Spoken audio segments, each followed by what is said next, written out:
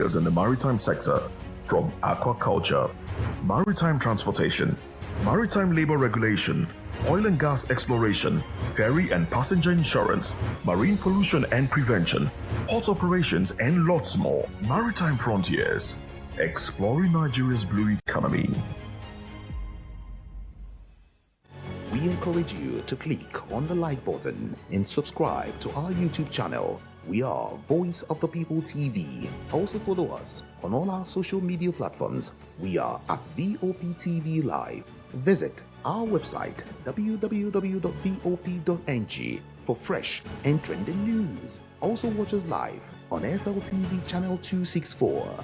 VOP TV, Voice of the People Television.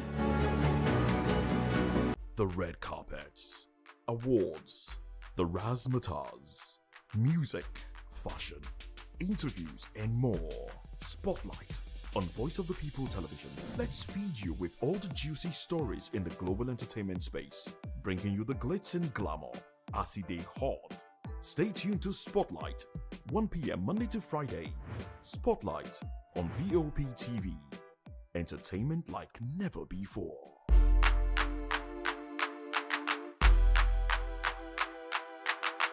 Welcome to the Locker Room, the home of football talk that matters. I am Jerry Apelon. Join us every weekday, Monday to Friday at 5 p.m. Nigerian time, as we share the hot takes and hot debates in the exciting world of football. And joining me are the usual suspects, Ikechukwu and Mayowa, as we break down all the hot takes and everything that's happening in the football. Don't just watch football, live it with us. Catch us on the Locker Room and Voice of the People Television at 5 p.m. Nigerian time. And like I always say, if not 20 minutes off, please discuss. And it's Hakim Ziyech who puts the Atlas. In a world where power shifts with every headline, In a nation full of questions, in a world filled with noise, the truth needs a voice. the policies that shapes our world, and the economy that determines our future. Every hour, every day, the grapevine keeps buzzing. And together, we are committed to telling the stories that shape our world, because your voice is our focus. Don't forget, our voice matters the most. Let us come together and share our concerns.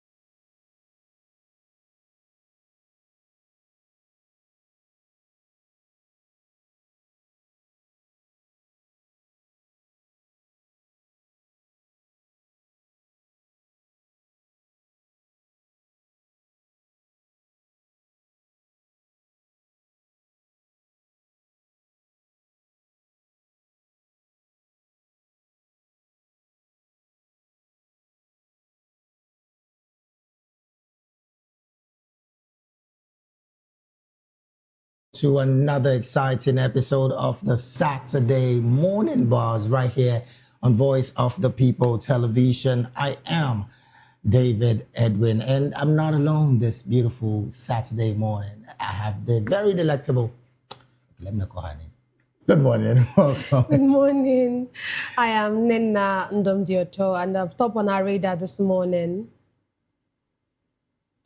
Well, Nigeria faces rising debt pressures as officials warn of growing fiscal strain and urgent need for economic reforms. This is one of our major talking points this morning. And Nena. Tinubu calls for peace ahead of FCT by-elections. Well, these are our major talking points this morning for today. But, however, we also have all the interesting trending stories. But before we proceed, we would urge you to kindly click on the subscription button if you haven't done that on YouTube yet. On YouTube, our YouTube handle and channel is at Voice of the People TV. And on all other social media platforms, we are at VOP TV Live, or you can also visit our website. It is www.vop.ng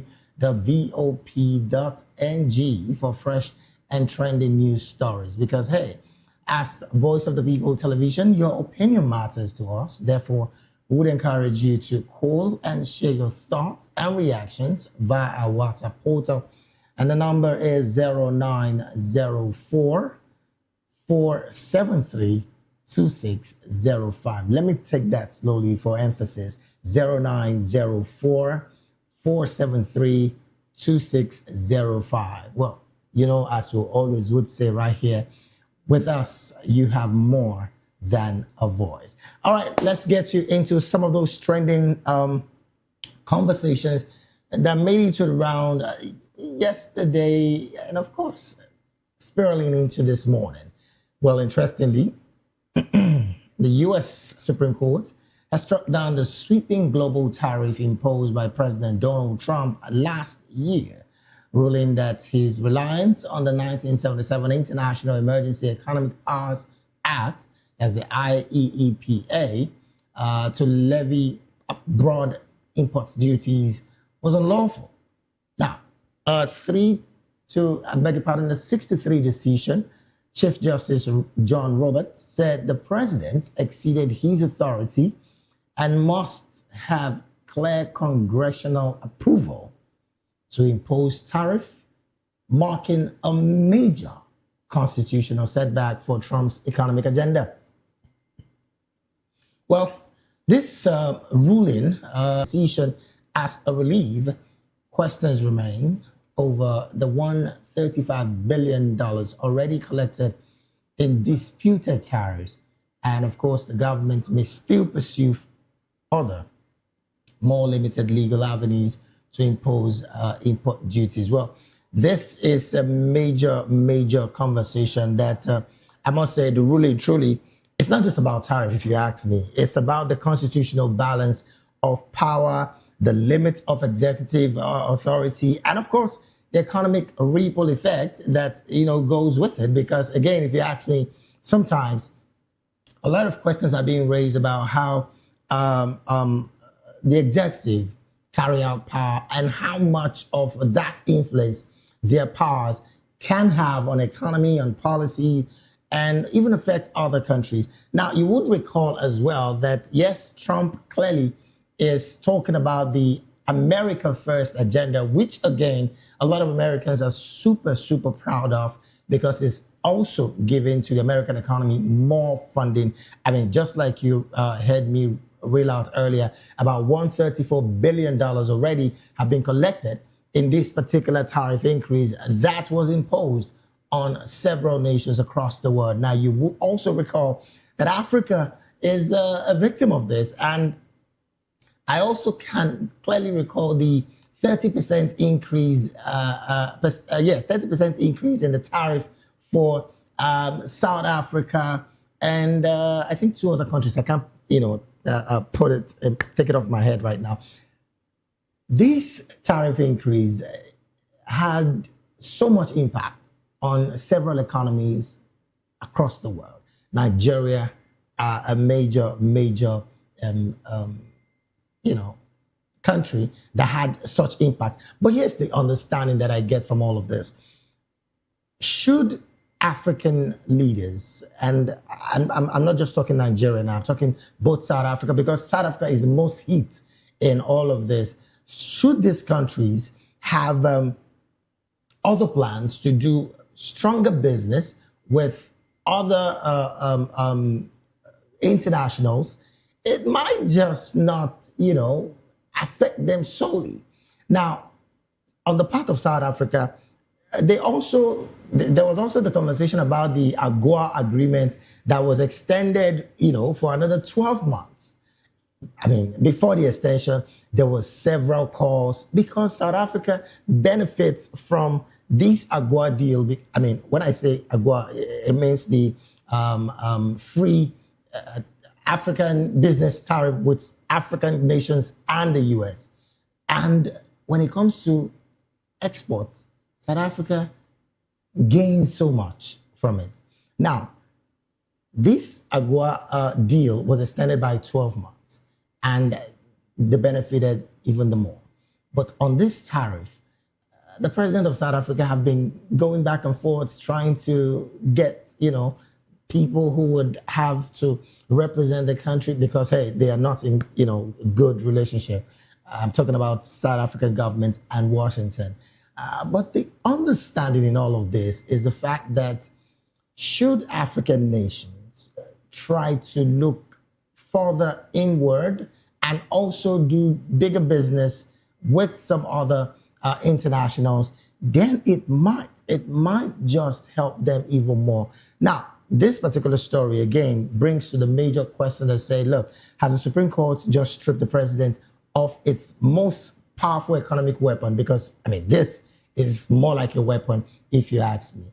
But these stories are developing because, like I read earlier, 134 billion collected already in disputed tariffs. Would that particular fund be refunded should the Supreme Court judgment hold its full swing power? We'll wait to see all of that. But again, my take is African leaders can do better and not so depend on maybe just one nation when it comes to business. Okay, one of the things that you read out, he said the country may, or the government may still pursue other legal means to impose tariffs. And he has actually done this. Just yesterday night, he went on swiftly. When I even saw it, I was surprised, hey, this Trump do they sleep. Do you get? He moved swiftly to replace tariffs, these tariffs that were struck down by the Supreme Court, with a temporary 10% global imports duty for 150 days, which will start on Tuesday. So it's like, if you guys want to hold me here, I'm going to come this angle. Let me come from this angle and, try to see how he can get more legal means aside from, because this 150 days is just 5 months. Thereabouts, yes, 5 months. So he's I was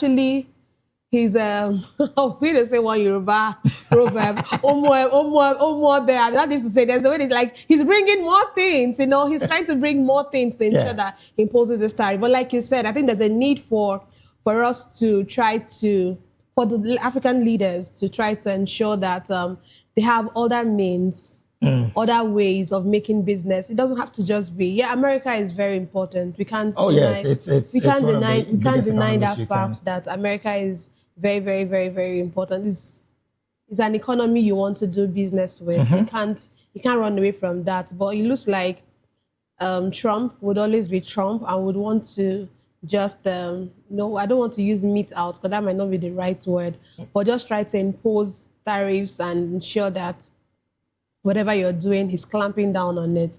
And that's what we're saying. But like you also said, the $134 billion, would it be returned? Would it, that's disputed? Nobody knows. And like you said, it's a developing story. Yeah. So we'll get to know how that will play out over time.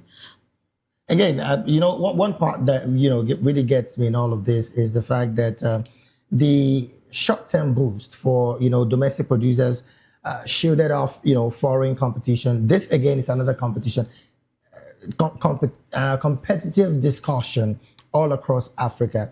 If you look at, the domestic producers producing and not being able to do business, outside their countries. That again is a major shortfall for the country. And when these producers produce their produce and cannot export it to the country of choice, to get this funding, it goes a long way to tell how much of an economic oversight that the country itself and the leadership have put in place. Now, there is the conversation that is, surrounding the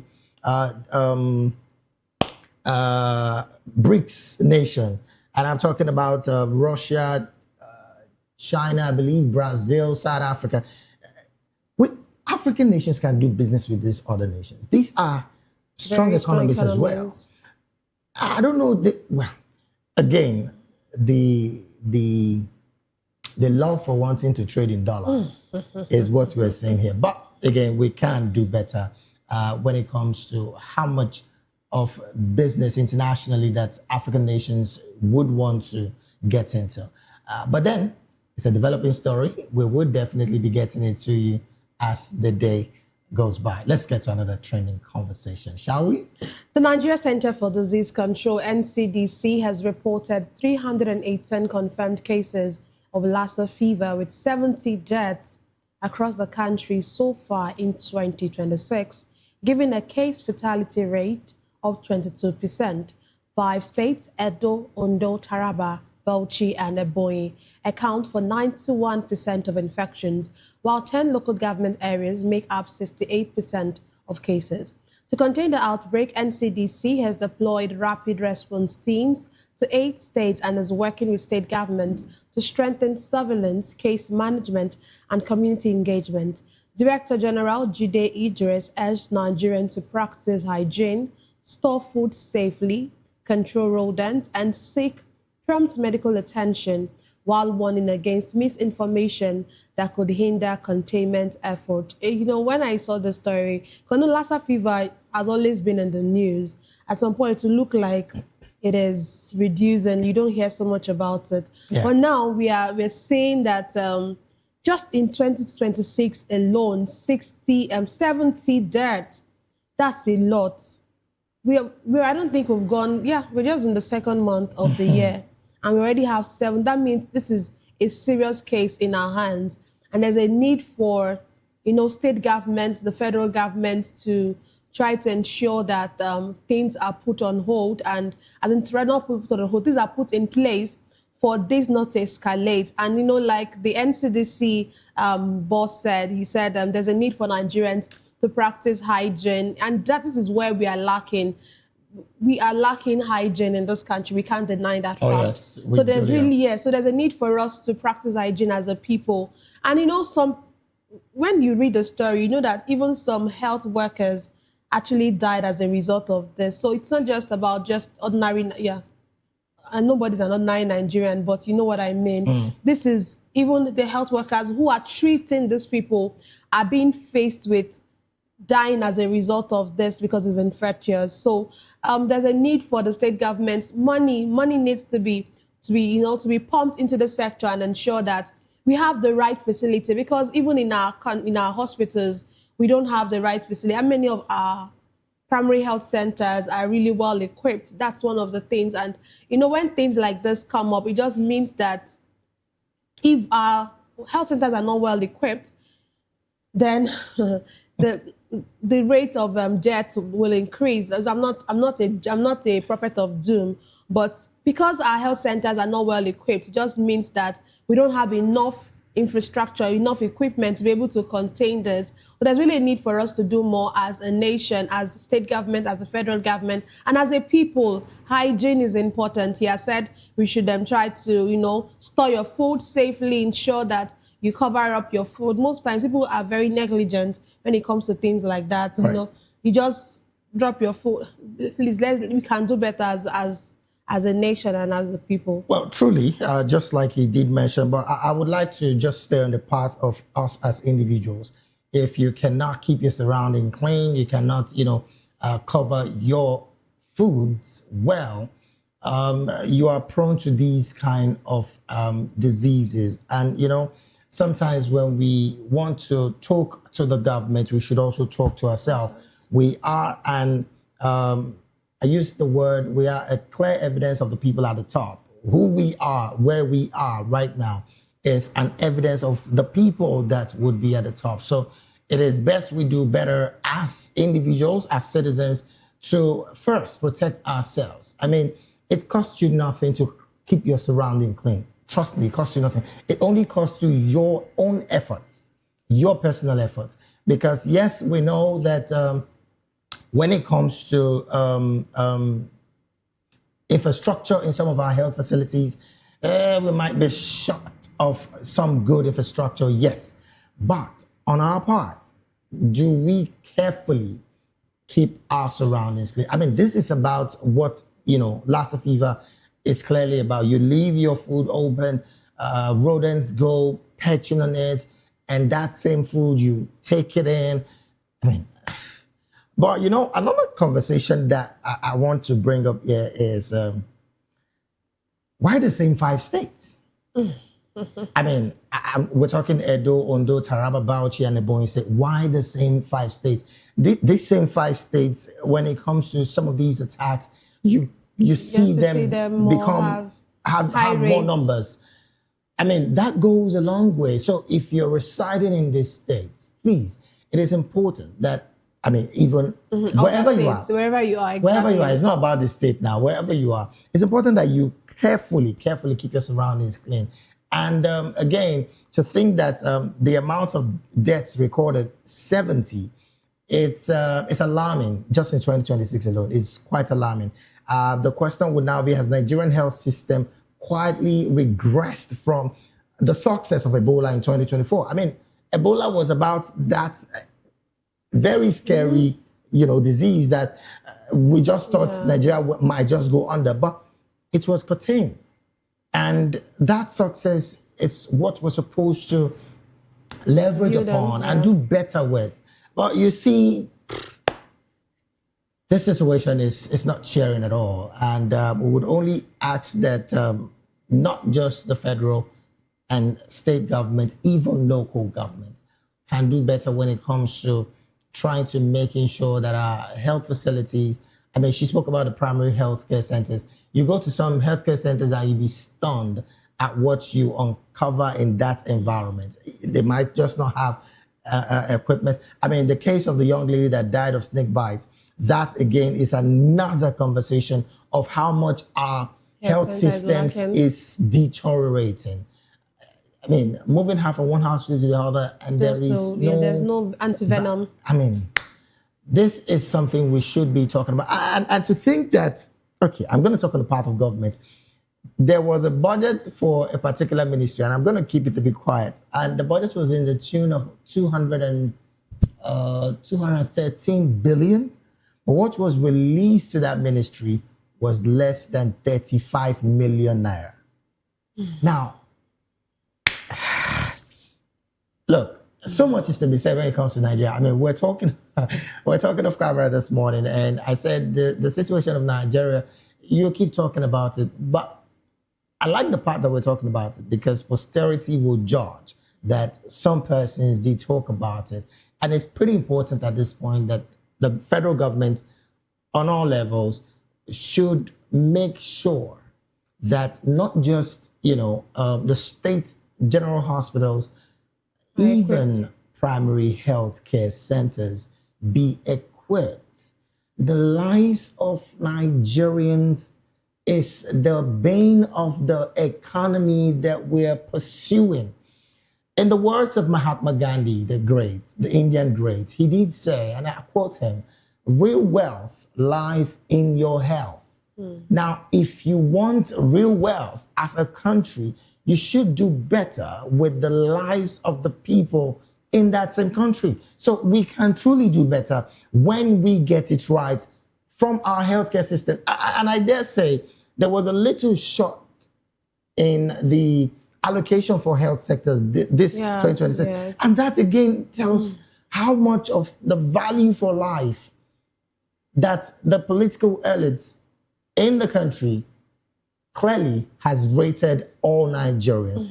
If you ask me truly, it's a sad story. 70 deaths already. Trust me, it is not a good thing. It is not what we should be, talking about at this point.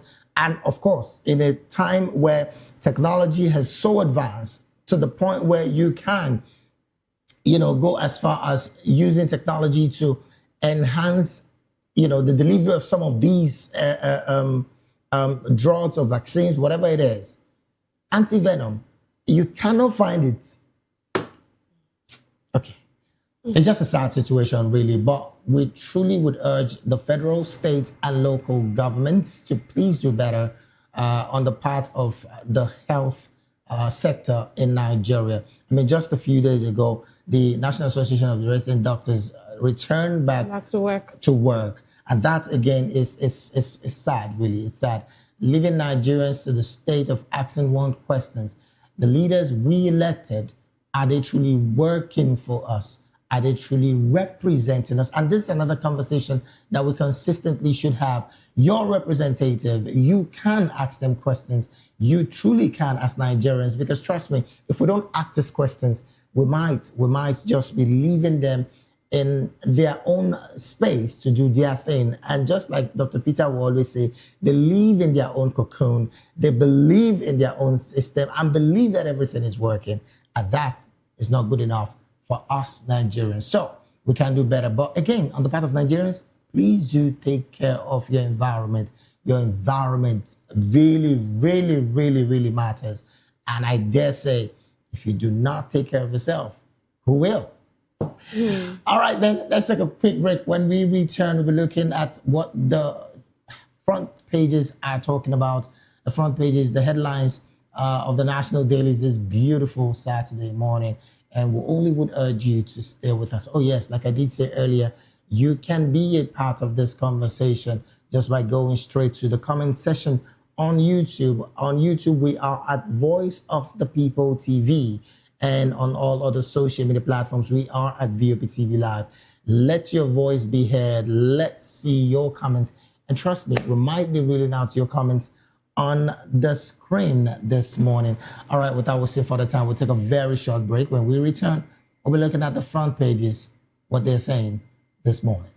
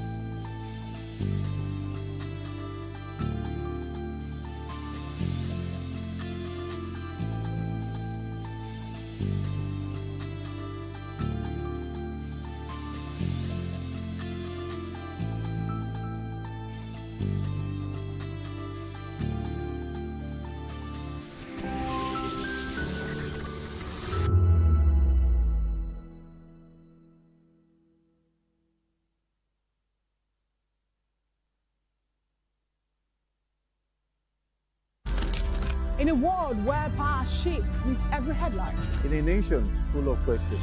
In a world filled with noise, the truth needs a voice. The policies that shapes our world and the economy that determines our future. Every hour, every day, the grapevine keeps buzzing. And together, we are committed to telling the stories that shape our world, because your voice is our focus. Don't forget, our voice matters the most. Let us come together and share our concerns.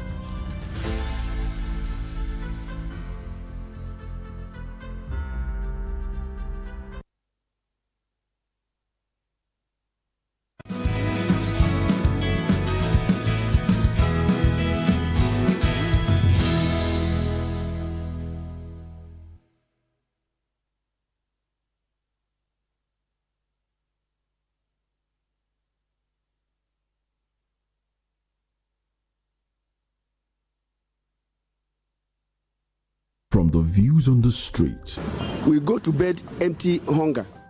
to the blaring horns of a hustling city, the loudest voices of the common man got a medium to be heard. This particular administration, they were coming unprepared. It's not a bad thing to renovate the president's lawn. Through top-notch programming, unbiased reportage of news, sports, business, entertainment, and cultural documentaries, Voice of the People 90.3 FM became a symbol for 21st century media. And now, a new baby is born. Voice of the People Television, VOP TV, youthful, full of vigor and penchant for excellence in the continent's media space, exposing the wrongs, applauding the rights, dissecting the news without fear or favor, through factual and accurate stories and contents. Corruption kills three things that makes a society. Representing the interests of the people and giving them a voice. Voice of the People TV is here to stay towards building a fair society. VOP TV, Voice of the People Television, truly a voice for the people.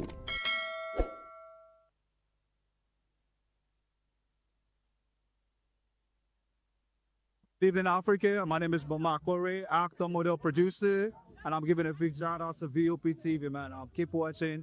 Don't change the dial. Thank you and God bless you. My name is AY, and of course, I represent the voice of the people, and that's why I'm on VOP. AY say so. Hi everyone, it's your girl Miriam Tima from the Real Housewives of Lagos and the Real Housewives Ultimate Girls Trip Africa. Shout out to VOP, the voice of the people. You already know. Stay tuned, keep watching. And don't forget, VOP is the best. All right, hello, it's a boy that's shagging the man fine back with Melanie Poppy Black Skin Boy. This is VOP TV. If you're not watching VOP, I don't know why you're watching. Maybe you're watching your weight. Hello, beautiful people. This is Wale Ojo, and you're watching VOP, Voice of the People. Hi, guys. You already know who it is. This is New Energy. Flyers boy ever live. Keep watching VOP TV. Thank you. Hi, people. Jenny Albano here. Guys, please keep watching Voice of the People.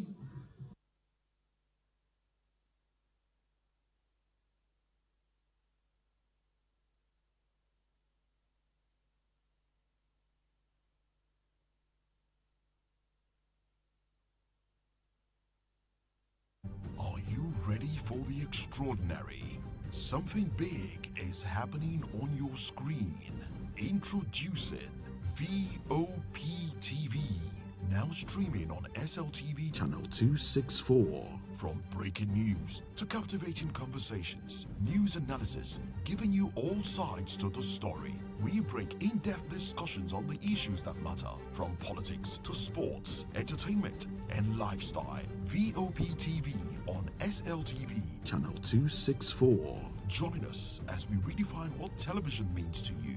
Voice of the People Television, VOP TV. Now you have more than a voice.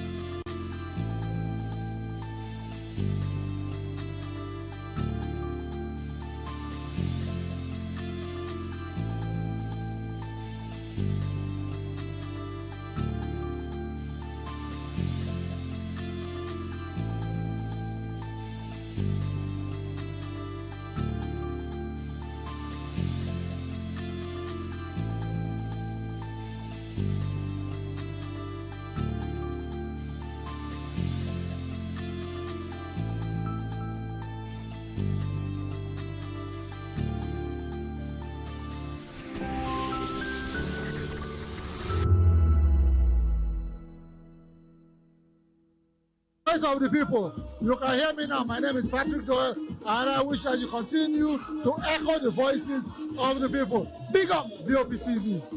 My name is Suibifa Dokubo. Please keep watching VOP TV. Hi, my name is Kwekumali Ikenna Onyekwena, and I am with the Voice of the People TV. Now, if you're looking for the veritable channel for information, politics, robust discussions, you don't need to go far. VOP has you. VOP will always have you. Thank you. Hi, my name is Patrick Diabwa, aka Ibani Chuka. I'm Ayanabo the Eagle King, and you are watching VOP TV. Stay with us.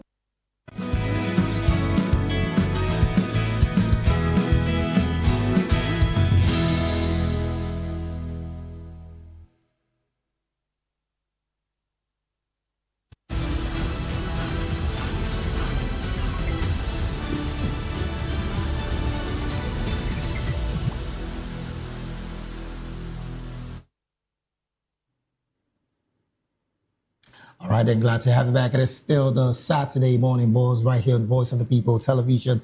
Well, let's jump right into looking at what the front pages of the national dailies are saying this beautiful morning. And I'm going to kick it off with the Saturday Tribune, where the banner headline here reads, "Gunmen storm Zamfara village, kill 30." And the subwriter of that particular one reads, "Police military deploy reinforcement after killing of 33 in Kebbi villages." Well, you can read that up in page 3 of the Saturday, inside page 3 of the Saturday Tribune. Above the nameplates, other headlines there, NADDC moves to implement import deletion program for local component parts. That's on page 7 inside Saturday Tribune. Tinubu to INEC, use FCT reverse polls to strengthen voters' confidence. The subwriter of that one reads, PDP, INEC slam withdrawal by PDP candidates in FCT election. That's also inside page 6 of the Saturday Tribune. By the side of a major pictorial there, Governor Abiodun clerics Lord Awolowo Dosumu's legacy of service at 78. But the subwriter of that one reads, friends, well-wishers join her at Thanksgiving service. Emeritus Prof. Biodun JFO for burial in Ibadan, March the 4th. That's inside page 4. We came from Niger Republic to beg for arms in Lagos. We came from Niger Republic to beg for arms in Lagos. The subwriter of that one reads, the ticking time bomb of underage arms seekers. That's inside page 16 and 17 of the Saturday Tribune. And then the bottom strip there, the final headline there reads, Trump kicks as U.S. Supreme Court declares emergency tariffs illegal. That's on inside page 6 of the Saturday Tribune. We move to Saturday Telegraph, and the banner headline there says, Tinubu and opposition leaders test might in FCT election. And the subriders we have there is, as INEC faces first trial after new electoral act passage. Also, one of the subriders there, Wike backs APC candidate. Police ban movement, deploy operatives. And of course, we also have President calls for restraint by security agencies in FCT, Kano, and Rivers. The last subrider in that particular headline is premature restrictions on movement, plots by APC to rig FCT election. That's by ADC. Another headline we have there is DSS to arraign El Rufai February 25 over alleged security breach. We can find that on pages 3 and 6. The subwriter there is, quote, slams 30 million naira fine on IGP for unlawfully declaring Showore wanted. Another headline we have there is judgment that ordered £420 million payments to slain Enugu coal miners transmitted to UK. We can find that on page 3. Another headline we have there is General Ikpomwewe and Ejiofor. US shouldn't restrict support to training. They are saying this. And they're saying there's need to provide ground troops. That can be found on page 7. Above the masthead, we have Kebbi community terrorist rights letter, demand 100 million naira and threaten attack. The sub-rider we have there is one, even if you call soldiers, they can't help you. That is by the terrorist. And that can be found on page 5 of Saturday Telegraph. Also above the masthead, we have Nigeria's public debt rose to 153.29 trillion naira in Q3 of 2025. That's by DMO, which is a debt management office. And the sub-rider there is industrial index leads as NGX gains 1.23 trillion naira. All right, then let me just to run through the Saturday Punch, and then we'll just take maybe just a sentence of some of our analysts that are already with us in the studio. Well, let me start off with the banner headline there. Night of terror in Zamfara State. The sub-rider there, gunmen on 150 motorcycles block roads, kill scores, abduct many. Victims buried in mass grave. Analysts renew calls for state police. Above that particular major banner headline, other headlines there. Mirabel, how forced rape story turned into money-making venture. TikToker faces 3-year jail term. Nigerians demand stiffer punishment. And then by the side of the nameplates there, another headline, becoming a king won't end my showbiz career. This is coming from King Okebakasi. I like to call him that.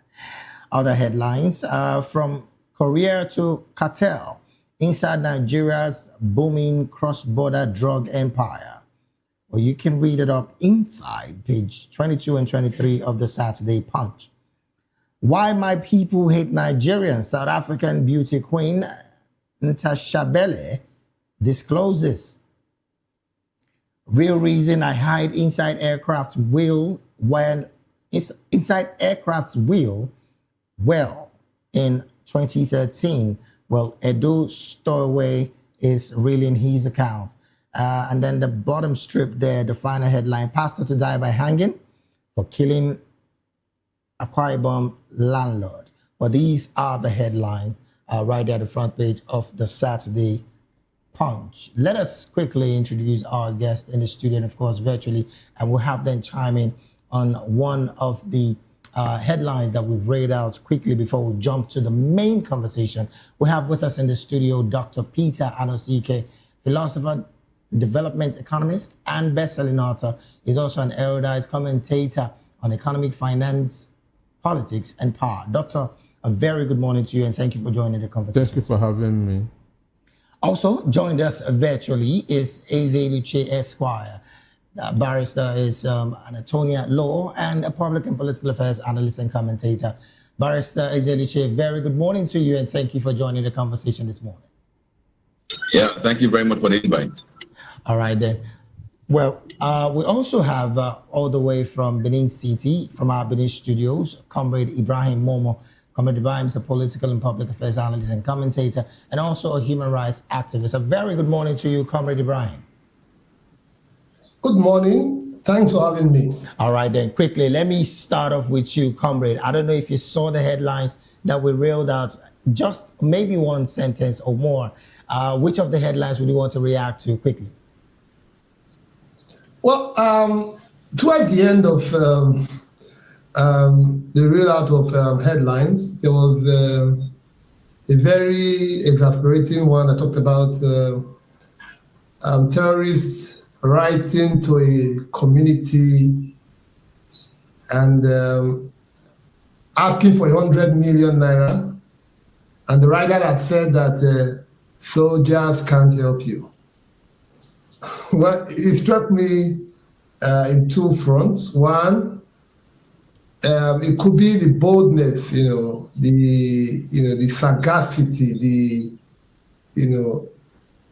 that would allow terrorists, literally, to reach out to a whole community in writing, that's with evidence, and request 100 million.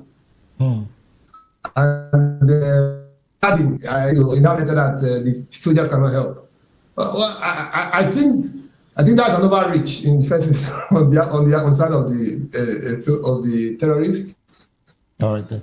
And I think that across to see if they carry out that threat despite the prior warning, and if indeed the soldiers are not able to help. That would be, one for the records. So that's the one that really struck me. I'm not sure I got every headline you read. All right then. But that's what kind of, yeah. Thank you so very much for that one. Let me also go quickly to Barrister Ezeluche. Which of these headlines would you want to react to quickly before we jump to the main conversation because of our time? Yeah, I think the news you read, the headline, the news item you read about in Vanguard also, about beggars coming from Niger Republic to Lagos to beg. I mean, what struck me was the country.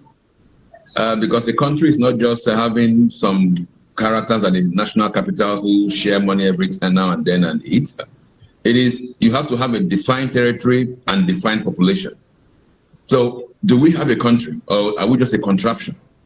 Do we have officials who are supposed to be immigration officials, custom officials, policemen, soldiers, who should protect our borders? Because these chaps just walked down the entire length of Nigeria. However they did it. And they just said they came to Lagos to beg. So that tells you how deep criminal elements could have infiltrated the nooks and crannies of Nigeria. And meanwhile, we have some characters in Abuja who are paying hundreds of millions as immigration officials, policemen, and soldiers. What are they doing? I mean, this should be the cause of worry. And yeah, it's really sad. But comrade, those terrorists who you referred to, who wrote letters, it could have been a false flag operation. They may not really strike in that particular village. They may write a letter for one local government area and go and strike in another place. So we live in very worrisome times. Thank you. All right, then. Thank you so very much, Barrister. Let me bring it to the studio. Dr. Peter, which of these would you want to react to as well? The Tinubu saying that INEC should use FCT, Kanu, and reverse elections on something. That's our second conversation. Okay. We'll be stressing. Then on the issue of insecurity, understand? So it simply shows that for a governor begging for help and what is happening. So it shows that this government has no capacity that has to handle the two most critical elements in a country, which is security and economy. And any government that fails on these two things shouldn't come back, and doesn't come back anywhere in the world. Doctor, once you fail in the area of security and economy, you don't have any business coming back. I would have loved to stress this particular conversation, but then we will be getting into it in the course of the conversation because the subrider of the Saturday Punch saying and stating that gunmen on 150 motorcycles, that alone is something very worrisome. But then again, this is where we have to draw anchor on really now the front pages of the national dailies this morning. Let's get to the main conversation proper, shall we? Nigeria faces rising debt pressure as officials warns of growing fiscal strain and urgent need for economic reforms. These are more we're talking about when we return from this break. Please do stay with us.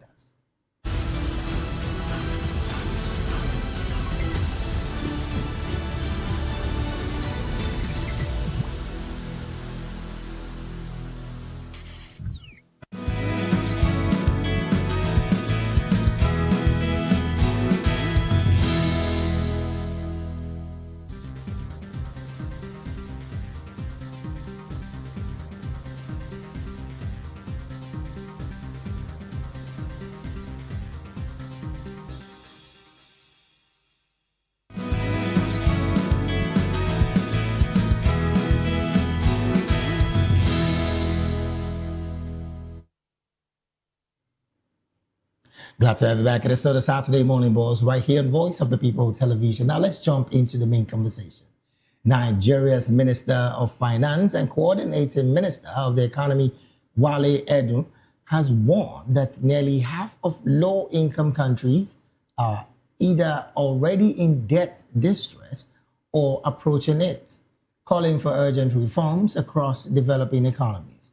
Speaking at a group of 24, that's a G24 technical meeting in Abuja, he noted that debt servicing costs in many global South countries are now exceeding inflows from foreign aid and investment, while about 25% of emerging economies have lost access to international capital markets.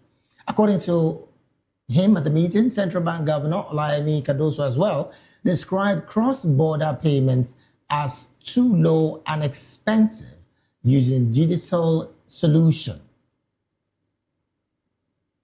to reduce remittance costs and improve access for businesses. Now, although Nigeria is classified as a lower middle income country, concerns remain about its rising debt profile, which have reached about 150 trillion naira by September 2025. Well, with a debt service to revenue ratio estimated at 47% in 2025, the country also remains one of the largest borrowers from the World Bank concessional lending arm, the International Development Association, ranking third globally with about 18.7 billion in exposure, with a projected 2026 budget deficit of about 23.85 trillion naira.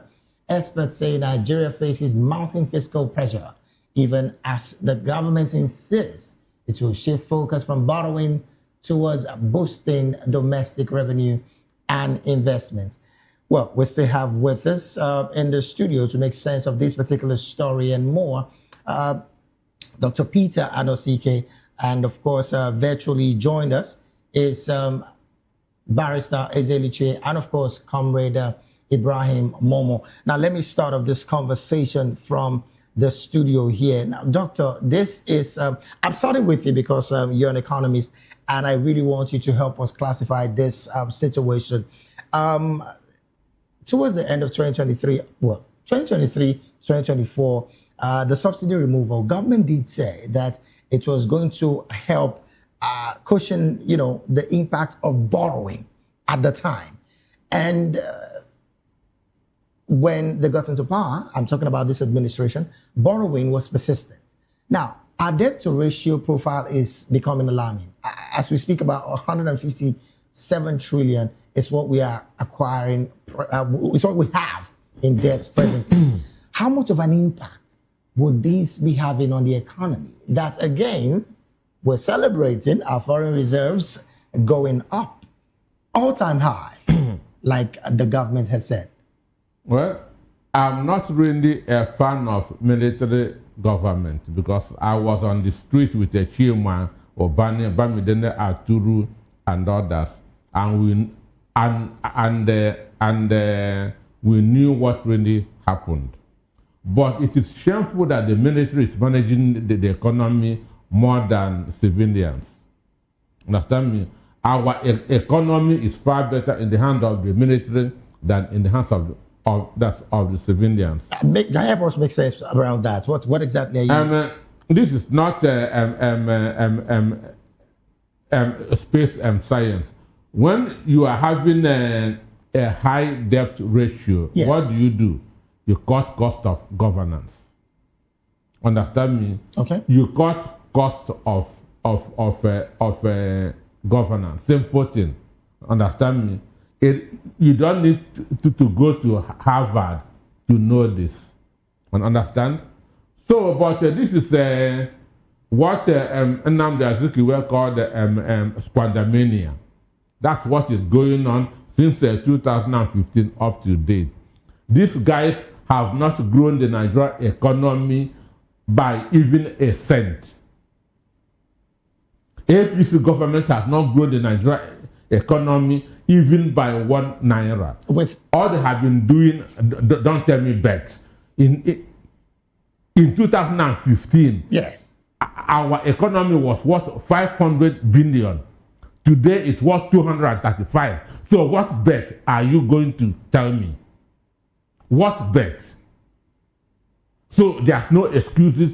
These guys are zero when it comes to economic management. They are zero when it comes to economic management. Other countries in the world are running what is called small government idea. Understand me? Small government. Understand? Concise, compact government. That's what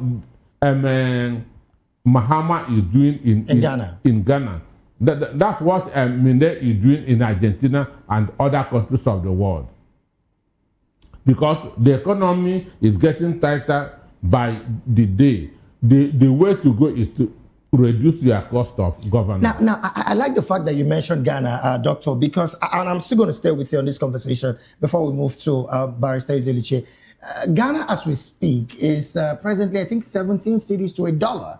And we hear the likes of Dangote and Otedola telling Nigerians that the dollar to the naira will be hitting 1,000 naira before the end of 2026. Now, what indices are these two magoons when it comes to business seeing that Nigerians are not seeing on the part of the naira falling so deeply? Because before this administration, it was less than, I think, 600-700 naira. You are sympathizing with this government. The heritage is at 400. Understand me? The dollar was 390, 400 in 2023 when this government came on board. So even if they bring it down to 1,000 naira, it has not really made sense. Understand me? It still means that Buhari government did better than Tinubu's government in the first 3 years. The same government that this administration said they took the economy from, that of course was in tatters, and they're trying to steady the ship. Is that the government you're saying did better?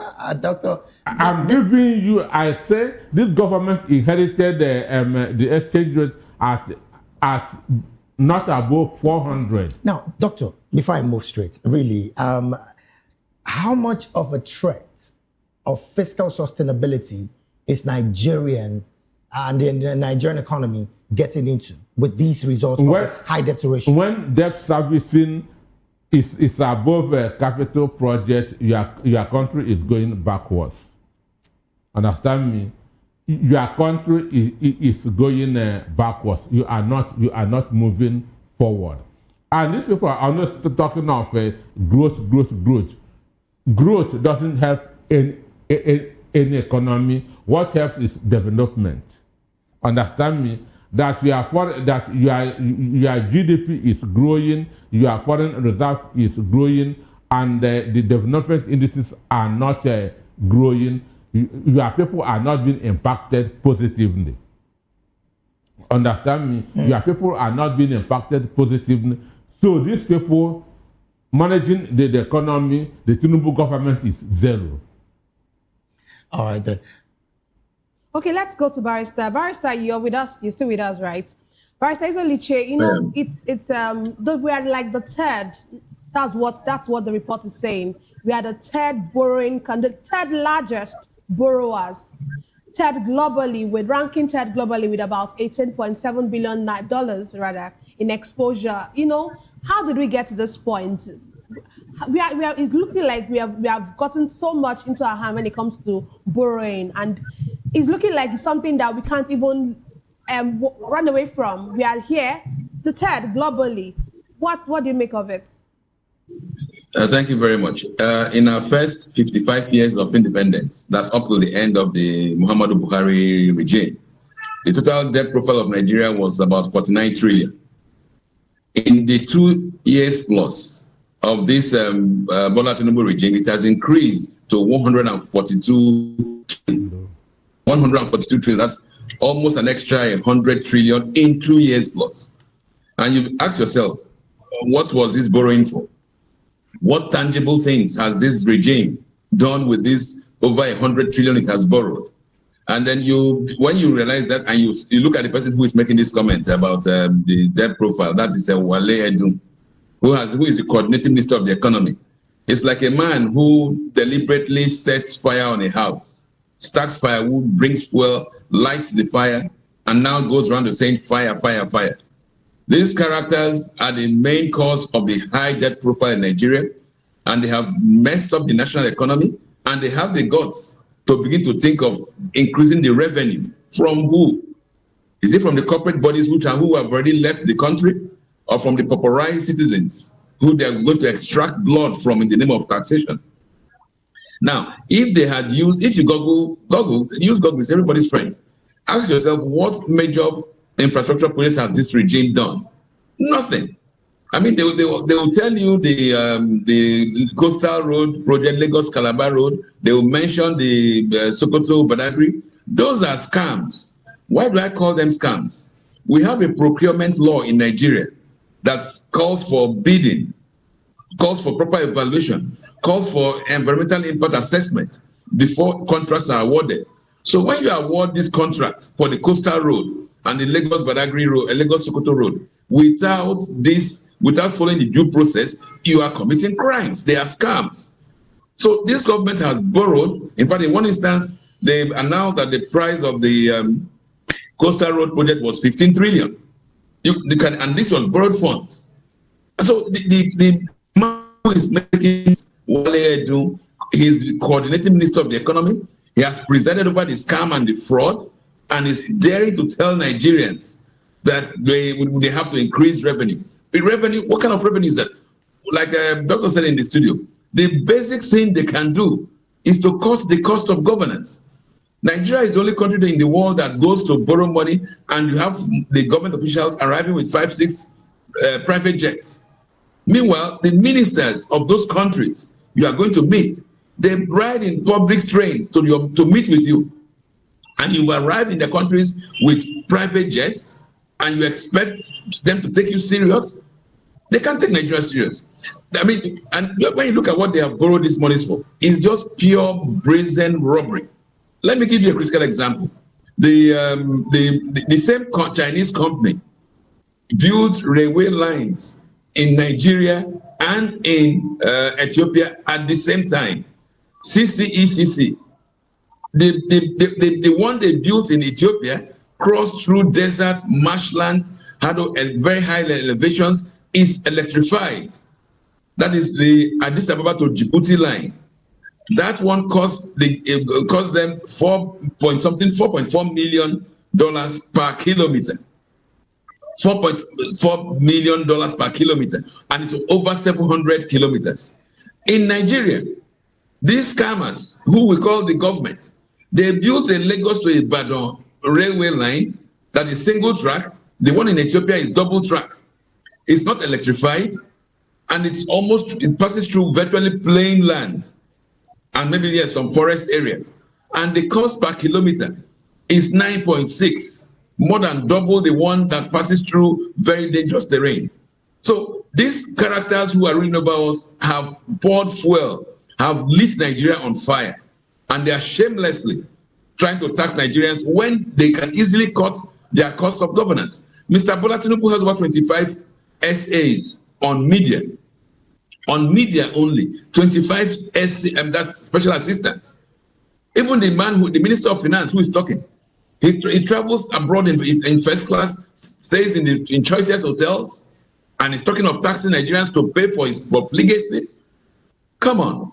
I mean, these guys don't take Nigerians serious. That's the bottom line. They don't take Nigerians serious. So we should take ourselves serious and show them the way out at the next possible elections time. That's how it should work. All right. Thank you. Well, thank you so very much, Barrister, for your submission. But let me also go to Comrade Ibrahim, who is still standing by. Well, Comrade, you would recall that the government justified subsidy removal as a way to reduce borrowing and fiscal strain in the 2023-2024 year. Now, looking at the fact that we are presently the third global most high-ranking country with about 18.7 billion, and we're still borrowing. I mean, the presidency also did ask for an approval for another borrowing just a couple of weeks ago. How much of an impact has all of the borrowing that we have gotten so far been felt on production and including the lives of Nigerians? First is to note that debt on its own is not a crime. Right.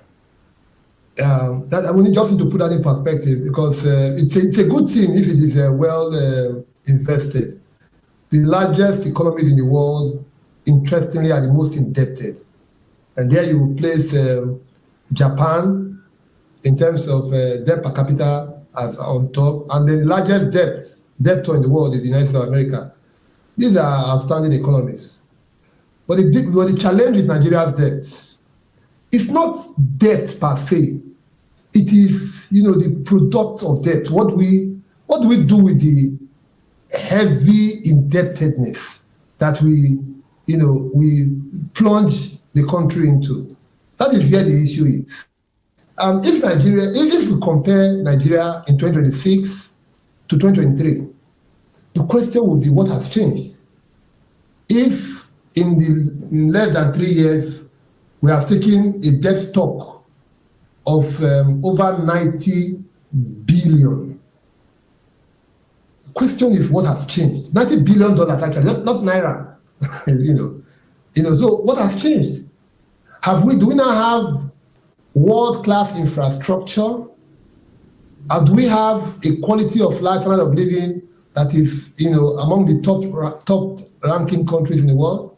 Do we have our educational system firmly rooted? Do we now have the capability to feed ourselves? Are we secured principally? Because the primary goal of government is security of land and property.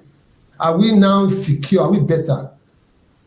Are we, as a country, in terms of self-sufficiency, in terms of food security, are we better off?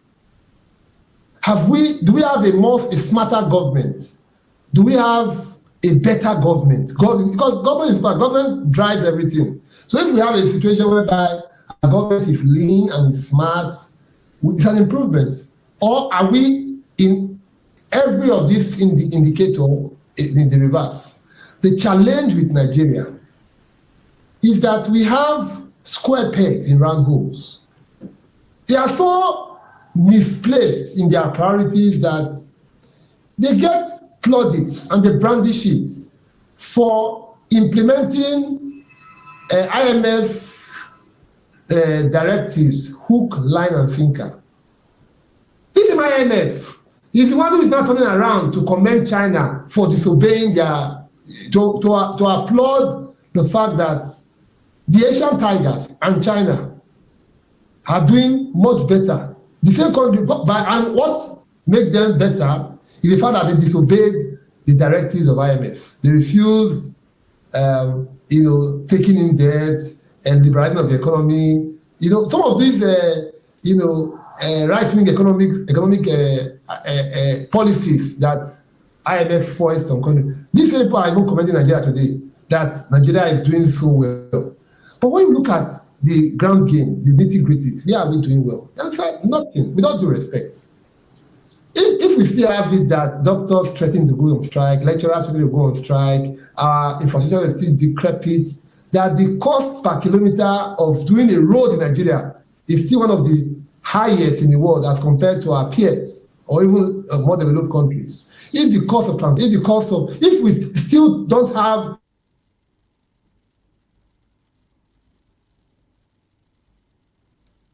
Oh dear. Okay. Well, I think the network really has become unbearable. But okay.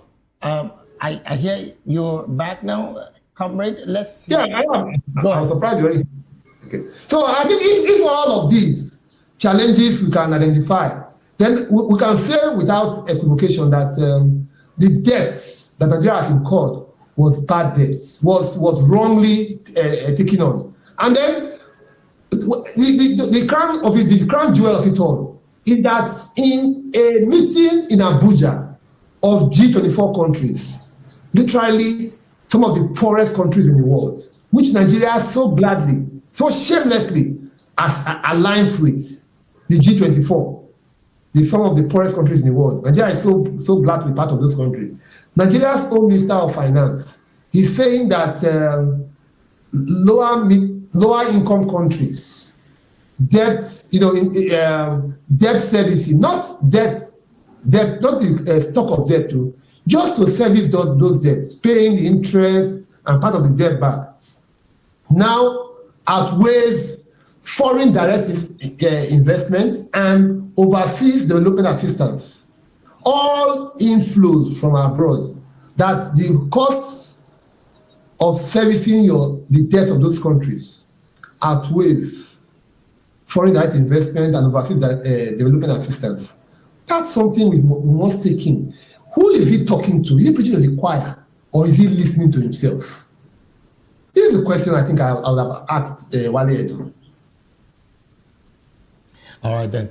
Thank you so very much, Comrade, for your submission there. Let me bring it back to the studio. Well, Doctor, Comrade did make mention of the IMF applauding Nigeria and, of course, the presidency for the economic reforms. In fact, specifically the fuel subsidy and the fuel subsidy removal and FX unification. Now, I would want you to talk on the part of the FX unification, as well as the fact that they also did say that in the long-term stability and, of course, the growth, they were projecting at the time a 3.9% expansion in 2025 and a 4.2% in 2026. Now, this is IMF projection for these 2 years.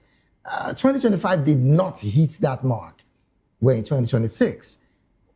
On the same note, the same IMF is saying, look, Nigeria, be careful, because what you have as reform has not, eased the poverty in the country.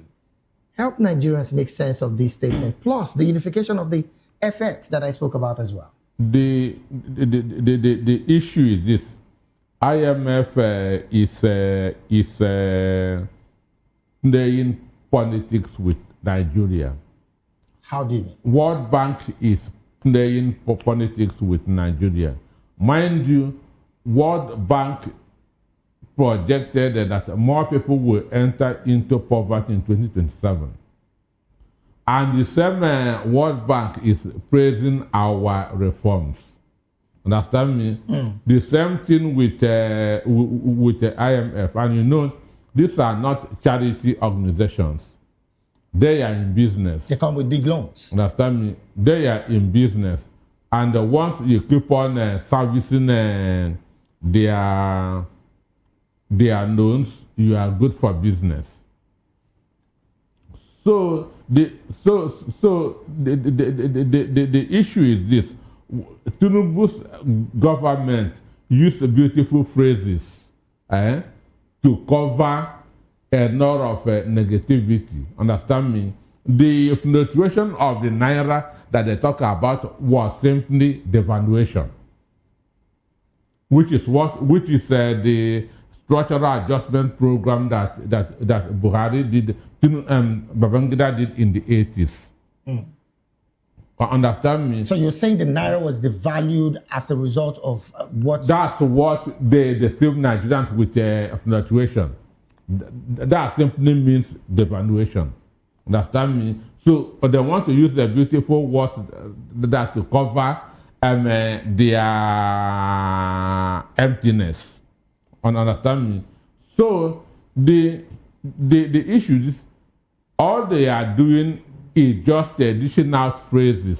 Understand? Dishing out reforms, which its side effects are killing Nigerians. Understand me? The side effects of these their reforms are bringing hardship, suffering on Nigerians. Which of Tinubu's reform has moved the country forward? The answer is none. They are celebrating that exchange rate is 1,300, and this is what he inherited at 400. Understand me? The headquarters of IMF is in New York. Understand? In New York, there are subsidy for electricity and other things. But the same IMF is praising them for removing subsidy Why in New York, where their headquarters is, their subsidy? Do you understand it? So, and what have we benefited from this removal of a subsidy? We are still one of the most borrowing countries in the world, even more than Iraq, Libya. Understand? They are now imperial countries. Understand me? So the issue is this: the only way for this government to move forward is to cut cost of governance by 60%. If not, there's no hope for this country. Okay, Dr. Nosike, you know, you talked about cutting of governance, and that's the same thing Barrister talked about. And we've heard persons, so many experts. I say by 60%, by 60%, not even 50. Not even 50. But do we even see our government doing that? That's on one hand. But let's look at this new executive order that the president came up with, and that's on the NNPC. You know, you already said the subsidy, we didn't see the impact of subsidy. And now there's another way for the federal government, the FAC, to get more money. Do you see this actually helping this borrowing, or would it also go the same way the subsidy went? The most creative institution that Tinubu has an understanding is the institution that investigates what to be taxed. That's the only institution that is working in his government. The institution that investigates what to be taxed. Understand me? And instead of growing the economy, all they are doing is looking for taxable items. Understand? From this to this, from this that to that. And they're not even putting back. Rather, they are consuming. All right, then. Well, so sorry to cut you, Doctor, because we're really pressed for time, and I've been told by the producer we should jump to the next topic. But I would want to get the view of Barrister Ezeluche on what is on the screen. Now, there you have it. Nigeria's domestic debt profile as at September 30th, 2025. This is by state. Now, these figures are quite alarming in their trillions and billions. Barrister, the question I want to find out from you is, these figures we're seeing on the screen is on one hand. Also, the government is also celebrating the foreign reserve hitting an all-time high of about, I think about $49 billion. How do we juxtapose this? Some good news on the part of the government or even Nigerians, judging from what you're seeing on the screen as well? What I'm saying is that the states are taking a cue from what's going on in the federal level. If they notice that there is much stealing in the federal level, they also steal their own. They get the House of Assembly to approve bogus borrowings that just goes directly into the pockets of the governors and his members of the House of Assembly. I can see my state, Imo, one of the most underdeveloped or least developed states, ranking so high in the debt profile, when there's absolutely nothing to show for it on ground. So it's just they are replicating what they see happening in the federal level. At the federal level, the government is paying somebody 17 trillion naira for protecting pipelines. So why wouldn't a state government pay somebody 3 trillion for just marking roads and say that it's a borrowed money? So it's very, very sad. And it's so unfortunate because Nigeria has so much mechanism, so much institutions that can checkmate this stealing of government funds. Because this is daylight robbery. When monies are borrowed and you do not have any signs of those monies being utilized. But let me correct one impression before I go.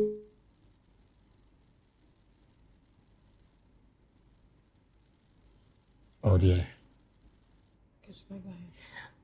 Well, the network really is not allowing him correct that which he wanted to correct.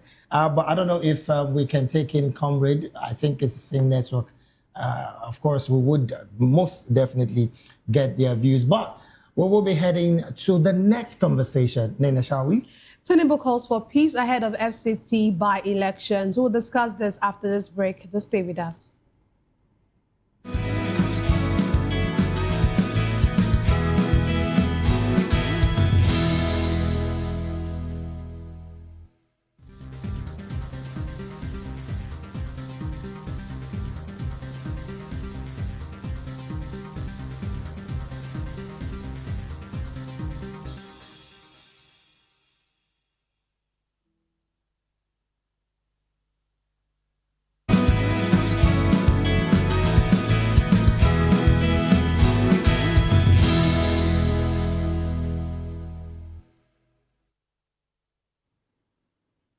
Glad to have you back. You're still watching the Morning Buzz on Voice of the People television.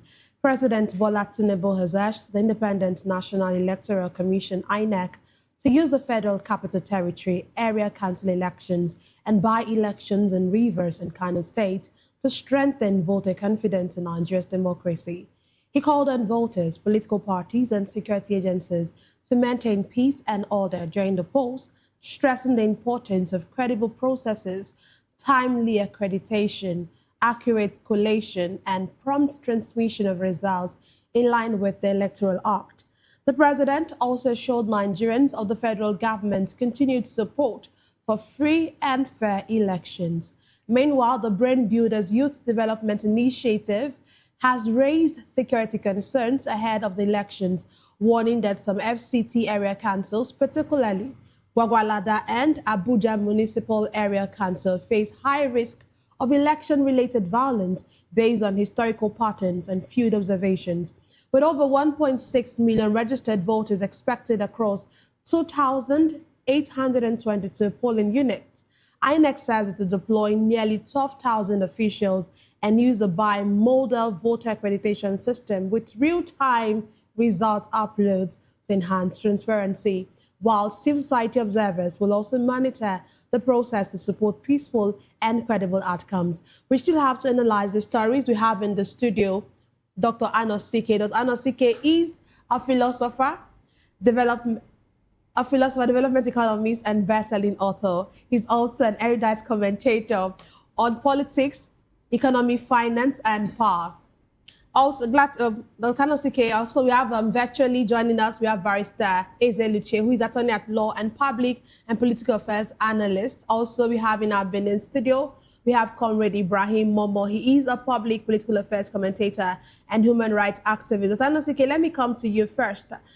This election, it looks like the way the FCT elections is going on, it's ongoing at the moment, but it's looking as if it's even a state, the way the level of attention that we are seeing is looking like a state governorship election. As there's so much attention and so much interest on this election that is currently ongoing. And now we see our president coming to say that, he's ensuring voters' confidence and all of that, calling and asking Nigerians to come out to ensure that they vote right. And, let's even start with this. Why there's so much interest in this particular election? Your president failed woefully in 2023 in FCT. Understand? So it's not about the first time that the presidency is going to lose election in the FCT. I say woefully. Okay. And you said your president, not our president. Your president failed woefully in FCT in 2023. So,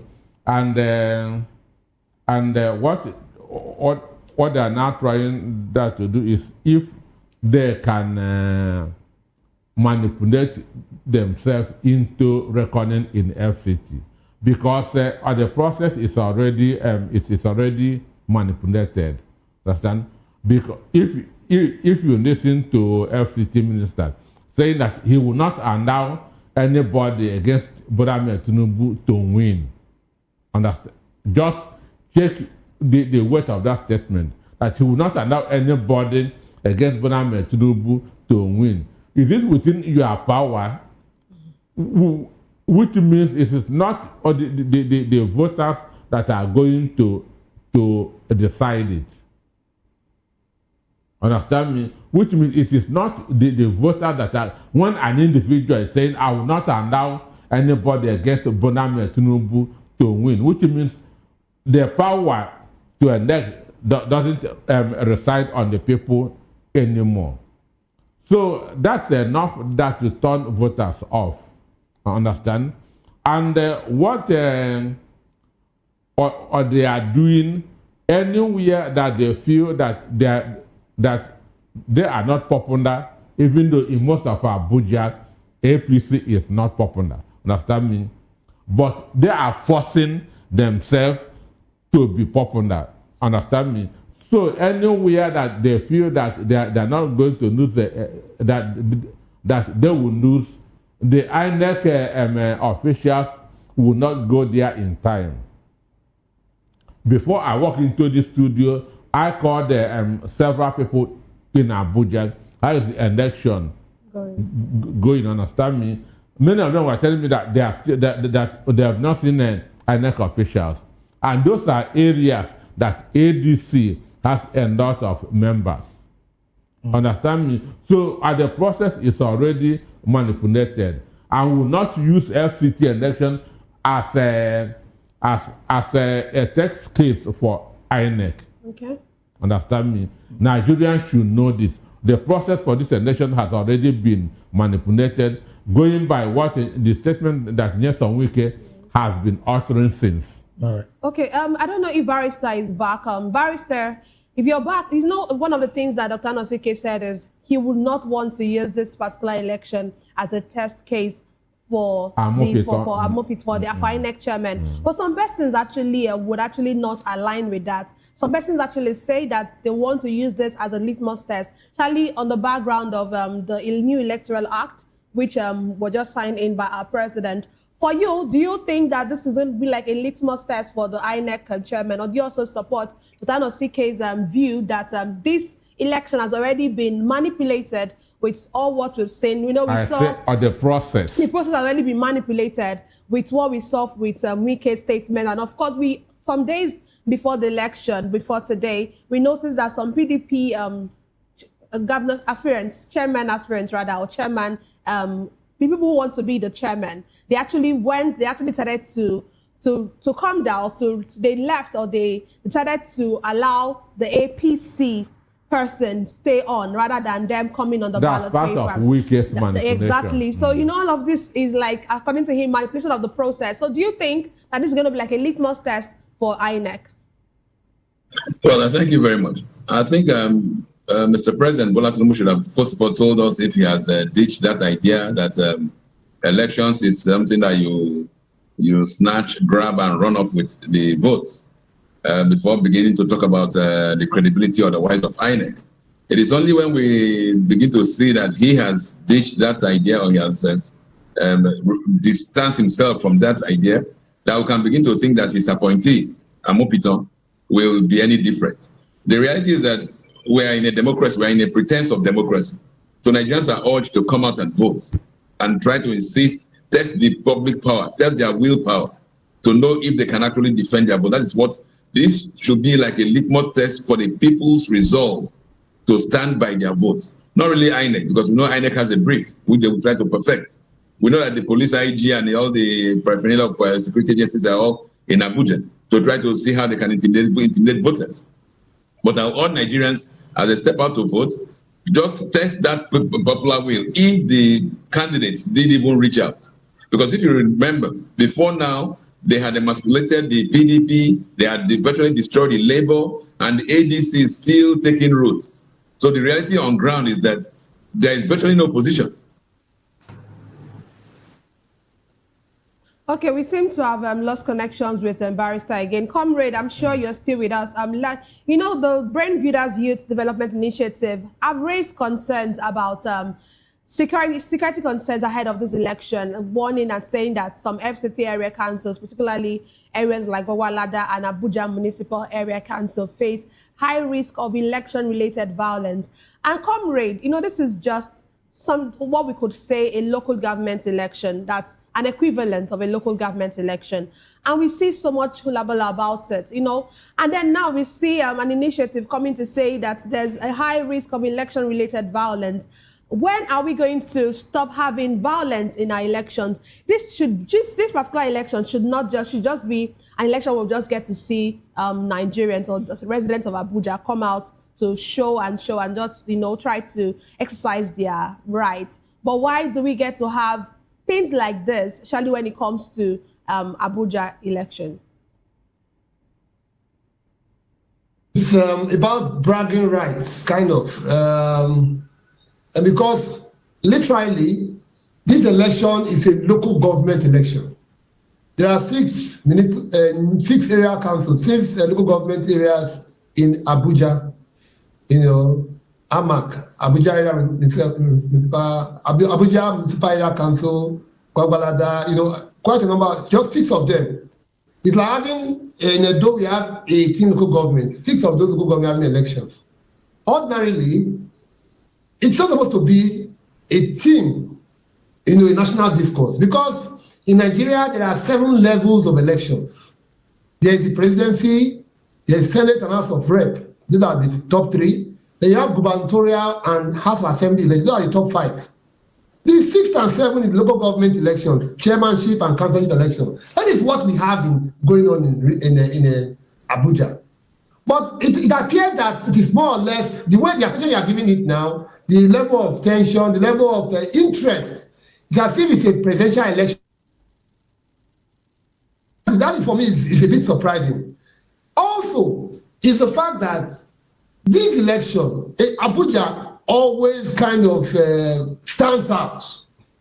In 2015, Jonathan, as incumbent national president, lost Abuja.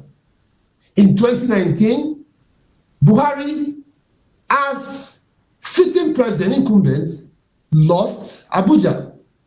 So, the current president, and of course, then president, as sitting president Buhari, and candidates Tinubu lost Abuja, and it is nothing. There's nothing spectacular about winning or losing Abuja because it is just one of the 7 federating units. Well, don't you think? But what we are seeing is that there's this win at all costs mentality that is now pervading our political space. All right, then, comrade. People want the bragging rights. Comrade. They want to say that they won Abuja by hook or crook, by whatever means possible. Now, this is a local council. And I don't think that is a healthy for I don't know if you can hear me. I'd like to button. Yes, I can hear you. Now, you did say that it's looking like a win at all cost election in Abuja. There are also concerns about the fact that Nyesom Wike, if should lose the Abuja municipal election, clearly might not have that power that he's having presently. Is that a possibility that is why this is becoming a win at all costs election? Well, I think that, yes, the first point I made around this is about the bragging rights that the elections kind of gives, to the party that eventually wins. And it's a bit challenging now because if you look at the trend in 2020 general elections, the opposition was divided. Those areas where the Labour Party did very well, the Southeast, Nasarawa, Lagos, Abuja, the PDP did very poorly. There was an inverse relationship. Now, remove Labour Party and put ADC now, we are still seeing that kind of inverse relationship in the opposition. And to make the matter easier for the opposition now, Wike has kind of swallowed up the PDP. It has now become literally, in this election, the Abuja area council's election, a straight fight between the APC and the ADC. That is why the APC is worried. That's why the president, Wike, they are worried. Worried because if a new party, just like we had CPC in 2011, winning Nasarawa State, Tanko Almakura, if a new party, the ADC, were to defeat the APC, the ruling party, in Abuja, it will be a major talking point. It will be a major upset. That is why they are jittery. That is why they are worried. But it is not up to the APC. It's not even up to Nyesom Wike. Even with all the shenanigans or all the claims or counterclaims, all the braggadocio, it's not up to the APC. It's not up to Nyesom Wike. It's up to the electorate in Abuja. The question is the electorate going to turn up to vote? Or are they going to allow rigging? Because riggers don't need you to come out to vote. All they need is for you to stay away.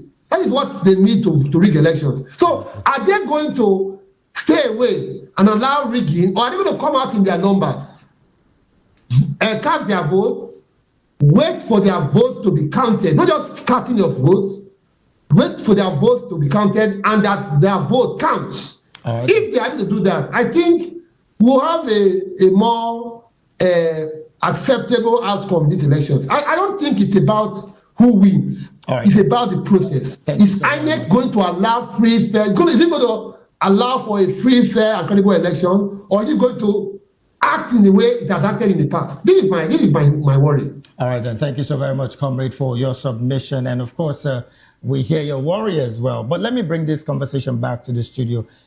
Doctor, interestingly, as it stands, the People's Democratic Party's candidates for the Abuja Municipal Area Council, that's AMAC, chairmanship election, I'm talking about Zanna Dantani, has formally withdrawn from the race, declared his support for the candidate of the All Progressive Congress, APC. That's what Nyesom Wike want to do in 2027 presidential election.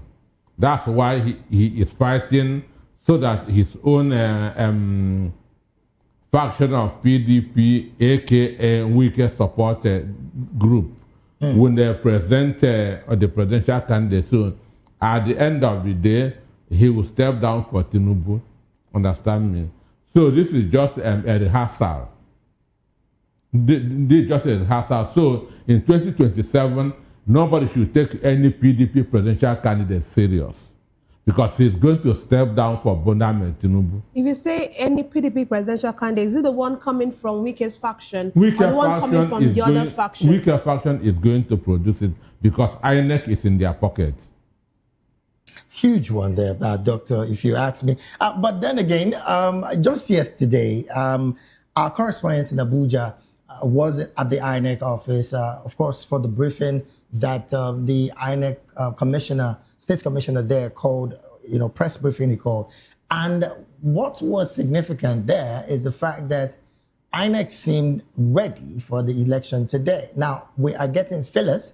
I don't know if my producer is ready. We're getting fillers from Abuja and footages from Abuja that clearly states that the people are not coming out to vote.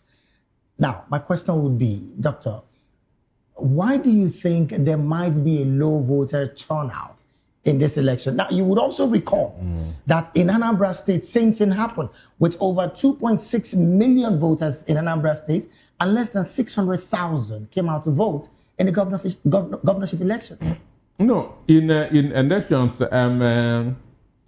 voter registration doesn't mean voter turnout. Voter turnout. These are two different issues. People go to register for so many reasons. Yes. People use a voter's card for identification. So a lot of people that are going to register for PVC don't really have that intention of going to vote. Understand me? So, and again, even a campaign turnout doesn't mean that this is an accepted party. Now, because some people might feel bored in their house. Let me just go there and have fun. Now, I did say what I said about the turnout because our correspondent, and again, we're seeing the footages on the screen. Our correspondent in Abuja did say that the people's body language clearly stating that they do not believe that the INEC is going to produce a credible election. Because a lot of things Why do you think that the people are believing that? One, we case utterances. Understand? We case that's utterances. We also read that the natives are threatening people. Understand? That this is the direction that you will go, or you will be sanctioned. The same thing that happened in Lagos State in 2015. Where somebody said that Igbos will be thrown into the lagoon and the ocean. Understand me? So these are the things. And there's also heightened the security in Abuja. From Monday, Tuesday, there have been a lot of security and patrols. That's more security in Abuja. Yeah. So some people are afraid that there might be a breakdown of law and order. And again, this thing that Wike said, that he will not allow anybody against Tinubu to win, which means the election has already been decided. That's what I mean by saying that the process has already been manipulated. All right, then. Let's take this conversation to Barrister Ezeluche so we get your concluding thoughts before we jump into trends. Now, the Youth Development Initiative has raised security concerns ahead of this election. But the question I want to ask Barrister is the fact that why do we get this level of flashpoint of violence in states like Abuja, Port Harcourt, and even Kano? Why do we consistently have this? And then, do you also foresee a low voter turnout today, even like what we're seeing on the screen from our Abuja correspondent, even though some will say it's early hours of the election?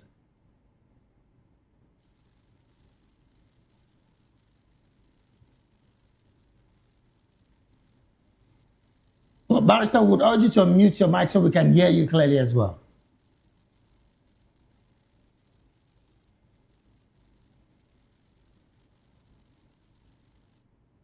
All right, then. Well, unfortunately, we're trying to still establish communication with Barrister. But, comrade, if you heard my question, why do we consistently have these flashpoints of violence in these states? Plus, are you also foreseeing a low voter turnout in today's election? Well, the point has to be made about voter turnout that INEC has not cleaned up its register yet. I can say that for certain because I have a sibling who is late now, whose name is still on the latest INEC voter register. His name was there in 2023, his name was there in 2024, and he died in 2019. My sibling, same parents. So I know that INEC has not cleaned its register yet. That's one. Secondly, is the point that has been made in the studio about the fact that people register for multiple reasons. Chiefly among is that it is the only acceptable national ID card that is free. National passport, you have to pay for it. Driver's license, you have to pay for it. In fact, people have to not even pay for the NIN because somehow they extract some payments at NIN NIMC residual points. They collect some payment. Anybody who has gone there recently, so most of them have told me that they were forced to part with some amount of money. So the only one you don't have to pay for is acceptable is the INEC voter card. So people do those ones, registered INEC. So I can say for certain that yes, the trend about low voter turnout as compared to the number of registered voters is actually not out of place. The second point to make, is the fact that politicians oftentimes try their best to discourage people from coming out, especially those they are not sure would support them. They threaten violence, they threaten rigging as a way of discouraging would-be voters or non-partisan voters, citizens who just want to decide their franchise. This rhetoric around I will not allow anybody that doesn't support the president to win. It's all a game. It's not part of the game plan to discourage. If people who ordinarily are not aligned hear that and they thought of signing their franchise, you think, what's not the point? They won't allow me vote. Let me just stay at home. And that way, those who want to rig elections can have a field day. All right. Then. When the voters come, Yes. So when the voters come, when the voters come in very low numbers, then it's easy to add a zero in front of 150 to become 1,500, and then you get away with it because nobody's going to challenge you. And so that for me, I think is so. On the other issue of why do we have persistent violence or threat of violence, it is the nature of elections in the third world, and increasingly in the global north now. We are seeing whereby elections, like Obasanjo famously said, are do or die affairs.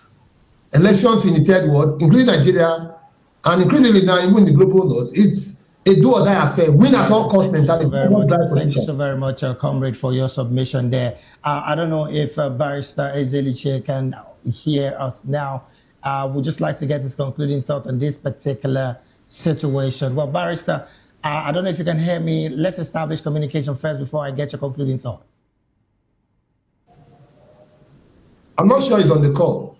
Well, quite unfortunate. Barrister Ezeluche is not.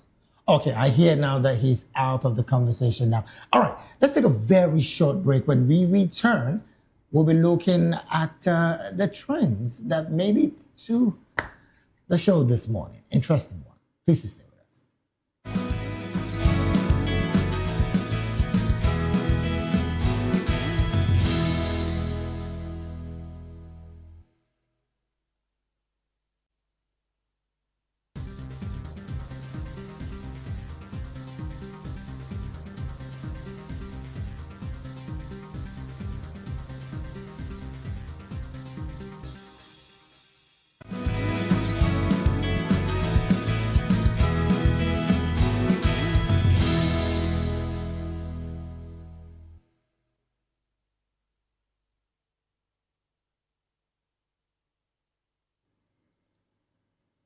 Glad to have you back. Let's now go to our story for trends. TikTok user Mirabel, who recently claimed she was sexually assaulted in her Ogun State residence, is now in the custody of the Ogun State Police for investigation. The story first gained attention after she posted distressing videos online on February 15, prompting concern from the Lagos State Domestic and Sexual Violence Agency, which later clarified that the alleged incident fell outside its jurisdiction. Initially, police stated she had voluntarily visited the station and was placed under medical supervision due to her condition, with no formal interrogation conducted. The situation became more complicated after a social media audio surfaced in which a voice identified as Mirabel allegedly admitted fabricating the rape claim and disclosed self-harm due to depression. While rumors circulated about her arrest, Ogun State Police confirmed she is officially under custody and receiving attention, with the investigation ongoing. Authorities are now working to verify the claims and ensure the appropriate steps are taken in this case. Let me come to you, Dr. Anosike. I don't know what you make of the story. I would why somebody would want to lie or want to fabricate a story, something as grievous. You know, rape case or rape situations are not something to toy with, because when you are a victim of rape, you would know how you would feel even years after. So for someone to just sit down in her house and decide to fabricate a story about this, you know, and what we're not sure yet anyways that it was fabricated, but what's your take on this? Well, there's a saying that it takes two to tango. Understand me? So if there's a rape, the other person must be produced. This is not the Bible days where somebody was brought to Jesus. A woman was brought to Jesus and nobody asked for the man. Understand me?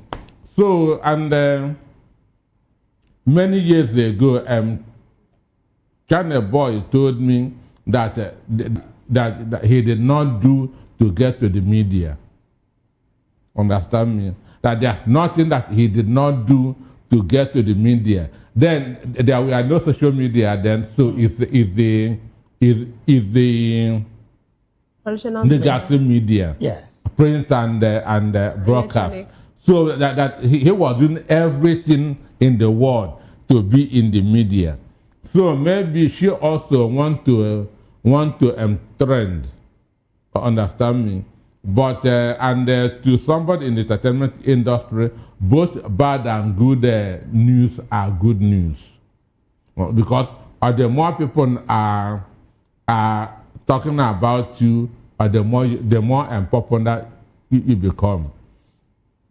So, but he has said that what happened is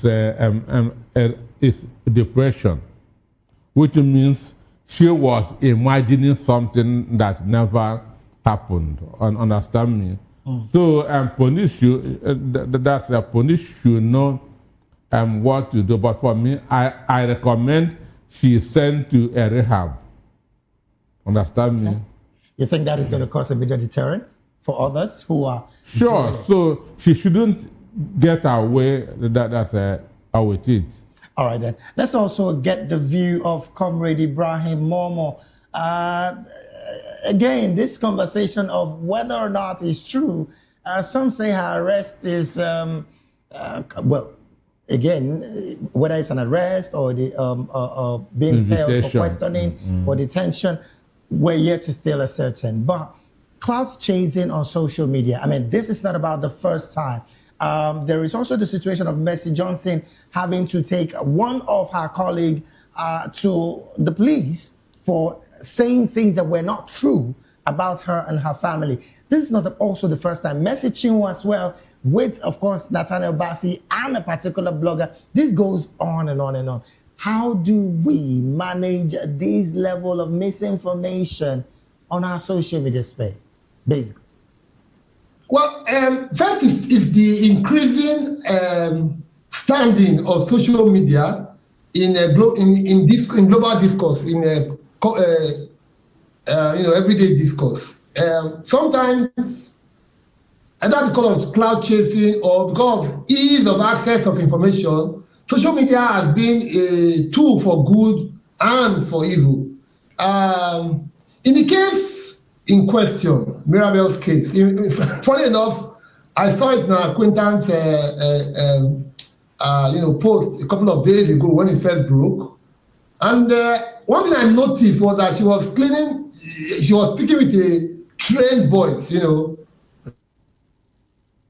but you didn't see tears in that in the video. She acted as somebody who was broken in the voice. We didn't see anybody that was crying. So I had my doubts from the outset, with all due respect. But with something as serious as rape or allegation of rape, it's not something that you can discount. So I kept my views to myself because rape is something serious, something that anybody wants to witness or wish for anybody. But when it has come out now that she has not admitted that, it was, because another thing that worried me then too was that there was an account issue attached, support Mirabel account was already in tow. So I was a bit worried. Is it a crime that she was recounting or she was seeking funding? Because it was a crime, I do think that, okay, let the police services pursue it, and then get, if you get to the bottom of the matter, and then get the culprits arrested, and and so on and so forth. Especially when he said that the purported culprit reached out to her after. Right. So it was when they as long as there's a digital trail, you can always trace. Especially when there was a message or a call or so. It was easy to trace. But the later she now came out to say that she didn't do that. I felt very bad. Yes, there are many ways to chase clout. There are so many ways you can do that. There was a Nigerian in London train station who put out a notice that he was in need of a job. He stated his qualifications, and before you knew it, offers started coming in. There was a Nigerian woman, I think about 2 years ago, who said that the day her husband told her that she was going to start, he got a meal, shared a meal with a female colleague in the office. That was the day she started waking up at 4 a.m. To prepare her husband's meal. All these were cloud chasing, but they were positive trends. They were positive trends because at the end of the day, these people got the clout they wanted. They got much more than that. The gentleman got a number of job offers. The Nigerian woman got even as much as 2 million naira as it was then from the NNPP. We're pressed for time now, Comrade Ibrahim. I want to say a really big thank you to you for joining the conversation. Well, just in case you don't know, Comrade Ibrahim Momo is a political and public affairs commentator and, of course, a human rights activist. He joined us from our Benin studio. Once again, thank you so very much, Comrade, for lending your voice on the conversation this morning. Thank you for having me. Also, we had with us, joined us, Ezeli Esquire, attorney at law and public and political affairs analyst and commentator. And in the studio, we also had Dr. Peter Anosike, a philosopher, development economist, a best-selling author. He also is an erudite commentator on economy, finance, politics, and power. Thank you so very much, Doctor, for being here as always. Thank you for having me. This is where we have to draw anchor on the conversation this morning. I want to say big thank you to every single one who made the production possible, from the amiable producer, and of course the director, sound person, English person, bar person. All of these guys made the production possible. I want to say big thank you to you out there. And also to you out there that took your time to see us. It's another beautiful weekend. I want to say, hey, have a beautiful weekend ahead. Always, always stay positive and, of course, be a good citizen. David Edwin saying, do have an amazing weekend ahead. Stay positive. Nayam Nenna Ndumdioto, do have a lovely weekend.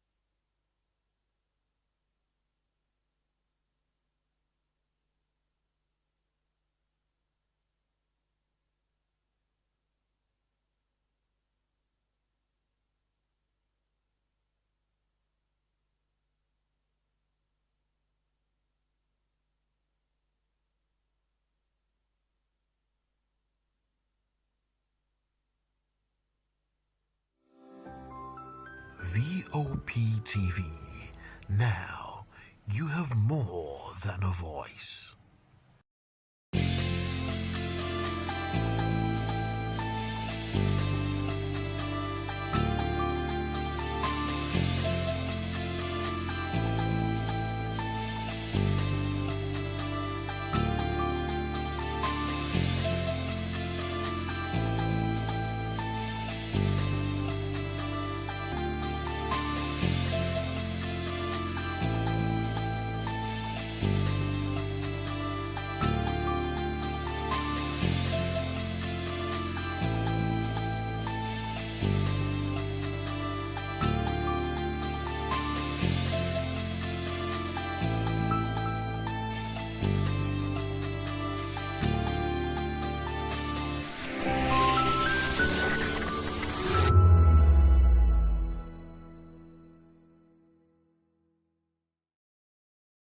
In a world where truth is the ultimate power and opinions scream the loudest, it's time to wade through the noise. Hunger no get tribe.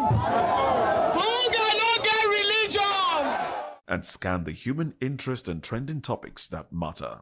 Stay tuned to The Issues, your plug to the stories making the buzz, from politics to science and technology, social justice, and more. Let's tackle the tough questions and expose the truth. The Issues on Voice of the People Television, Mondays to Fridays, 8 to 9 p.m. The Issues. Don't just react, understand. To know the happenings in the maritime sector, join us on the program Maritime Frontiers on VOP TV as we discuss key areas in the maritime sector, from aquaculture, maritime transportation, maritime labor regulation, oil and gas exploration, ferry and passenger insurance, marine pollution and prevention, port operations, and lots more. Maritime Frontiers, exploring Nigeria's blue economy.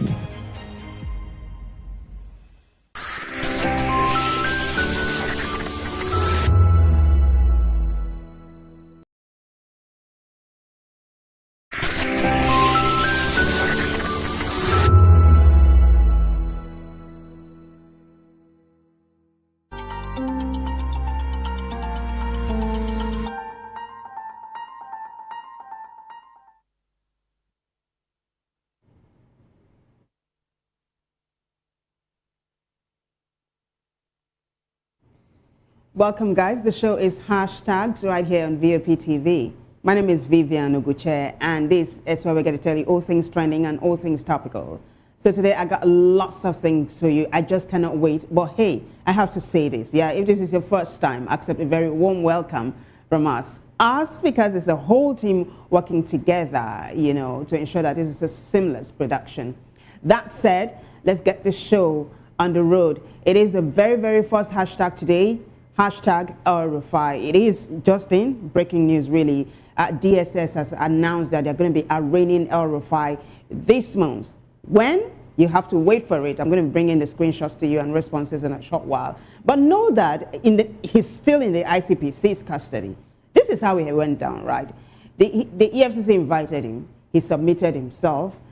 He was detained for some hours. And the very moment he was released at about 8 p.m. a couple of days ago, the ICPC was right at the gate of the EFCC headquarters in Abuja to pick him up. He's still cooling his feet in the ICPC custody. And now the DSS has announced that they're going to arraign him this month, sometime this month. I have the date for you. Let's go to the first post on X now as we unfold this particular hashtag. It is hashtag El-Rufai. Remember, he's the former governor of Kaduna State, former FCT minister.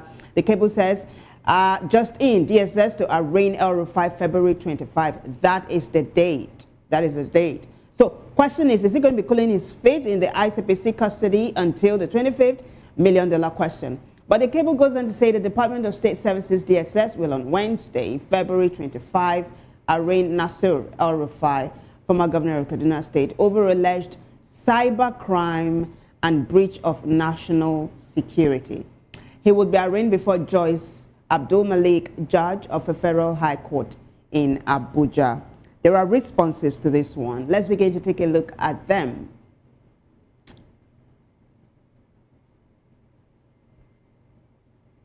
So, Asan Jeffrey says DSS has to submit proof that Ribadu's phone was actually tapped. If they can't, then it's a watery case. But I understand why you believe he will go to jail. The judiciary is in their pockets after all. Let's talk about this a little bit. So Asan Jeffrey is talking about Ribadu, who is the National Security Advisor. In a televised interview, the former Kaduna State Governor El-Rufai had said that he knows someone who tapped Ribadu's phone. He didn't say he was the one. He said he knows someone who tapped Ribadu's phone. And he's not actually, you know, released the identity of that person and all. But the federal government has made a case out of that. It's what Asan Jeffrey is referring to. Now, this is Africa Must Be Free. Wow, catchy name. Africa Must Be Free says his journey of pain has started. And then Rudy Optimist says, have you been able to arraign Yahaya Bello of Kogi State? More reactions. Let's continue to take a look at them. These are netizens reacting to hashtag El-Rufai. Miss Law says, that is a very good development. No person, however highly they think of themselves, should ever have the feeling they are untouchable or above the law of the land. For whatever it is worth, it is a good optics for the state to bruise his ego, as we are seeing now. He went too far with his reckless outbursts. But there are this one. Let's take a look at the next one. So hashtag 30 says, I guess at some point they will be forced to charge and arraign him, then release him on bail. Hashtag 30 is asking. More reactions? So this is Benga Giwa who says, time for Kaduna Emperor to display his prowess. Rich Ojo says, cybercrime. Another one is fraud. Yet another is abduction. Let's have a full list. However, it still amounts to political witch hunting, in the sense that if he was not in the opposition party, he won't be a threat to the second term ambition. So that is a summation of it all as far as Rich Ojo is concerned. But you see, this hashtag is developing. It's a story that just dropped lots of reactions to it. And as it unfolds, we'll keep you posted. We swiftly move on to the next hashtag, which is hashtag Alex Otti. He is the governor of Abia State. Yesterday, we brought you hashtag Alex Otti. What was the bone of contention? It was all over the internet. Yes, I was going to say all over the media, but actually it was all over the internet, especially on X. Sahara Reporters was leading the charge, saying that it looks like Alex Otti is going to be defecting to the APC, that those were the rumors flying around. So Alex Otti today has come out to say that, look, guys, I am not defecting to the APC. I remain with the LP. And he even said that even if there's going to be an election tomorrow, he's going to contest it on the platform of the Labour Party. We have the first post, and then a video, and then we have another video we promise we're going to bring to you today. So let's take a look at the first post now, hashtag Alex Otti. So Instablog Niger has that story. I am in the Labour Party, and there is no election tomorrow. But if there were, I will still run on the Labour Party platform. Abia Governor Alex Otti. Take a listen, guys. In Labour Party, and there is no election happening tomorrow. But if an election was going to happen tomorrow, I will still run on the platform of Labour Party. But then nobody knows tomorrow.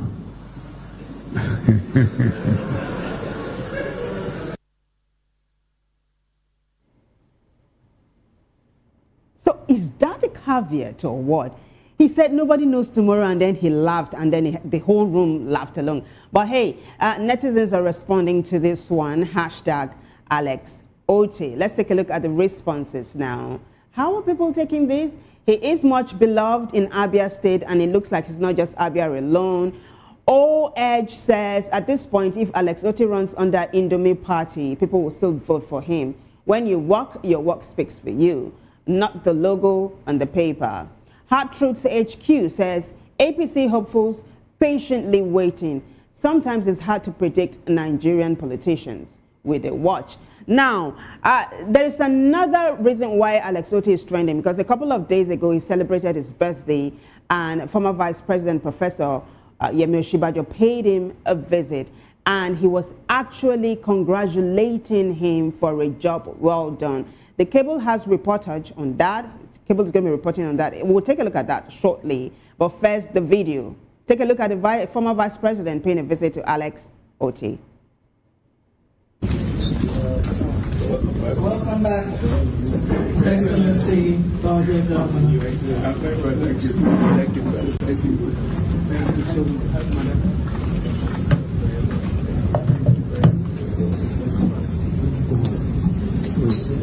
While we're standing the national anthem.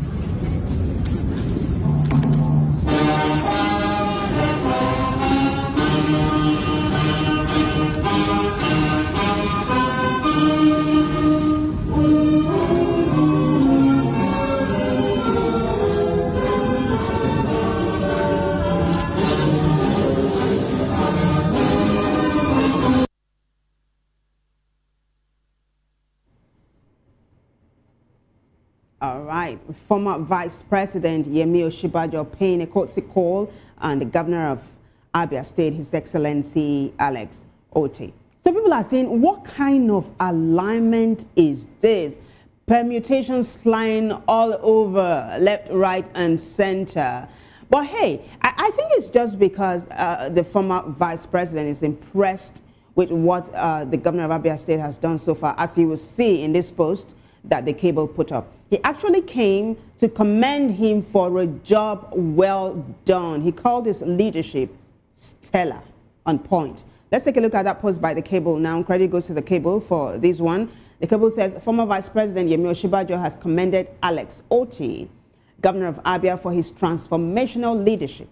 Osinbajo, who was Nigeria's #2 citizen from 2015 to 2023, spoke on Wednesday during a visit to Otti at the governor's office in Umuahia, which coincided with the governor's birthday. So the long and short of it, guys, is the fact that the former Vice President, His Excellency Yemi Osinbajo, is just very impressed with Alex Otti. But is there more to this than what meets the eye? Is the million-dollar question. We'll keep our fingers crossed to see how that one pans out. Let's quickly take a trip now to Abuja, where residents are preparing for the municipal election come February 21. You saw how a couple of days ago, one of the candidates on the platform of the PDP decided to decamp to the... he actually stepped down. He didn't decamp. He stepped down for the APC candidate after, according to media reports, after the intervention of the FCT minister, Nyesom Wike. So today, the candidate of the ADC, AMAC, Dr. Paul Moses, has declared that the Minister of the Federal Capital Territory, FCT, Nyesom Wike, cannot influence or write election results in AMAC, insisting that candidates will defend their votes in Saturday's poll. Take a listen, guys. Chose AGC because it offered an opportunity. In AGC, they give 15% to the disabled, 35% for women. So for me, this is progressive, this is inclusion. And they're asking the young people to take center stage. I don't know if any other party would offer a Dr. Mo. They say he's too progressive. Yes, he's an author, a lecturer, but he's also an activist. If AGC is giving platform for people who are fearless and objective, we won't jump on it. If the FCT minister is the minister of project like he's been christened, he'll be voting for a Dr. Mo. I've been building and revamping primary health care centers here in the last, it has nothing to do with politics. So first of all, I'm even wondering, he's saying to the people that, number one, that you are all of us, we are useless. That's on one part. That our votes don't count, that the people's will will be trampled upon. Is that, is that? All right, so if you listen to the whole thing, really, he actually told the FCT minister that AMAC is not Obiakpo. But netizens are responding to that particular one now. You take the part. Did you get that part where he said that the FCT called them useless and he was asking that their votes do not count? A couple of netizens are jumping on that line. But hey, there are lots of varied reactions. Let's take a look at them. So what I'm bringing to you is like a microcosm of what we have online. The first one, let's take a look at it. So, Daesh Kwa, oh my gosh, oh my gosh. You see, you've got me saying gosh instead of gosh instead of gosh. Okay, let me try again. Daesh Kawa Lagos says, Wike will rig the election, forget it. I consulted for LP in Obiakpo in the last election. Wike's rigging is barefaced. It doesn't follow any rule. The INEC officials will change the result. Beavers from EC8B will all be submitted. Wow, this is someone who said he consulted for the Labour Party in Obiakpo in the last election. The next one, let's take a look at it. So this is Selman who says, tell Wike AMAC is not Obiakpo. He cannot write votes in here. We own this city. Dr. Paul Moses, ADC candidate for AMAC. I love his boldness. Now he should match this with action on Saturday. We are rooting for him. The next one. So this is a Seraph Sachs, who says somebody should look for Officer Yerima. Do you guys remember Yerima? Is the young naval officer who stood face-to-face, toe-to-toe to the FCT minister when there was a land dispute in Abuja? So Seraph Sachs is saying they should just go and call Yerima for the FCT minister, Wiki. But there are more reactions. Let's take a look at the next one. So this is AO Captain who says, the confidence is loud, I won't lie. Talking like Amak already printed the results. Bold words, sweet well. Now Saturday is a real microphone. Let's see if vibes can convert to votes. End of discussion. I don't have any more to add to that. We quickly move on now to the next hashtag, which is hashtag Sowore. So, a couple of publications today put up a post that a court has awarded damages amounting to 30 million naira to Sowore against the Lagos CP for declaring him wanted. Now, these are allegations. Now, the People's Gazette put up this post, but pulled it down at some point. A couple of other publications put it up, and it's still standing. But at this moment, there are allegations. We are waiting to see if this is for real. That's how we do it here. We fact check. But Sowore is making it look like it's real. He put up a post just less than an hour ago and saying that this is the third time he has been awarded damages against the federal government. Like I told you, this post is just dropping. Sowore just dropped the post. Let's take a look at it. And then he put up a funny video, attached a funny video to this post. Of course, netizens are responding. So Omoyele Sowore says, for the record, this is now the third time Nigerian courts have awarded damages against the federal government in my favor. A federal high court judge, Justice Anwole Chikere, previously awarded damages against the official DSS&G after they illegally seized my phones during my unlawful arrest in 2019 over hashtag Revolution Now. Despite the judgment, they have refused to pay and have never returned the confiscated devices. In another case, a federal high court judge, Justice Iguatu, awarded damages against the same lawless, that's him talking, at official DSS&G for abducting me inside a courtroom, an act that struck at the very heart of judicial authority. To this day, they have neither complied with the judgment nor returned the property. Let's take a look at the next page. It's the concluding part of his post now. Yet, these same institutions, according to Sowore, rush to the media whenever they obtain their Jankara ex parte orders, demanding obedience and respect for court decisions. They desire to honor judicial pronouncements. It must first demonstrate that it is not above the law. Selective obedience to court orders is the clearest sign of institutional hypocrisy and decadence. As for me, I will take steps to lawfully enforce these judgment debts. And when recovered, the funds will not serve personal comfort. They will be redirected to those who truly need support, residents of Oworoshoki whose homes were demolished, retired police officers, teachers abandoned in suffering, student activists facing repression, and others who continue to bear the brunt of state injustice. And then he says, I must collect this debt.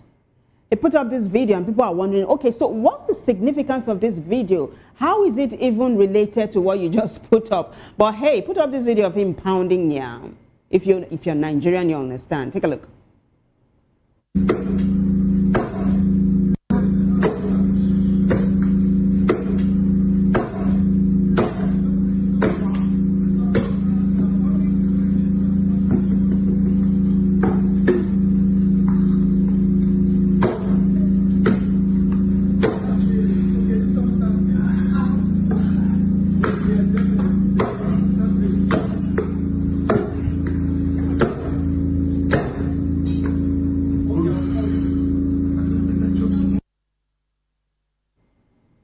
Gosh, it has me longing for pounded yam and ogbono soup and all the mede in it right now.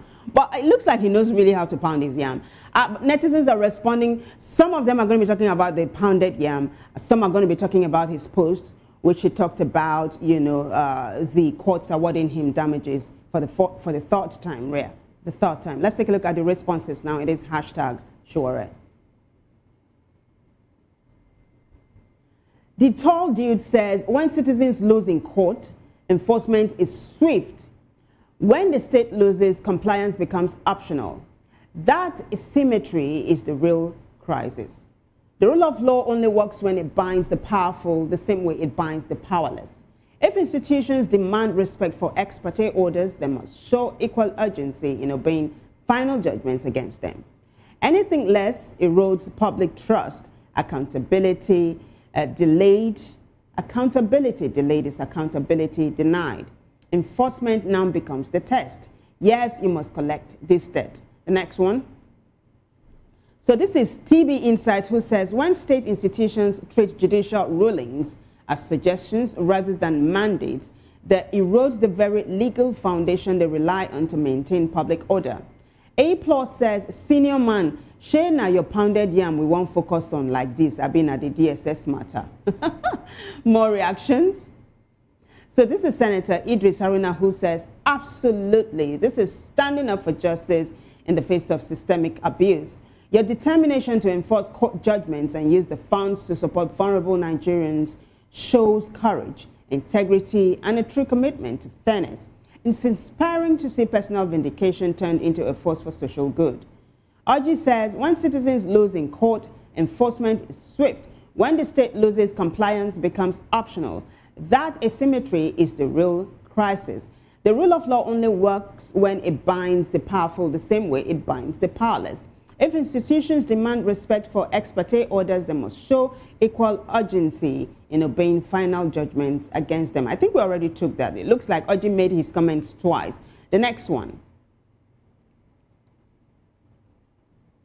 So this is Oji again, who says, you be real African man. I like fufu. And then finally, Abba Bakir says, Baba, you have been looking for avenue to post this pounding video. Aha! Now we know. So Abba Bakir seems to be close to Shuare. He probably had this pounding video for a while and was looking for, the opportunity to post it. He found it, according to that netizen. But that's how we wrap that particular one up now.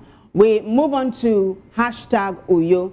So hashtag Uyo is trending because Trending Explained, which is a publication, picked up a video of a dilapidated building. It's a school, and we had pupils in it. And people are reacting to this. They're saying, someone actually asked, is the Senate president from Akwa Ibom? Uyo is the headquarters of Akwa Ibom and all.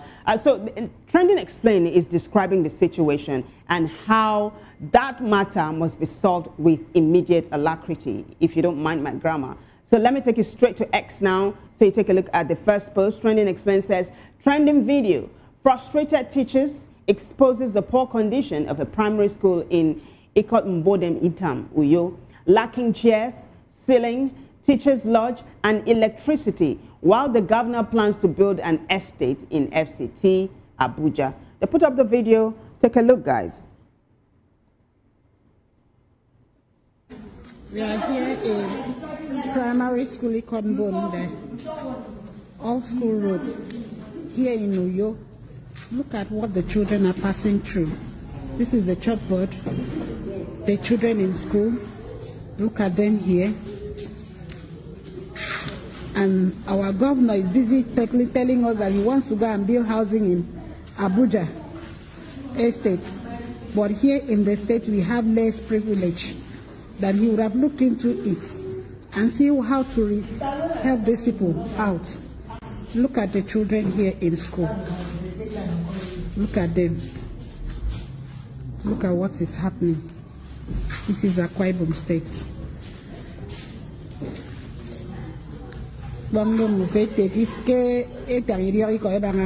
The state. Anybody that is going to send this video should send it to Moino directly. Let him come down here and help these children. These are our future generations being suffering. They are all suffering because of teachers. Teachers, look at a teacher here. Look at teacher here, no table, nothing. Look at the ceiling. Look at the whole place, how it is. It's a shame to a state So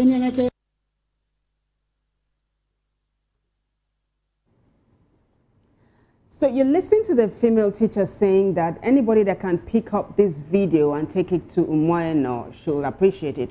Umoyano is actually the governor of Akwa Ibom State. He's actually a clergyman. And I do hope that this message gets to him. Netizens are responding to this particular one because this is really an eyesore. And Anya Nkata Roberts, PhD, says, misplaced priorities.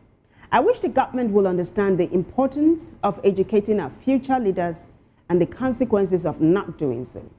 Akachukwu Itego says, this is heartbreaking and unacceptable. Imagine children living in an unrejected building called school. No security, no good building and environment, and good equipment and facilities for them to use in improvement of the society and country. What is the reason for presenting the budget? Gracefully Gracious Chinedu says, wait, is Uyo not in the same state that the Senate president is from? Of course, Uyo, like I said earlier on, is the capital of Akwa Ibom. That's where Senator Akpabio is from. But there are more reactions. Let's take a look at the next one now. So this is Oga Dante, who says, just here to inform you that someone will show up soon and tell you how Akwa Ibom is the cleanest state, and next will be pictures of the stadium and 2 bridges. Where did you get the 2 bridges from? But this is Aino, who says, when Peter Obi visited the state, the governor told him to leave because his visit would affect T-Baby's 2027 election chances. T-Baby? Oh my gosh. Well, Aino goes on to say they didn't know this is what he was hiding. This is 2026. Every child deserves a good education. The state governor and the local government chairman of the area should resign with immediate effect. Now, Aino is referring to Peter Obi's last visit to Akwa Ibom, where he was turned back. He was going to donate some monies to an institution, but he wasn't allowed. He was given an audience. He was asked to just go. So Peter Obi put up the video and he was saying, he was lamenting really and was saying how they mix politics with philanthropy and all of that. I just wanted to explain to you what that netizen was saying. But we do hope that the authorities will look into this matter speedily. Yeah, the children deserve a good place to learn, a good learning environment, the teachers as well. Now we move on to the next one, which is hashtag Senator Itagiwa. So from Akwa Ibom, we are going to Cross River. You know that we used to call her Mama Cross River, right? Or Mama Bakassi. You remember Senator Florence Itagiwa? They used to call her Mama Bakassi. She was the one that stood with Nigerians who were in Bakassi, and she would always fight their causes and all. Now, this video that Instablock Niger put up is garnering lots of traction online. Why? Because we saw her celebrating her 80th birthday, looking very beautiful, glamorous, and very young, if I must say. But then she wasn't dancing alone. She was dancing with a very, very VIP guest, former President Olusegun Obasanjo. It's just a very beautiful video to watch. Netizens are jumping on it. But first, we'll take a look at the post. The first post that's going to introduce us to the video of Senator Itagiwa dancing with former President Olusegun Obasanjo. So Senator Florence Itagiwa dances with Obasanjo at 80th birthday party. The elegant event at an upscale Lagos venue featured floral decor and Goldmine TV coverage. So credit is going to go to Goldmine for the video you're about to watch. But it says with videos of their joyful groove drawing thousands of views and praise for their vitality. Itagiwa, born in 1946 in Cross River State, built a career from nursing to politics, serving as senator, house member, and Mama Bakassi advocate, while advising Obasanjo during his presidency. Leaders like President Tinubu and Governor Otu praised her pioneering work for women and the Niger Delta, as guests marveled at her youthful energy. Governor Otu will be the governor of her state, Cross River State. Take a listen, guys, to the video. Just watch, really, and have fun.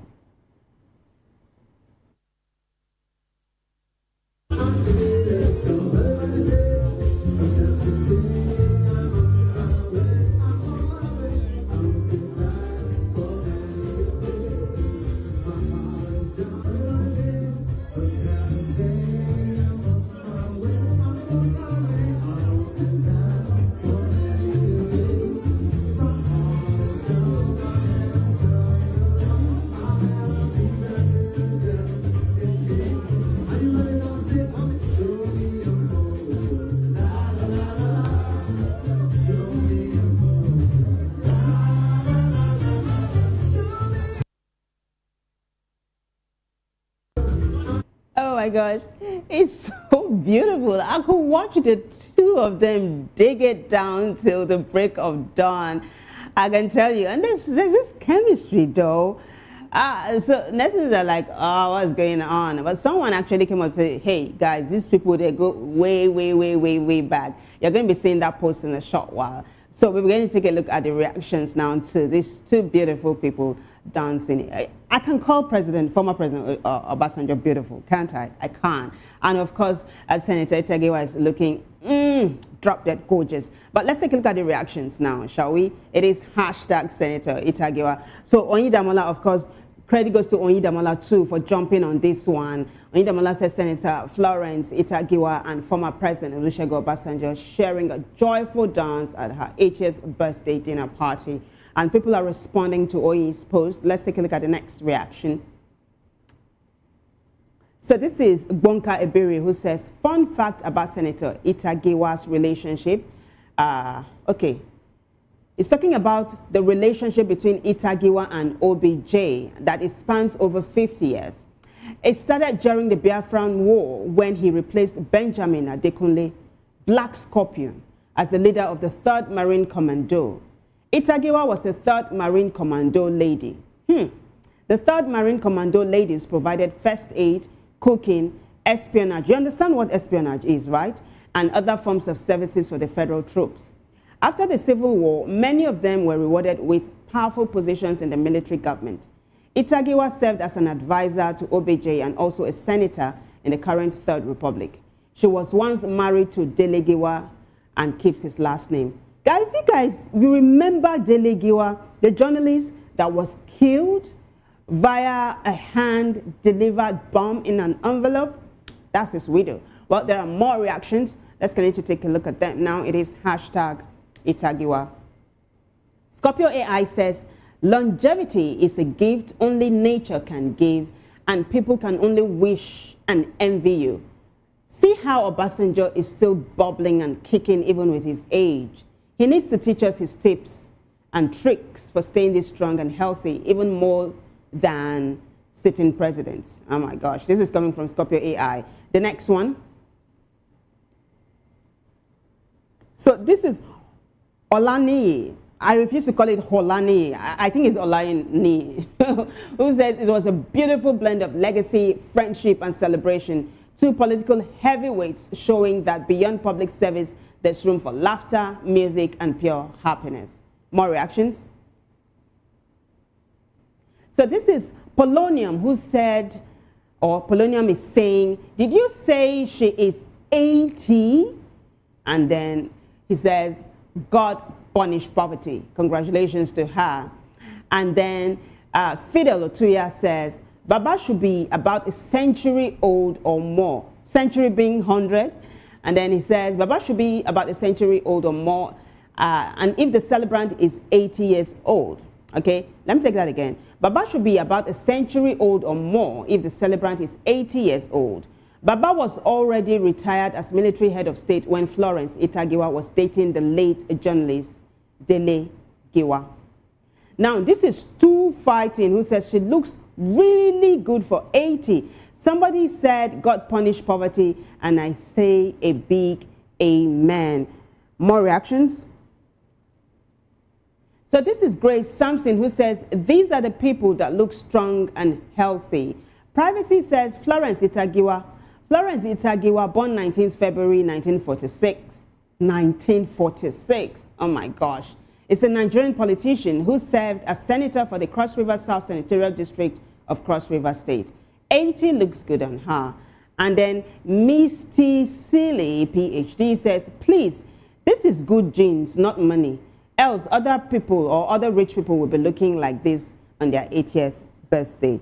Well, in all of it, we say congratulations to Mama Bakassi, Senator Florence Itagiwa, and we say many, many more years in return. And of course, the former President Obasanjo, keep looking fit, sir. Now, on that note, we move on to the next hashtag. Guys, get ready. Someone is coming back from the dead to speak to you. This is like a posthumous appearance. I'm talking about Fela, none other than the very legendary Fela. So, you know how this year February, actually this month, he won a Lifetime Achievement Award, the Grammys. He got a Grammy, Lifetime, decades after his death. But take a listen to what he said when he was alive and how he was treated when he tried to travel abroad to make his, continue his craft. Now, the Pulse NG has credit for this. Let's take a look at the first post, and then there's a video to read, and of course, netizens are reacting. So Pulse Nigeria says, I went to America in 1969. Americans didn't want to hear anything from Africans. It was terrible. They treated me so badly. I'm very emotional about it. Fela Anikulapo Kuti. Credit goes to Pulse NG, Pulse Nigeria for this. Take a listen, guys. America in 69. America didn't want to hear anything from Africa. Anywhere I went, they thought I was, Africa, hey, Oh, wow, it was terrible, man. You people don't know how this thing feels like, man. Oh, it treated me so badly. But it was good. I'm not hurt about it. The experience, so many people are suffering in this world, they don't want me to be hurt about it. But I'm emotional about it, I'm very emotional about it. I'm an emotional man. Voice of America. Yeah, he said he's an emotional man, and one of the netizens picked up on that part. So we'll take a look at their reactions now. This is an iconic footage, and I must give serious credit to Pulse Nigeria for this. It is beautiful to watch. For those of you who don't even know Fela, that's the man. There's been this head-to-head between his son Seun Kuti and Wizkid and all of that about who is the greatest. But let's not even get into that debate. So netizens are responding to this particular hashtag and how Fela said he was treated badly when he got to America. So D says, which Americans is he talking about? That didn't stop him from getting a black American girlfriend while he was here, who later had a large influence on his Pan-African idols. Apparently, D is in America because he was saying, he's saying while he was here. So it probably is in America. And then he put up this screenshot of American activist and Black Panther Party member who profoundly influenced Fela Kuti during his 1969-1970 US tour, acting as his romantic partner, teacher, and muse. She introduced him to Black consciousness, Black Africanism, etc. She encouraged him to embrace his African identity, leading him to drop ransom from his name and adopt the Yoruba name Anikulapo. So this is coming from D. D has the handle ScissorHand07. Okay, so we'll definitely investigate this. We'll take a look at the next post now, the next reaction to hashtag Fela. Nino says that era exposed deep contradictions, preaching freedom while dismissing African voices. Painful experiences like this remind us how far conversations on identity and diaspora still had to travel. Josiah Kafuta says, Fela's English is so good. I wonder where Nigerians got their pidgin from. Are you kidding me? Well, Chima Amanda says, Fela's words are a powerful reminder of the harsh racism Africans faced, even abroad. His pain reflects the struggles many endured during that era. More reactions? So, this is TV Insight who says, this fiction transformed Fela's perspective, proving that the most influential art often stems from the harsh realization that external validation is a hollow pursuit for the displaced. External validation is the phrase I'm picking on. Never seek it from outside. Always come from within you. Well, Kalidos Erotica says, one thing this man was consistent about was this. He was in touch with his emotions. It's a beautiful hashtag. And we wrap it up swiftly and move to the next one, which is hashtag Osita Heme. So he is popularly known as Popo. It is Popo's birthday today, and Nigerians are jumping on this hashtag to wish him a happy birthday. So let's take a look at the very first post now by Trending Explain. It is lengthy, giving us the gist of the matter. Trending Explain says Osita Heme is trending because Nigerians are saying happy 44th birthday to Popo, the Nollywood icon and king of memes. His meeting with Chinedu Ikedieze is what you could describe as divine. That is his counterpart known as Aki. Then Trending Explain goes on to say, in Aba, whenever Aki went to the market to get clothes, the seller would say, You were here yesterday and asked me to keep this clothes for you. Aki, who was definitely not at the market prior, would collect it. When Papa comes for it, they'll tell him, but you were here yesterday to collect the clothes. It kept going on and on until one day Aki waited at the market to see his mysterious twin. Let's take a look at the concluding part of the post. He saw Papa from a distance, knew he was the only one. Immediately they spoke, bonded immediately, and became friends and went on auditions together. On an audition, their chemistry was uncanny. They kept correcting and completing each other's line like it was part of the script. Producer late Chukwuka Emelionu noticed it, pulled them out, assured them their pairing would not be wasted. That was how Aki na Ukwa was created with late Amechi Monago as their father, and they went global in 2002. Sam Loco late became their on-screen father because he was a comic actor and Amechi wasn't. The duo later went on to do over 150 movies together, which resulted to Papa becoming the meme king in 2019, as he had a face for every reaction, mood, or feeling. There are lots of reactions, but for want of time, we're unable to take them. So we say congratulations to Papa. Aha, most of their movies felt like a compilation of skits. And so this is it. That's it. Basically, you can go online to check them out. Beautiful duo. And like I was saying, congratulations to Aki on his 41st birthday. Thank you to the tech guys. Thank you guys for this beautiful one. But quickly, before we go, let's take a look at eMoney. Hashtag eMoney. Hashtag eMoney gave a car, an SUV, to Aki yesterday. We showed it to you. We brought that hashtag to you. And Aki immediately gave the key to his wife, very tall looking lady. Today, eMoney gave Kata Efe a Toyota, brand new, and Kata Efe just went berserk. Can we quickly take a look at that video? Quickly. It's garnering lots of views online. That is it. Take a listen, guys. Which one? You want something? Say like animal, we want fly.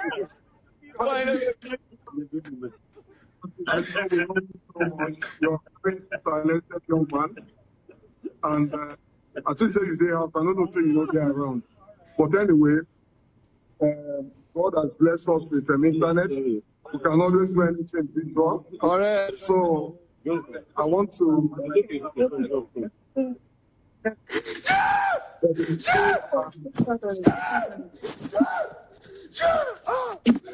I don't die. eMoney. Of the brand new Toyota Corolla 2025. Congratulations to you. That's your thing. Congratulations. I don't die. Congratulations. Thank you.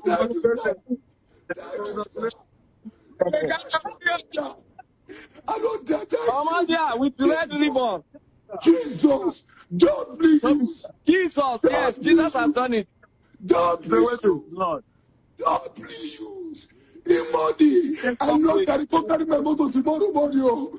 Tomorrow morning, I will carry people. Tomorrow morning, first night. Congratulations. Thank you. Thank you. Congratulations, Efe.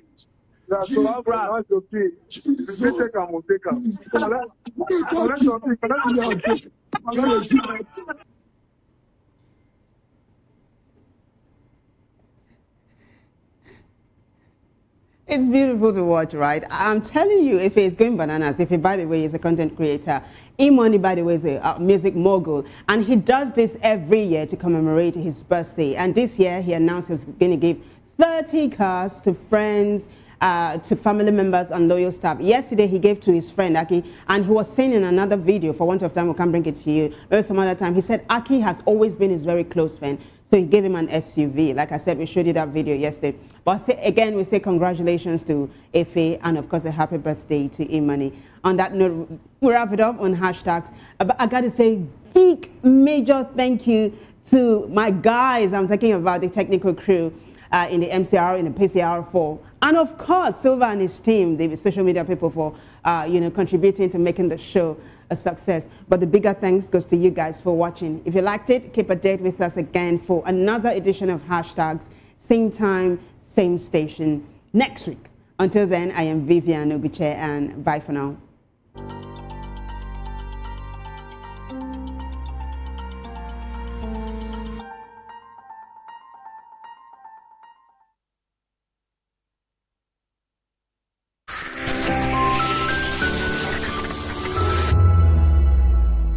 We encourage you to click on the like button and subscribe to our YouTube channel. We are Voice of the People TV. Also follow us on all our social media platforms.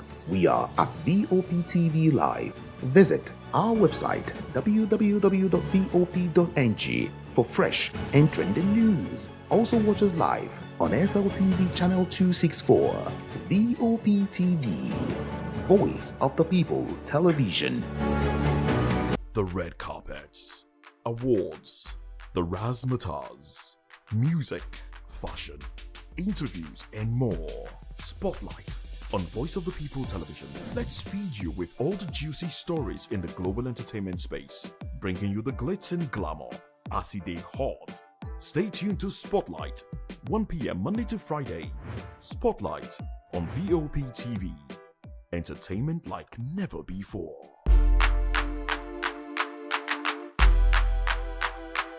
Welcome to the locker room, the home of football talk that matters. I am Jerry Apelon.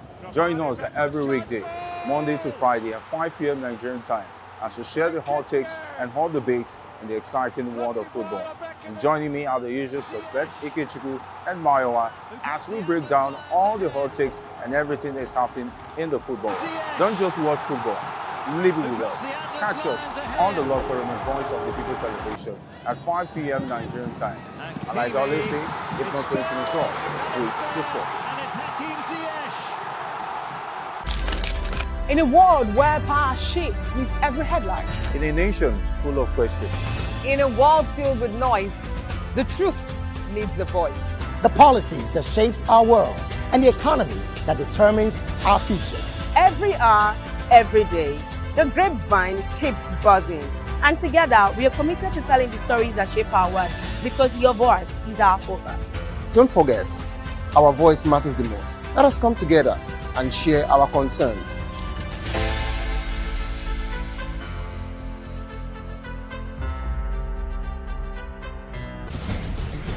Join us as we drive into the world of politics through insightful interviews with prominent political figures, both serving and former governors, ministers, senators, legislators, party chieftains, activists, and analysts. Get first-hand information into the decision-making processes that affect our daily lives. Highly engaging one-hour program that brings political discourse into focus. I am Chukwuma Okoro. Political Lens, Monday through Friday, 6 to 7 p.m. Join us. In a world where truth is the ultimate power and opinions scream the loudest, it's time to wade through the noise. Hunger no get tribe! Hunger no get religion! And scan the human interest and trending topics that matter. Stay tuned to The Issues, your plug to the stories making the buzz, from politics to science and technology, social justice, and more. Let's tackle the tough questions and expose the truth. The Issues, on Voice of the People Television, Mondays to Fridays, 8 to 9 p.m. The Issues. Don't just react, understand.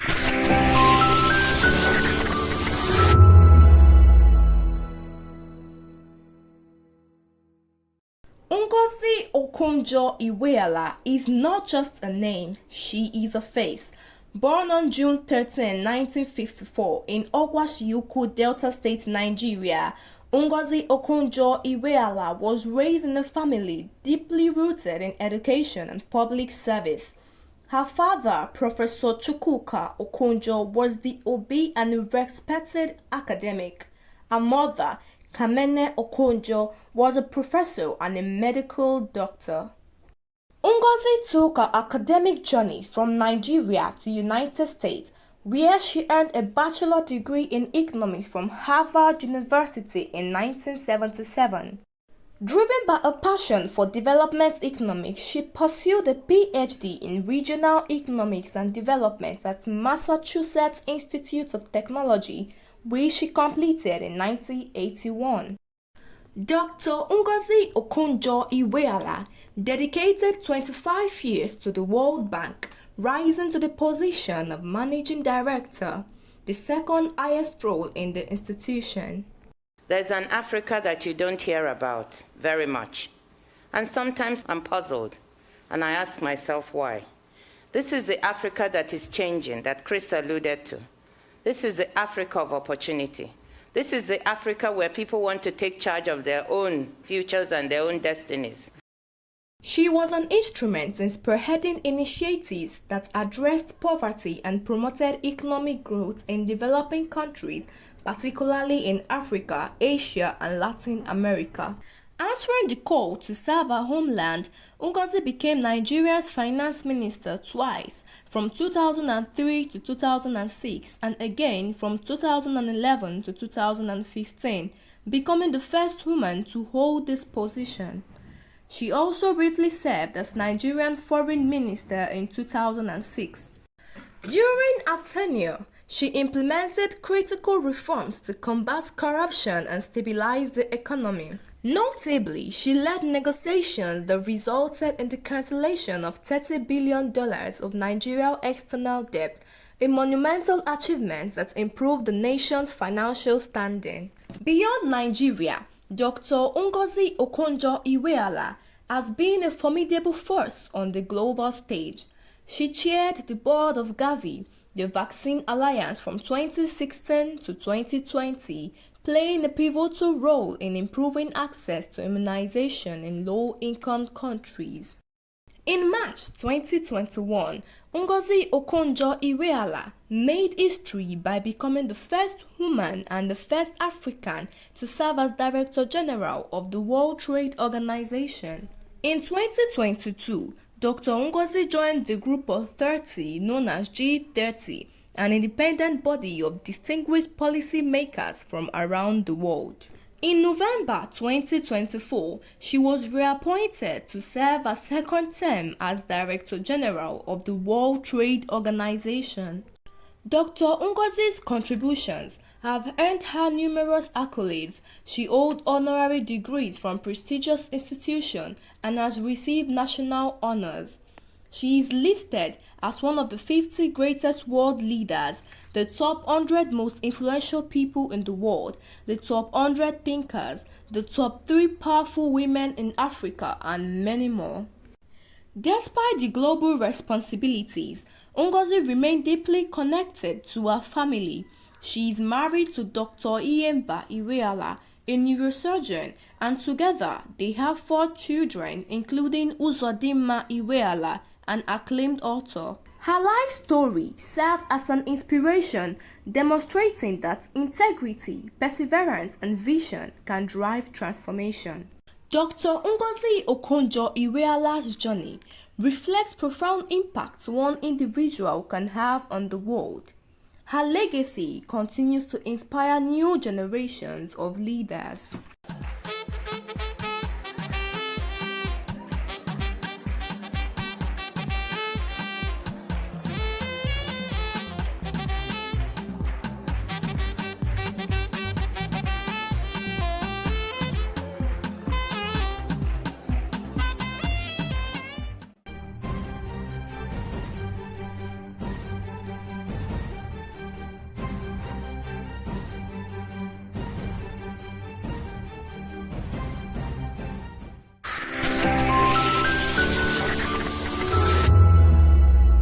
Behind every broken desk lies a broken promise. Education shapes the nations.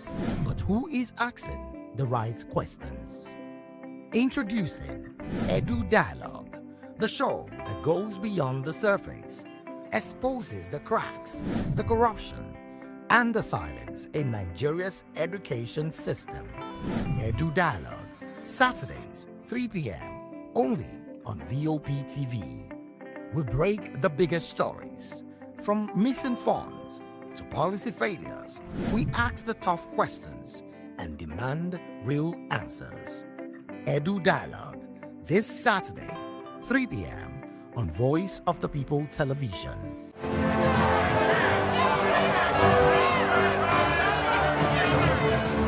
Do you want your voice to be heard? Do you know that you matter in the scheme of things? The People's Voice, the show where ordinary citizens take center stage as we discuss the biggest stories that affect you and I. With you in mind, we facilitate lively discussions, debates, and interviews on the topics that matter most to you and I. From social justice to economic empowerment, education to healthcare, governance, and more. Tackling tough topics and amplifying your voice. Join the conversation and make your voice count. The People's Voice. Make your voice count. Are you ready for the extraordinary? Something big is happening on your screen. Introducing VOP TV.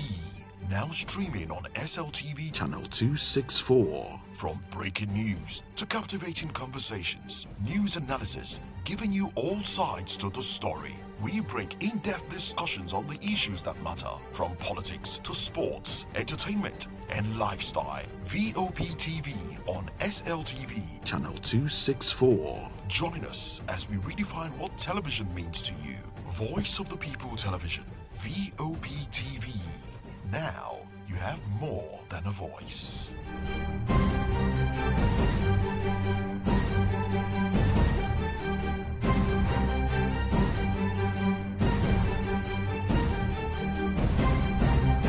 In a world where truth is the ultimate power and opinions scream the loudest, it's time to wade through the noise. Hunger no get tribe. Hunger no get religion. And scan the human interest and trending topics that matter. Stay tuned to The Issues, your plug to the stories making the buzz, from politics to science and technology, social justice, and more. Let's tackle the tough questions and expose the truth. The Issues on Voice of the People Television, Mondays to Fridays, 8 to 9 p.m. The Issues. Don't just react. Understand.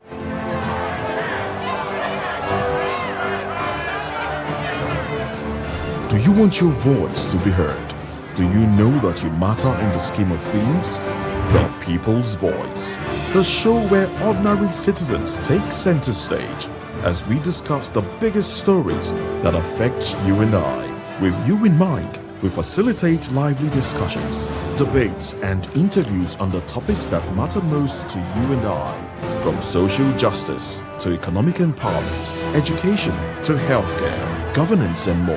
Tackling tough topics and amplifying your voice. Join the conversation and make your voice count. The People's Voice. Make your voice count. Are you ready for the extraordinary? Something big is happening on your screen. Introducing VOP TV. Now streaming on SLTV channel 264. From breaking news to captivating conversations, news analysis, giving you all sides to the story. We break in-depth discussions on the issues that matter, from politics to sports, entertainment, and lifestyle. VOP TV on SLTV channel 264. Join us as we redefine what television means to you. Voice of the People Television, VOP TV. Now you have more than a voice.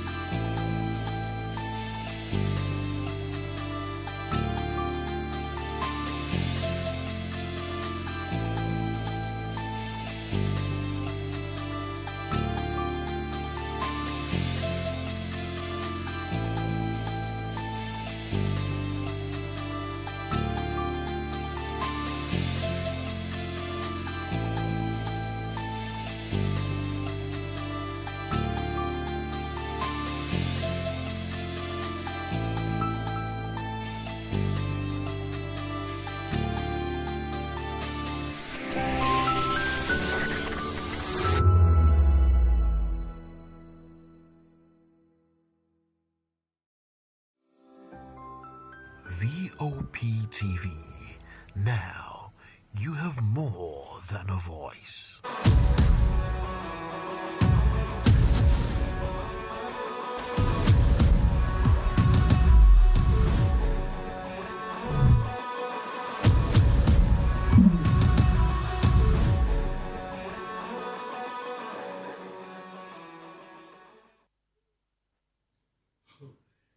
Well, it's a very good morning and another very beautiful Saturday morning right here on Voice of the People TV.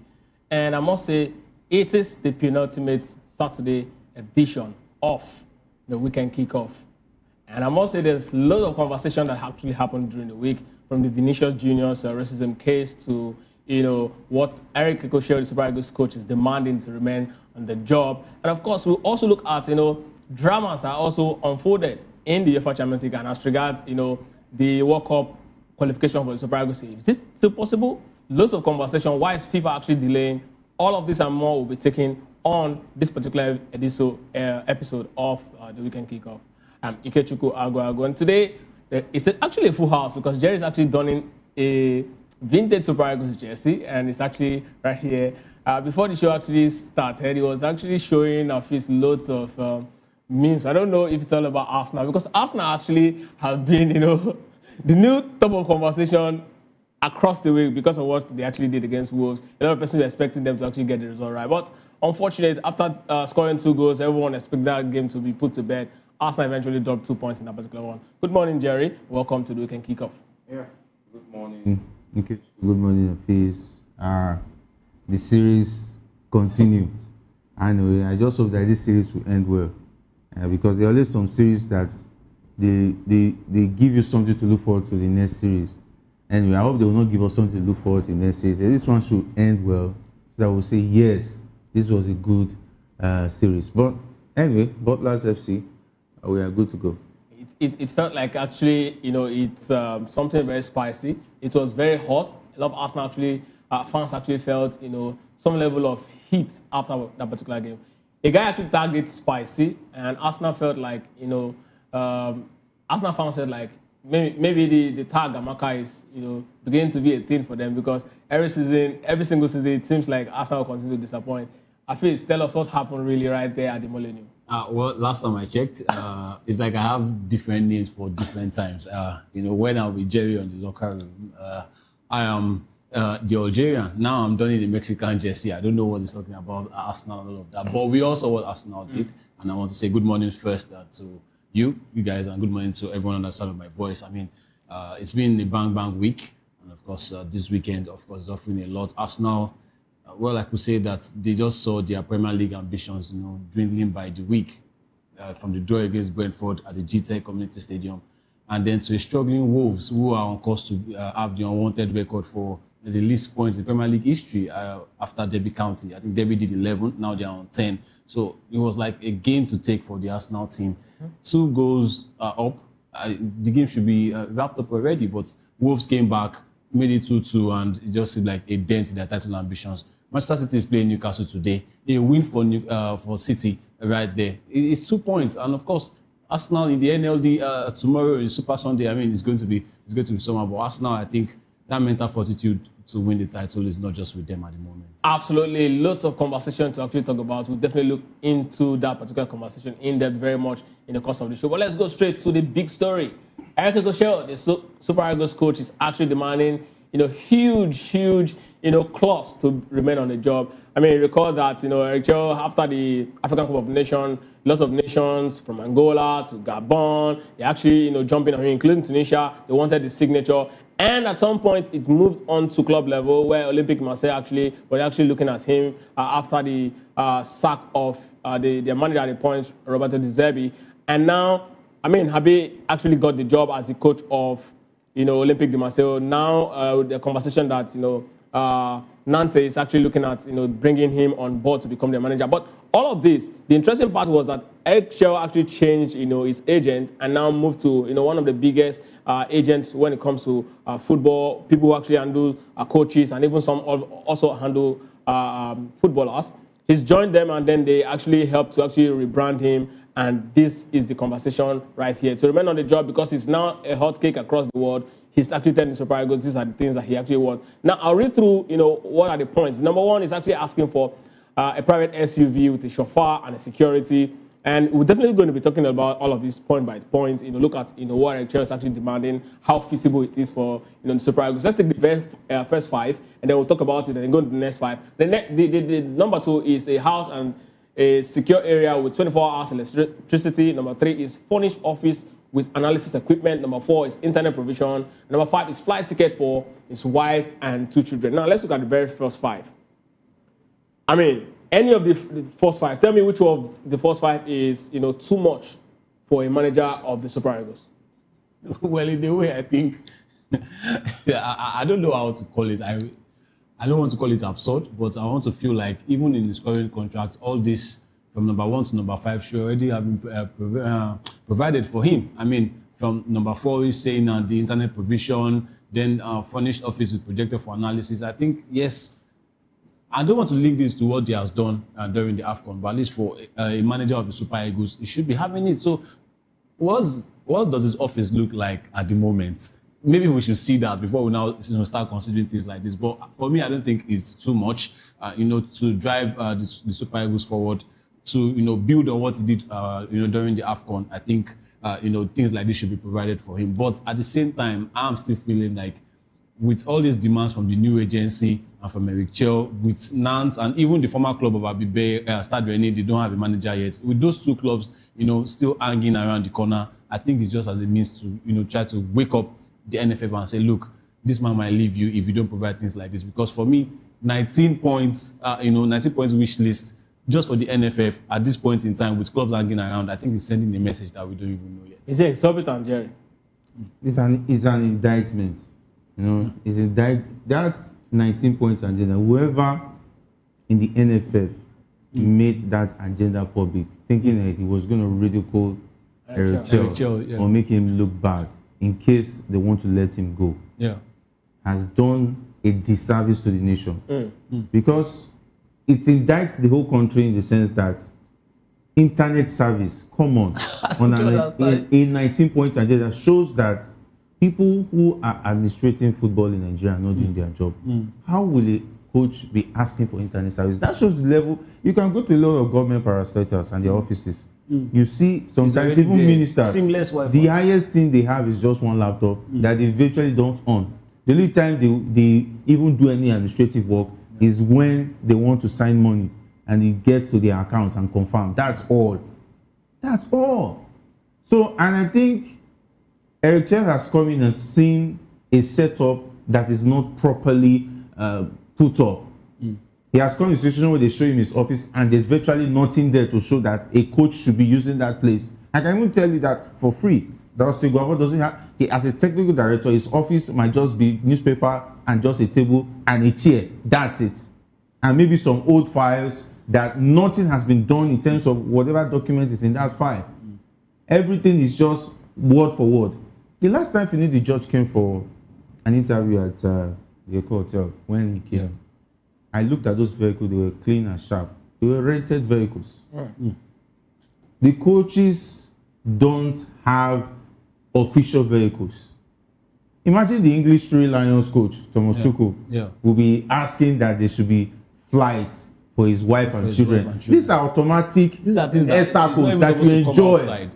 Immediately you are the coach of the English Three Lions. These are Esther codes they already put down.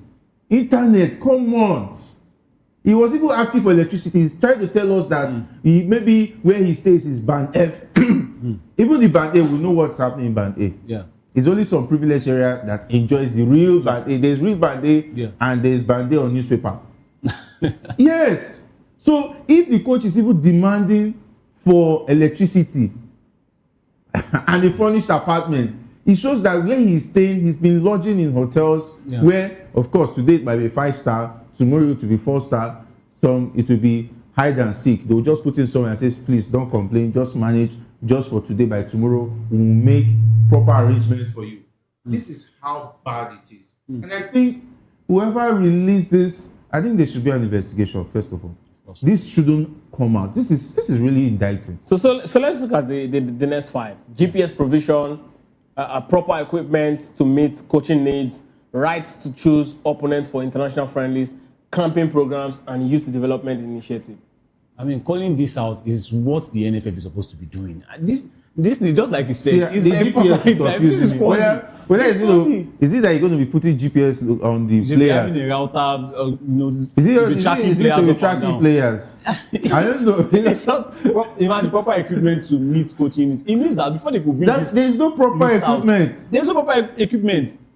Look at number 11 now. Travel to monitor players abroad. Is this not what it should be doing on a normal day? These are things that should be available to coach. Are they trying to tell the NFF what they should be providing for the national team coach? It's like NFF, they don't know what they are supposed to be doing, and this new agency is bringing it out. It's a shame on the NFF.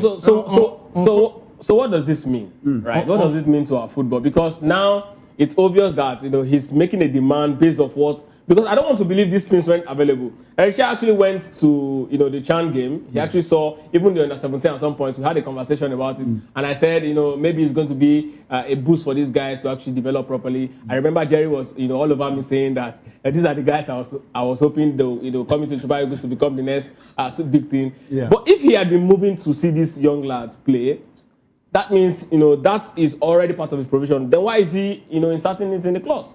Do you think he watches enough league games? The thing is that why he's inserting it in the clause is that he wants to have a say in terms of the direction the coach should be taking.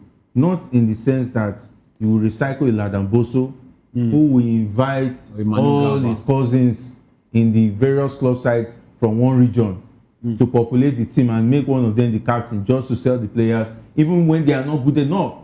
We saw that at the previous under-17s we have been seeing. They are all RNG appointments, RNG selection. It's only some few of them that are there on merit, which is pretty sad. Because even the ones that are on merit will not be able to showcase their talents when they know that even the ones who don't merit it are part of the team. That's why we'll be having average baked on the 17, on the 20 side. Because in time past, we're conquering Africa.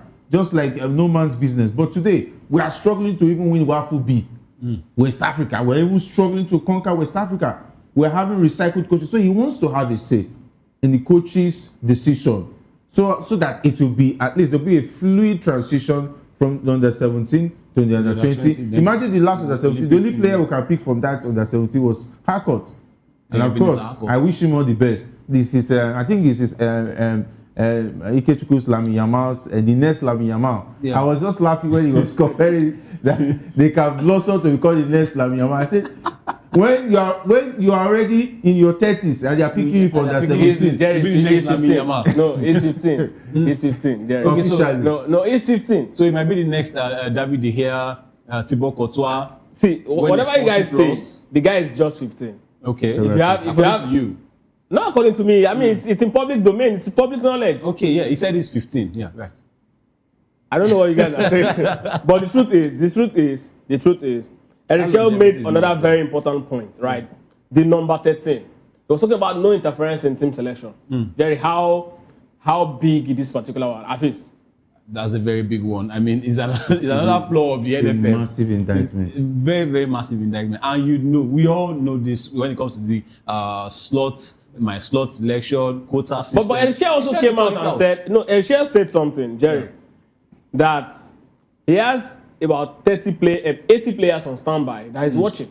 It means he's been giving, the power to actually do how is he watching them? Is collecting scout reports? Is he going to selected games to go and watch these players? Yes, we know that he went to an Olympic Marseille game to meet with Tochukwu Inadi. How did he get there? Was it the NFF that sponsored him there? No, but see, it is not. It's not by how far. It's by how well. Well, exactly. Let's not forget, Arsenal scouted Cristiano Ronaldo too. Did Ronaldo play for Arsenal? There are many players that were scouted for Arsenal. And they didn't play for Arsenal. No, he might have scouted 80 players. That's for club side. National team is quite. He has scouted 80 players. Fine. When it's time to make selection, to bring those players, will he be allowed to bring those players into the team? Definitely not. Take a look at Usman Mohammed. What business did he have with that national team? What was his input? Even the likes of Nnamdi Akoy, Salim Fago as well. Salif Agu, all these players were brought in to sell them eventually. And Eritrea knew that, but there was nothing he could do because he was in a difficult situation. So that is why a lot of people have been accusing managers and those involved in the football circle. Anything you want to do, put it on paper. Let it be signed. But Jerry, that is why he's bringing this out. But Jerry, let's even look at the team, the Super Eagles team. Yeah. Let's say, okay, we want to give the NFF benefit of doubt that Eritrea actually chose his team. If, in this case, if he had really chosen his team, right, which player do you think would have been part of the Nations Cup team that are not there? Fine. Okay. He's starting 11. I can give Eritrea that. Yeah. Okay. But players on that bench, we have 4 players that were infused, that were put onto him that he must take. them. And of course, we all know that prior to the Nations Cup, that it was going to take a miracle for Usman Mohammed to play in that team, whether we like it or not. Even the likes of Nnamdi, it would have taken a miracle for him to confidently bring it from the bench and even play any games. Eritrea already has his players they inverted, which he eventually used in the competition. Even Aki Samiro, for instance, he gave him some minutes. But Usman Mohammed never smelled that pitch because he knew that this is not part of my plan. So every coach has a plan. But what it does to the team is that when you don't give him room to select both the first team and the bench, it will now put him in a difficult situation if any of those key players get injured. He will now be forced to select players he doesn't want and play a pattern that will not allow him to succeed. That is what he's talking about. He's not saying that you're not allowing me to select my first team, but let me also select the whole team. Let me be involved in the whole process. So that eventually I will confidently, if anything happens, yes, I will take full responsibility. So let's take 15. 15, he was talking about timely salary payments by the end of the month, on or before 30th of the month. That's exactly what he said. And number 16 is bonus and allowances according to prediction structure. 17 is inclusion of his personal assistant in the bonus structure. And 18 is proposed monthly salary of $130,000 from $50,000. Let's be very honest with ourselves. Eritrea was given the mandate, 2 mandates. Qualify the team to the World Cup, win the Nations Cup. He didn't win either. He didn't get to either. Does he deserve one mandate number 1 was he was put on a line of fire. This was that there was no way that this man was going to achieve that. You can't just call him to come and turn out something that you've already spoiled. You're now saying you give him a mandate to win, to qualify for the World Cup. Now you are trying all means to qualify through the back door. Okay, how many games did he even lose in terms of the qualification for the World Cup? Most of these players that he took during the qualifying process, tell me how many of those players that were there that were not involved in match. Eritrea made 2 errors. Against Zimbabwe, against South Africa, the lineup he used, prior to those 2 games, were actually teams actually won. He changed those games. Was the damage not already done before Eritrea even came into the system? No. He came into the system. He rectified it. Okay. And then we got a win against Rwanda. We're going to play Zimbabwe, right? Eritrea is expected to actually maintain the same lineup, but he changed it. Against South Africa as well. Before we play South Africa, we play Lesotho. We were expecting Eritrea to also maintain the same lineup. He changed it. How sure are we that there was no interference with his team selection in those 2 games? Okay. That was why I even put it there in the 90-point wish list. Okay, now let's look at the mandate they gave him too. The second one, Nations Cup win. We got to the last Nations Cup final. We lost. So why are we going to be hailing the man who got to Nations Cup, who failed to actually get to the final this time around? Nations Cup win with who?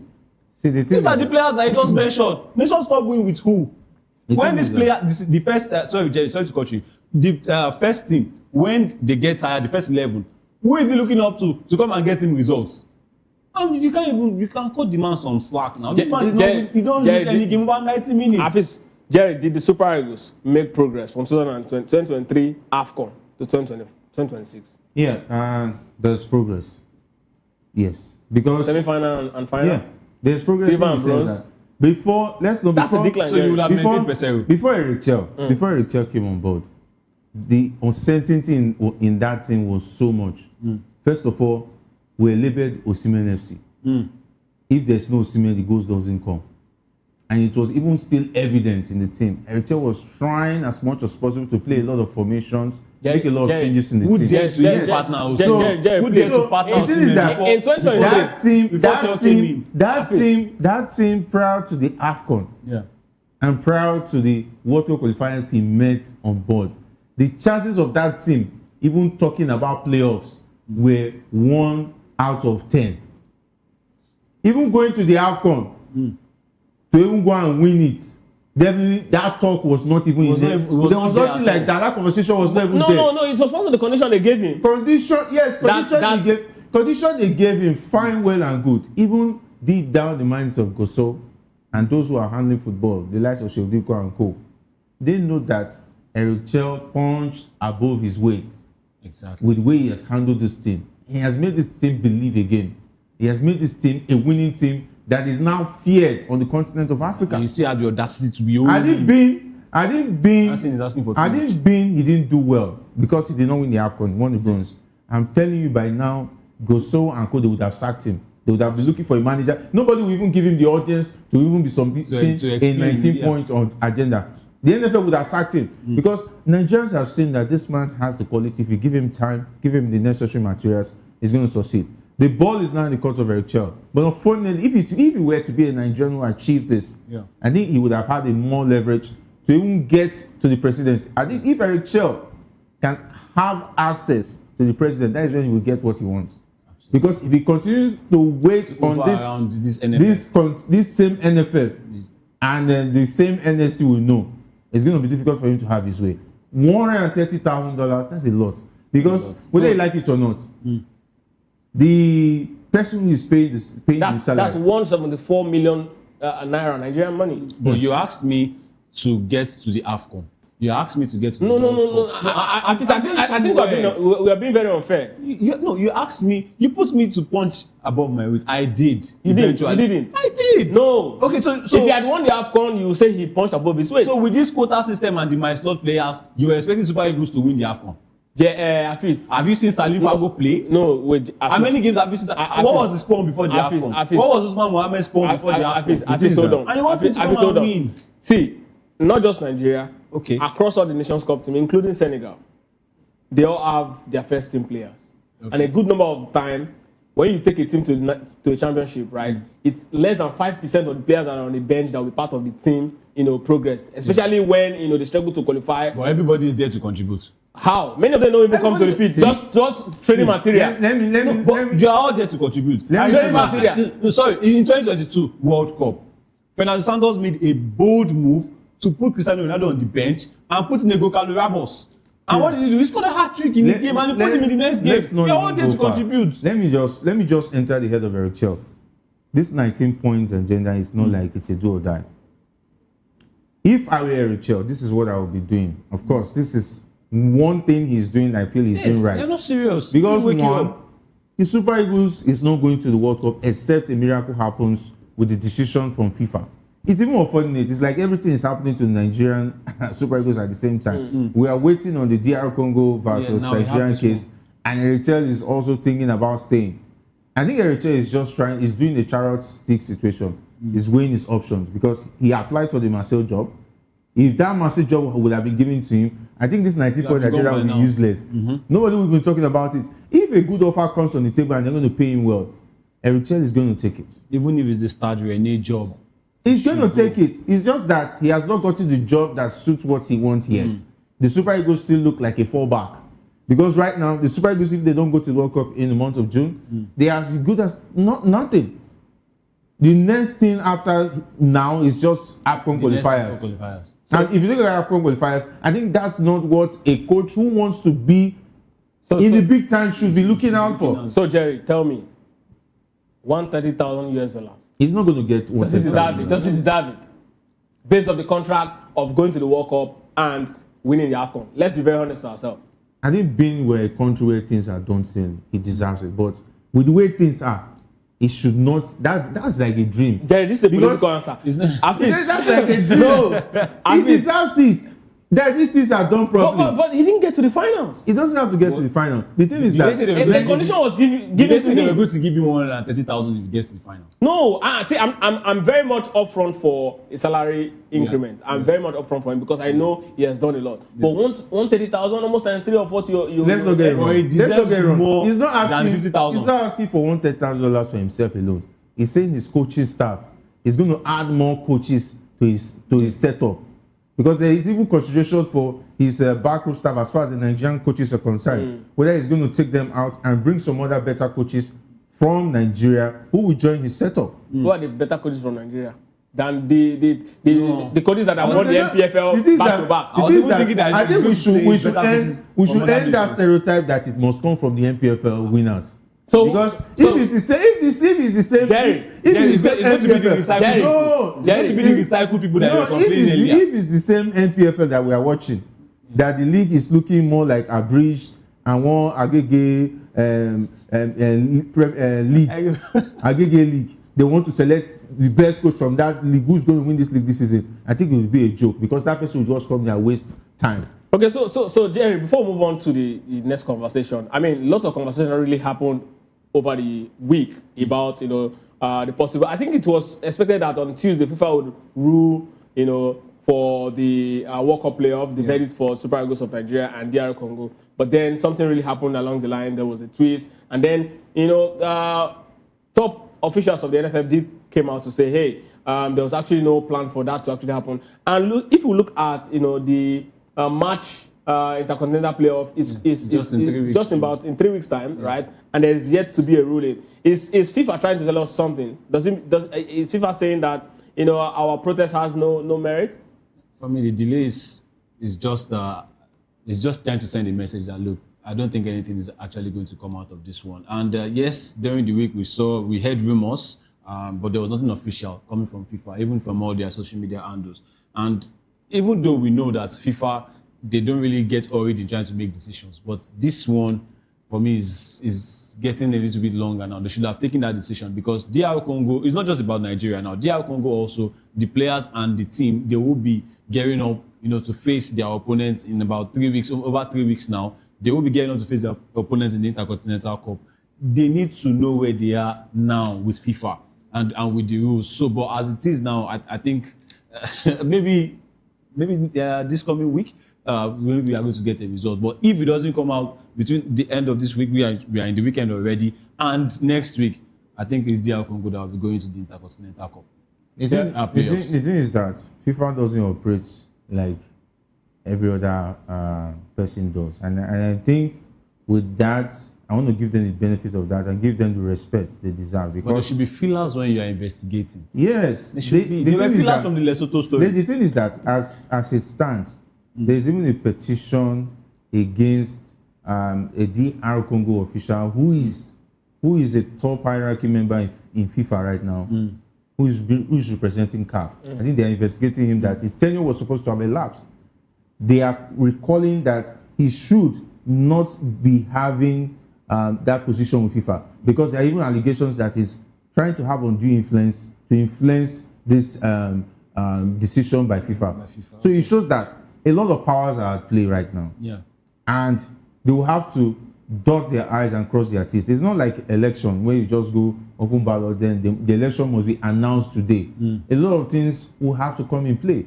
A lot of evidence will have to be submitted. Yeah. They have to cross-check because this is a decision that will affect two big countries who want to be a part of the World Cup. So FIFA will need to take their time so that when they come out with a decision, nobody will have to question them now, why did you take this decision? Because we've seen several FIFA decisions. How many times do you see a lot of people question it? Even when you take it to the Court of Arbitration of Sport, they will know that FIFA has done due diligence before they came out with the decision. So when they come out with it, Nigerians will know that yes, FIFA has done their part. All right, it's just a battle between the least corrupt football associations, both the NFF and the DRC Football Association, FIFA themselves, whoever is involved in this. I think it's just a battle between the least corrupt. All right, while we wait on that, let's go straight to the UEFA Champions League. I mean, over the week, something very terrible happened at the Estadio de Luz Stadium right there in Portugal, where Sporting Lisbon play host to Real Madrid. And it was, a Brazilian and Argentine. I mean, how huge the rivalry has always been. Gianluca Cristiani and Vinicius Jr. And it was alleged that, Gianluca Cristiani actually called Vinicius Junior a monkey. 5 times, according to his teammates who corroborated the story, Kylian Mbappe. We've seen incidents like this. Mark-Clattenburg and John Obi Mikel Ramirez, in 2012, who is also a Brazilian, who was Mikel's teammate, also came out at that point and said he heard the word monkey uttered by Clattenburg. Unfortunately, it turned out that it wasn't true, and Mikel was given 3-month ban, suspended for 3-month ban. Jerry, what we saw. Vinicius actually scored a beautiful goal. He went on to jubilate, and then, drama unfold. And we saw, very terrible. The guy was eventually sent off. Let's create 2 possible what-if scenario. The first one is he did actually call Vinicius Junior a monkey, right? How do we even eradicate racism from the game? How do we stop this attitude? Yeah, Vinny has become one of the most racially abused player, and as at the last count, he has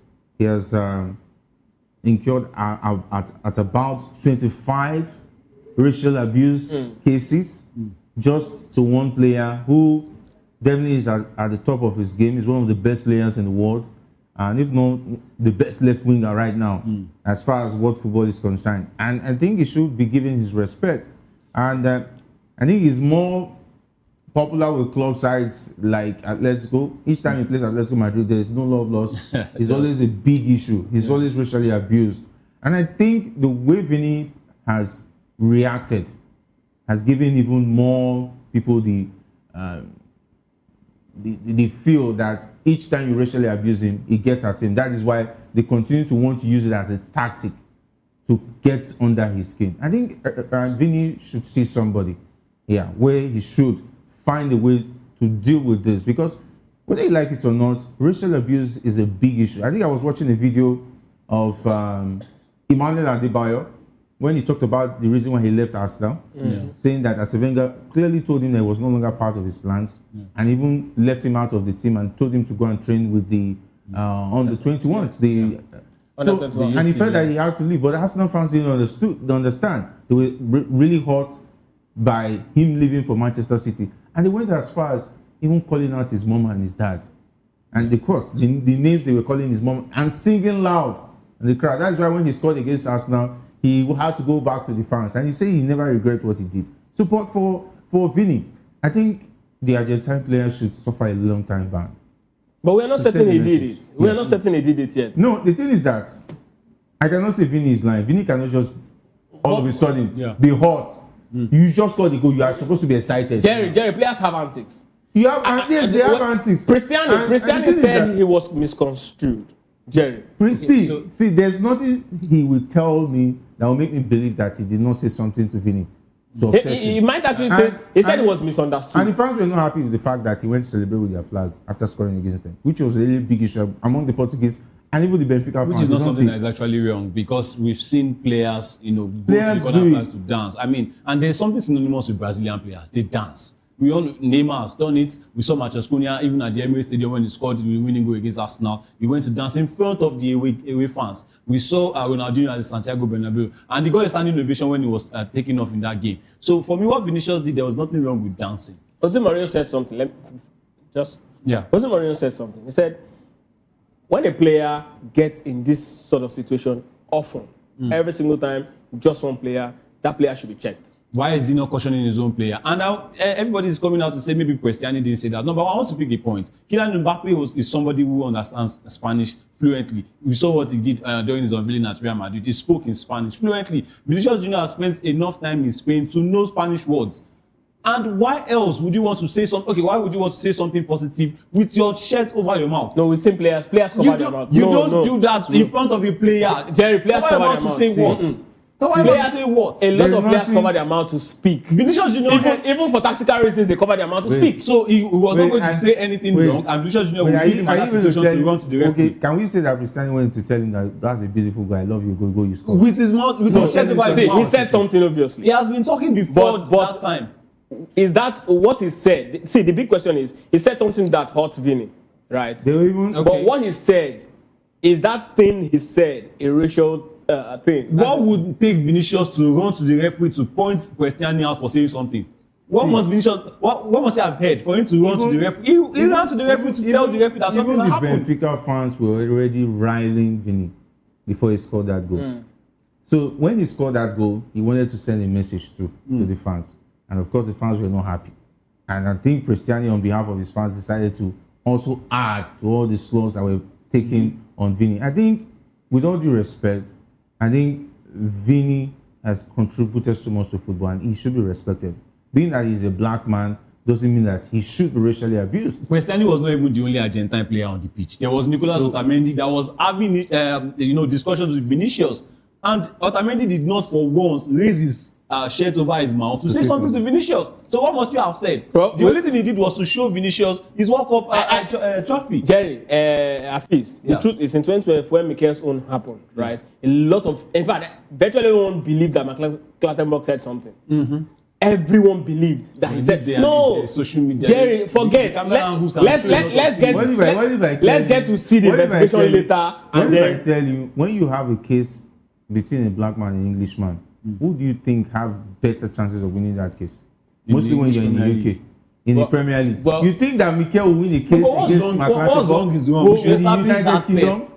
What's wrong is wrong. We should establish that first. The of him even winning that case is 1 to 10 out of 10. Let's leave that and still continue with Premier League story. Yes, over the week as well, Arsenal also played a game, right, in the very busy between the very busy schedules of the UEFA Champions League. Arsenal had a game, but not the Champions League, a Premier League game against last place team Wolves, a team that has lost 20 games in the last 27 of this Premier League season, and Arsenal actually had to drop 2 points from 2 goals up. I mean, we've always talked about how difficult it has always been for Arsenal in February. Can Arsenal actually find their way back after a draw against Brentford, now Wolves, and they've got their next 2 games against 2 top London sides? Can Arsenal actually find their way to the finish line? I think before they can do that, they have to raise the mental block away from from the players. It seems like the players are already exhausted. It's like they are praying to wake up tomorrow morning and the season is over. I think that's what they're just trying to get at this point. I mean, from back to back second place finishes, it seems like right now that they're trying to go for something is getting at them. But that's not an excuse, really. Wolves is a team that should be there for the taking. Unfortunately, they couldn't do that job. Now they are playing at Tottenham Hotspur tomorrow at Tottenham Hotspur Stadium, even though we know that in their past 3 games there in the Premier League, they've won. But now, Tottenham Hotspur also have like a new manager bounce with their new coach, Igor Tudor, who knows how to actually steer away a team from relegation. So that one is also going to be tough. And they're not having it easier again. They are still going to play Manchester City in the Carabao Cup final. They are playing Manchester City at the Etihad in the Premier League and also playing Chelsea. So for me, I think these are kind of games that you should have taken advantage of, But I think the mental block has been Arsenal's problem so far, this year. Jerry, how can Arsenal actually turn the tides? This consistency, if they end up not winning the league now or this season, it means we've seen this particular incident 5 times in Mikel Arteta's career as the manager of Arsenal. The thing is that Arsenal should understand that nothing good comes easy. And if they are expecting that they are going to win this league by 10 points, 7 points gap, they should have a rethink. They should have a mindset that this is going to run down the wire. So the players should not give up. Yes, you've had 2 draws. It's normal. It happens to teams. You are not invisible. This Arsenal team is not invisible. There is side that can be penetrated, but they've proven that they can limit the chances of them losing games and dropping points. Which they have done better than what we saw last season. Of course, in November, in time past, in December, they used to struggle, even in January. But they've been able to wither all of that, and in February they are struggling. Yes, it happens. And that Tottenham game, Arsenal fans should understand, it might be a draw too, or even a loss. But that does not mean that the season is over for Arsenal. Arsenal should fight till the last day, because this Man City side, yes, I've seen their fixtures. They look like they're going to pick a lot of points. Well. They're also inconsistent as well. Their time is also going to come. And for the love of the game, Arsenal should not lose that game, that final, that Carabao Cup final. If they lose that final, I think mentally it's going to bring them down, and it's going to make it a lot more difficult and add more confidence on the City side. So if they're able to win that final, of course, the momentum will build. And let's not forget, Arsenal can still win this league by just even 1 point or 2 points. They should have that at the back of their mind. It's not over. Let's take a look at Arsenal's, and Manchester City's next couple of games. So we're able to look at, where Arsenal really needs to focus their strength on, where City most likely going to get a banana skin. City have won today against Newcastle, and I think Newcastle, yes, it should be a tough game. Yeah, and they are playing at the Etihad. Newcastle normally should be a tough game for Manchester City, but this is a team that you've dismantled in the Carabao Cup semi-final, home and away. So advantage Manchester City at this point. Arsenal, yes, they'll be involved in the North London derby. We know that one form goes out of the window, and Arsenal. I think Newcastle will be beating Man City this season.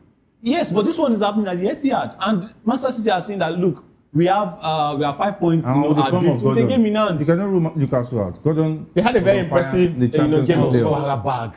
Much respect to Qarabag. This is Manchester City that is seeing the league, the title, getting closer. We know how Pep Guardiola's Man City can actually be at this particular point of the league. But I mean, like you said, Arsenal needs to find a way to actually fix. Arsenal needs to find a way to fix the mental block of the team. And for Manchester City, I don't know, but with the way I'm seeing them, with the new recruitment, Gray has been rock solid. As Man City's defense line seems to have actually taken a very good shape. But I mean, in the end, the season is still quite long. Arsenal can still very much bounce back and do it. And I think that's exactly what we'll be calling it a day on this particular week end of the sports weekend kickoff right here on Voice of TV. You guys it's so good to have you guys show me.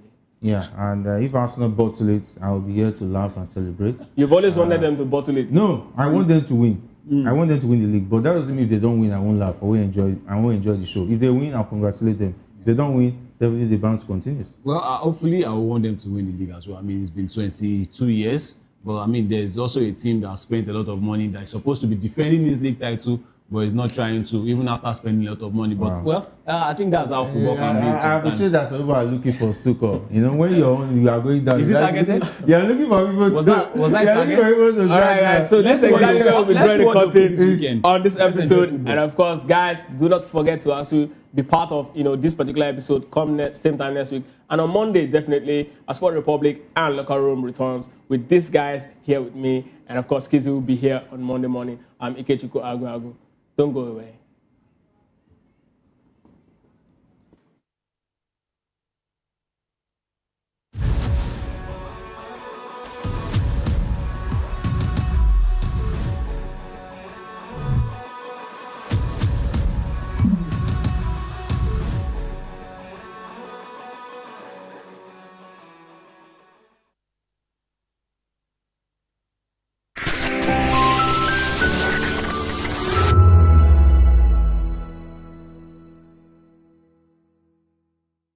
My name is Tao Familoni, and here's to VOP TV. Keep watching, stay tuned, do not touch that dial. My name is Made Kuti, and you're watching VOP TV. Keep watching. Welcome, my name is Zika Davis. Distinguished ladies and gentlemen, boys, viewers, everybody, boys and girls. This is VOP TV. Do you know what that means? Voice of the People TV. You don't have a voice, don't come here. You better make sure your voice is. This is Health Check, your weekly guide to better living, smarter choices, and trusted answers. From everyday wellness to urgent health issues, we've got you covered. Health Check, only on Voice of the People television, where your health has a voice. When I first heard VOP, I thought they were talking about me because I'm a voice-over personality. But no, this is Voice of the People TV, and you are riveted forever because this is the place to be. Yo guys, your boy Chela. Shout out to VOP TV. I love you guys. Salut tout le monde, Suspect 95. Là, on est sur VOP TV. On passe un bon temps. J'espère que vous kiffez. On est au Afrima. On est ensemble. VOP TV. Don't see me like a fool because I don't do giddy giddy giddy. VOP, you don't know Stoneware from Ghana representing live and living color. Yeah, Beam Nation President. Outside with it. Bless up. Hello, this is Milo from Ivory Coast. Keep watch Voice of the People TV. Regardez la voix du peuple, la télévision de la voix du peuple. Que Dieu vous bénisse. À très bientôt. Love you so much. Hi guys, what's up? This is Gaze Baba. I am watching VOP TV. Usually you be told to not touch the dial, but I tell you to touch the dial and increase the volume. You're like, keep it locked, it's Afro Gospel. Thank you. Hello, my name is Shego Aronzo, you're watching VOP. Don't change the dial. My Joe, fine girl. My Joe, fine babe. Only are you, but on the Fuji Monsoon. Yes, don't touch the dial. This is me, Dr. Adiwala Iba. Keep watching VOPT. To know the happenings in the maritime sector, join us on the program Maritime Frontiers on VOP TV as we discuss key areas in the maritime sector from aquaculture, maritime transportation, maritime labor regulation, oil and gas exploration, ferry and passenger insurance, marine pollution and prevention, port operations and lots more. Maritime Frontiers, exploring Nigeria's blue economy. Welcome to the locker room, the home of football talk that matters. I am Jerry Ampelon. Join us every weekday, Monday to Friday at 5 p.m. Nigerian time, as we share the hot takes and hot debates in the exciting world of football. And joining me are the usual suspects, Ikechukwu and Mayowa, as we break down all the hot takes and everything that's happening in the football. Don't just watch football, live it with us. Catch us on the locker room and Voice of the People television at 5 p.m. Nigerian time. And like I always say, if not 20 minutes off, please sport. In a world where power shapes with every headline. In a nation full of questions. In a world filled with noise, the truth needs a voice. The policies that shapes our world and the economy that determines our future. Every hour, every day, the grapevine keeps buzzing. And together, we are committed to telling the stories that shape our world because your voice is our focus. Don't forget, our voice matters the most. Let us come together and share our concerns.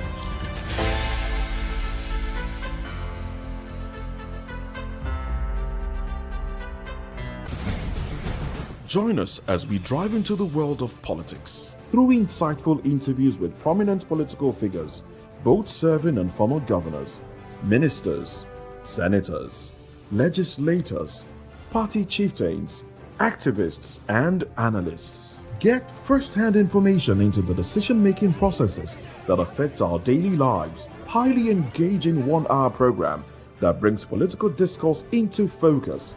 I am Chukwuma Okoro. Political Lens, Monday through Friday, 6 to 7 p.m. Join us. Good evening, Africa. My name is Bamakore, actor, model, producer, and I'm giving a big shout out to VOP TV, man. Keep watching.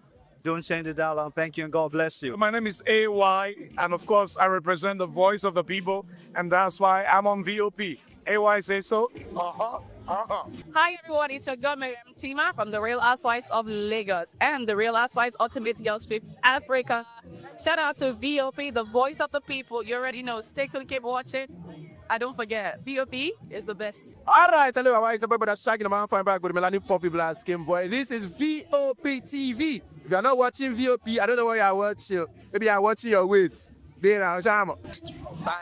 Hello, beautiful people. This is Wale Ojo, and you're watching VOP, Voice of the People. Hi, guys. You already know who it is. This is New Energy. Flyers wherever live. Keep watching VOP TV. Thank you. Hi, people. Ginny Albano here. Guys, please keep watching Voice of the People.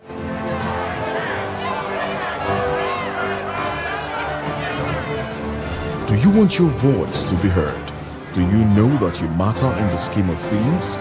The People's Voice, the show where ordinary citizens take center stage as we discuss the biggest stories that affect you and I. With you in mind, we facilitate lively discussions, debates, and interviews on the topics that matter most to you and I, from social justice to economic empowerment, education to healthcare, governance, and more, tackling tough topics and amplifying your voice.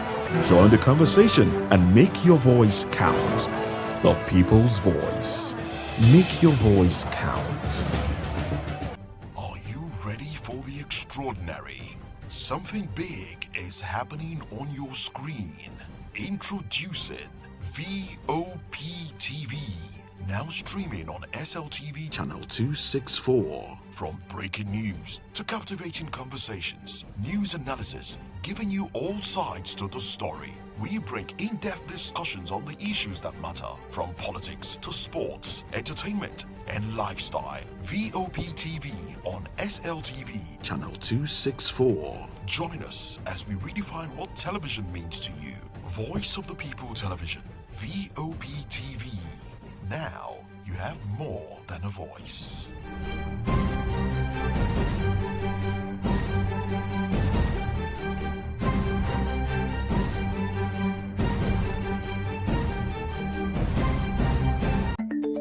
Africa is on the move, a continent of rising voices, untold stories, and powerful transformations. From the streets of Lagos to the heart of Nairobi, from the mines of Congo to the tech labs of Cape Town, the African story is being written every day. Bold, dynamic, unstoppable. This is African News on Voice of the People Television. We don't just bring you the news.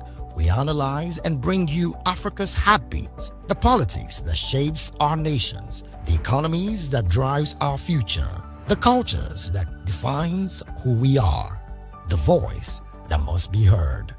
Africa News, Africa's voice, Africa's future. Where Africa speaks, the world listens.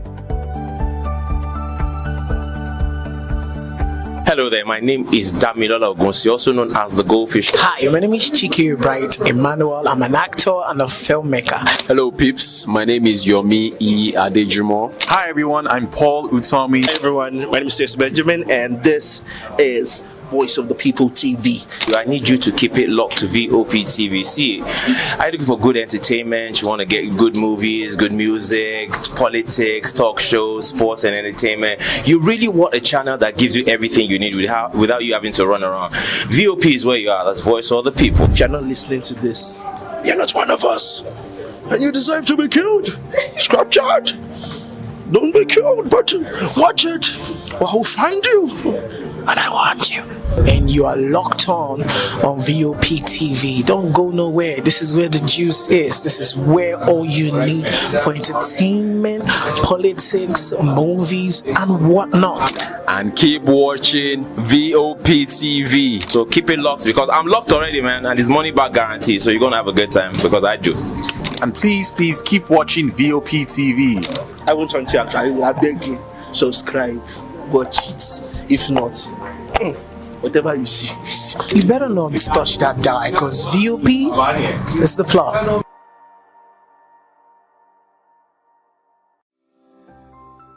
VOP TV. Now you have more than a voice. Gathered as the 56th convocation ceremony of the University of Lagos are graduates and academics from various faculties. Addressing the graduates, the Vice-Chancellor, Professor Folashade Ogunshola, outlined the moral values expected of them as they step into the wider society, charging them to remain worthy ambassadors of the institutions. I welcome you all to the 56th convocation ceremonies of the University of Lagos. Today represents a day of reward for hard work for our graduates. It signals the commencement of recognition for diligence and dedication in pursuit of excellence. I congratulate all our graduating students, their families, friends, and loved ones who have supported them throughout their academic journey. We commenced the convocation with the Juma service at the University Mosque on Friday, January 16. On Monday, Mr. Otto, the founder of Slum to School Africa, delivered the convocation lecture titled Maximizing Nigeria's Demographic Dividend Through Urgent Education Reform for Global Competitiveness in the 21st Century. It was a thought-provoking lecture and was chaired by Professor Rahman Bello, the 11th Vice-Chancellor of this university. Later that day, we attended the exhibition of works and innovations of staff and students and unveiled the University of Lagos Multimedia Library Studio, a state-of-the-art studio supported by the World Bank Center of Excellence, which will give our staff and students the opportunity to create television-style programs, high-quality live streams, academic lectures, and e-learning materials, amongst others. Among the graduates was Voice of the People television reporter and presenter Matthew Ogunswada, who emerged as the best graduating student in the Department of Mass Communication with a distinction. He urged young people not to give up on their dreams regardless of life's challenges. For me, graduating with a distinction from the Department of Mass Communication is only possible by the grace of God. When I look back at my journey as an orphan and as one that has been truly helped by God, by the church community, the Celestial Church of Christ, my lecturers and everyone, I am thrilled to motivate everyone not to give up on their goals. It is important that you pursue your goals, irrespective of what you are going through, irrespective of your ambition. I made the determination to come for a second degree after getting my first degree from the National Open University of Nigeria, and this is me graduating with a distinction. So I want to thank God. I want to also encourage people never to lose hope, to keep investing in higher qualification, to keep investing in professional qualification, and not give up. Reading pays, study pays, and school is not a scam. Other graduates expressed excitement over the ceremony, describing it as a moment of fulfillment, while also celebrating Matthew's resilience and inspiring journey. I feel very excited for some graduating today, and I'm so happy about Matthew Ogunswada, first class graduate. He's been very dedicated, very hardworking, he's proactive, he's always ready to learn, he's always ready to teach. So we're not even surprised that he came out top. So I'm happy for him, and I wish him the very best. Super happy to be graduating today. It's an example of, and it actually portrays my focus and determination to be here. And Matthew, of course, yes, he deserves it. This guy is always, let me put it this way, that he can jacking, and he's really determined. Even when he has to work, he knows how to juggle it, and no one affects the other. I'm super proud of you, bro. Beyond the academic honors and celebration lies a powerful message of resilience, perseverance, and hope. That with faith, determination, and hard work, dreams.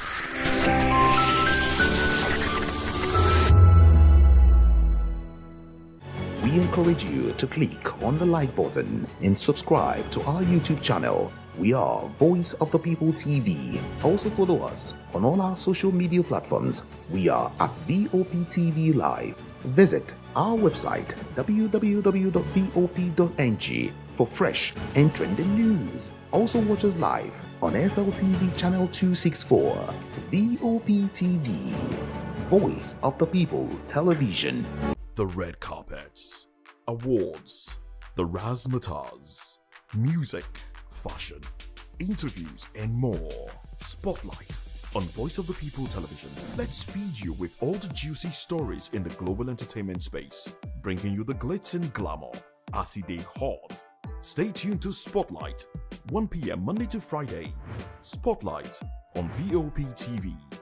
Entertainment like never before. In a world where truth is the ultimate power and opinions scream the loudest, it's time to wade through the noise. Hunger no get tribe! Hunger no get religion! And scan the human interest and trending topics that matter. Stay tuned to The Issues, your plug to the stories making the buzz, from politics to science and technology, social justice, and more. Let's tackle the tough questions and expose the truth. The Issues on Voice of the People Television, Mondays to Fridays, 8 to 9 p.m. The Issues. Don't just react, understand. Behind every broken desk lies a broken promise. Education shapes the nations. But who is asking the right questions? Introducing Edu Dialogue, the show that goes beyond the surface, exposes the cracks, the corruption, and the silence in Nigeria's education system. Edu Dialogue, Saturdays, 3 p.m., only on VOP TV. We break the biggest stories, from missing funds to policy failures. We ask the tough questions and demand real answers. Edu Dialogue, this Saturday, 3 p.m. on Voice of the People Television.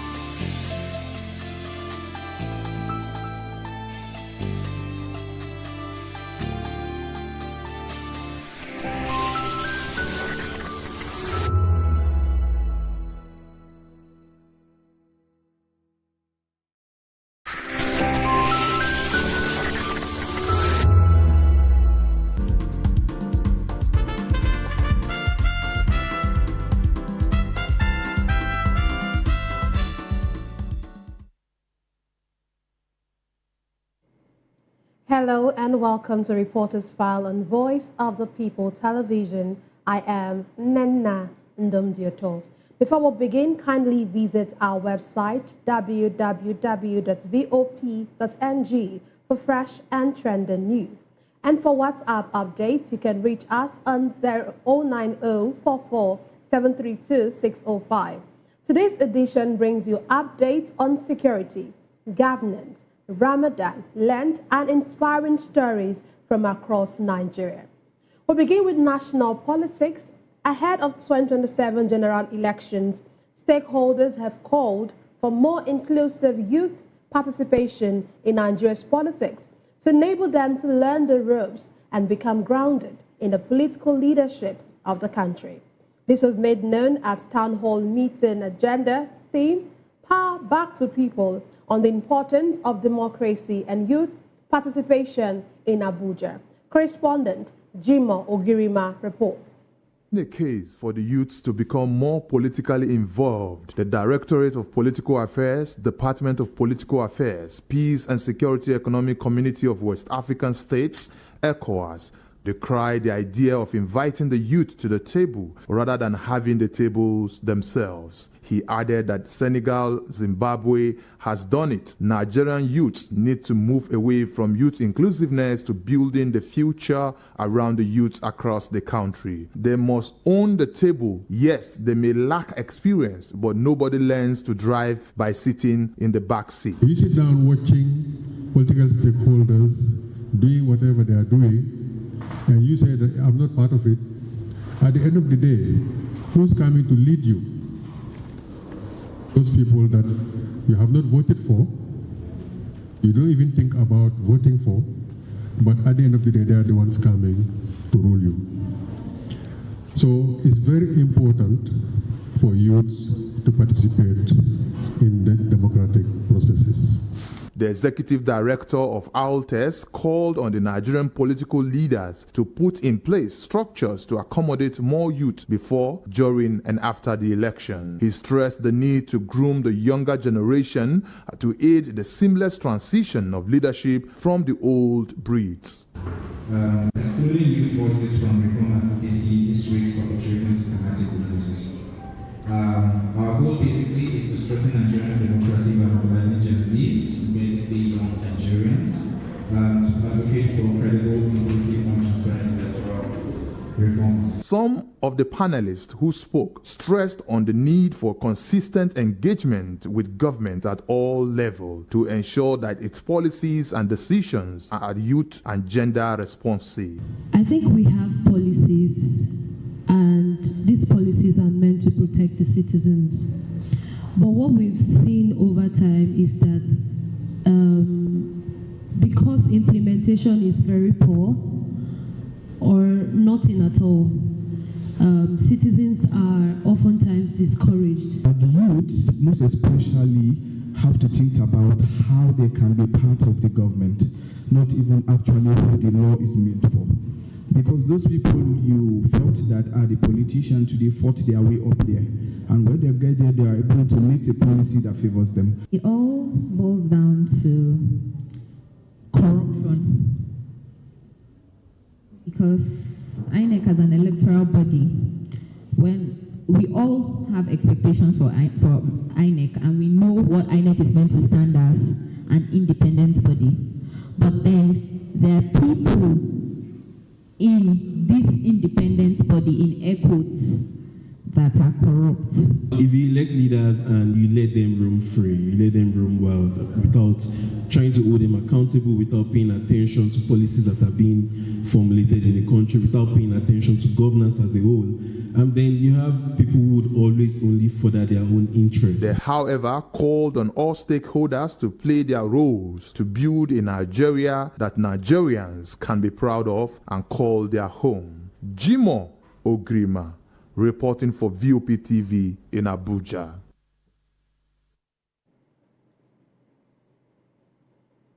Mixed reactions have trailed reports of the arrival of United States troops in Maiduguri, Borno State, but many Nigerians expressing both hope and concern over what the development could mean for the country's security situation.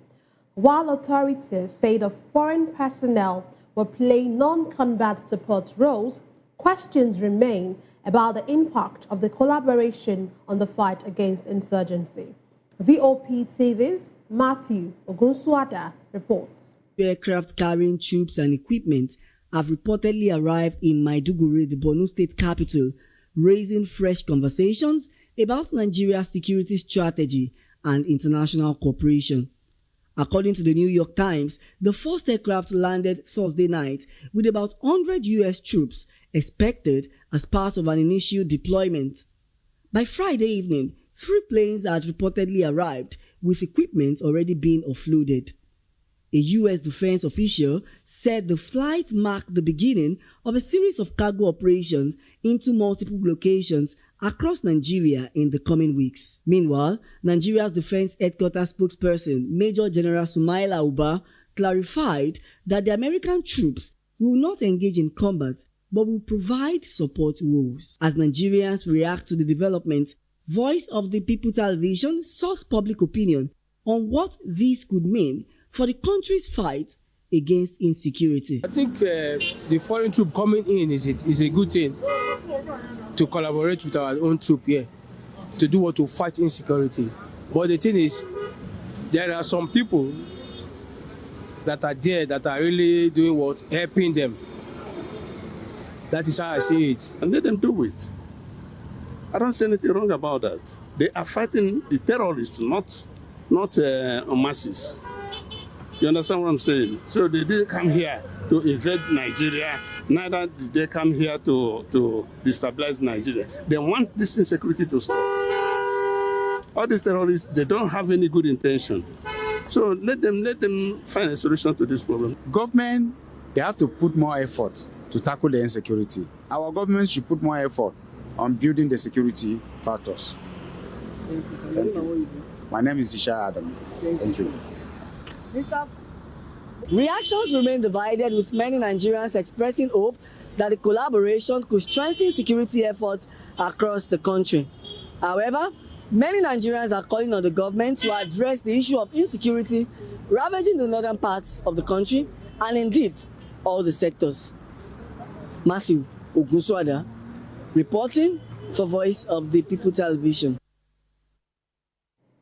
Still talking security matters, Nigerians from across the divide have been reacting on the increasing presence of the United States Army and armament on the nation's soil.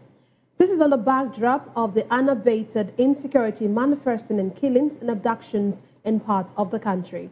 A cross-section of people who spoke in Awka, Anambra State, welcomed the development but with courteous optimism. Correspondent Ndo Okpaleze, who also elicited reactions on the Nasir El-Rufai altercations with the DSS, has a detailed report. To journalism practitioners and even artisans, the response is same, and that is a general welcome to foreign intervention in the seemingly intractable security issues in Nigeria. Messrs. Victor Agosiobo, Ejiofor Mebogo, and Shedrack weighed in their opinions. Onslaught of terrorism, maiming, killing, dispossession, being forced to IDP camps, and all of that. First and foremost, as human beings, they must react as human beings by saying that survival is key. They will expect anybody from heaven or hell to come and protect them. That is a natural behavior. Then the second dimension is, no matter how much we rejoice, First Lady, the President, the man talking to you, the man in the street, and we get overjoyed that a foreign nation is coming to save us from the onslaught of terrorism. Be it known that a large chunk of our sovereignty is being dispensed. We are losing it. That is the second part. If citizens of a nation are comfortable that their country, given all the wealth there is, cannot protect them, that is not sovereignty enough. Then probably the third segment is, the last time I checked, America is not a charitable organization. Okay. They may feel good about democracy. They may not feel too good protecting democracy without some kind of quid pro quo compensation, especially in the Trump era. What is Nigeria given? What is the sacrifice Nigeria is giving for this level of involvement where another country will provide you technology, provide you armament, provide you intelligence, and even run the risk of providing you with troops on ground to protect you? The intervention of Nigeria, military government, understand, I believe is a welcome development in Nigeria. Over the years now, Nigeria will be fighting insecurity, which we cannot get a result, understand. Them intervening the insecurity of Nigeria, I believe is a welcome development. Is a welcome development that, okay, by doing that, like in the northern part of Nigeria, you can be seeing in Jos, Benue State, there are a lot of killing in those regions, understand. Them coming in like this, it will help us to curtail the insecurity of Nigeria. I believe their intervention is a welcome development. For now, the federal government has assured us that they are well aware of U.S. military operation in Nigeria to help, to assist, stem the tide of terrorism in some part of the country. So since we as citizens have gotten the assurance that the Nigerian government are in close contact and cooperation with the U.S. military as regards to their operations in Nigeria, then there is no cause for alarm. For the invitation extended to Malam El-Rufai by the EFCC, his detention and also his trading of words with the DSS, not very many people believe it is not connected to politics of 2027. The beauty is that an El-Rufai is subjected to the law. In answering that, there is a whole lot of question mark about how these people operate and how their interest, correlates with the interest of the nation. It's a political fight, understand, and I believe El-Rufai is a strong opposition to the government. With time, we'll get to know the outcome of all those fights. Yeah. Ndo Obaleze, VOP TV News.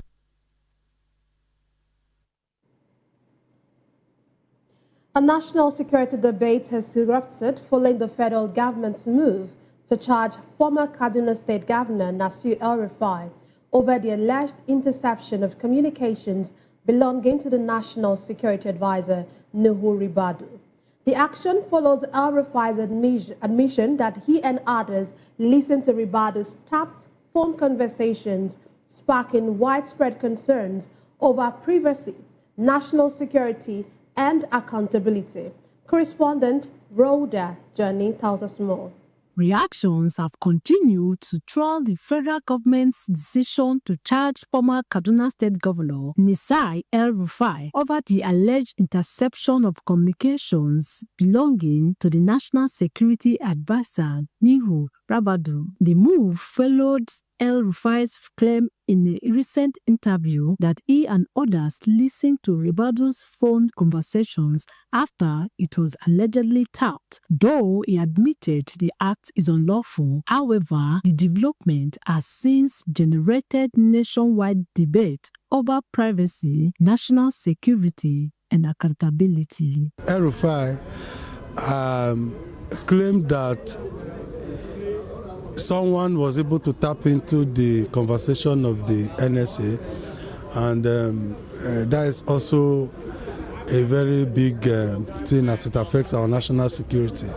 Even though he went as far as saying that it is not only the government that knows how to, tap into individuals' telephone conversation. That's to say, he must have a proof of who has tapped into the NSA's telephone conversation, and he must also have a proof of how his own telephone lines and that of the individuals associated with him has been tapped into. So we expect answers from these guys. It is not for us to judge who is right or wrong. until we have counterclaims and superior evidence as to whether such things actually happened.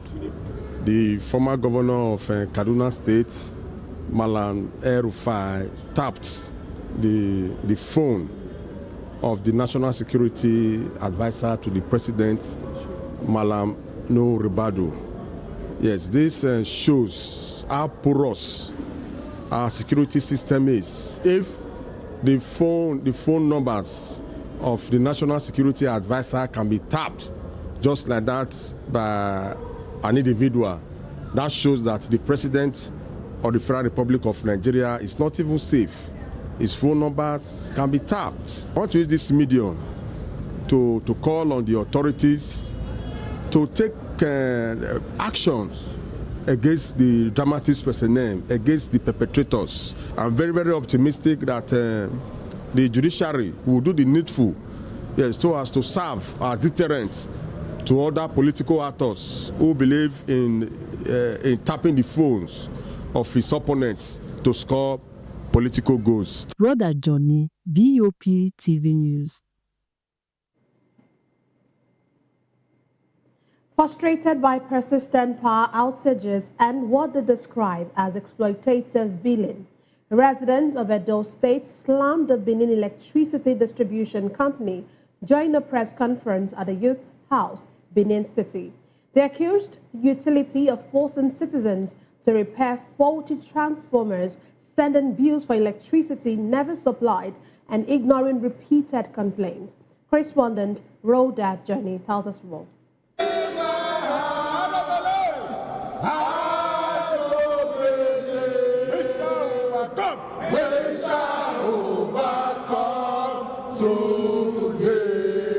Residents of Edo State held a press conference today at the Youth House, Benin City. The group has vowed not to pay for electricity not supplied and has given back a 2-week ultimatum to resolve the issues, calling on the Edo State government and stakeholders to step in. BDC has failed to take responsibility as distribution company to fix their issues. Some other communities are compelled to buy transformers, to buy poles and cables to fix their power issues. Why the right undertaking to donate the equipment to BDC and also pay millions ranging between 10 to 15 million for installation of those equipments. In the light of the above, we hereby demand as follows. 1, that BDC should stop oppressing Edo people and wake up to its primary responsibility of effectively distribution of power to Edo people. 2, that BDC should, as a matter of babana, restore communities in darkness back to the national grid. They say residents have long been forced to repair faulty transformers and other equipment themselves, while some areas still have no electricity but continue to receive bills. The government officials who are busy, the few light, the little power grid we have been distributed to the bourgeois in our state to enjoy, while the rest of us can go and die. And they don't care. And that is why we say after 2 weeks, the pain and the suffering they have subjected us to, we will also subject BDC and its cause to that same pain. Accusing the Benin Electricity Distribution Company vexed of unfair billing and poor service. That BDC comments to steal from Edo people. It is very, very sardonic that we pay for lights and we get darkness. Sources to reach the distribution company management was unsuccessful. Brother Johnny, BOP TV News. In a decisive response to a spike in cult-related killings, the Edo State Government Special Security Squad operating under Operation Flush Out Cultists and Kidnappers, has arrested 2 suspected Black Ox members and issued a stern 7-day ultimatum for youth leaders of Obage and Ara communities to report for questioning as authorities intensify efforts to curb violence in Amagba and surrounding areas. Correspondent Rhoda Journey tells us more. The Edo State Special Security Squad recovered firearms following the killing of a man in Orode local government area. The operation was intensified on the directive of Governor Monday Pueblo after the incident at Ibokota's estate gates. Arms were seized from an abandoned vehicle at Iriri and the local axis after suspects fled with cartridges from a 9mm pistol recovered at the scene. The Secretary of the Edo State Special Security Squad provided further details on the killing and the ongoing response. The governor gave a marching order that the assailant must be found. And this is what gave us the premonition to go into town today as early as 6 o'clock. We're in Benin, Metropolis, and we combed the length and breadth of Benin. And God be it, we saw, first in history, a K2 army magazine live in a vehicle that all the occupants fled, but we recovered the vehicle, a Highlander vehicle, and the K2. And we made some arrests as well, and they are giving us intel report to the leading major arrest that we're going to unleash very soon. Going forward, just expect that the town will be calm. We also expect that everyone that is into cultism and all sundry vices should relocate, or they will be found and caught and arrested and prosecuted. And Benin City should go on their normal duties. There is no cause for alarm. Several suspects have been arrested and security has been strengthened in affected areas as the squad continues efforts to restore order. Brother Johnny, VOP TV News. You're still watching Reporters File on Voice of the People Television. We'll take a quick break now and return with more stories. Please stay with us.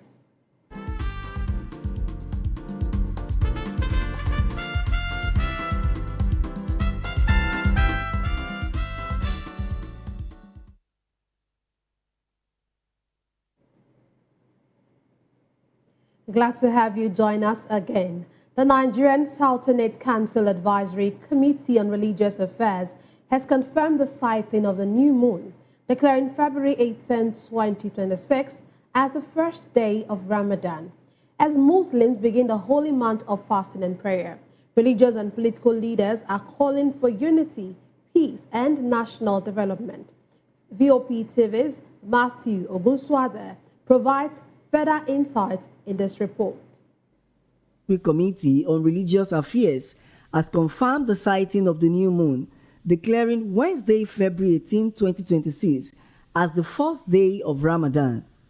In a statement, the Sultan of Sokoto, Said Abubakar III, urged Muslims to use the holy month to pray for peace and against the insecurity affecting parts of the country. Meanwhile, at the 31st pre-Ramadan lecture, organized by the University of Lagos Muslim alumni, the Speaker of the Lagos State House of Assembly, Mudashiru Obasa, called on Muslim faithful to embrace good governance, justice, and service to humanity as pathways to spiritual fulfillment and national development. Voice of the People TV spoke to Muslim faithfuls who shared their expectations for the holy month and emphasized the importance of prayer, charity, and unity during Ramadan. In humanity, so it really have a positive impact in the life of humanity. So Ramadan is very good. A lot of things that it will take off from your life, like waywardness and so on. So the significance of Ramadan is to purify, cleanse, and make someone to think straight. Most especially to move closer to the Creator, Almighty Allah. That's the significance of Ramadan. As Muslims across the country begin their fasting and prayers, many faithful say they will use the holy month of Ramadan to seek spiritual renewal, pray for peace, and strengthen bonds within their communities. Matthew Ogunswada, reporting for Voice of the People Television. Christians around the world have begun the 2026 Lenten season, marking the start of the 40-day period of fasting and prayer. In Nigeria, the First Lady, Oluremi Tinubu, has called on citizens to use the season for reflection and to pray for the nation. VOP TV's Matthew Ogunswada has more in this report. 2026 Lenten season has begun today, February 18, with the observance of Ash Wednesday, a solemn day that marks the start of the 40-day period of fasting, prayer, and reflection observed by Christians around the world. Lent commemorates the 40 days Jesus Christ spent fasting and praying in the wilderness, according to biblical account. In Nigeria, First Lady Senator Oluremi Tinubu marked the occasion in Abuja, urging citizens to use the sacred period to seek God's guidance for the nation. Similarly, the Lagos State Governor Babajide Sanwo-Olu encouraged Lagosians to reflect deeply, pray fervently, and uphold the values of love, compassion, unity, and kindness towards one another. Meanwhile, Voice of the People TV spoke with several Nigerians who shared the significance of the day and what the Lenten season means to them. We have prayed a lot. At least this time around, the two, both the Christian and the Muslim, fasting and prayer combined together. We should go to the mosque and go to the church and seek for God's intervention to help us in the country, because everybody is crying. Everybody is crying. My prayer for Nigeria as a country, as a federation, as a nation is for us to get better. You know, everyone desires this country to be great again. We've heard stories of how this country was one time a great country. So I look forward to this country being a better place for every Nigerian, for every one of us, you know, habitable, free from corruption, and, you know, there's social amenities here and there, wherever it should be, educational opportunities for everyone. So that's my prayer. And for every Nigeria to see themselves equal, that is basically the thing. Actually, Nigeria need prayers. We need security, because we are not safe in this country. Most important thing is the prayer. God should give us good leader that will understand the youth and the people living inside Nigeria.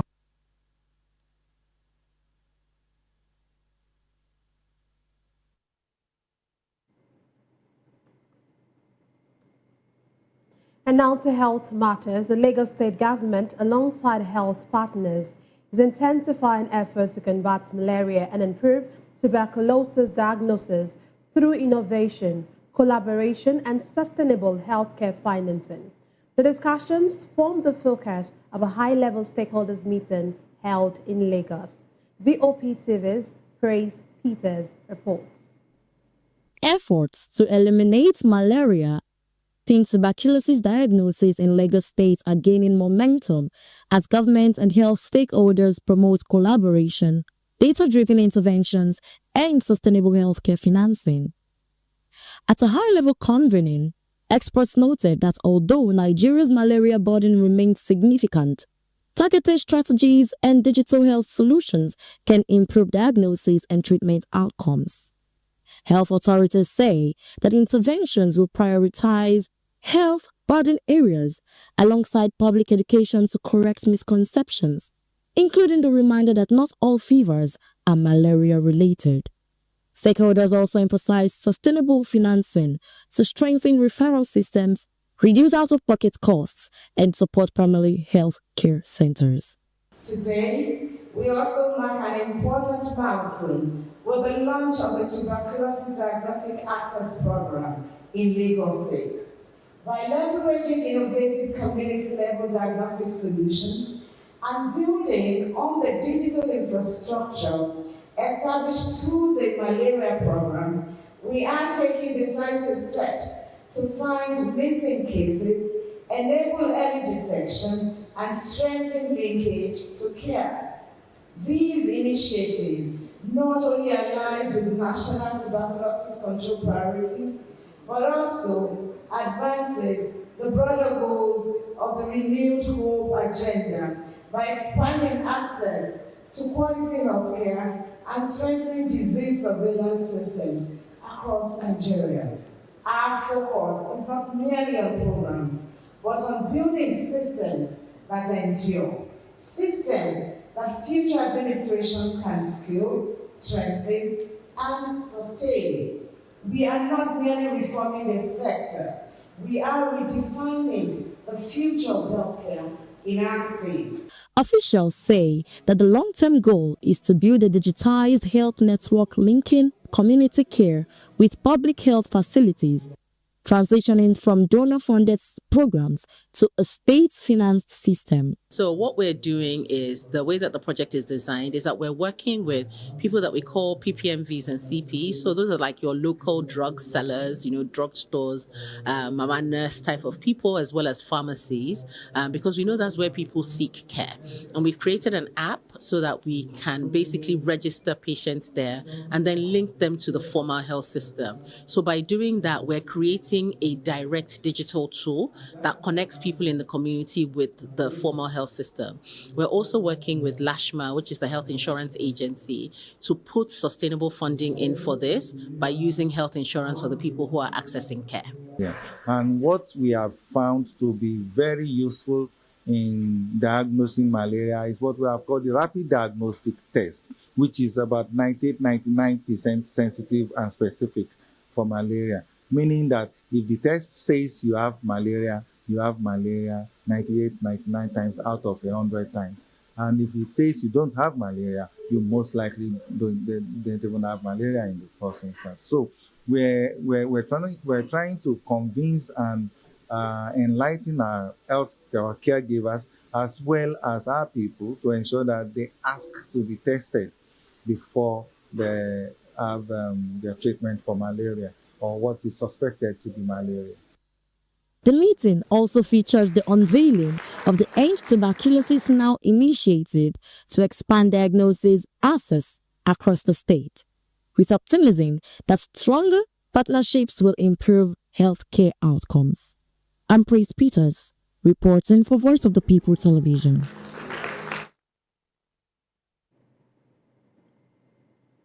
Public schools across Edo State are set to embark on a statewide tree planting exercise aimed at tackling rising temperatures and environmental degradation within learning environment.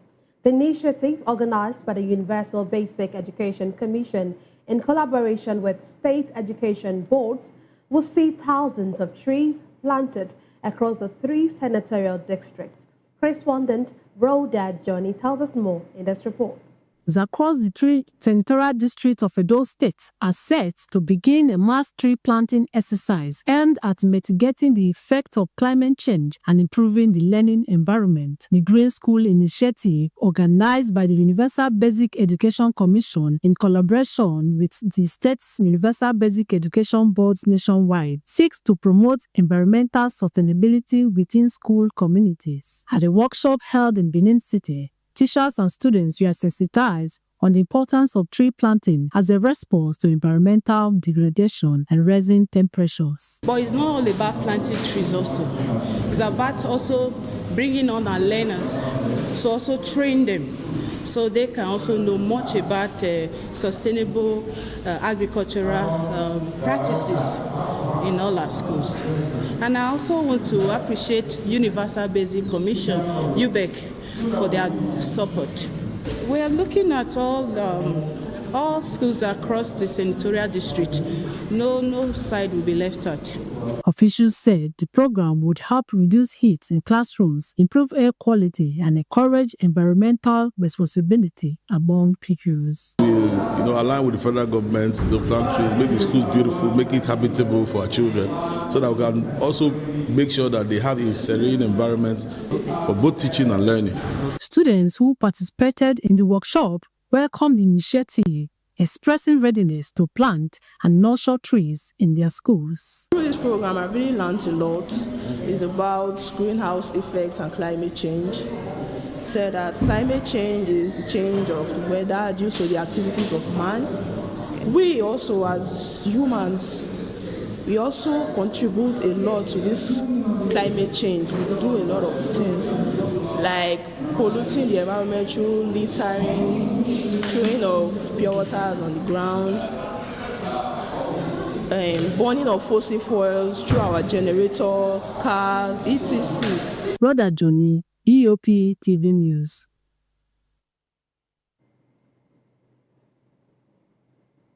The Edo State Ministry of Women Affairs and Social Development has reviewed implementation of the State Child Rights Law, citing progress alongside persistent challenges in child protection. At a coordination meeting in Benin City, stakeholders highlighted funding and awareness gaps and urged stronger collaboration to protect children across Edo State. Correspondent Rhoda Johnny has more details. The Edo State Ministry of Women Affairs and Social Development held a coordination meeting of the Child Rights Implementation Committee in Benin City. The meeting examined the progress made in enforcing the state child rights law, highlighting achievements and ongoing initiatives across government and civil society. Officials also discussed challenges, including limited resources, public awareness gaps, and coordination issues, sharing lessons learned to improve implementation. The committee, we met here today so that we can work on the child rights bill. There is kind of amendment because there are a lot of children that are being trafficked, abused, forced labor, and then the initial bill is not actually friendly. So we came here today to sit and rub minds, to brainstorm on how to improve on those laws, and that is what we have come here to do today. Participants concluded by aligning the way forward, stressing stronger collaboration, monitoring, and engagement to ensure child's rights are fully protected in Edo States. At the end of this meeting, we intend to have a clearer roadmap in terms of how the committee engages going forward.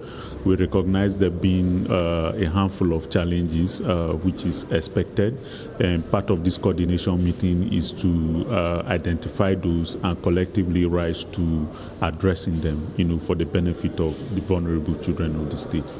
For the Edo Child Rights Law, it's undergoing a review process, and that is because stakeholders recognize the fact that the old law needs to be reviewed to meet up with current realities, and we are actually looking to see that at the end of today we also draw a clear roadmap to the finalization of that review. Like I said, it's a welcome development. It's a way of reviewing and improving on the laws on the ground. First, identifying the issues, looking at the bottlenecks, what are the next steps to be taken, and getting every player in the sector or the business of ensuring that the child rights and the child protections are guaranteed. So, first, government, you could hear ROLAC making instances, and then the government's reaction of what they have done. So what this brings to the fore is the ability to know what ought to be done, when it ought to be done, and where it ought to be done. Rhoda Johnny, BOP TV News. Casual workers at OK Foods have protested the detention of several colleagues by police. The workers who marched to the VOP TV office in Lagos alleged the management instigated the arrest after their colleagues demanded an increase in daily pay from 3,100 naira to 4,000 naira. Some of the protesters spoke with VOP TV about the incident.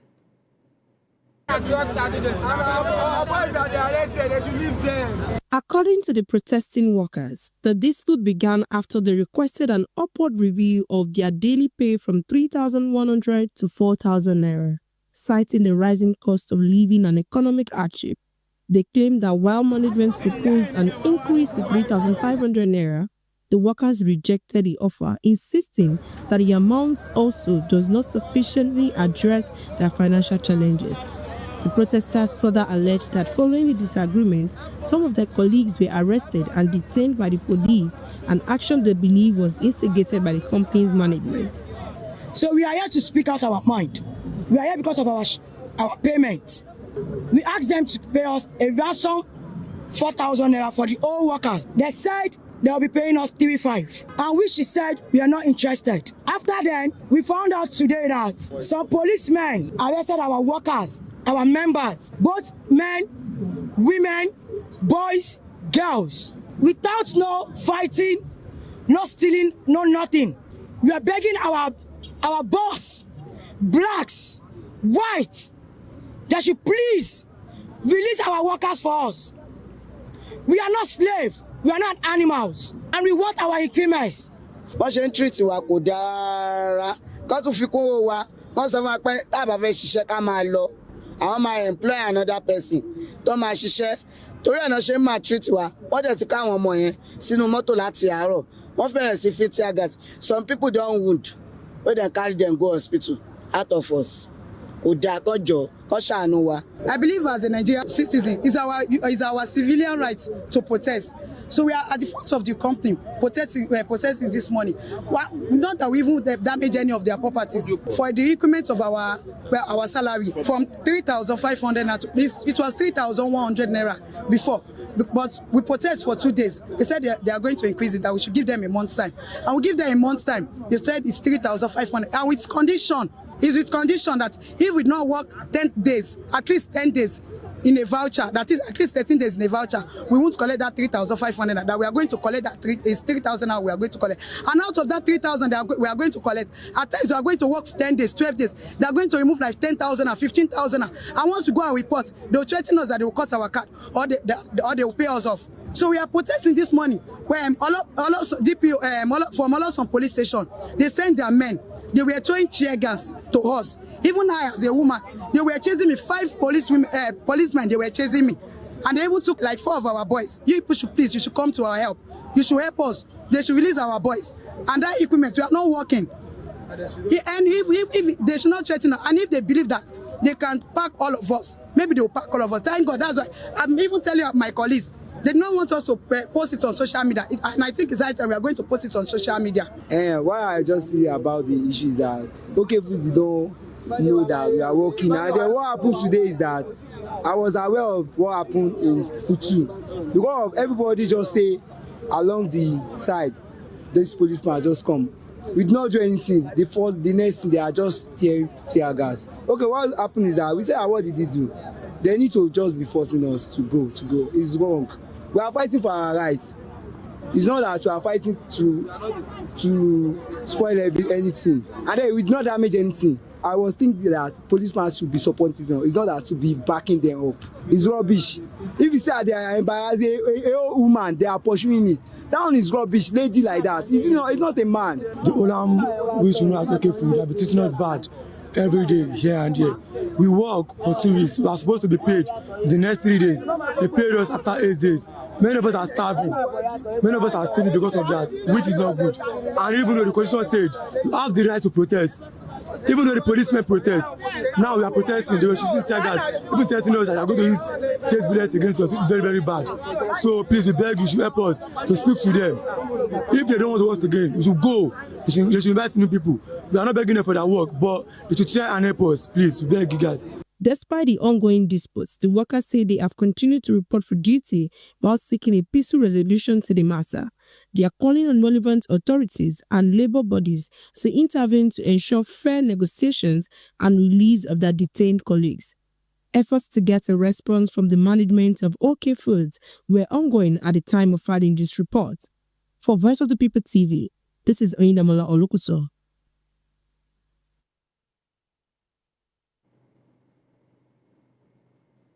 In celebration of the birthday of Pastor Enoch Adeboye, Reach for Christ organized Light Up Olusosun, an education and advocacy outreach held at Olusosun landfill in Ojota, Lagos.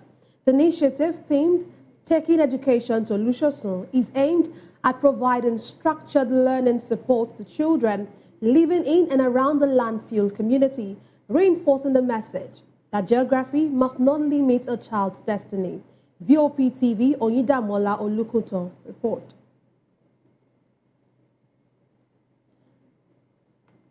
The Lagos chapter of the National Union of Road Transport Workers has unveiled a newly constructed motor park in Oyingbo, named after President Bola Ahmed Tinubu. The union says the modern facilities aimed at improving transport operations and enhancing service delivery for commuters in the area. Correspondent Onyeka Ogolo has this report. Tinubu Modern Garage was inaugurated in the presence of union leaders, traditional rulers, and top Lagos state officials. Union leaders described the project as a major investment aimed at improving transport operations and providing better working conditions for drivers in one of Lagos' busiest commercial hubs. This park as you are seeing, it will reduce any traffic on this axis anymore. Our vehicle will be in this park, and they will pick passenger and drop passenger, and they will move conveniently. This is the dream of our station for a long time, and this is the first phase. We are continuing. We have almost 5 phases. There's another one coming up in Oyinbo, roundabout. We will move to that. Another one is coming up in Makoko. More of it is coming up, and we are capable of doing it. When the state government give us a land to do it, we will do it. Among dignitaries of the unveiling were the NURTW Lagos Chairman Mustafa Sego, the Oba of Lagos Obariwan Aremu, Chief of Staff to the Governor Tayo Ayinde, Commissioner for Transportation Oluwaseun Oshiyemi, and the Governor's Special Advisor on Transport Shola Giwa. Àwọn tó wá kí wá nígbà ó níbi tó ti máa ń pàdé mi níkẹjà tàtú máa sọ̀rọ̀ tó máa kúná ọ̀rọ̀ mi ò ní pọ̀ púpọ̀ ju pé we should maintain peace in Lagos State. Tá bá maintain peace in Lagos State bẹ́ẹ̀ ṣe jẹ́ tiwa gbogbo ẹ̀ máa kún ní 2020 àbí bẹ́ẹ̀ kọ́ so nǹkan tá a fẹ́ nìyẹn, and I want to commend you for maintaining peace tí kò sí jà pé ẹ̀ ń hí ìtara yín ẹ̀ ń bára yín jà. But nǹkan tó kọ̀ wá lẹ́yìn sí misunderstanding kékeré ni a dẹ̀ máa parí ẹ̀ Ọlọ́run á dẹ̀ bá parí ẹ̀. It's not good enough. So what we are saying in essence, emulate what Sego has done. Emulate what he has done and what we are doing here today, so that you can take away your vehicles out of the road for free flow of traveling. So I'm sure it is possible. I'm sure you can do this. So I'm using this opportunity to encourage all of you to bring sanity into our society. This project also reflects Lagos' enduring tradition of transport reform, built on collaboration, a legacy of forward-looking leadership that continues to guide our progress today in alignment with the renewed hope vision of His Excellency President Bola Ahmed Tinubu, GCFR. As we commission this facility, we reaffirm our commitment to a transport system that is safe, efficient, technology-driven, and worthy of a global city. Our goal is simple but profound: a Lagos where movement is seamless, livelihoods are protected, and every commuter travels with dignity. The modern garage is expected to promote orderly loading, enhance safety, and strengthen service delivery for commuters operating in and around the Oyinbo axis. The Transport Union says the project underscores its commitment to upgrading infrastructure and supporting efficient transport services across Lagos.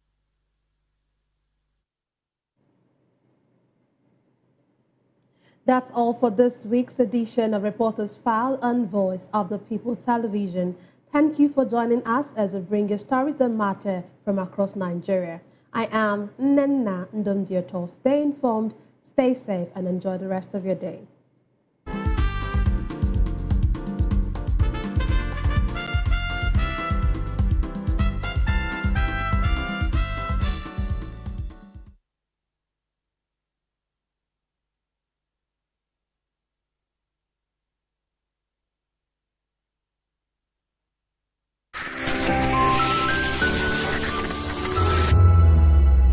This is African News on Voice of the People Television, where we don't just bring you the news, we bring you Africa's heartbeats, the policies that shapes our world, and the economy that determines our future. African News on Voice of the People Television. Stay with us. In a world where power shifts with every headlines, news breaks and events happens, we bring you unbiased and explicit information on politics, economy, and state of the nation. We break down the chaos. Facts, not fluff. Truth, not spin. We discuss not just politics, but a glimpse into the future. Voice of... We should seize this opportunity to make it better. All right. So if you're not doing, I would love to ask this question. If you're not doing music, what else would you be doing? That would be teaching. Teacher. So why do you choose teaching? Jesus Christ is a teacher now. So you want to follow his ways. That's nice. All right. That's beautiful. Thank you so much. And do have a lovely evening. Hi, good evening. Hello, Nigeria. Hello, Nigeria. I'm coming from Ivory Coast. So you know Nigeria, Ivory Coast is the same country. So tell me, before going into what I want to ask you, how has Nigeria been treating you so good? No, Nigeria is incredible. I like the place, I like the people, and Afrima is very excellent. Meeting people, having some fun. Okay. Yeah. So tell me, can we meet you please? Your name? My name is Milo. I'm from Côte d'Ivoire. I'm a gospel singer. I sing for Jesus. Oh, yes.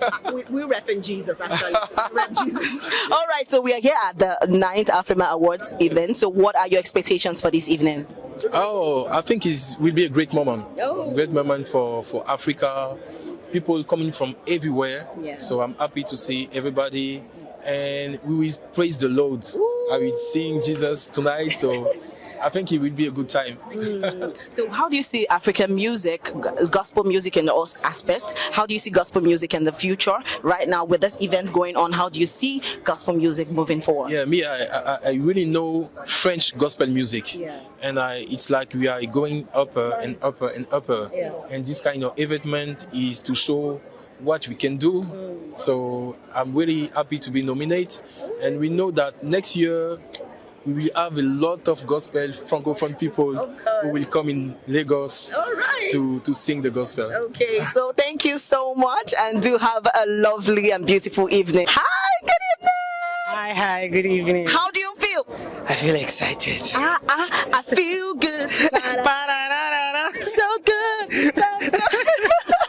So tell me, can we meet you please? Yeah, my name is El Nayan. I'm an artist and I'm out for one of the biggest awards in Africa. Yes, I'm excited. Of course. And so it's the 9th edition of this Afrima. Yes, consistently. You could imagine. Shout out to you, Afrima. So what are your expectations this evening? I want to see that tension where they're saying, and the award goes to, you know, the tension. I want to just see, I want to experience that. Oh my God. So what would you say about African music on the whole? African music? Man, like for the people that have been doing it before us and all of that, it has been so encouraging. And we that are coming, I'm sure them Wiz, OBO, everybody, they've told you that there are people coming. We are coming.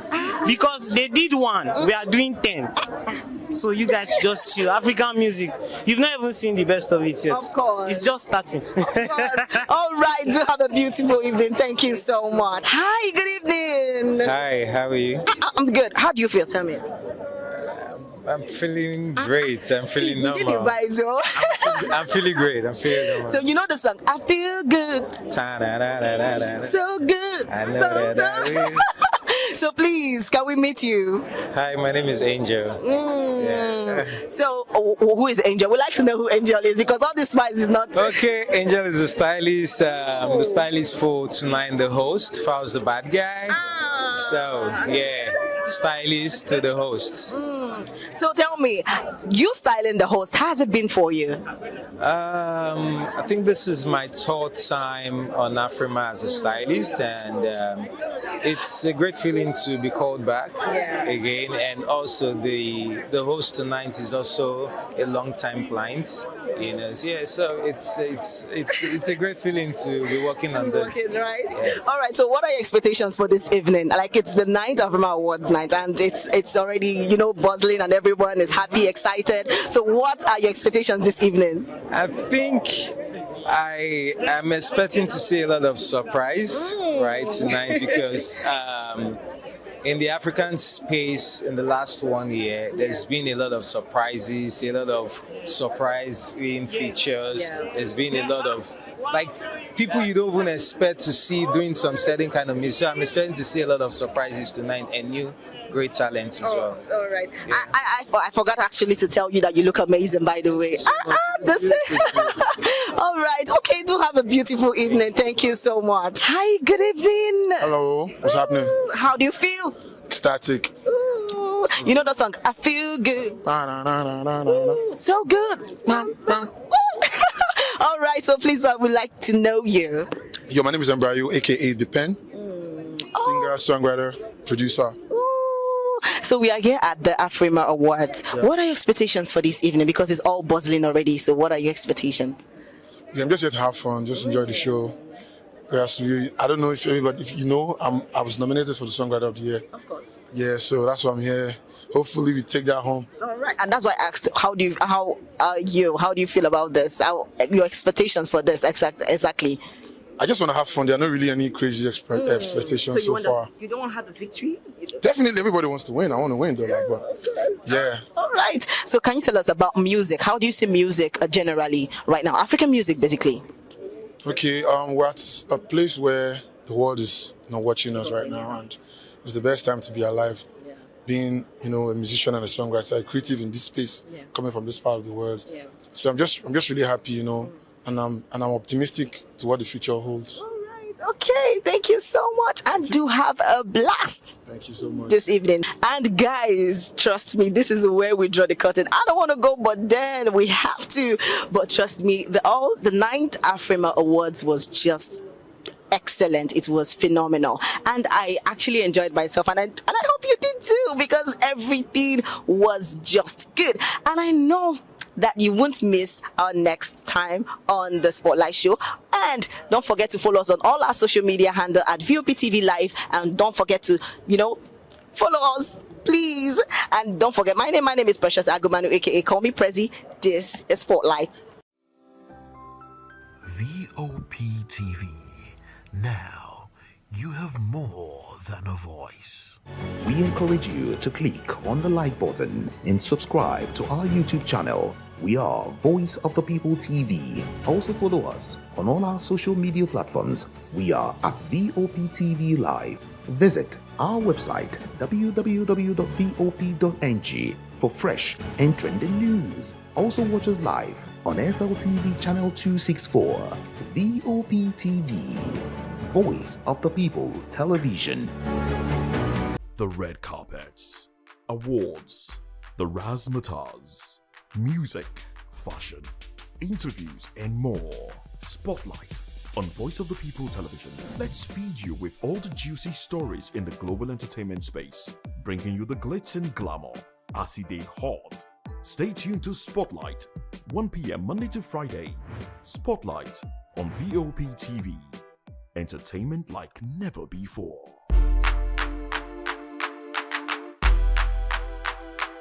Welcome to the Locker Room, the home of football talk that matters.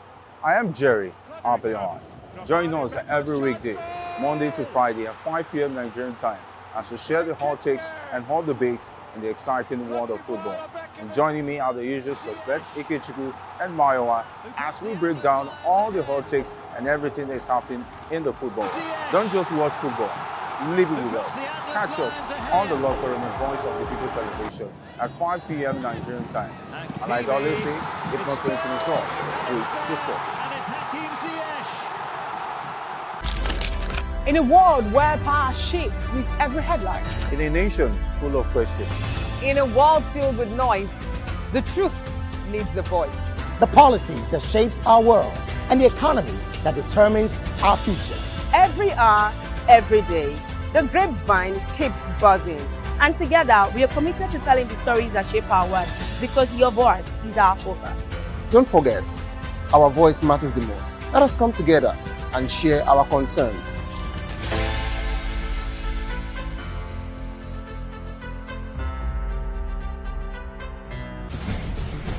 Join us as we drive into the world of politics through insightful interviews with prominent political figures, both serving and former governors, ministers, senators, legislators, party chieftains, activists, and analysts. Get first-hand information into the decision-making processes that affect our daily lives. Highly engaging 1-hour program that brings political discourse into focus.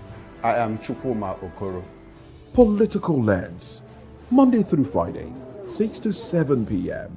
Join us.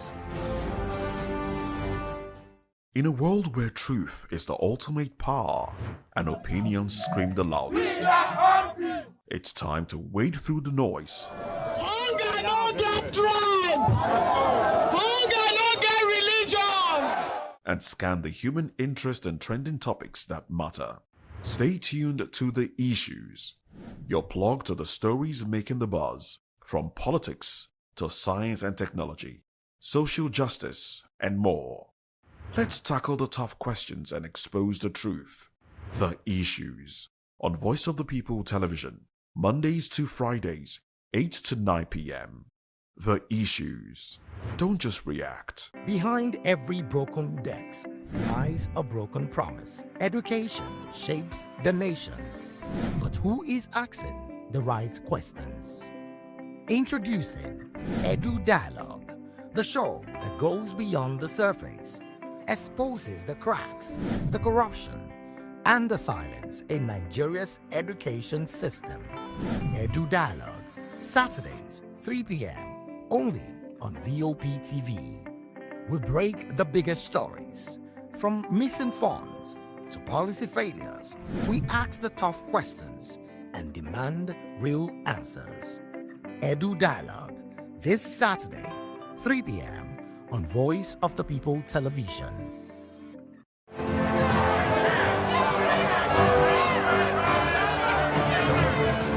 Do you want your voice to be heard? Do you know that you matter in the scheme of things? The People's Voice, the show where ordinary citizens take center stage as we discuss the biggest stories that affect you and I. With you in mind, we facilitate lively discussions, debates, and interviews on the topics that matter most to you and I, from social justice to economic empowerment, education to healthcare, governance, and more, tackling tough topics and amplifying your voice. Join the conversation and make your voice count. The People's Voice. Make your voice count. Are you ready for the extraordinary? Something big is happening on your screen. Introducing VOP TV. Now streaming on SLTV channel 264. From breaking news to captivating conversations, news analysis, giving you all sides to the story. We bring in-depth discussions on the issues that matter, from politics to sports, entertainment, and lifestyle. VOP TV on SLTV channel 264. Join us as we redefine what television means to you. Voice of the People Television, VOP TV. Now you have more than a voice.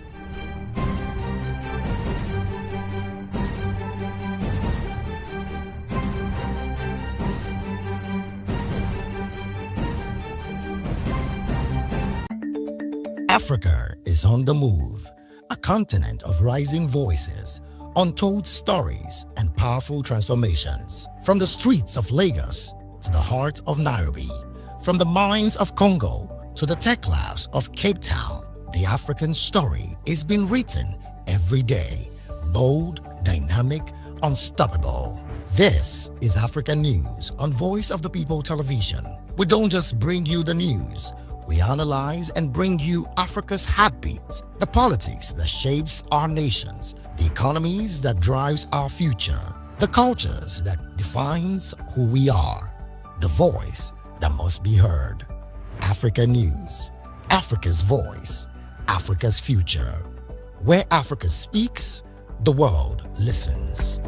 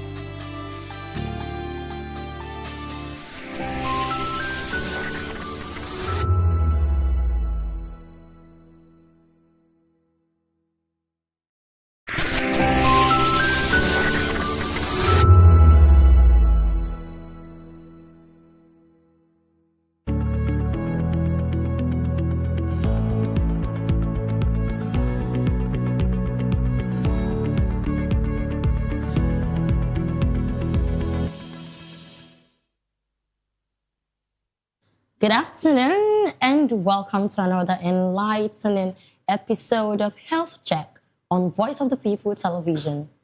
I am your host, Praise Peters, and it is always a pleasure bringing you conversations that empower you to live healthier and better, of course.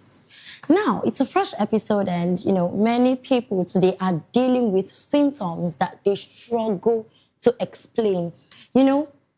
When you're always having constant fatigue, low energy, mood swings, you blame it on everything, difficulty sleeping, I'm having insomnia, and you just love to, tell yourself that you have one particular ailment, but you just don't understand what it is, right? Some people experience weight changes that they cannot explain.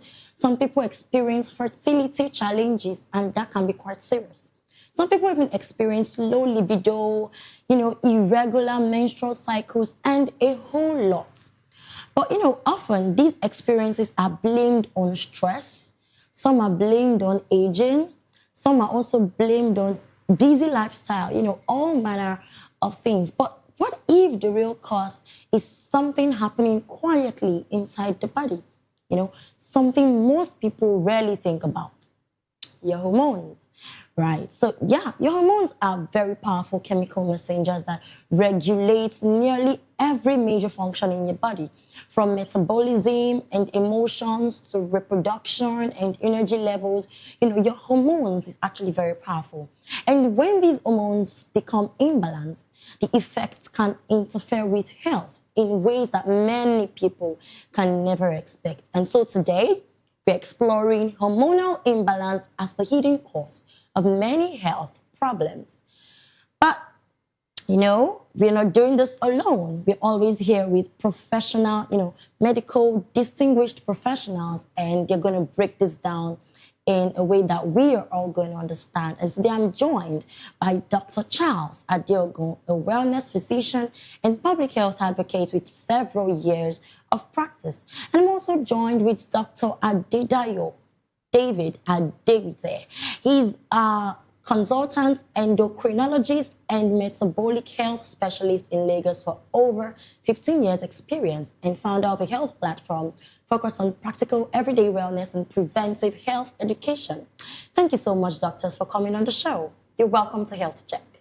Thank you. It's my pleasure. Thank you for having us. Thank you. So, doctor, how are you doing? Okay, Dr. Charles, how are you doing? How's the week been? How's the profession been? Well, hectic week, but we thank God. The profession is going well. Thank you. Amazing. Okay, Dr. Adedayo, how have you also been? Awesome. Beautiful. All right, so today we are diving into something quite interesting, hormonal imbalance.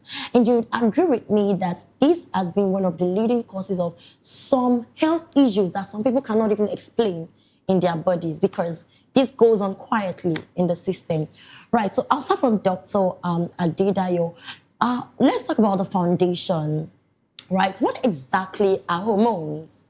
You are an endocrinologist, so you are in the best position to answer this. What exactly are hormones and why are they so critical to overall health? Well, hormones are chemicals that are produced in a distant tissue we call glands. Using a layman word, they are produced in a particular gland and they have effect in distant tissues. So unlike quite a number of other systems in the body, they don't have tubes, they don't have pipes through which they pass. They're just released into the bloodstream. But they have targeted organs, they have definitive effect on.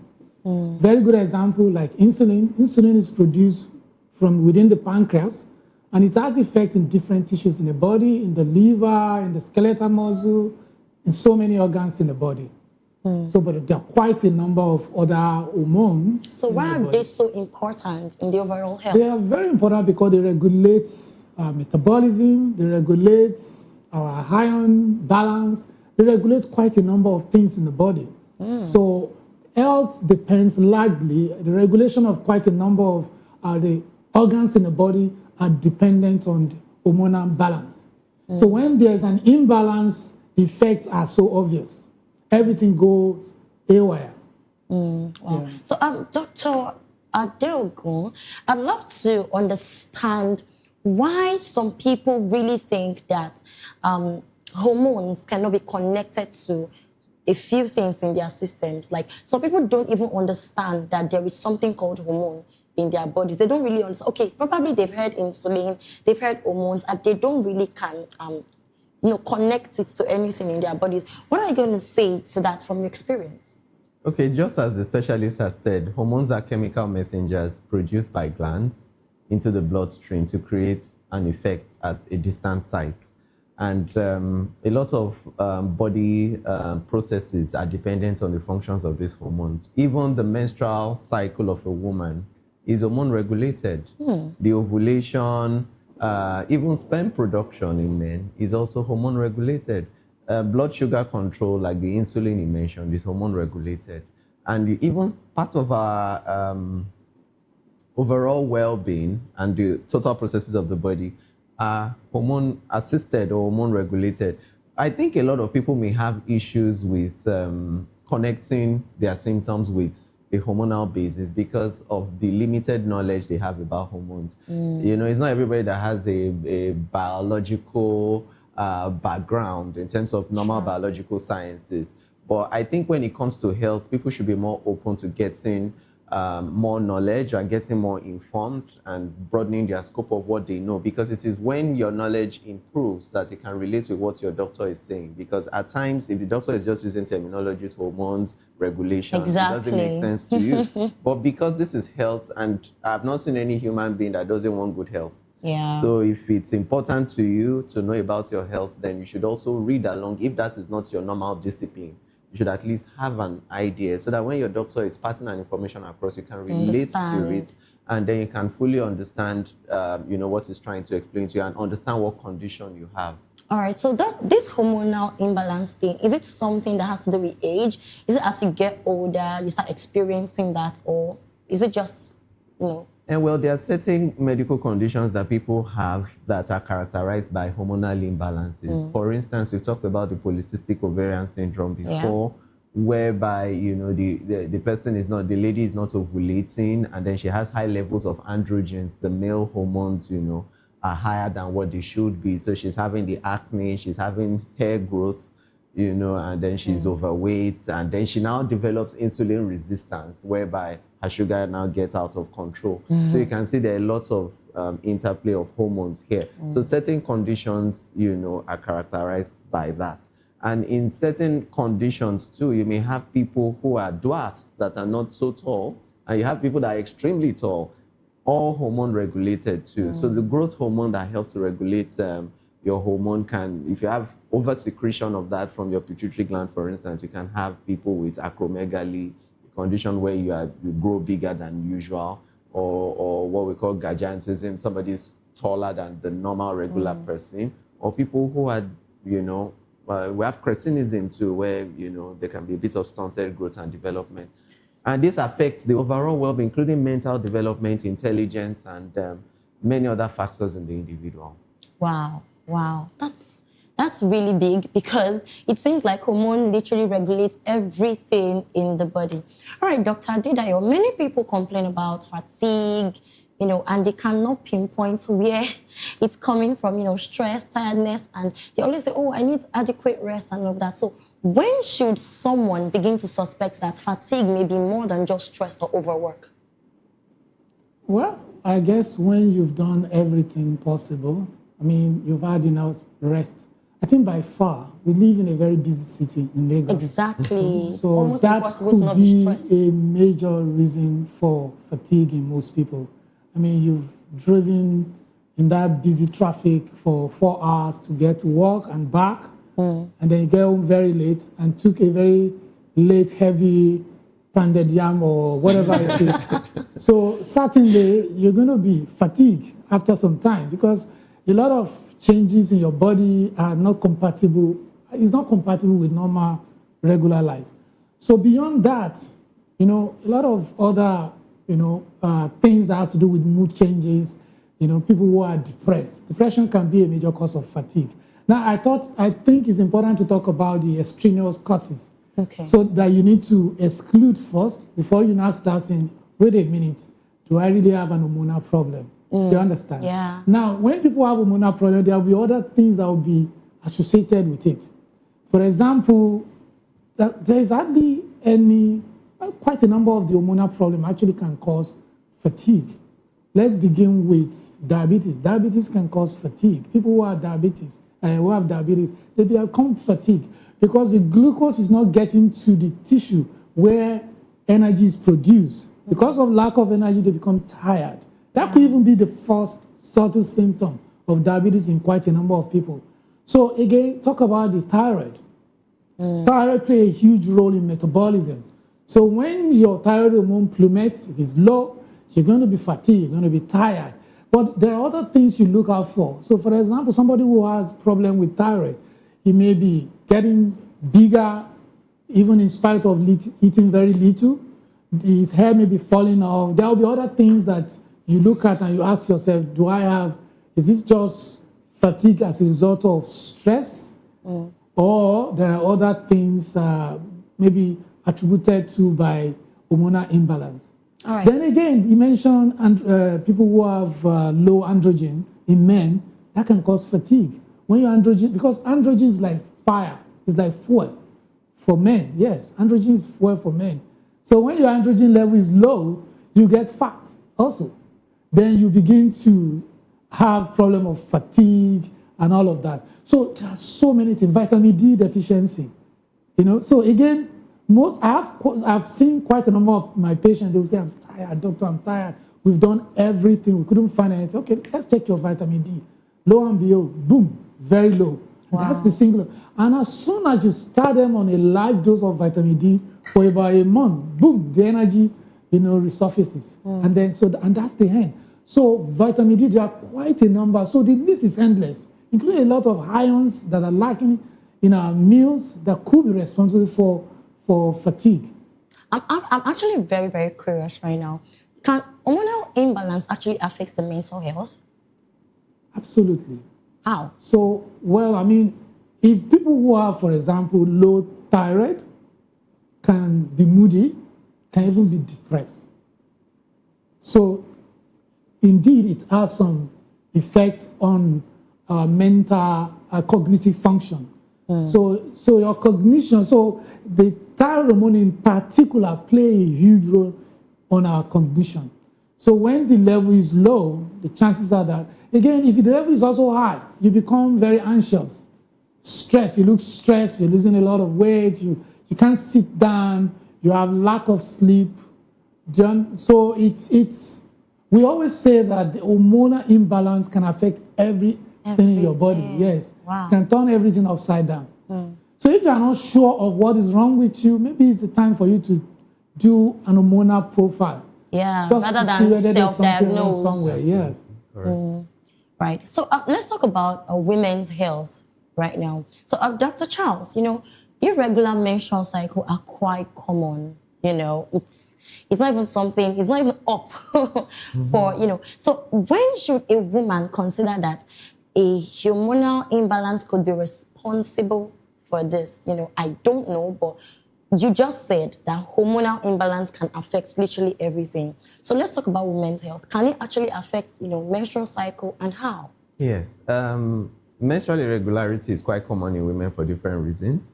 For some women, it can happen because, they have PCOS, for instance. The polycystic ovarian syndrome is one of the most common causes of irregular periods. And in certain people, you also find out that they may have irregular periods because another hormone that produces milk, prolactin, is higher than what it should be. So when prolactin is high, you would find out that there will be menstrual irregularity, and you can have potentially delayed fertility also, because prolactin is produced by the pituitary gland, and it should only increase towards late pregnancy in preparation for lactation. So if you're not pregnant, in a non-pregnant state, and your prolactin is on the rise, you may have menstrual irregularities. Then for people who have thyroid problems, just like doctor has said, either hyperthyroidism or hypothyroidism, there can be menstrual irregularities seen also in this kind of people. And then even stress, something as simple as stress, can also cause menstrual irregularity in women. So how do we then know that, okay, it is time to pay attention to this medically? Because some are quite normal, I don't know. Well, for some people, maybe they will tell you, oh, in the last, during my last cycle, I had exams to write, I had multiple trips, I was stressed out, I was emotionally drained and all that. Maybe that was why they had the menstrual irregularity. But if it consistently follows a trend, and it's repeating. Consistently follows a trend. Yes, that the irregularity is not just one time and it's happening all the time and there is no explanation for it. You are not pregnant because your menses should only be absent, in pregnancy. You've done a pregnancy test and that has been ruled out and you're not pregnant. Then you should also look for other cases why you're not seeing your period. Though menstrual irregularity can also be seen in some people with certain types of contraception too. When they use certain kinds of pills and all that, to avoid pregnancy, that can distort their normal hormonal regulations and all that. So that's also a potential factor. But it's important that once you notice you are not pregnant, but you're not seeing your period and there's no attributable cost to it, then it's time to go for the hormone profile. Yes, and you cannot self-diagnose because there's no way you can self-diagnose. You need to go for your thyroid function test. You need to do your prolactin levels. You need to check all the important hormones that need to be checked, and you need to possibly do a scan to be sure that the ovaries are fine. All right. So, Dr. Adedayo, when we talk about fertility issues, when we have fertility discussions, sometimes they are often shifted towards stress, diet, and all of that. So how strong is the connection between lifestyle and hormonal imbalance? You mean hormonal imbalance generally? Yes, and lifestyle. Okay, so lifestyle, let's start with stress. You find many people, young people now, they want to lose weight. They want to look like the model. So extreme of physical exertion, like you do a lot of exercise. Extreme. Yes, I mean, you want to look like a model. If you go and ask people who do a lot of exercise, they have problem with their menstrual cycle. Correct. Really? The reason for that is that extreme of exercise, when you lose a certain amount of weight beyond a particular threshold, it interferes with what we call the HPA axis, the hypothalamus pituitary axis. So that's what influences your gonadal function. That's your sex hormone production. So that thing comes from the brain. So it interferes with it without you knowing. So we usually advise young people or people who just want to lose weight due to people who have eating disorders like bulimia and all of that. Those people also, they have issues with their sex hormones. So that also can lead to infertility. Of course, doctor has mentioned polycystic ovarian syndrome, where the ovaries have some fluid inside, but beyond that, they tend to produce a large amount of androgens, male hormones. So those male hormones tend to prevent them from they have what they call anovulatory cycles, where, they seem to be having the cycles, but there is no ovulation. I don't know if that is clear. Yes. So all of these are major problem of hormonal imbalance in young people and also in adults. Okay, drugs. People are exposed to all kinds of drugs that they don't even know interfere with their gonadal function, as in women and also in men. All kinds of herbs that people use these days. Drugs that we don't know what they contain. Yeah. Some of these things are anti-androgens. That means they interfere with your androgens, or in women, maybe with their estrogens or ability for them to be able to ovulate. So if you put all of this together and stress, which we can't run away from, that is a major reason, actually in women, why most women have menstrual irregularities. I'm quite curious. When people experience fertility challenges related to hormones, is it something that can be treated successfully? Related hormone, absolutely. Yeah, if you're able it can be treated? Yeah, it can be if the cause is, there are treatable causes. Okay. And there are those like people who have what we call premature ovarian failure due to autoimmune process. So there are young women who early before the age of 40, they just notice that they are not ovulating. And just as we have autoimmune conditions that can affect the thyroid, that can affect the pancreas, it can also affect the ovaries. So they just notice that they are not ovulating and they have problem with their menstrual cycle. So when you do tests, we're able to identify this problem. And then, of course, there are things that we can do to also correct, to ensure that the hormone profile becomes balanced again. Oh, beautiful. Yeah. The fact that it can be treated is actually Absolutely. positive. Yeah. All right, Dr. Charles, let's move to men, right? Low libido in men. Right, so low libido is something that, is psychological, especially in men. I don't know if you would agree with me, but from my findings, right? So how often is there actually hormonal factor involved in low libido in men? So low libido in men is quite common, and it's something that is rarely talked about because some men find it embarrassing to talk about. And men are a bit secretive when it comes to things like this. Yeah. But the truth is that it's quite common. Stress is a factor, but for hormonal basis being responsible for the erectile dysfunction or low libido is something that pertains to what we call andropause. So andropause is that phase of a man's life where there's a transition in, just like you have the female menopause. Andropause is that phase of a man's life, 55 to 65, around that age bracket, where there's a decline in the total androgen levels, testosterone levels will decline, and the man will notice, just like doctor has said, fatigue, reduced stamina, reduced energy, less frequent erections, or he cannot maintain an erection adequately. And this comes with a lot of emotional and psychological stress for the man. And if the man is not properly well educated or informed in terms of the condition, he may resort to seeking help in the wrong places, and he may end up with some of the herbs that doctor has talked about that will further which can even damage him the more. Further worsen his situation. So the best thing is that any man who is experiencing erectile dysfunction needs, or low libido, needs to be evaluated. Especially when you are in that age bracket, you know that andropause is a possibility. But if you are not up to that age, you should also rule out other things that can cause low libido, like obese men that have a wide abdominal girth, something we call visceral fat, truncal obesity. They will have a lot of their androgens converted to estrogen, and that can affect their libido and affect their erections also. Then, of course, lifestyle, alcoholism, smoking, they also play a huge role in that. Wow. Then, of course, stress. You can't rule out stress as a potential factor. Then, of course, you now have other psychological issues that are related to that. You can imagine a man who has just lost his job or who has been recently bereaved, that will be the last thing on his mind. So performance anxiety can set in.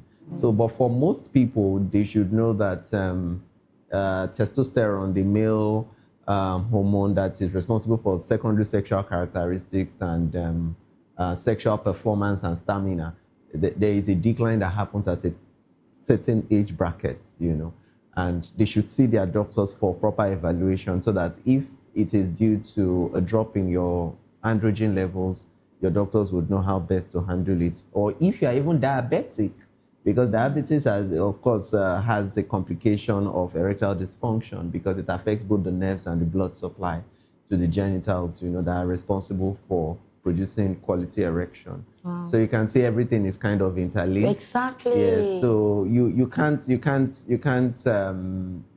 go through this journey on your own. You need a proper health professional to help you discern where the problem is and then to give you the right pathway to recovery. All right. So male folks out there, you know what to do. All right. So doctor, from my personal chat with you, I've been able to understand that you are a thyroid professional.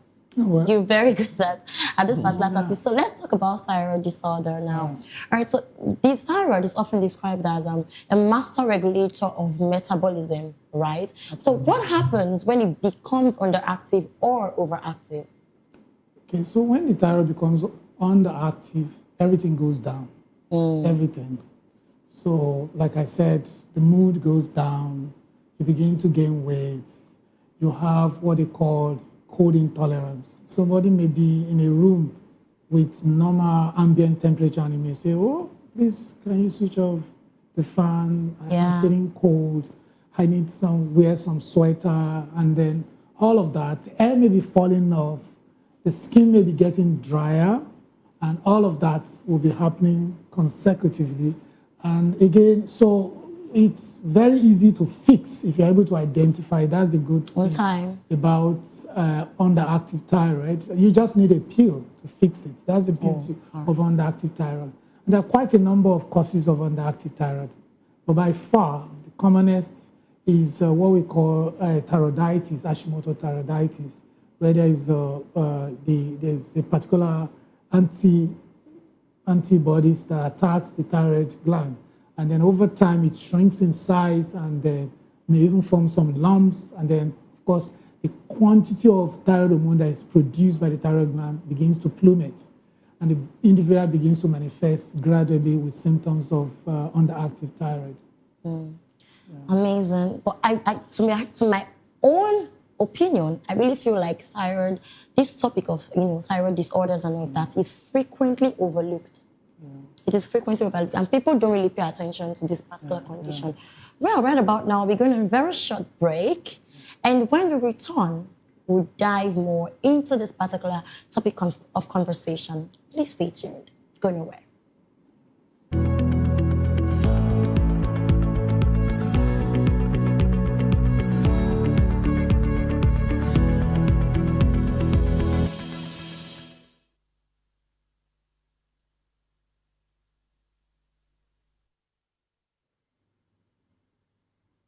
All right, you're welcome back to Health Check. This is still, Voice of the People Television, Health Check, and we've been talking about hormonal imbalance.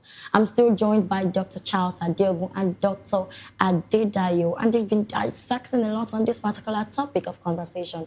Well, right about now, we're talking about diabetics in regards to hormonal imbalance. So, Dr. Charles, we are seeing increasing rates of diabetes today. I don't know if you would agree with me. You're in the profession, right? So how is hormonal imbalance connected to this particular condition? Okay, diabetes is a metabolic condition whereby the body is not utilizing glucose properly. When you eat carbohydrate foods, your body breaks them down to glucose, and should be utilized by the cells, by the body cells.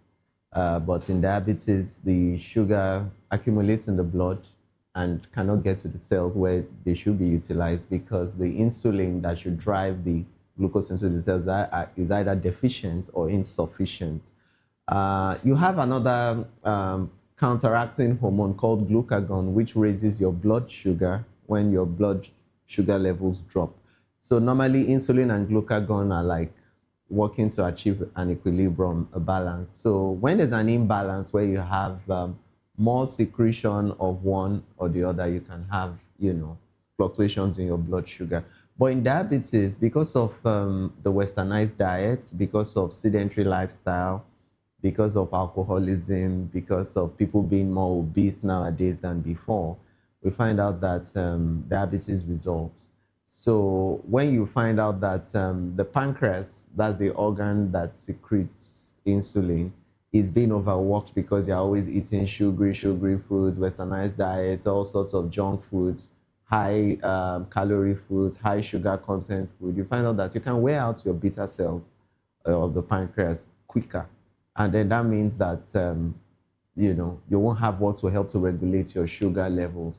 So apparently, we also know that a lot of people, due to many factors, binge on alcohol nowadays. Yeah. For some people, it's a way of running away from reality, their pain, exactly, or whatever they're experiencing. Or for some people, it has become an addiction. Yeah. So, chronic alcoholism has been linked to pancreatitis, which ultimately can also result in diabetes, because when the pancreas is inflamed, it damages its function, and then it cannot actively perform the endocrine function of releasing insulin when it is required. So basically, you can see that our lifestyle, our diets, can ultimately result in diabetes. And that's why we're having that increased trend, because people do not exercise like before. People are sedentary, especially people of a social economic strata or class. They have people to run on errands for them. Yeah. So they just need to give in this the life, order. I can't keep myself. Yeah, and then they just need to make a call and give an order, and things everything are is done. done. Yeah, so they don't have to move. They don't have to do anything. So all this can, play an important role as one of the causative factors of the increased trend in diabetes, even amongst children too, because of the kind of diet and lifestyle changes. Always having junk and all that. Absolutely. Wow. All right, Dr. Dio, many people talk about insulin resistance, right? So what does it mean and why is it becoming so common? And also, I would also love to know if lifestyle changes like diet and exercise can improve hormonal imbalance and reduce diabetes risk. Absolutely. So simply put, using layman's word, I think Doctor actually alluded to what insulin resistance is lack of insulin action within insulin-sensitive tissues. So the biggest insulin-sensitive tissues in the body is your skeletal muscle and the liver. So inability for the insulin to be able to do what it does best, it opens the cell or the tissue for glucose to enter. So when there's a deformation of it's like a lock and key. So the lock is like your receptor, the insulin receptor, while the key is the insulin. So for the glucose to be able to enter inside the tissue, the key, which is insulin, must be able to open that lock. Then when insulin resistance happens, there's a problem with the lock. The insulin is there. It's a matter of fact, people who are insulin resistant have far supra-physiological level of insulin in their body. When you check the insulin in their body, it's very high because the body is trying to compensate for that resistance. And the causes are many. Changes, did mention quite a number of things. Processed food, a lot of sugar, a lot of calorie, lifestyle problem. We're not getting enough sleep. As a matter of fact, anything less than 8 hours of sleep in a day is not good enough. So if you sleep too much, you are lazy. No, you see, that's the problem. That's the problem. When you don't get up to 8 hours of sleep in a day, you are at the risk of insulin resistance. That's the problem. When you, all right, now I know it's getting. How many people get that? That'll be the next question. They'll say people that are rich and all of that, they don't sleep as much because they want their future to be bright. So when I want my future to be bright, so am I sleeping so much? 8 hours. Because what happens is that when you don't sleep well, your cortisol goes up, and it impacts on your insulin resistance. You see where the problem is. Especially when it's done. Then the other thing is the gut. What we now know is gut microbe. You know, your gut contains a city, or let me say a universe of microbes. Those microbes are not well in right composition when we eat a lot of junk. Do you understand? They disrupt that thing. When they disrupt it, what happens is that it affects the layer of your intestine, and it produces some chemicals, and those chemicals. And also, in addition to the chemicals that is produced in our fats, under our belly, and also fat that are stored within the organ, those are the things that eventually produce what we call insulin resistance. Basically, what they do is that they produce some chemicals, or we call them inflammatory markers. It's those markers that disrupt the insulin receptors, that makes insulin not able to work in them. So stress, our gut microbes being disrupted, is a major problem now. Because we used to talk about what you eat, but beyond that, now we know that stress is play a huge role in insulin resistance. Okay. As much as I would have to, take some time to take that in, would have to just take the fact that it is the truth, really. So, Dr. Charles, you talked about cortisol earlier, right? So I want us to talk about the stress thing and cortisol, really. Stress is a constant reality for many people. And you would agree with me. I'm not even sure, as a doctor, you have as much sleep as you should. Because, of course, you have to deal with patients and all of that. So it's quite normal. So what happens to the body when stress hormones like cortisol remain elevated for long periods? That's something we really need to talk about and emphasize, especially in a place like Lagos. Stress is what you encounter daily, from the traffic to your work and everything, like you said. Yeah. And if you don't sleep, like doctor has said, your cortisol levels would rise. And your body simply interprets inadequate sleep as stress. because your adrenal glands, that are just small glands, on top of your kidneys, would spike the level of your cortisol. And when cortisol is high, you are pro-inflammatory. So that means that, a lot of inflammation can actually start taking place in your body. And the resultant effects of chronic stress is multidimensional, from physical well-being to mental well-being, and even to your assimilation, your clarity, your focus, concentration, even memory decline can actually happen from sleep deprivation. A lot of people feel lethargic all the time. They don't seem to have energy. Sometimes they do all the tests come out fine. But when you ask them, when was your last vacation? They just laugh and tell you, who goes for a vacation these days? Yeah. Because they want a bright future, like you said. So basically, a lot of people, are not getting enough sleep. We are included. Exactly. Nobody's exempted. So we're not getting enough sleep, and we should actually do better, because if we want our bodies to serve us better, we have to create time to replenish our energy. And, most importantly, brain detoxification happens during sleep. Yes, because a lot of people that come down with dementia, these amyloid plaques that get deposited in the brain is, one common denominator to all of them is chronic insomnia. Sleep deprivation. Yeah, sleep deprivation is common to a lot of dementia patients. We see that all the time. They've had years and years of, that's how she is. She's used to getting 3 hours of sleep, and she's still functional. You would hear things like, my body is used to Exactly. I've always been that way, and it's not a problem, know. But you don't know that over time you are pro-inflammatory. A lot of things are going on that you don't know, and when they eventually surface, everybody's wondering, where is this coming from? And dementia is something that once it strikes, it's a progressive thing, and you just notice that the person is just on the decline.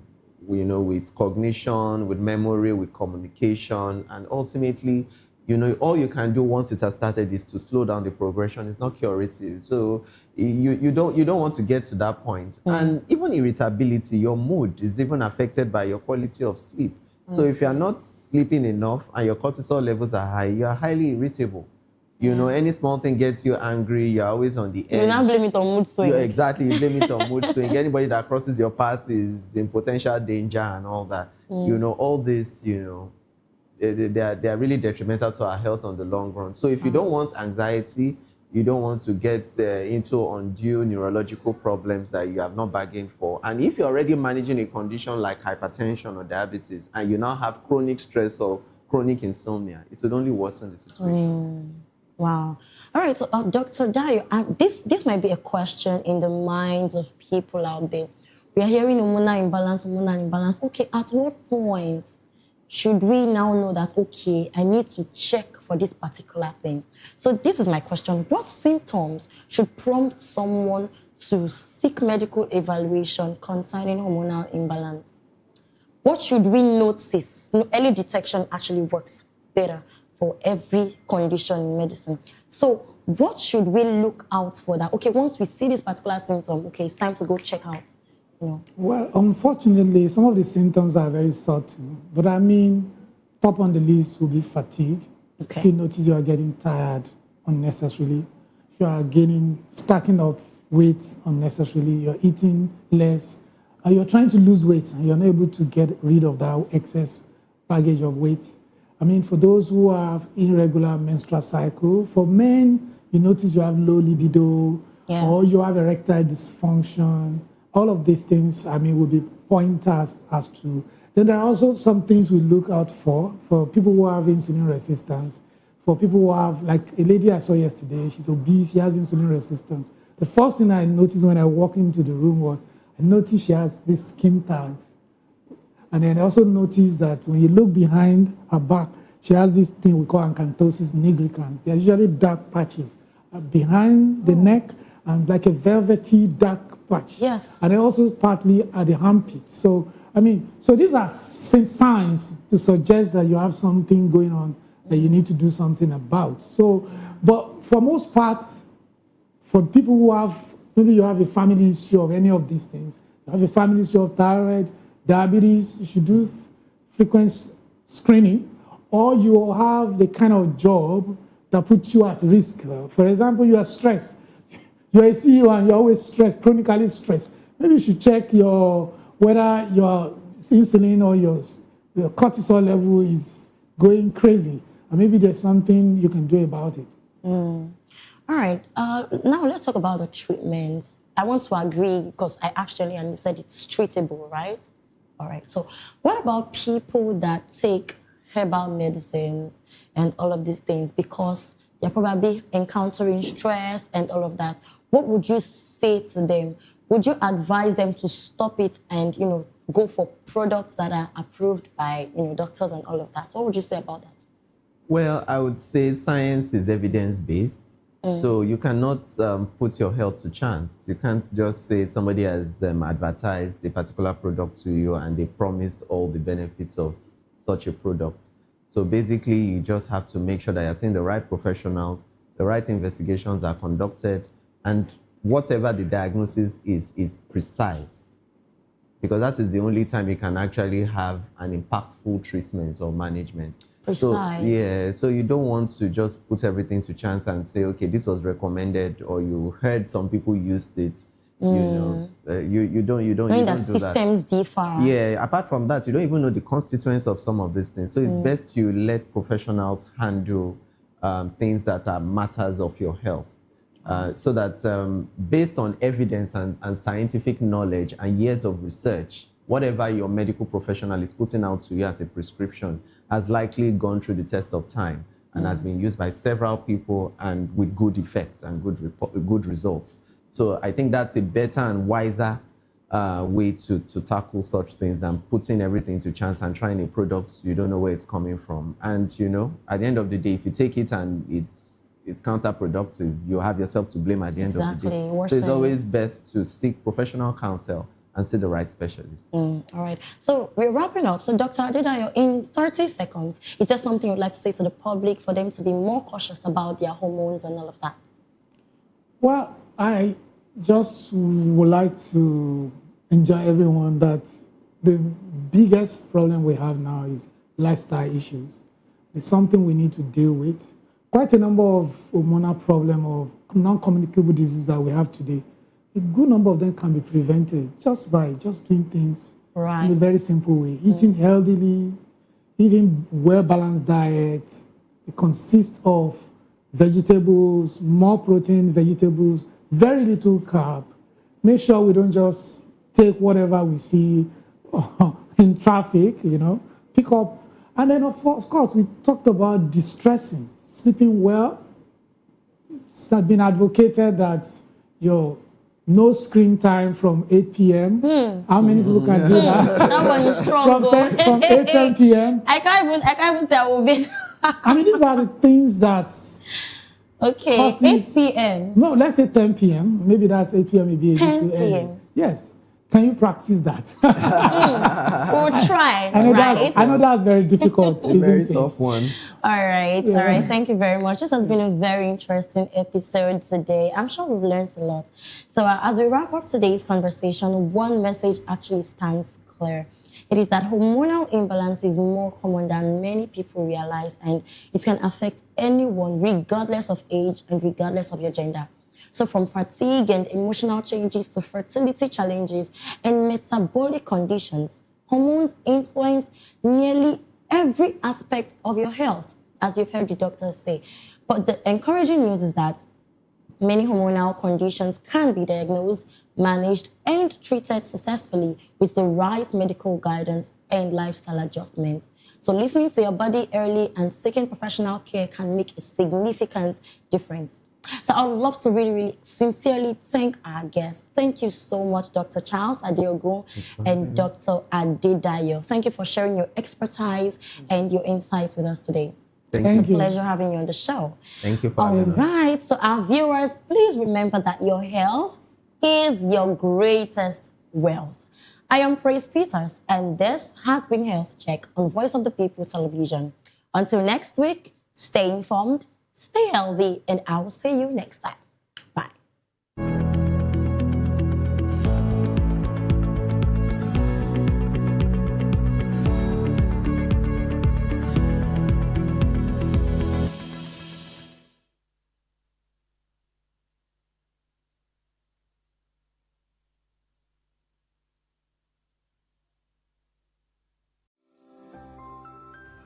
VOP TV. Now, you have more than a voice. Behind every broken desk lies a broken promise. Education shapes the nations. But who is asking the right questions? Introducing Edu Dialogue, the show that goes beyond the surface, exposes the cracks, the corruption, and the silence in Nigeria's education system. Edu Dialogue, Saturdays, 3 p.m., only on VOP TV. We break the biggest stories, from missing funds to policy failures. We ask the tough questions and demand real answers. Edu Dialogue, this Saturday, 3 p.m. on Voice of the People Television.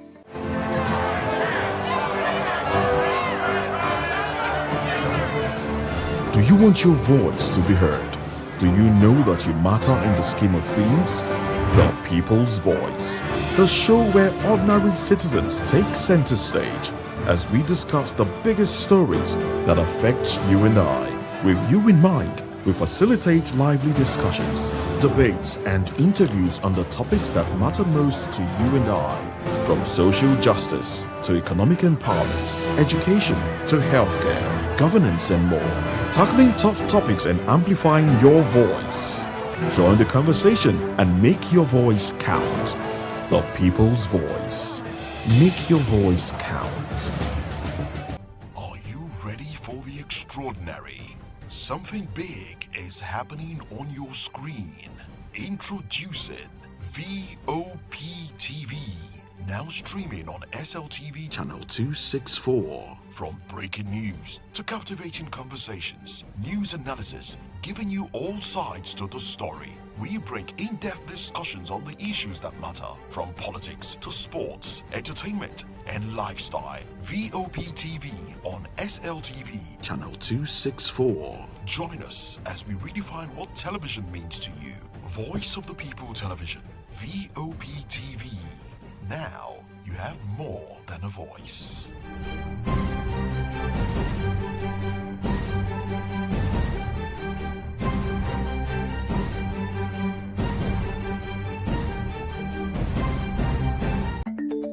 Africa is on the move, a continent of rising voices, untold stories, and powerful transformations. From the streets of Lagos to the heart of Nairobi, from the mines of Congo to the tech labs of Cape Town, the African story is being written every day.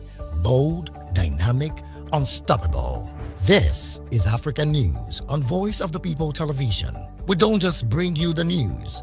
We analyze and bring you Africa's heartbeat, the politics that shapes our nations, the economies that drives our future, the cultures that defines who we are, the voice that must be heard. Africa News, Africa's voice, Africa's future. Where Africa speaks, the world listens.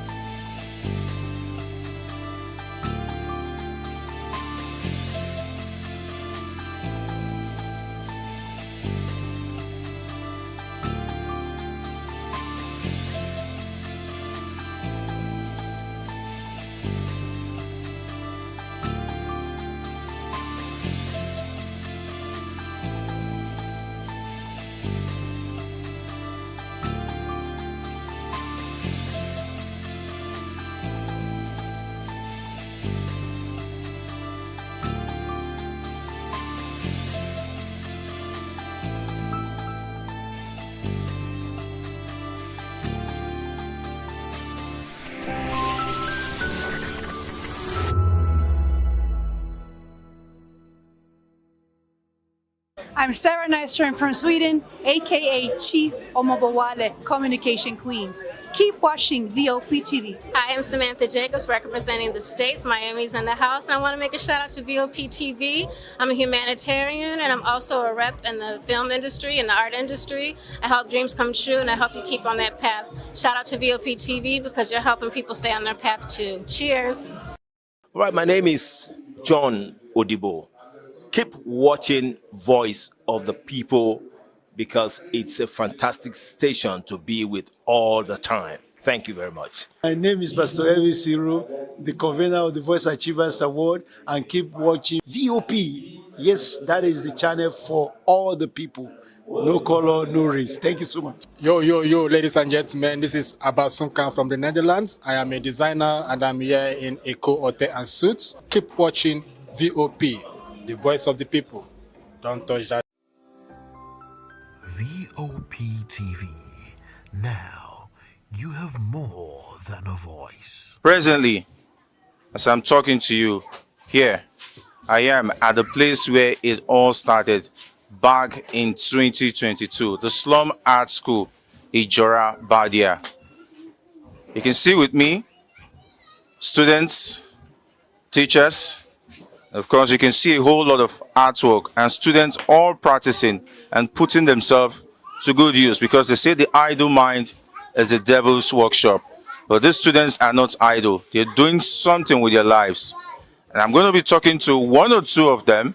And I have with me, I have Sadiq, please. My experience being with slum art and the students is to make better future for the students and be able to make things on their own pertaining to artwork or pet bottle in the future in order to make their future more brighter.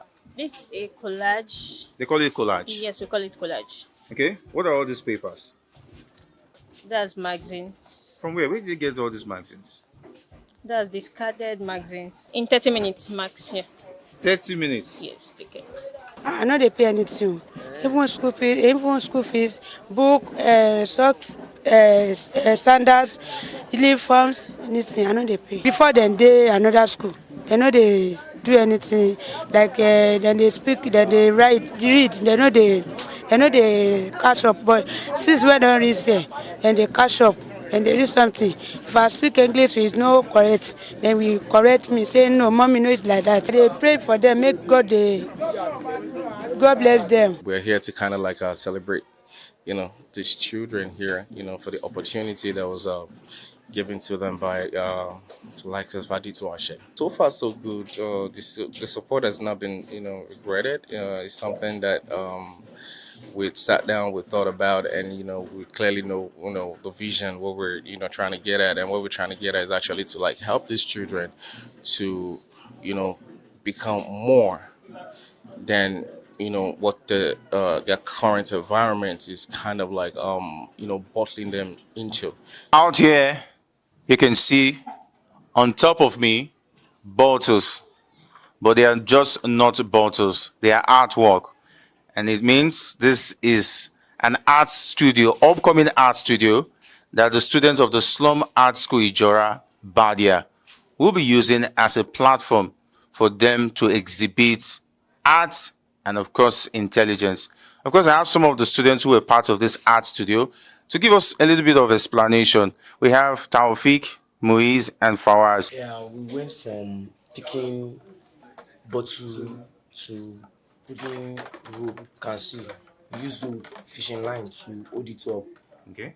So we went from picking to putting rope and hanging. It means a lot to us because we like to do this for fun, something like carrying bottles, put it on, do so many things. A lot. Because me, I'm a interior decor. Wow. And my friend is fashion designer. Wow. So we love doing art. I learned collage and artwork when I entered the school. The teacher they are teaching well. We use magazine and brush and glue. Slum started in 2018.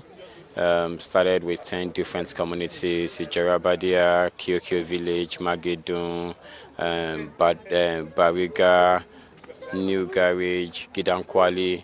And that is the beginning of slum art. But we noticed that it's not just touch and go, just go into this community and you never return back. So we decided to engage more, implant ourselves into the community, build a school where kids can come in. So we take our kids from the street and those who just roam about the community. So we use art as one part. We do animations, we do photography. So depending on what the child wants to learn, we decide to just be a part of people's life in our own little way to help them shape in their future and help them come out of their mentally come out of them.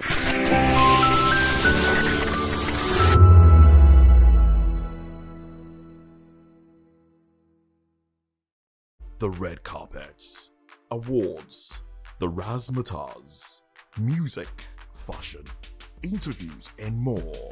Spotlight on Voice of the People Television. Let's feed you with all the juicy stories in the global entertainment space, bringing you the glitz and glamour as they hot. Stay tuned to Spotlight, 1 p.m. Monday to Friday. Spotlight on VOP TV. Entertainment like never before.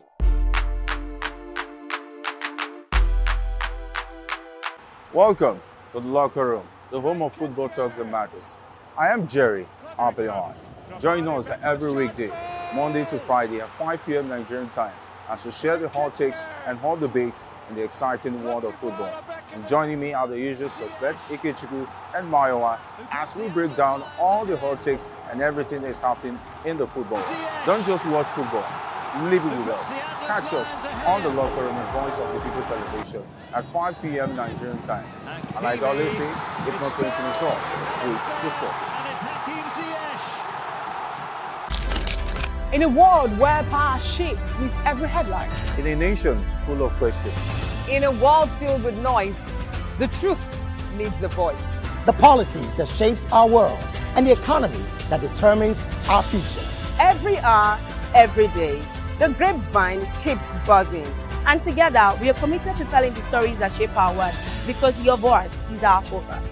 Don't forget, our voice matters the most. Let us come together and share our concerns.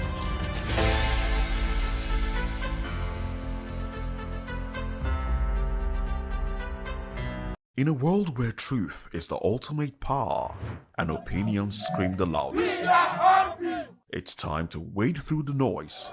Hunger no get tribe! Hunger no get religion! And scan the human interest and trending topics that matter. Stay tuned to The Issues, your plug to the stories making the buzz, from politics to science and technology, social justice, and more. Let's tackle the tough questions and expose the truth. The Issues on Voice of the People Television, Mondays to Fridays, 8 to 9 p.m. The Issues. Don't just react. Understand. Are you ready for the extraordinary? Something big is happening on your screen. Introducing VOP TV. Now streaming on SLTV channel 264. From breaking news to captivating conversations, news analysis, giving you all sides to the story. We break in-depth discussions on the issues that matter, from politics to sports, entertainment, and lifestyle. VOP TV on SLTV channel 264. Join us as we redefine what television means to you. Voice of the People Television, VOP TV. Now you have more than a voice.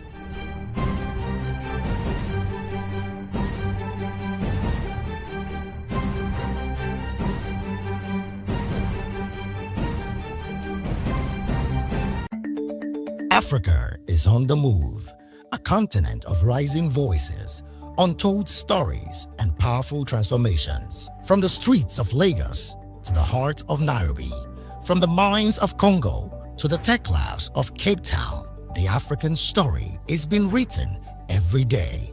Bold, dynamic, unstoppable. This is African News on Voice of the People Television. We don't just bring you the news. We analyze and bring you Africa's heartbeat, the politics that shapes our nations, the economies that drives our future, the cultures that defines who we are, the voice that must be heard. Africa News, Africa's voice, Africa's future. Where Africa speaks, the world listens.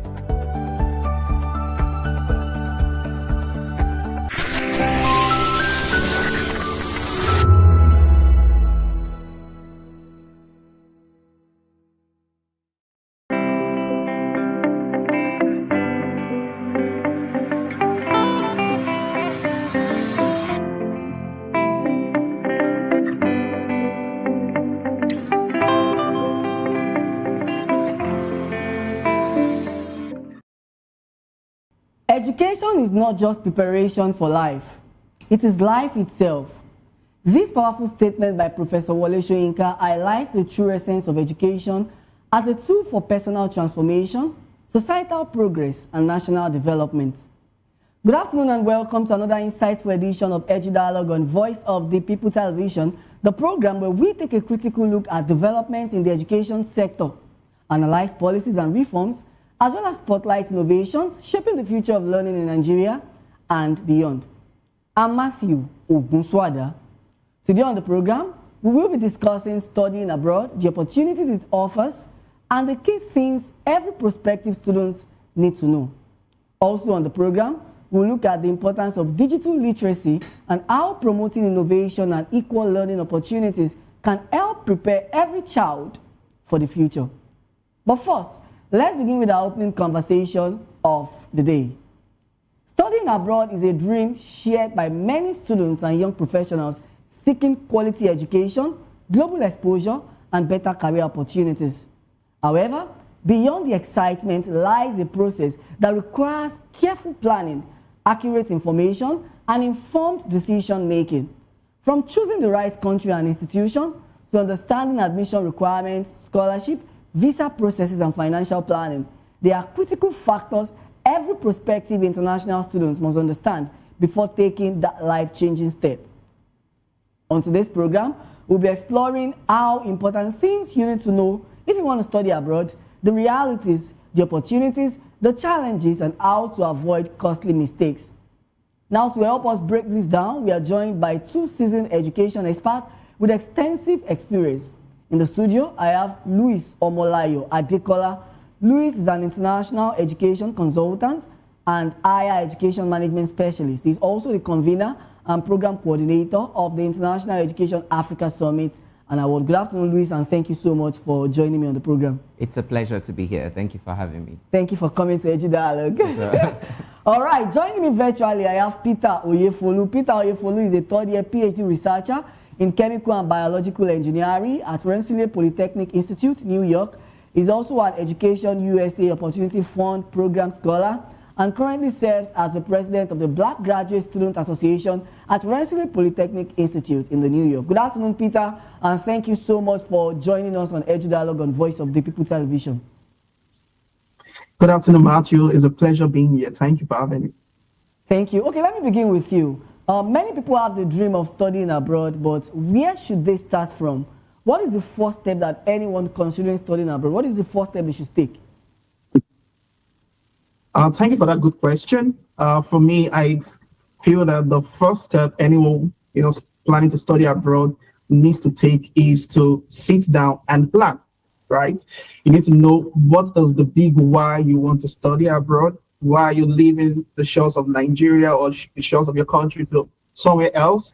What exact opportunities are you looking for? So that would calibrate the university you want to go to, the program fits, and also the country you think would be able to provide the kind of learning you need for that particular purpose. So I would say the first thing is having a clarity of purpose and a clear worldview.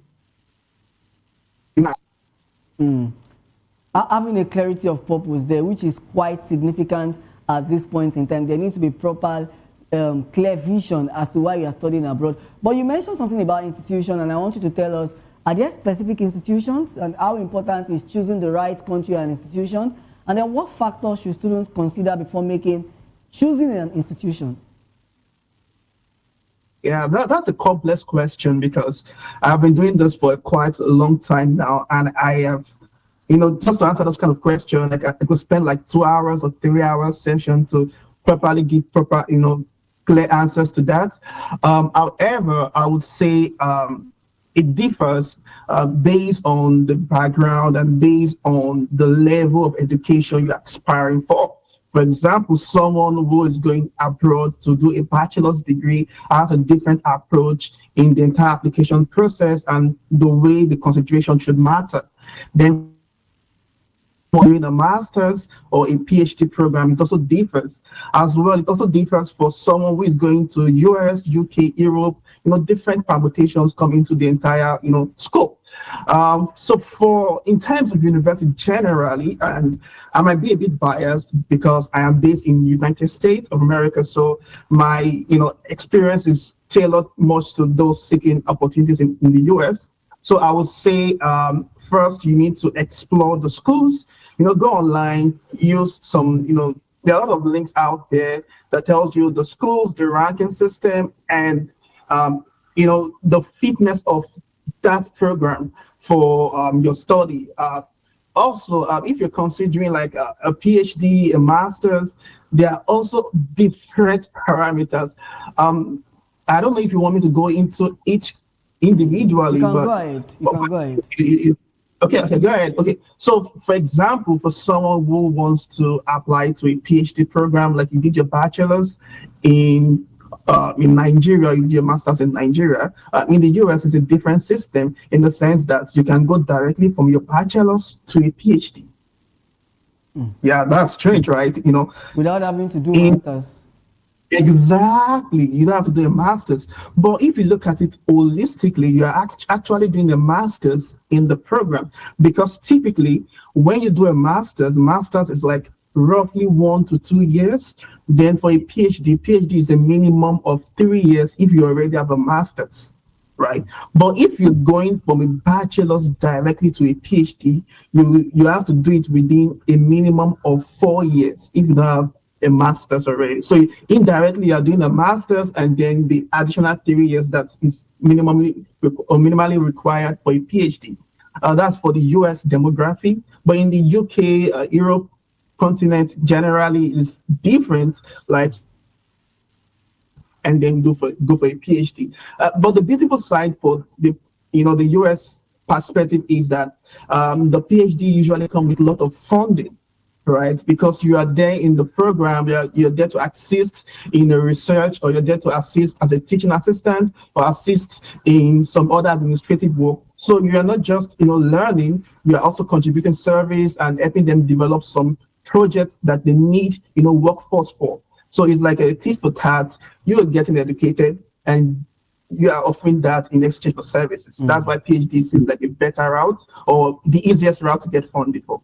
Thank you so much, Peter. I will come back to you when it comes to concerns about finances. But let me come to the studio, because you mentioned the US perspective, and of course we have an higher education consultant here in the studio who have an extensive experience of both US and of course the UK. Luis, thank you so much for joining me on the program once more. What do you think, or how significant would you say should be the process for every Nigerian that is seeking scholarship opportunities abroad? What should they look at, and if they are looking for higher education in the outside country, apart from the seashores of the country? Okay, so this is about the studies or the scholarship specifically? The both. Okay, so I think the other speaker has already given a lot of perspective, especially when it comes to choosing institution and choosing the course. The first thing, apart from, he talked a lot about planning, and I think that planning is very, very essential. One other thing that I would usually say to people is first, know yourself. He was talking about knowing your why, but I would say take a little step back and know yourself, because it is when you know yourself, you know your background, you know what your interests are, you know what your passion is, you know what you want to achieve with your life, like what your future prospects are. That serves as a yardstick for you choosing what you want to choose. That guides you in understanding that I've done this course for my first degree, for example, for those who are going for masters, that is. I've done this program for my first degree, and so in order for me to build this future for myself, I need to do this program for my masters. And for those who probably have not done bachelor's before, they're at that point of choosing their path, that decision about who they are, that understanding of who they are and their why, tying it back to what he said, then guides the student. The other thing that I want to add to that is research, the importance of research. It's very important to understand what options are available to you. So whether you're going for an undergraduate program, a postgraduate program, which can be postgraduate thought or postgraduate research, it's very important to do extensive research because it's easy for students to assume that I have to do this course because they've heard someone else say that they're doing that course, but it doesn't always work that way. So it's very important for that student to do their research and know what really aligns to their goals and go for it. That also ties back to even choosing scholarships, for example. So those who are, for example, looking at, okay, before I go to scholarships, I think it's also very important to give a little perspective when it comes to European or the UK countries, yeah. Because he has balanced it by saying the US. So it would be good for you to also come about the European and the UK perspective. Yeah, so like specifically when it comes to the UK, for example, you can't really go straight with a bachelor's to do a PhD. You most of the time, I mean, to the best of my knowledge, you will need to do a master's. It can be a master's taught, a master's of research, master by research, master in research. Wow. That's very interesting too. It shows that there are different categories of masters. There are. So, you know, some of us didn't actually understand the very different dynamics when it comes to MRES programs until the UK actually changed the policy that allows students to come with their dependent. And then we realized that students can only go with their dependents if they're doing an MRES program, but an MRES that is on the level 8, which means that it's higher than the typical taught masters. So now, those different ones, there's also the MPhil, there is also the PhD. As he was explaining earlier, these ones are like the year one of the PhD. If you look at it from the way the US system is, so the US system is structured in a way that you can go from a bachelor straight to a PhD, like he said, but then it would mean it will be longer. But in this case, you have to do those ones and then proceed to a PhD.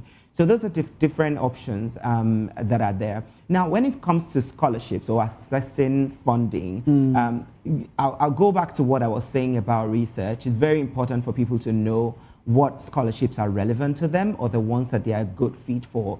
There are different types of scholarships, like I always say. There are the internal scholarships, there are the external scholarships.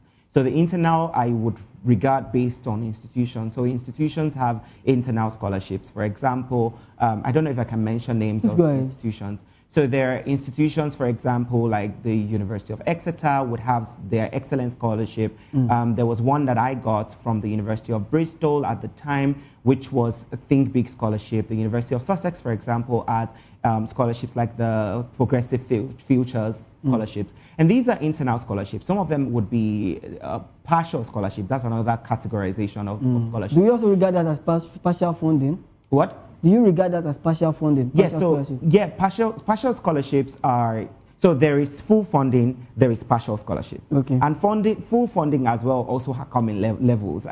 Because if someone gets full tuition, for example, we can say that's a full scholarship because they don't have to pay the school anything. They only need to pay to survive, to live. But in some cases as well, people get scholarships that covers both the tuition fees and their living expenses. And in some cases of the kind of scholarships that I got a scholarship that covers my tuition, covers my living expenses, but also covers every other things like my flight, my visa application, everything. So I didn't have to pay anything. So it's important to get an understanding, do a research or get an understanding of different types of scholarships. But there are also, so I talked about internal scholarships, but there are also external scholarships. External scholarships would be, and examples of those would be like the Chevening Scholarship, the Commonwealth Scholarships. Those are external to the university.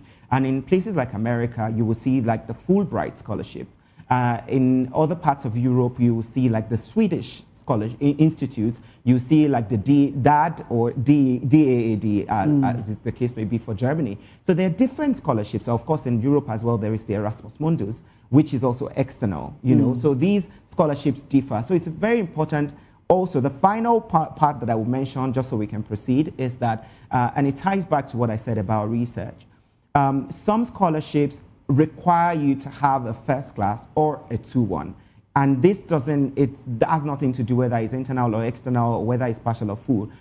It's when you do the research that you realize that this scholarship requires me to have a first class or a 2-1, but these other scholarships requires me to have leadership experience or be passionate about the environment or be passionate about women and child and things like that. So understanding all of those would help you to position yourself rightly.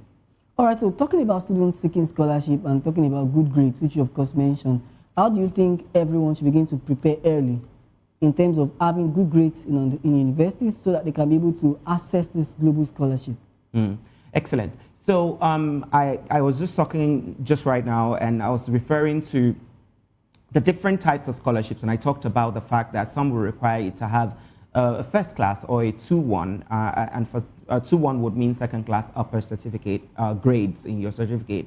I would always say to everybody, it's very important to prioritize your education and ensure that you have good grades. So it's very important that students start from when they're in the university. So start early while you're in the university, take your academics very seriously, take your learning very seriously, because in some cases you also need to go into interviews and defend what you've studied, because for admission teams would always go through your transcript to understand what modules have you taken while you're in your first degree, for example. And again, you know, tying back to what it says, the higher you go, the more your options when it comes to getting scholarships.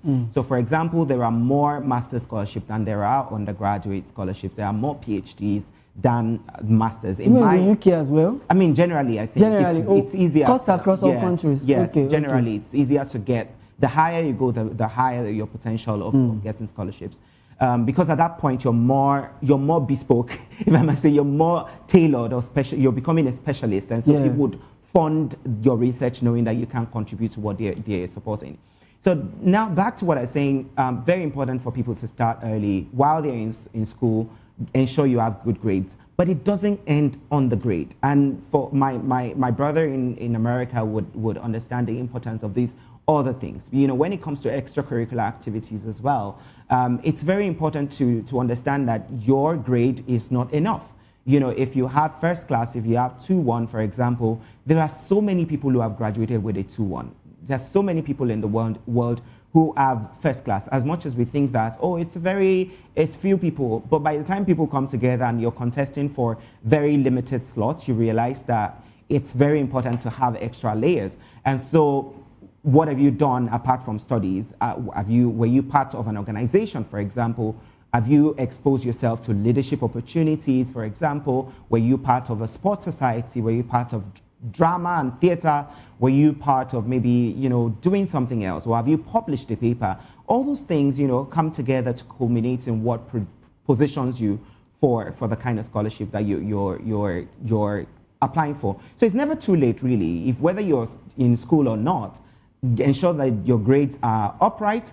If you've graduated and you think that you don't have sufficient, the grade that will give you that scholarship, then look for other scholarships that are not particular about the grade and then begin to build capacity around it.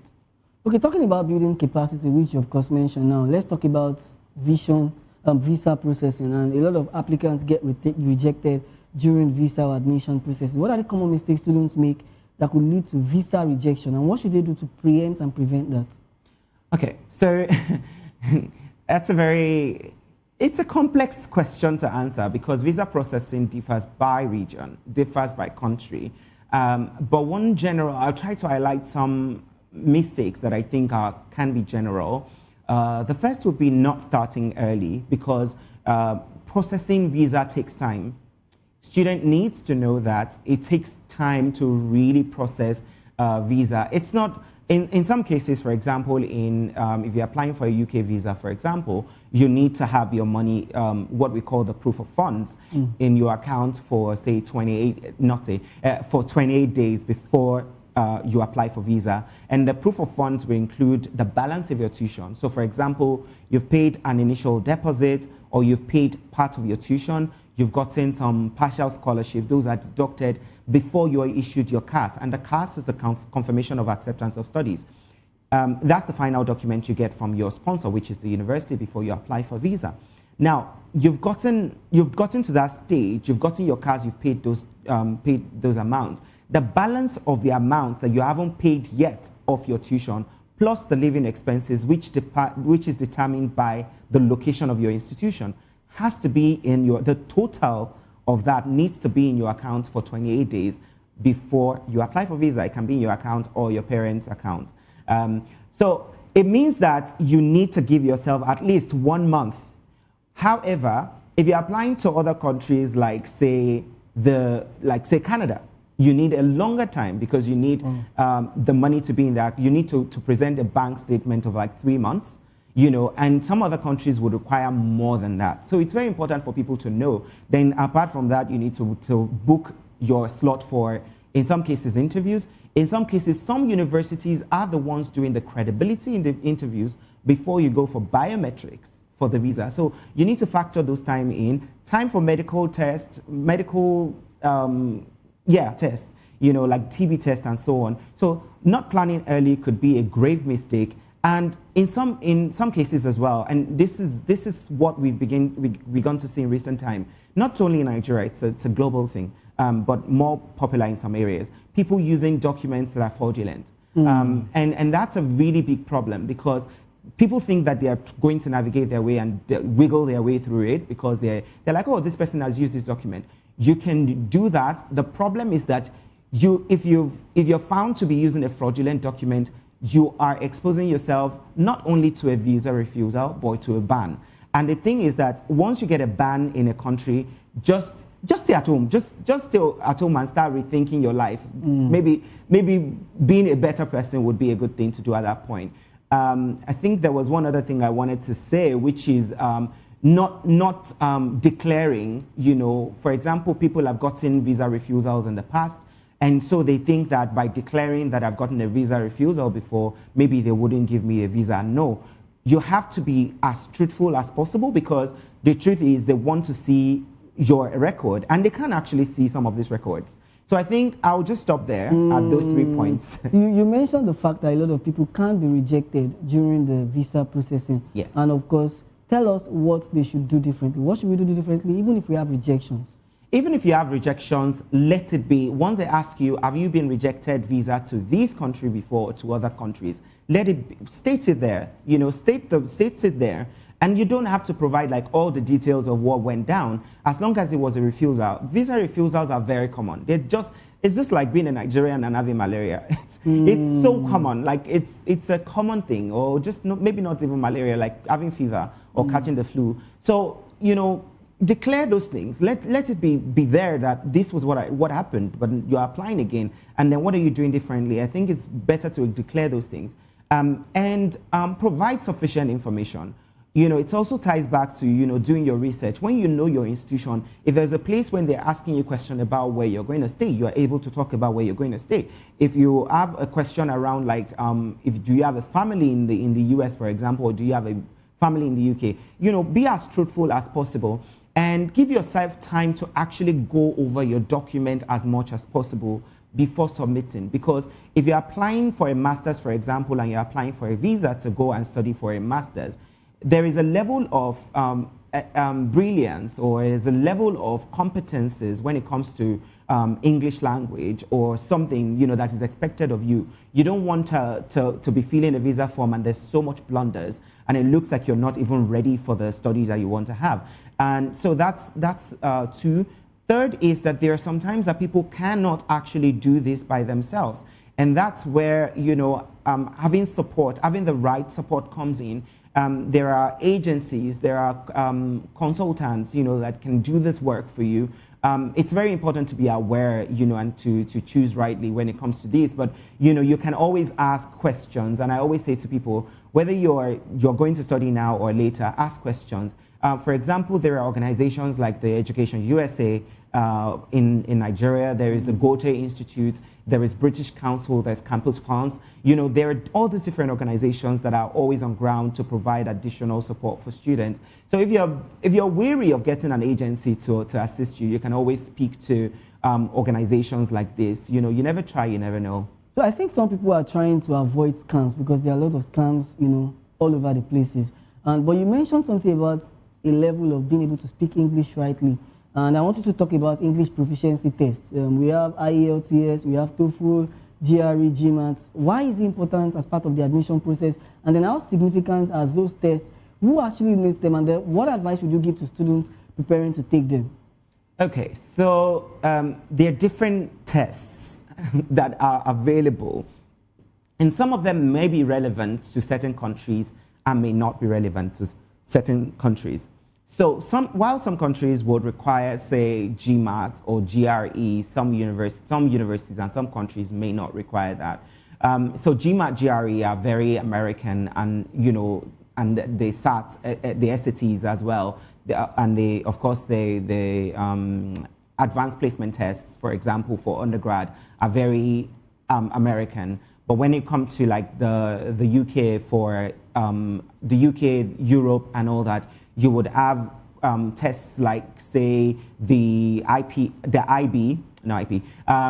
diploma, which is the International Baccalaureate, and then we also have the European Baccalaureate, we have the Cambridge test, we have all those different A-levels for undergrad. And then for postgrad, when it comes to postgrad, of course, your bachelor's is your first point of call. When it comes to UK and some European countries, your WAEC, NECO, what are the ones? NAPTEB, English would be sufficient, or the IGCSE, English would be sufficient for English proficiency. In some countries, they would, or some institutions, they would require that you present that as well as an English proficiency certificate from your university of first degree, understanding that universities in Nigeria are taught, are taught in English. So for this, then you don't need to write those proficiency tests. Some universities in the UK are still requiring that people write those tests, as well as some universities outside of UK, in Europe, in America, in Canada. A lot of like Nigerians have taken it upon themselves to fight some battles and getting universities to sort of change their policy when it comes to this test. So it may or may not be relevant for the course that you're studying. It may or may not be relevant for the school that you're going to. So an example, GMAT is relevant for certain courses, and the GRE is relevant to certain courses. IELTS, TOEFL, all those ones are English tests. They are relevant for certain institutions, not relevant for certain institutions, or not required for certain institutions. So it's in the point of doing your research that you understand if my university requires this or not. If you're not willing to write a proficiency test, and you are, say, you're going to the UK, you can make your findings and find an institution that doesn't require. Just the same way, if you're applying to America, for example, there are universities that would require that you pay an application fee. If you don't want to pay that, you find some universities that doesn't require you to pay that. Or you find a university and then you write to them and say, oh, I want to apply. However, I don't have the capacity at the time. So it's really in the point of research that you know which one, what do you need to do. But now, when you're now applying for scholarships, it then gives you another layer to it. So some scholarships will require that it might not be required for their admission to do IELTS or to do TOEFL. But if you're applying for a scholarship, it might be a requirement, which means that you have to do it. And I'll give an example of myself. When I was applying for the Chevening scholarship, I didn't require English test for my admission to the university that I was going to. However, I needed to write IELTS within 2 years for the scholarship. Now, since COVID in 2020, you don't require, your applicants, those who are applying for Chevening, are not required to present that. So policies also change. I use that to say that there's a dynamics around it. Number one, your institution for admission might not require it, but if you're applying for a scholarship, it might be required. And then the fact that an institution or a scholarship body required it last year does not mean they will require it this year. All right, let me quickly come to Peter, because I know you also have an experience regarding writing English proficiency test. And beyond academics, what cultural or lifestyle adjustments should students prepare for when moving to another country? Yeah, that's a good question. In terms of like cultural changes, first can be personal lifestyle, like how you utilize your time, and also when it comes to academics, it's a different ball game, like how you approach some courseworks, how you utilize your time to do those courseworks. So in the US, to be precise, it's like a melting pot of different culture. Luckily, you can see people from Nigeria, from different parts of the world, so you won't technically be alone. So you can, still see your culture being represented somewhere, around your locality. But in terms of the culture itself, I mean, the food might be very different. The dress code can be very different. The weather can be really, really different. And again, this also makes it an important criteria if you're deciding the country or the state or the university you want to study. For example, if you're someone that you hate cold, like you don't really like to be in a place that's really cold, then you should not apply to some schools, or you should choose some schools over the other. Then in terms of academics, for example, back in Nigeria, I remember that I would have to take like 14, 12 courseworks, and I would still be able to survive and do them very well. But here in the US, doing just 3 coursework, 4 coursework, even 2 is enough to almost take your life, if I'm being sarcastic, in the sense that this coursework comes with lots of homework, a lot of assignments that you have to do, and that get you thinking. And again, in terms of intellectual cultural change, I don't mean to be biased, but I've seen both academic system from Nigeria and in the US. In terms of Nigeria, most times the students cogitate, remember what you have read. So you read and you're trying to recollect what you have read because that's what you will write in the exam. But here, the landscape is very different. You are not tell you to come to exam all with crib sheets, write all the stuff you want to remember, write them down, because the questions are based on how well you understood what you have read. So it's a different dynamics related to that your question. Yeah. So what would be your advice or top advice to anyone right now who truly desires to study abroad? For someone who really desires to study abroad, I can give advice in 2 dimensions. First, if you're someone who's from a well-to-do family, you're financially backed, you have uncles and people that can help you, good for you. You can apply straight to schools without really considering the financial, burden. But if you're someone maybe like me that I knew how I started, right, and you feel that you don't have much connections that can help you in this particular pathway, I would say you should consider pre-admission phase scholarships. There's some scholarships out there that are not for you. I mean, they are not when you get to the school, they are before you get to the school. For example, I'm very privileged to be a beneficiary of Education USA Opportunity First program, and this this scholarship helped cover the entire pre-admission phase expenses like securing international passports, paying for flights, paying for the English language tests and some standardized tests that I ought to pay for. The program covered for that. And even when I got the admission offer to the school that I was going to, they pay for my flight and also gave me some relocation allowances and stuff like that. So it gave me a smooth landing. So I didn't have to incur a lot of debts that a lot of Nigerians do have because of the cost of doing that.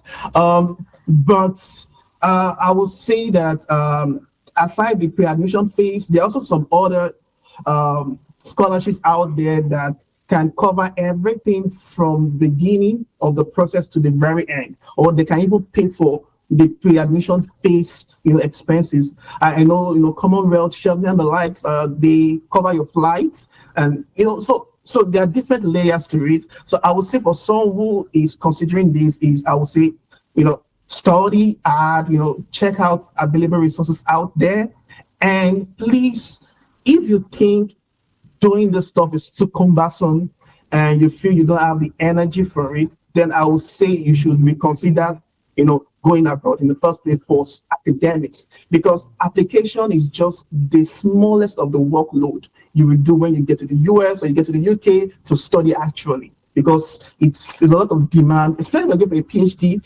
you realize that, oh boy, what did I get myself? Because you didn't push yourself further in getting prepared for what the job or what the study demands of you. Beautiful. And then what should be the current reality that they should be aware of after graduation or while studying?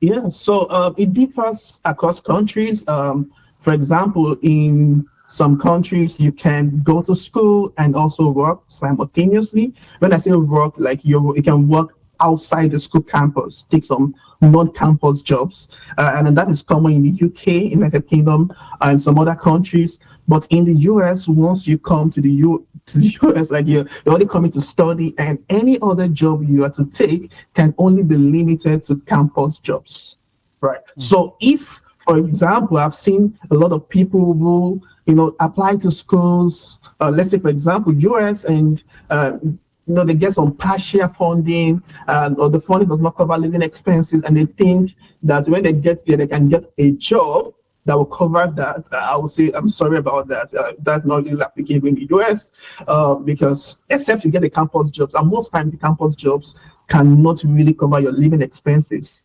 They can only cover maybe a little, but if you can, get assistantships, teaching assistantship, research assistantship, or some other forms of fellowships, like I did, you are good to go. But as in other area, let's say you don't have much funding, you're trying to see how you can navigate things. I would say from friends, gather loans, good, but be sure that if you're coming to the US, the only way you can regain or make payment is after you are done studying. They can apply for occupational practice training. This is called OPT. Or while you're studying, you can, if you're going for like a master's or a PhD, you can apply for a CPT, which is called curriculum practice training. Yeah. All right. And Luis, what would be your final advice to anyone that wants to study abroad?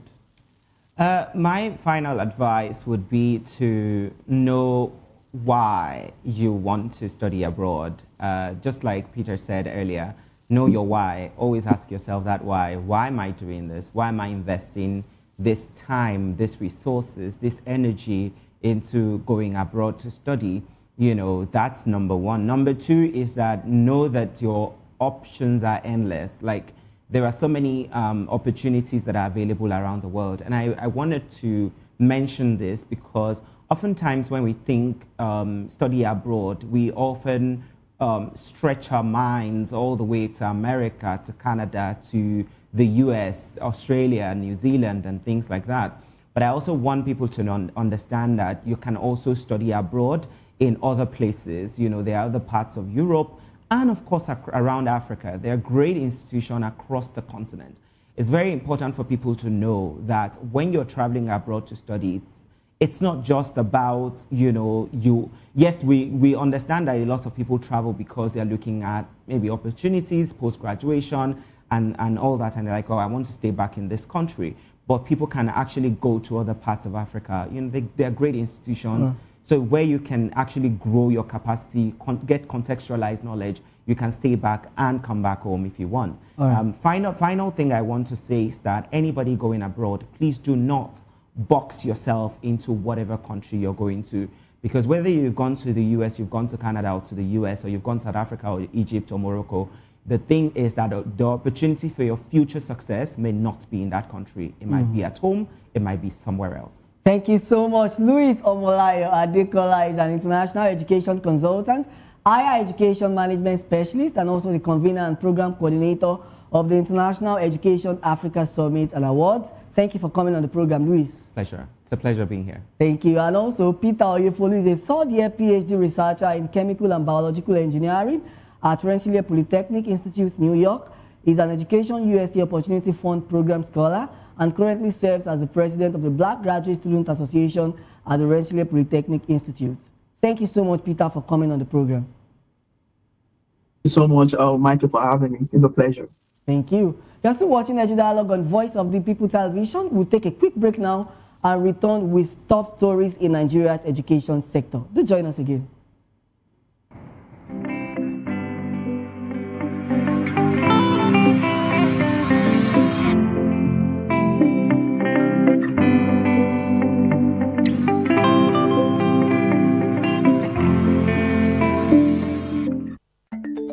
Africa is on the move.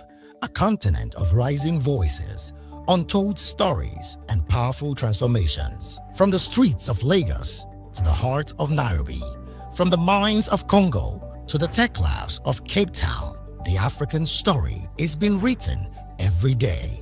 Bold, dynamic, unstoppable. This is Africa News on Voice of the People Television. We don't just bring you the news. We analyze and bring you Africa's heartbeat, the politics that shapes our nations, the economies that drives our future, the cultures that defines who we are, the voice that must be heard. Africa News, Africa's voice, Africa's future. Where Africa speaks, the world listens.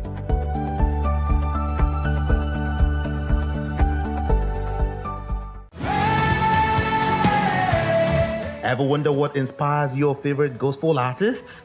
Explore and discover the rich heritage of continental gospel music and how this transformative journey has evolved and shaped cultures around the world. As we dig deep into archival treasures, feel the energy in our praise jam, Gospel Fusion on Voice of the People Television. Tune in this Sunday, 3 to 4 p.m. and be part of a transformative experience that uplifts and inspires. Join us as we explore the transformative power of gospel music and its ability to uplift spirits and unite hearts. Tune in this Sunday, 3 to 4 p.m. on Voice of the People Television. Gospel Fusion. Let's fuse our hearts in praise and joy.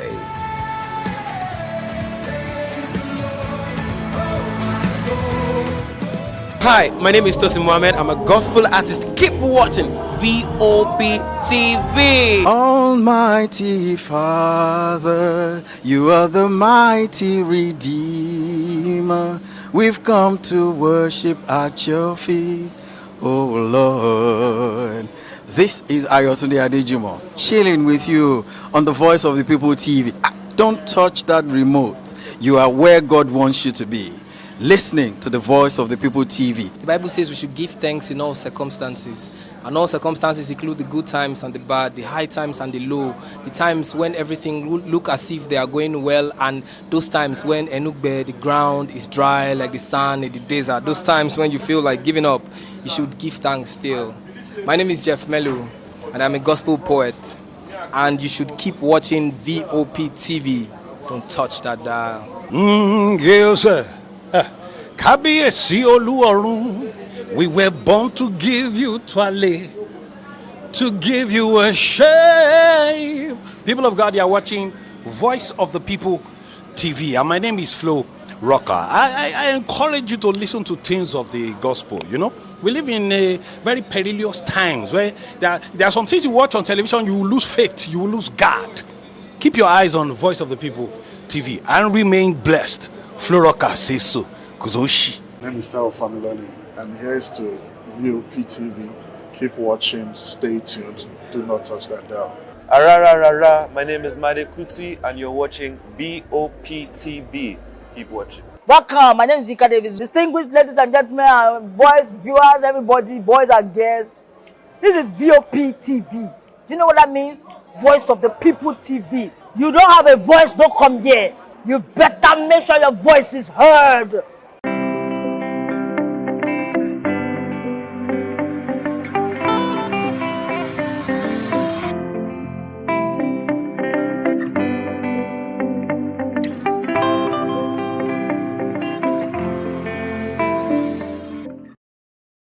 Glad to have you join us again. Let's now bring you top stories in Nigeria's education sector. The Joint Admission and Matriculation Board, JAMB, says registration for the 2026 Unified Tertiary Matriculation Examination will close on 26 February with no extension. According to the registrar, Professor Ishiaku Loyede, prospective candidates are advised to complete their registration immediately, as the board will not entertain the usual last-minute rush or calls for a deadline shift. He also cautioned candidates against misleading advice, encouraging delays, noting that such tactics often create opportunities for examination malpractice. About 1 million candidates have indicated interest so far, and applicants are urged to register early to avoid congestion at centers. Lagos State Governor Babajide Sanwo-Olu has appointed Oba Olufolarin Olukayode Ogunsanwo as the 6th Chancellor of the Lagos State University. The appointment follows the completion of the tenure of Professor Gbolahan Elias SAN, the university's 5th Chancellor, and takes effect from 13th February 2026 for a single 5-year term, renewable once according to LASU Law 2004. Registrar and Secretary to Council, Mr. Emmanuel Fanu, confirmed the announcement. However, top officials, including Vice-Chancellor Professor Ibiyemi Olatunji Bello, have congratulated Oba Ogunsowo and expressed confidence in his leadership. And to wrap up the news, let's tell you that Delta University Abraka has matriculated 9,498 students for its 2025-2026 academic session, highlighting a focus on capacity building and manpower development. Speaking at the matriculation ceremony, Vice-Chancellor Professor Samuel Asagba said the students were among 10 of thousands who applied for admission into the university. He also noted that Delta University has established itself as a center of academic excellence, attracting candidates seeking quality tertiary education. Professor Asagba added that the university is working to introduce more robust programs to meet the academic needs of this generation. He also thanked Governor Sheriff Oborewori for his contribution to the overall development of the institution. And that's a wrap on Edu Dialogue on Voice of the People Television. Today, we've examined studying abroad and the important consideration prospective students must make before making that life-changing decision. From global education exposure to digital inclusion, it's clear that the future of our nation depends not just on access to education, but on the quality of knowledge, skills, and opportunities available to learners. For more insights and in-depth discussion, please subscribe to our YouTube channel. On YouTube, we are Voice of the People TV, and across all other social media platforms, we are at VOP TV Live. If you witness news or events in your community, we would love to hear from you. Please share your eyewitness report, event coverage requests, photos or videos with us on WhatsApp at 0814-606-4057. You can also email our newsroom at news@vop.ng. I'm Matthew Ogunswada. Join us next week as we continue to spotlight the ideas, policies, people shaping Nigeria's education sector. Until then, stay informed, stay engaged, and remember that education remains the most powerful weapon which you can use to change the world. Many thanks for watching. Bye for now.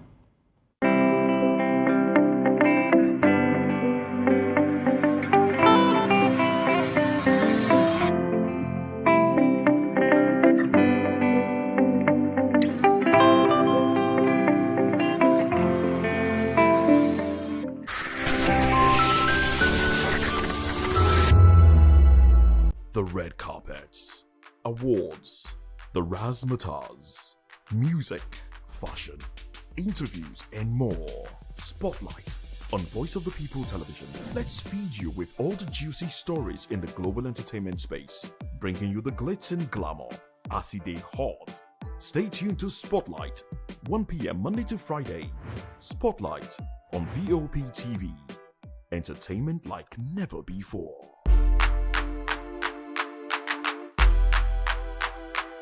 Welcome to the locker room, the home of football talk that matters. I am Jerry Arpillon. Join us every weekday, Monday to Friday at 5 p.m. Nigerian time, as we share the hot takes and hot debates in the exciting world of football. And joining me are the usual suspects, Ikechukwu and Mayowa, as we break down all the hot takes and everything that's happening in the football. Don't just watch football, live it with us. Catch us on the locker room and Voice of the People Television at 5 p.m. Nigerian time. And like I always say, if not going to the talk, please discuss. In a world where power shapes with every headline, In a nation full of questions, in a world filled with noise, the truth needs a voice. The policies that shapes our world and the economy that determines our future. Every hour, every day, the grapevine keeps buzzing. And together, we are committed to telling the stories that shape our world, because your voice is our focus. Don't forget, our voice matters the most. Let us come together and share our concerns.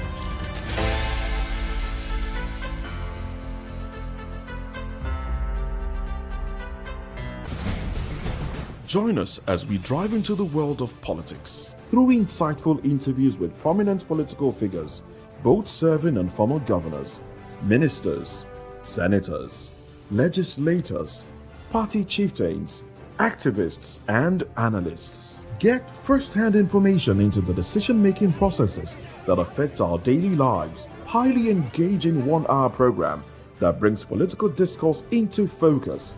I am Chukwuma Okoro. Political Lens, Monday through Friday, 6 to 7 p.m. Join us.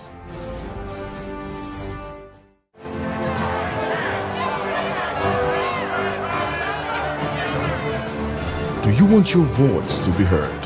Do you know that you matter in the scheme of things? The People's Voice, the show where ordinary citizens take center stage as we discuss the biggest stories that affect you and I. With you in mind, we facilitate lively discussions, debates, and interviews on the topics that matter most to you and I.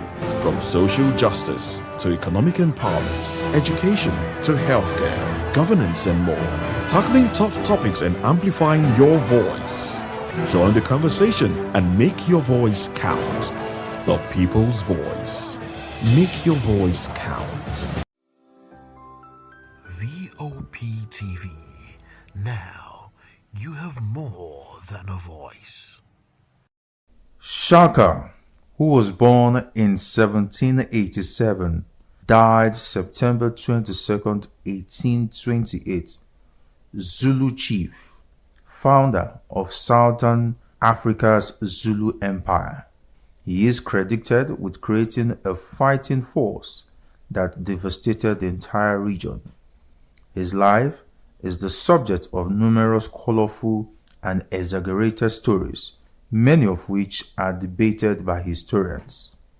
Shaka was the son of Senzangakona, chieftain of the Zulu, and Nandi, an orphaned princess of the neighboring Langeni clan.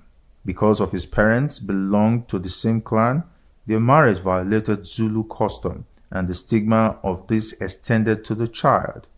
The couple separated when Shaka was 6, and Nandi took her son back to the Lengani, where he passed a fatherless boyhood among a people who despised his mother.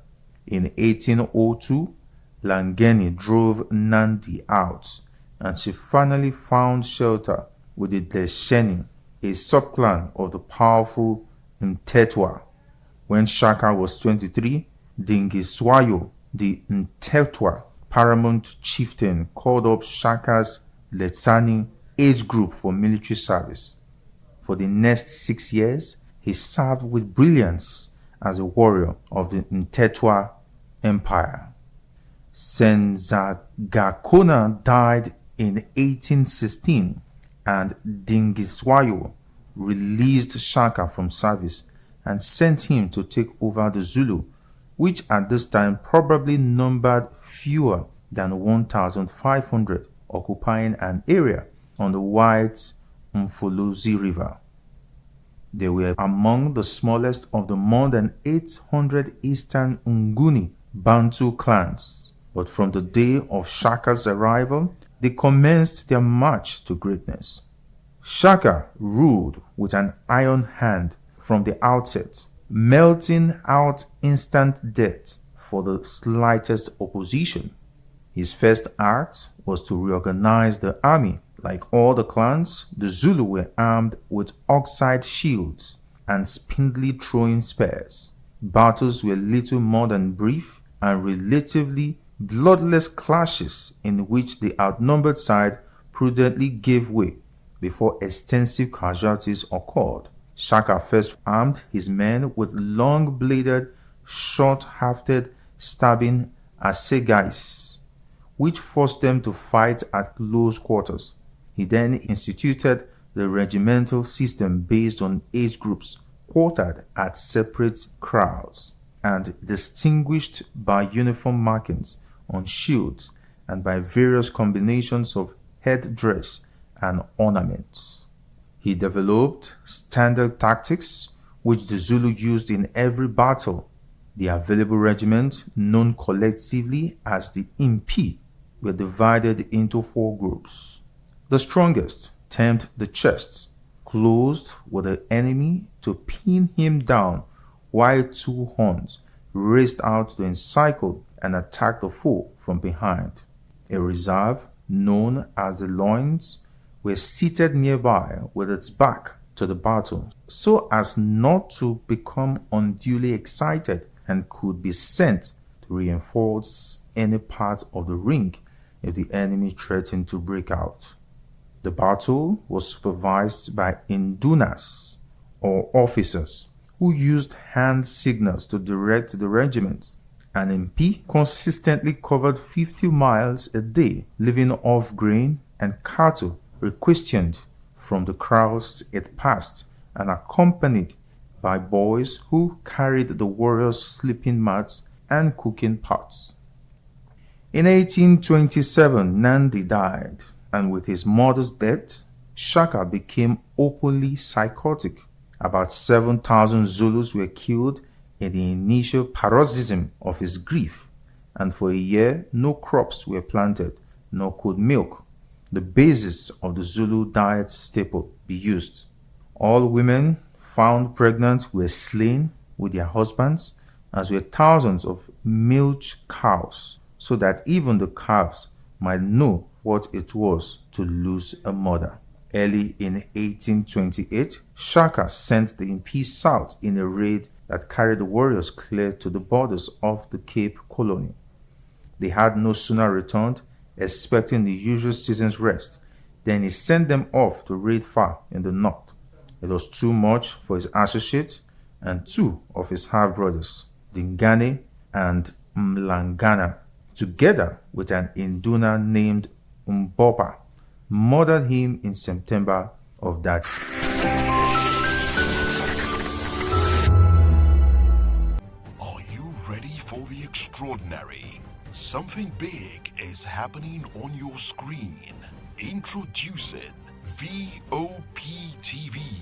Now streaming on SLTV channel 264. From breaking news to captivating conversations, news analysis, giving you all sides to the story. We bring in-depth discussions on the issues that matter, from politics to sports, entertainment, and lifestyle. VOP TV on SLTV channel 264. Join us as we redefine what television means to you. Voice of the People Television, VOP TV. Now you have more than a voice.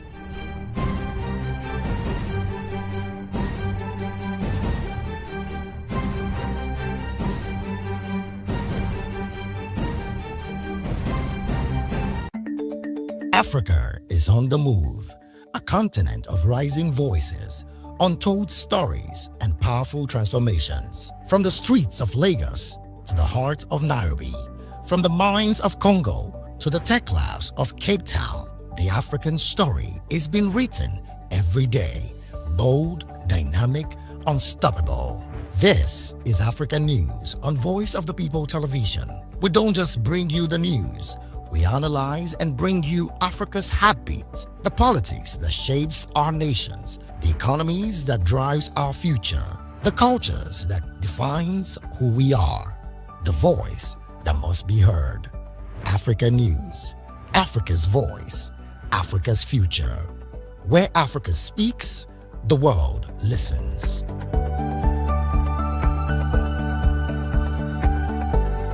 Good evening, Africa. My name is Bamakore, actor, model, producer, and I'm giving a big shout out to VOP TV, man. Keep watching. Don't change the dial. Thank you and God bless you. My name is AY, and of course, I represent the voice of the people, and that's why I'm on VOP. AY say so. Hi everyone, it's your girl Miriam Tima from The Real Housewives of Lagos and The Real Housewives Ultimate Girls Trip Africa. Shout out to VOP, the voice of the people. You already know. Stay tuned, keep watching. And don't forget, VOP is the best. Alright, hello, it's about that shagging the man fine back with Melanie Poppy Black Skin Boy. This is VOP TV. If you're not watching VOP, I don't know why you're watching. Maybe you're watching your weight. Hello, beautiful people. This is Wale Ojo, and you're watching VOP, Voice of the People. Hi, guys. You already know who it is. This is New Energy. Flyers, whatever, live. Keep watching VOP TV. Thank you. Hi, people. Ginny Albano here. Guys, please keep watching Voice of the People. This is African News on Voice of the People Television, where we don't just bring you the news, we bring you Africa's heartbeats. the policies that shapes our world, and the economy that determines our future. Africa News on Voice of the People Television. Stay with us.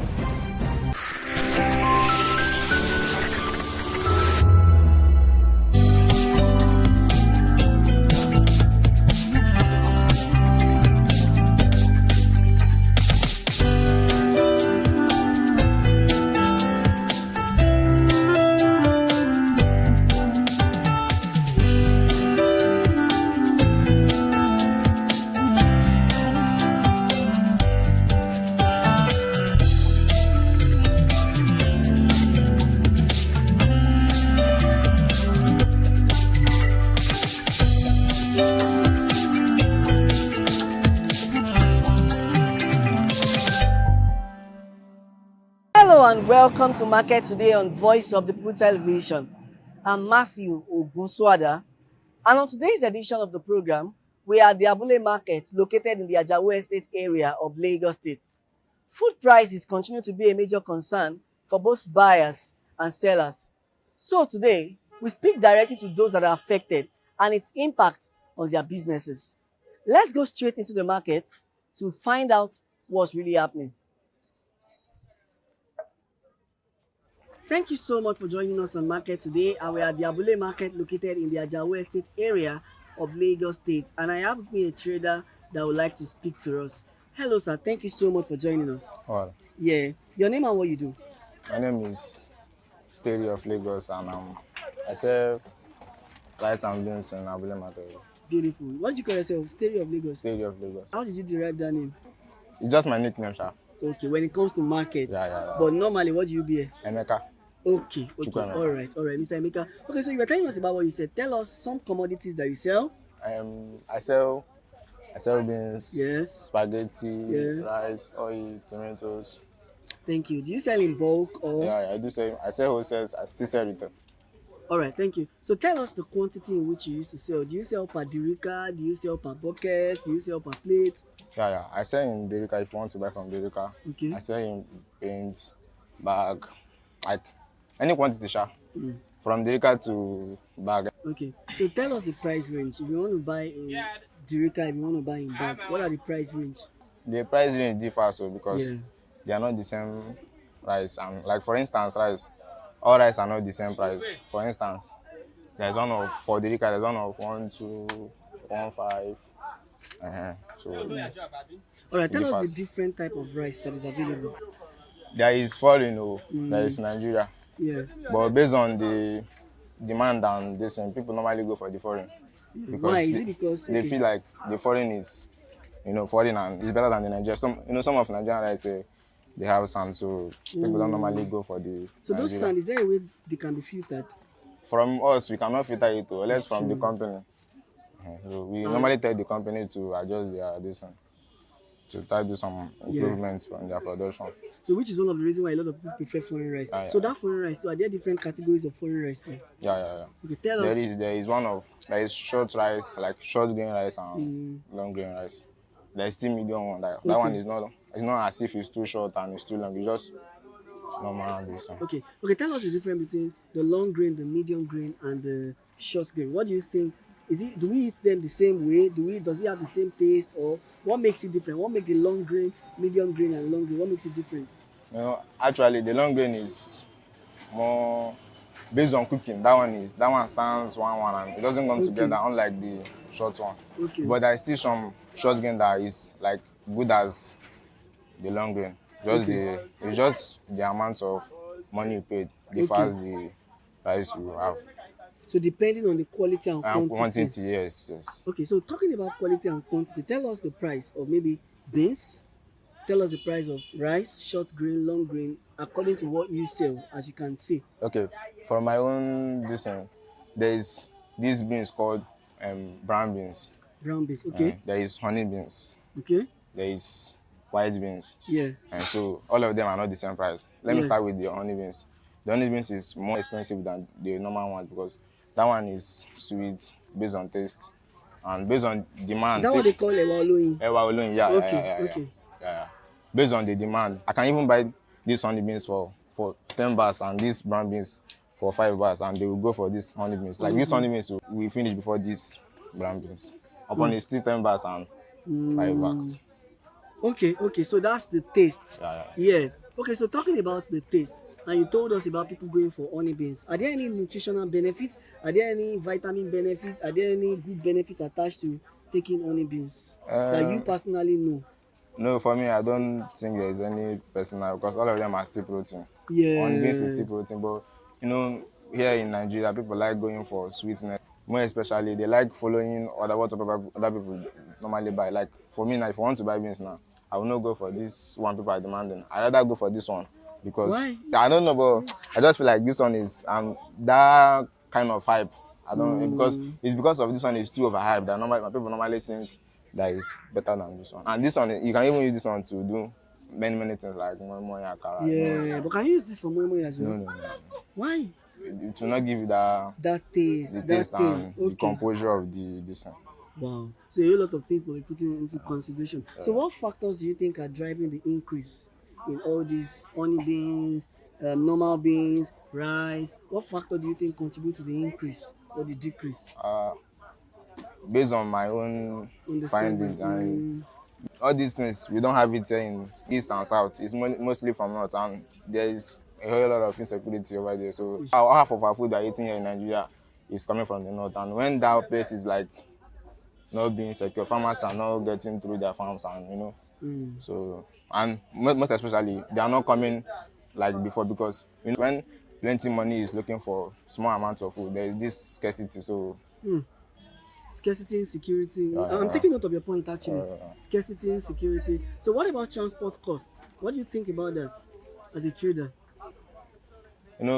Before any business, there is this transportation. So no business that is successful without movement. The price of fuel, and when you come Maiduguri, you buy like 50 liters of fuel down here to Lagos, you know the amount. And then how do customers react to this price? Do some of them adjust easily, or some of them say, why did you just increase the price of beans? Why did you just... Yeah, in Nigeria, we are almost used to all these increment and this. Like as of, let me say, 8 months ago, this particular beans was sold for 18,000, and people normally buy it. Like people rush it because they feel like that's the price. But recently now it's 6.5, and people are still buying it. So we Nigerians, we are like, it's our this one already. We are used to increment and.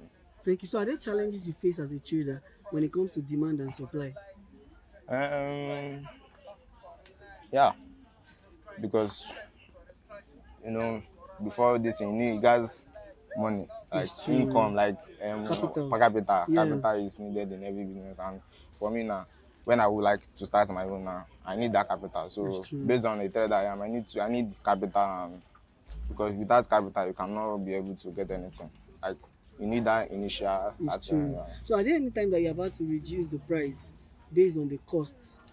At any point in time, have you had to reduce the price? For example, maybe you bought this thing 10,000 naira plus the transportation and everything 12,000 naira. You're supposed to maybe sell it for maybe 12,500, and maybe at some point in time you just had to reduce it to maybe 11,500 or just 12,000 on the dot. Are there any time you have done that?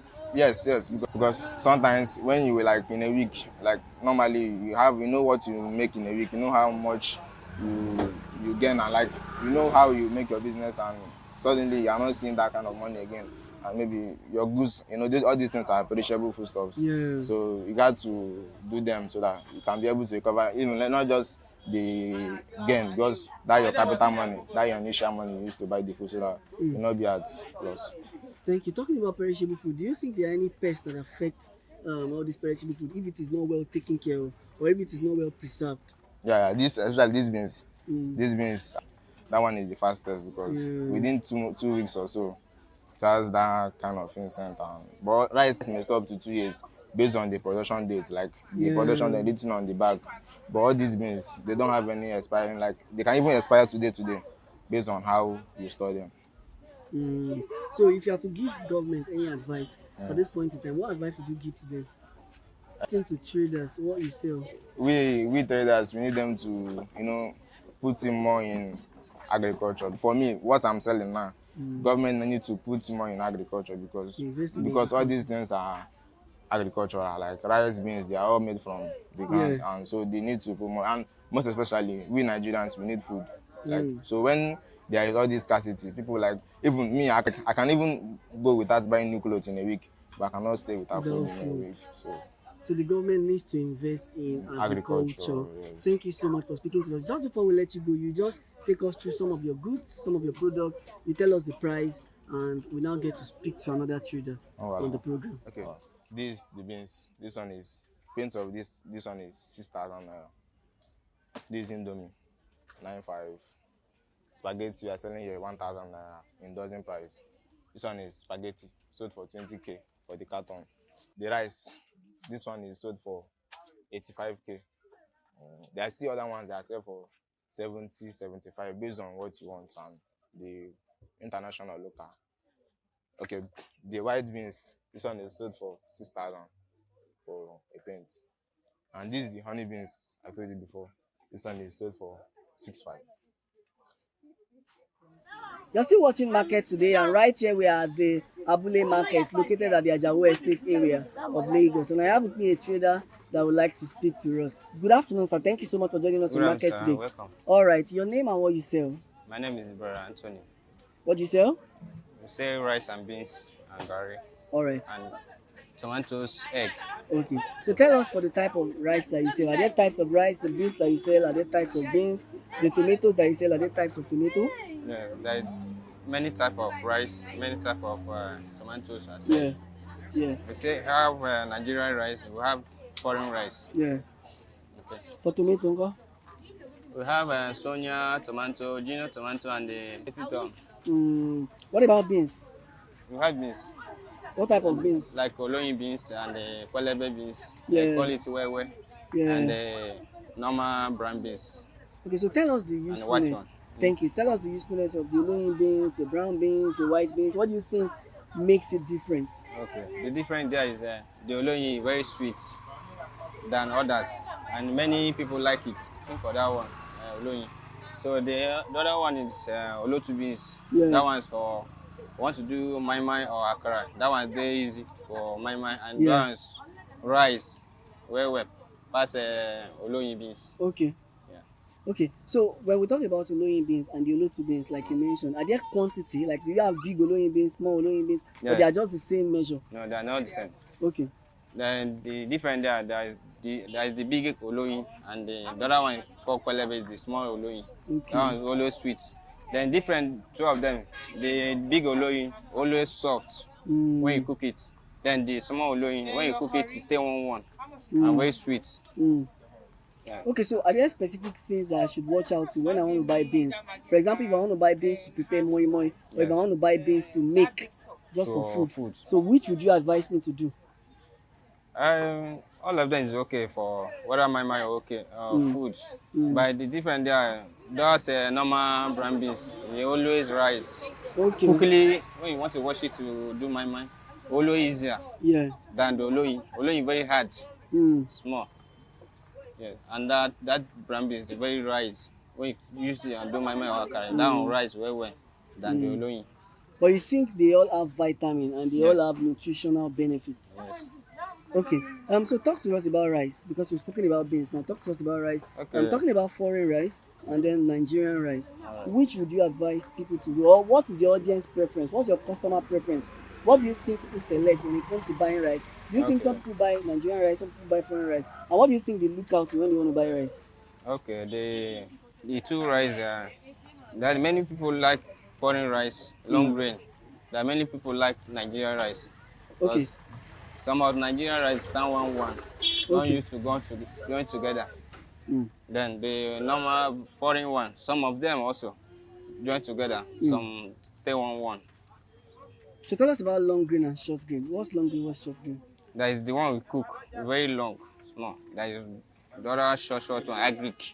Okay. Yes. Okay, so the short one, what's the difference? Is it as if one cooks faster than the other or what? The long, yes, that one cook faster. Okay.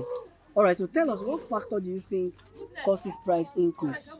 What factor do you think causes price increase when it comes to buying rice, buying beans, or any other commodities in the market? I mean the bag of... Yes, the rice. What do you think causes increase? What causes increase? Okay. So Nigeria, there's too much problem in Nigeria now. So Rice very costly now. Before we selling a bag of rice, 17,000. Now rice are going up to 19,000, 89, 88. The cheapest one we have now is from 18,875. From what it used to be. What did it used to be before? Before it's 75,000. 75,000, 68, 65. But now it has now increased. It's increased. Okay, so tell us about the way you sell all these things. Is it in bucket? Is it in kilo? Is it in kg? So tell us, how do you sell all these Okay, we things? sell by the Rica or paint. Okay, the Rica paint. Okay, Yes. okay. So you have half paint, half We the Rica. Yes, half paint, one paint, half paint, the Rica, and half the Rica. So which is higher? Which is lesser? The Is it higher paint? one is paint rubber. Okay. Paint rubber is 8,000 now. Okay. Why the half is? The half is 4,000. Why the Rica is? The Rica is 1.5. That is the 1.5, that is 1.2, that is 1.3. Okay, so how do customers react to all this price? Because you mentioned a lot of factors now, talking about the fact that Nigeria is not safe now. So how do customers react to all this price? They react because when you tell them price of markets, they shall say, the thing is gone up again. So And it's not your fault. It's Not not- only that, it's not the trader's fault. Yes. Because a lot of things are being calculated before you come to a reasonable conclusion about what you sell, you know. So how do they react? How do they adjust? Do they adjust at all points in time? Or some of them say, we can't adjust, we'll just move. when you tell them the price, some buy, some say they don't want. Okay, so is there any time that you have to reduce the price of things to be able to suit your customer needs? Yes, you will reduce. Like see, if, as the 1.5 now, the customer come now, say I tell him 1.5, he say no. How much you say last? I can give her 1.4 or 1.3 if I like. That will be on your own personal own preference. personal, yes. So will it be at a profit or a loss at your end? Yeah, my brother is you manage it. The loss, you manage.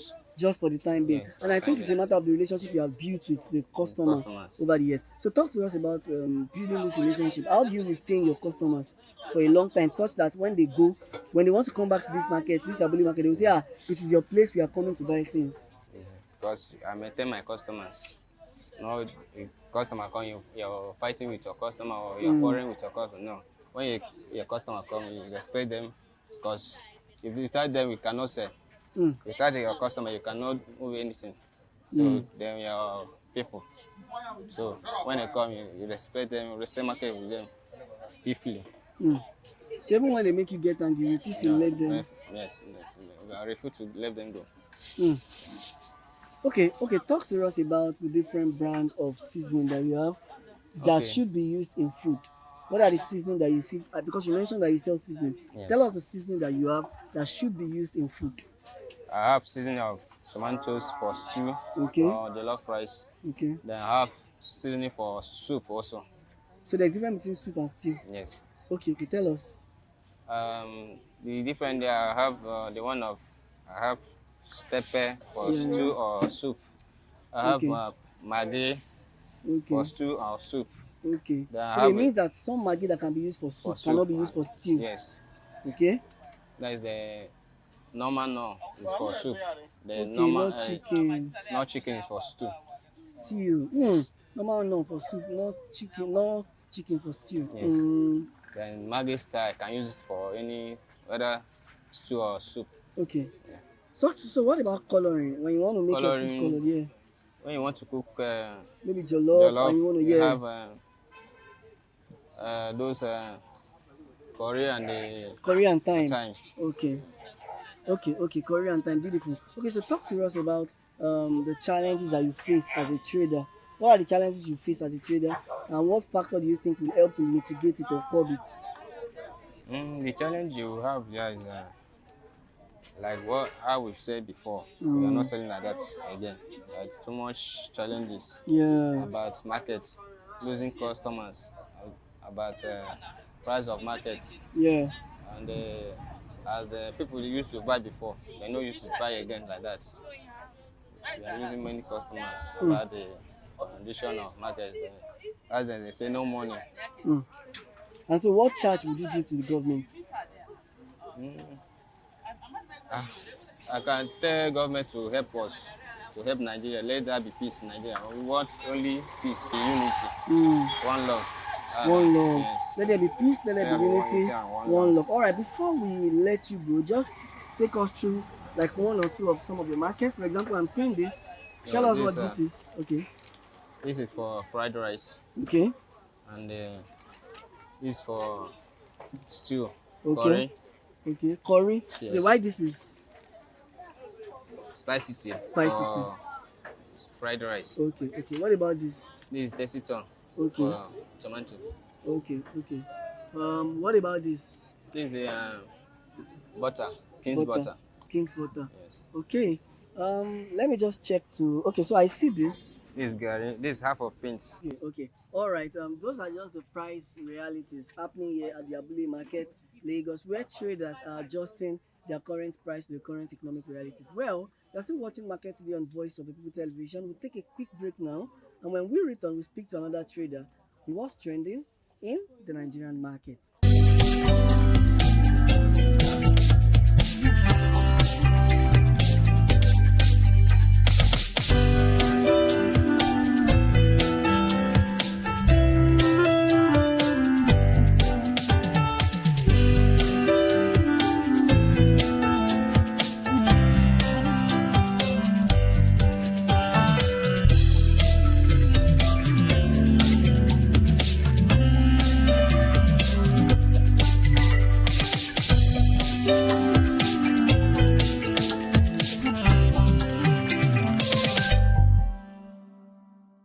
Welcome back to Market Today on Voice of the People Television, and we are still at the Abule Market located in the Ajawo Estate area of Lagos State. And of course, I'll be speaking with a trader right here in the market. Good afternoon, sir. Thank you so much for joining us.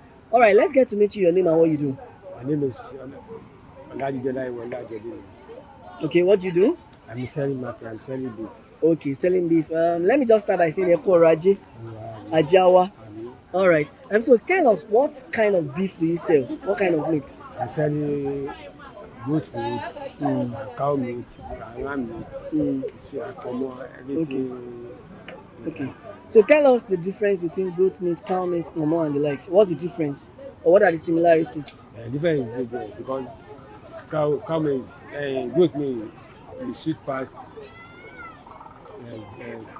cow meat, and not be the same taste. Not be the same taste. The taste is very different. Yeah. And what about pomo? Pomo is inside cow and say pomo. Okay, okay. So are there any nutritional benefits attached to eating meat and pomo? Are there nutritional benefits? Are there values that you get when you eat them? Because the meat you have fat. So many are there meat. So many are there, you don't buy beef, pomo they are not. Yeah. Yes. But everybody will, because of small sugar, buy. Okay, so tell us the different type of meats, because I know there are body, there are this, there are that. Tell us some meats. Our body is shakide. Okay. And about. Okay. Well. Okay. And liver. Okay. What about inu ẹran? Inu is assorted. Assorted. Okay. Okay.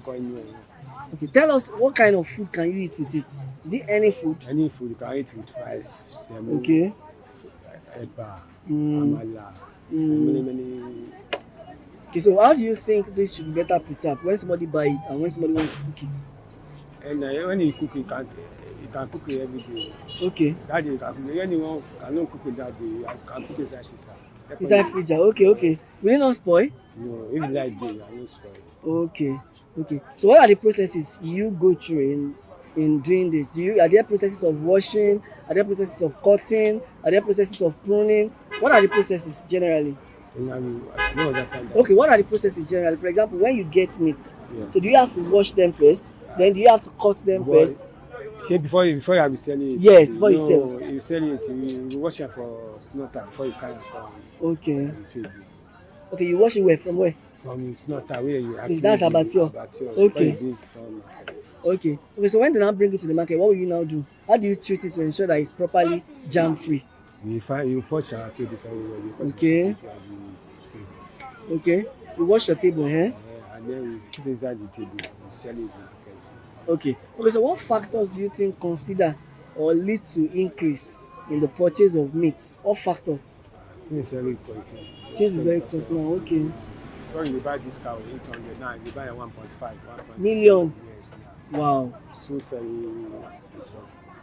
Okay, so it is the price of cow that affects the amount you sell. Yes, yes.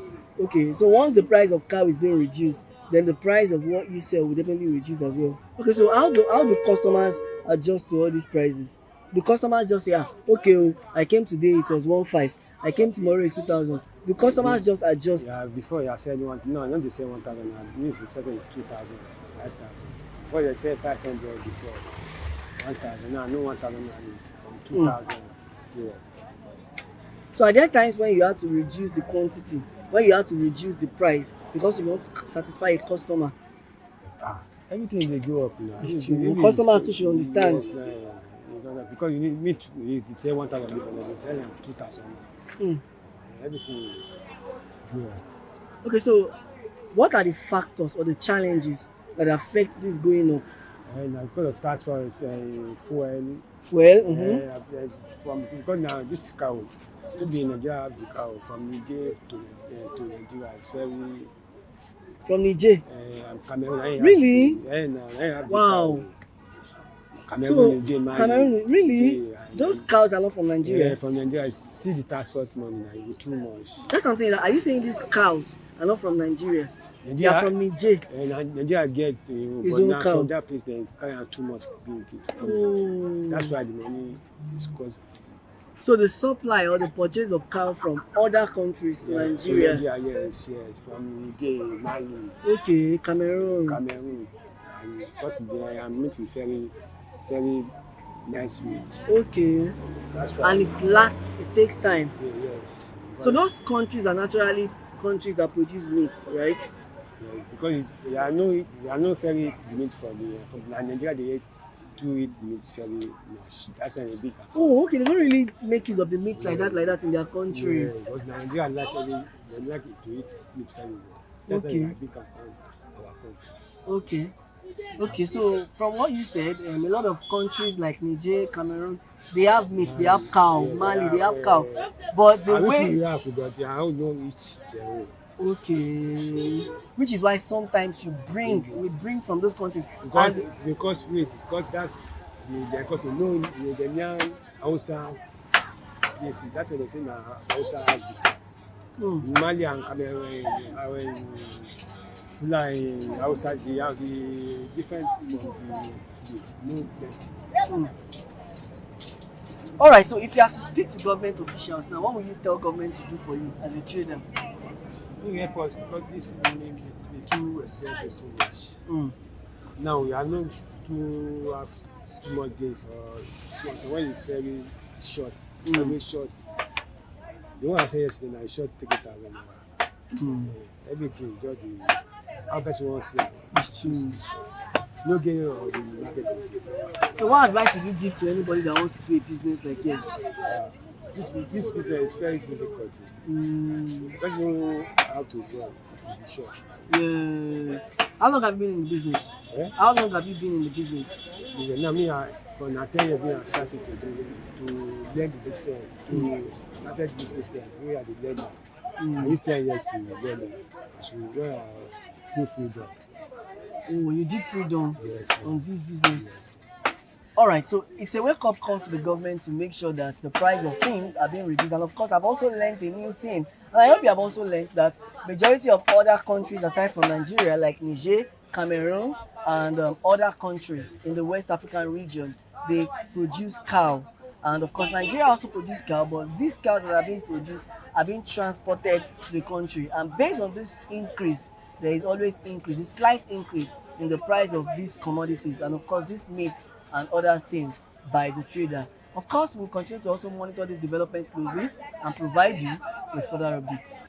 And that's it on this week's edition of Market Today on Voice of the People Television. Join us next week for another interesting episode of the program as we take you into another market to hear the real voices behind the prices. Until then, stay safe and keep making wise decisions at the market. My name is Matthew Ogunswada, and I'll see you the same time next week.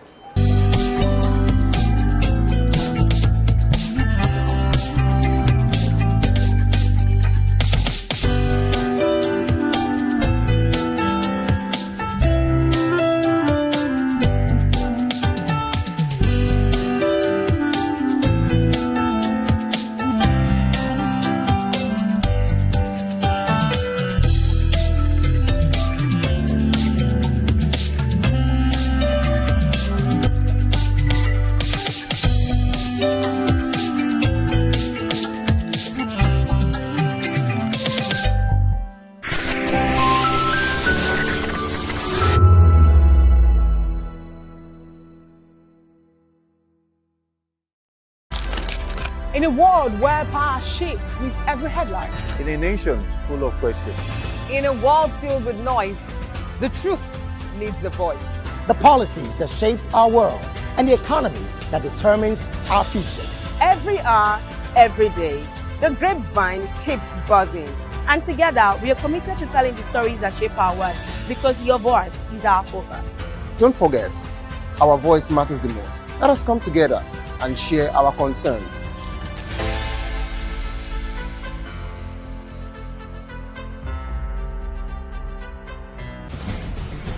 Join us as we drive into the world of politics through insightful interviews with prominent political figures, both serving and former governors, ministers, senators, legislators, party chieftains, activists, and analysts. Get first-hand information into the decision-making processes that affect our daily lives. Highly engaging one-hour program that brings political discourse into focus. I am Chukwuma Okoro. Political Lens, Monday through Friday, 6 to 7 p.m. Join us. In a world where truth is the ultimate power and opinions scream the loudest, it's time to wade through the noise. Hunger no get tribe! Hunger no get religion! And scan the human interest and trending topics that matter. Stay tuned to The Issues, your plug to the stories making the buzz, from politics to science and technology, social justice, and more. Let's tackle the tough questions and expose the truth. The Issues, on Voice of the People Television, Mondays to Fridays, 8 to 9 p.m. The Issues. Don't just react. Understand. Behind every broken desk lies a broken promise. Education shapes the nations. But who is asking the right questions? Introducing Edu Dialogue, the show that goes beyond the surface, exposes the cracks, the corruption, and the silence in Nigeria's education system. Edu Dialogue, Saturdays, 3 p.m., only on VOP TV. We break the biggest stories, from missing funds to policy failures. We ask the tough questions and demand real answers. Edu Dialogue, this Saturday, 3 p.m. on Voice of the People Television. Are you ready for the extraordinary? Something big is happening on your screen. Introducing VOP TV. Now streaming on SLTV channel 264. From breaking news to captivating conversations, news analysis, giving you all sides to the story. We bring in-depth discussions on the issues that matter, from politics to sports, entertainment, and lifestyle. VOP TV on SLTV channel 264. Join us as we redefine what television means to you. Voice of the People Television, VOP TV. Now you have more than a voice.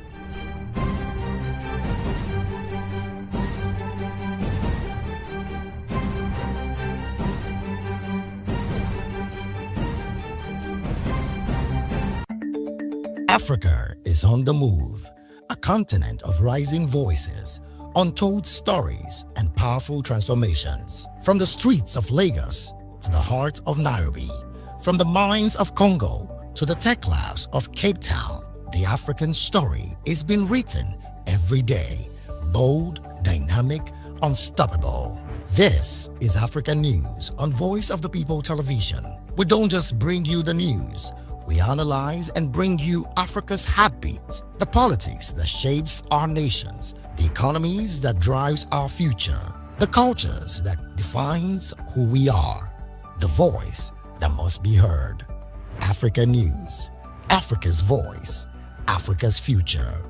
Where Africa speaks, the world listens.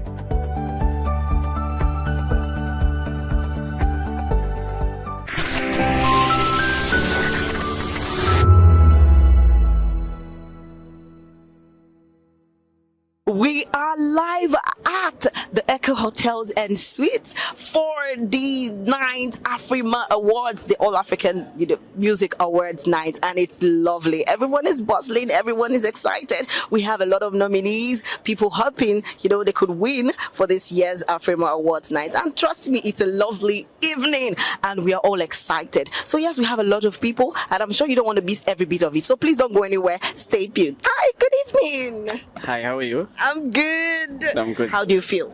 I feel so good. Yeah, it's amazing. But you know the song, I feel good. Okay, I think I forgot it, but I remember it. Oh, okay, that's cool. So please, we'd like to meet you. Who are you? Yeah. My name is Imo. I'm a piano all the way from South Africa. Yeah. We have the South African, the vibes from South Africa. You know the dance? How do they do it? Like, Which one? There are a lot of dance moves. So we have a lot of them, right? Yeah. So yes, we are here at the Afrima Awards night. So what are you a performer, sorry?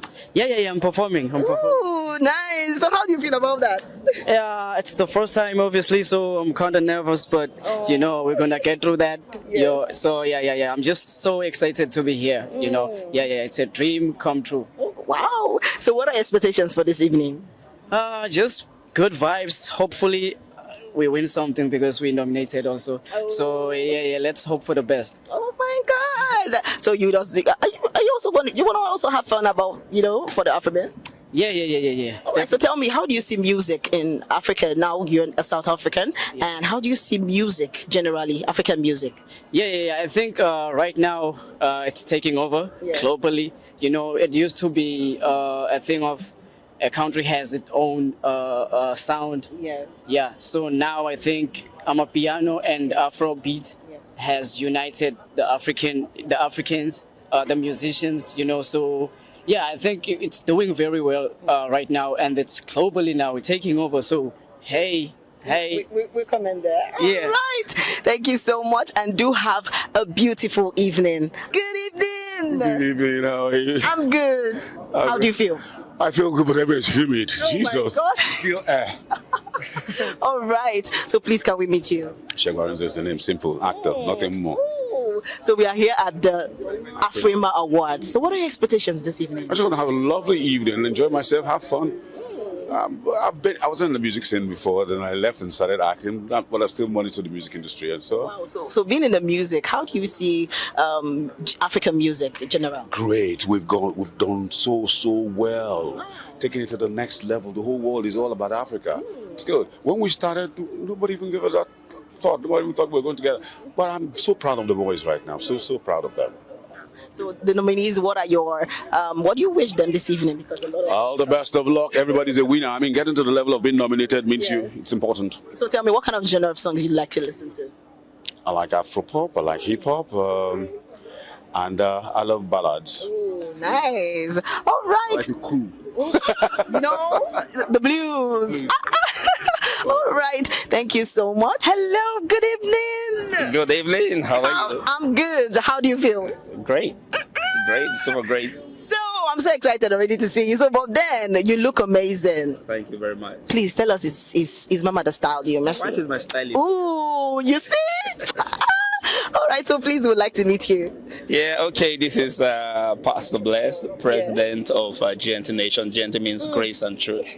Yeah, Gentle Nation is a ministry that has the music, part of it. Yeah. So tell us, we are here at the Afrima Awards this evening, and it's the 9th of its kind. So tell me, what are your expectations for this evening? Well, honestly, this is actually my first time for attending an award ceremony, really. And I'm looking forward to a great time. I read about it and I see that Afrima Award is a very prestigious award. So I'm honored and privileged to be here. So I'm looking forward to a great night. And I came with my friend Frank. He pulled me into this. He's my media advisor because he's advising me what to do because this is not my space. So I'm getting comfortable now. Yeah, so I'm looking forward to a great time. And, God is good. I see the goodness of God everywhere. Okay, so I'd love to ask this question because I know your wife has been into the music industry and getting the songs and everyone giggling, dancing about that. So tell me, how do you see African music? African music has been divinely positioned by God to take over. Yeah. And anyone who is not connected to African music, I don't know. If you even look at from the secular space into the gospel, African music is taking over. God is doing something with Africa. God is doing something, and Nigeria is at the forefront of it. So I see African music, I see awards like Afrima Awards and expanding, not just an African in the global thing, everyone getting involved in what God is doing. I see growth, I see expansion, I see increase. That's what I see. So tell me, as a pastor, because we all know, how has this, basically combined with your faith? How do you see music, with your faith? Music is amazing. Music is, I'll tell you. Sometimes people ask me, why do you support your wife a lot? I'll tell you, matter of fact, she's my wife that I want the best for her. The Lord told me something. You know what he said to me? He said, if you support your wife, wherever her music gets to, your ministry has gotten there. So there are some places that your message may not get to, but through the music. So you pastor one to pastor many. And you reach so many souls, yeah. Right, thank you so much and have a beautiful evening. Hi, good evening. How are you doing? You look beautiful. So how are you feeling? Yeah, I'm feeling good. I'm feeling excited. Looking forward to the awards. Yes. So please tell us your name. We'd like to know you. Yeah, my name is Mad Jamie. I'm an artist. I sing. I make music. Yeah, yada yada yada. All right. So tell us, what are your expectations for this evening? Honestly, let the best man or woman win. And let good music be appreciated. Yeah, that's what I look forward to. So how do you see music in general, African music in general? I think African music is evolving. I watched old clips from old awards that we used to have back in the day in Nigeria and how blurry it was. Imagine this is happening now and we are celebrating music, and I'm speaking to this beautiful host and, we're evolving and everybody's taking it seriously. The industry is rising, more jobs, more opportunities. I love it. You can't hate it. All right. So you want to have a blast this evening? Yes, of course. I want to have fun. I also want to get inspired. It's good to see good work rewarded. So yeah, that's it. All right. Thank you so much and do have a lovely evening. Hi, good evening. Hi, good evening. How do you feel? Tell me. I feel great. You feel great or you feel excited? Which one? It's in 2 weeks. How do you feel? I feel excited. I feel all together. So please tell us, can we meet you? My name is Obawale. Oba what? Obawale. Ooh, and who is Obawale? Tell us. I make music, songwriter, musician, all around. So yeah, we are here at the 9th Afrima Awards night. So what are your expectations for this evening? I want to see the next Afrobeat superstars, and of course I'm part of them, but I just want to be inspired by the kind of people that will be awarding tonight. It's always a great thing to experience. All right. So by the way, who styled you? Because I actually wanted to ask. Actually, I'm a fashion stylist myself. Hey, so there are some hidden skills but out there. This particular brand, I got it from my friend Ipstyle. Ooh, So okay. yeah, I just told him what I need and then he gets it fixed up. All right. Okay, do have a beautiful evening. Thank you so much. Hi, good evening. Good evening. How do you feel? I feel good. I feel good. So good. All right, so please, can we meet you? Thank you. Yeah, my name is Coach Bar, CEO, Coach Bar Management, Talent Management, event producer, and a creative technologist. Ooh, somebody clock it. So tell me, we are here at the Afrima Awards night. So tell me, what are your expectations this evening? Well, first of all, kudos to Mr. Mike for this, doing this consecutively for 9 years. First of all, kudos to the team.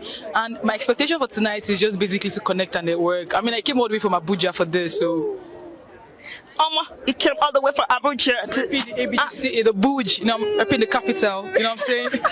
All right. So you just want to vibe. You like the environment. You love the vibe and everything. I love the host. Ooh. All right. Thank you so much. You have a beautiful evening. You too, and enjoy your evening. Hi. Good evening. Hi. Good evening.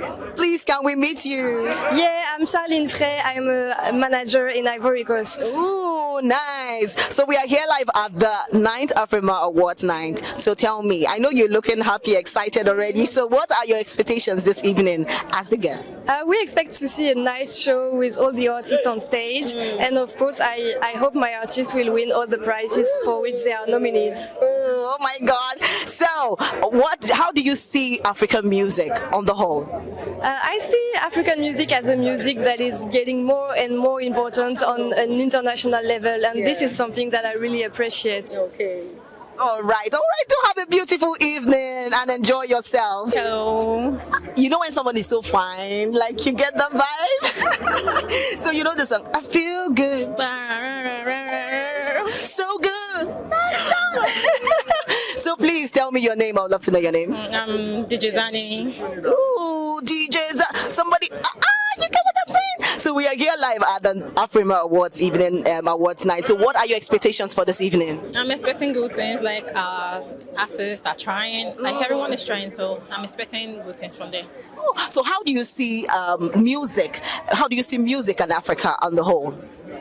Like making music or what? Yeah, like music, African music on the whole. African music is so great, like, because I sing. So how do you see it in the future? With this event going on today, how do you see African music in the future? I see African music like going, like I don't know, but it's going to be great. It's going All to right. Country. Okay. To have a beautiful evening. Hi, good evening. Hi, good evening. How are you? How do you feel? Excited. I feel good. So good. You don't really dance Michael Jackson joint, God I beg. Started off as a dancer, so yeah. So you get it. All right. And So the touch of MJ in every entertainer, you know.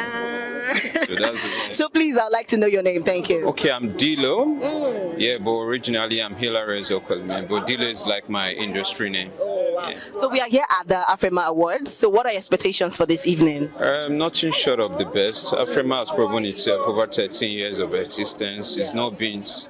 You know, they've shown that they know their stuff and they're bringing the best to not just Africa, but bringing it home to the giant of Africa, Nigeria. And I want to say they're doing a great job, and I'm expecting nothing less than the Afrima standards. So tell me, how do you see African music in the future? You know, but, why are you talking about future? Because with this event, it has to be things that we are looking forward to see maybe after Afrima this night. So definitely maybe the next Afrima has to be great. You understand what I'm trying to say? Okay. So how do you see it in the future? What can you say? Definitely. I want to say, why I asked you why you're talking about the future, Yes. because the future for me is now. You know, so whomever is taking the center stage now is in charge of the future. So whatever you're going to become in the future determines on what you're doing now. That's why I say don't talk about tomorrow. Let's focus on who is dominating now. So Afrima was yesterday, today, and tomorrow. Same as Afrobeats. You know what I'm saying? All right. Thank you so much, and do have a blast this evening. Hi, good evening. Hi, good evening, good evening, good evening. Welcome to Afrima. Welcome. How do you feel? I feel good tonight. Okay, I actually want to say something about your dress because you look amazing. The style with the beads and the dress. Oh, so much. But please, I love this. Actually, I don't know if I could get... You can get a lot. I have a farm, yeah. I have a big farm, okay? So please, can we meet you? Yeah, I'm Boy Smart. I'm an Afrobeat world music artist. I just dropped a new song called Fly. You guys should go and listen to it. Yes. All right, so we are here at the Afrima Awards night. So what are your expectations this evening? So many expectations tonight. Yeah. But the most important thing is congratulations to every winners, to every nominees. We're just here to have some fun, yeah. Ooh, I'm here to have some fun too. We have to have some fun with VOP TV, okay? Of course. So how do you see music, African music on the whole? I see African music as a very global stuff, yeah. Yeah, and this is just the beginning. Let me just put it that way. Yeah. This is just the beginning.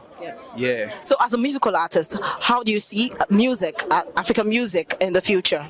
I see African music in the future in a way that even the Grammys, even the Oscar, we put Africa on. Yeah. Okay, so thank you so much, and do have a blast this evening. Thank you. Yes, sir. Hi, good evening.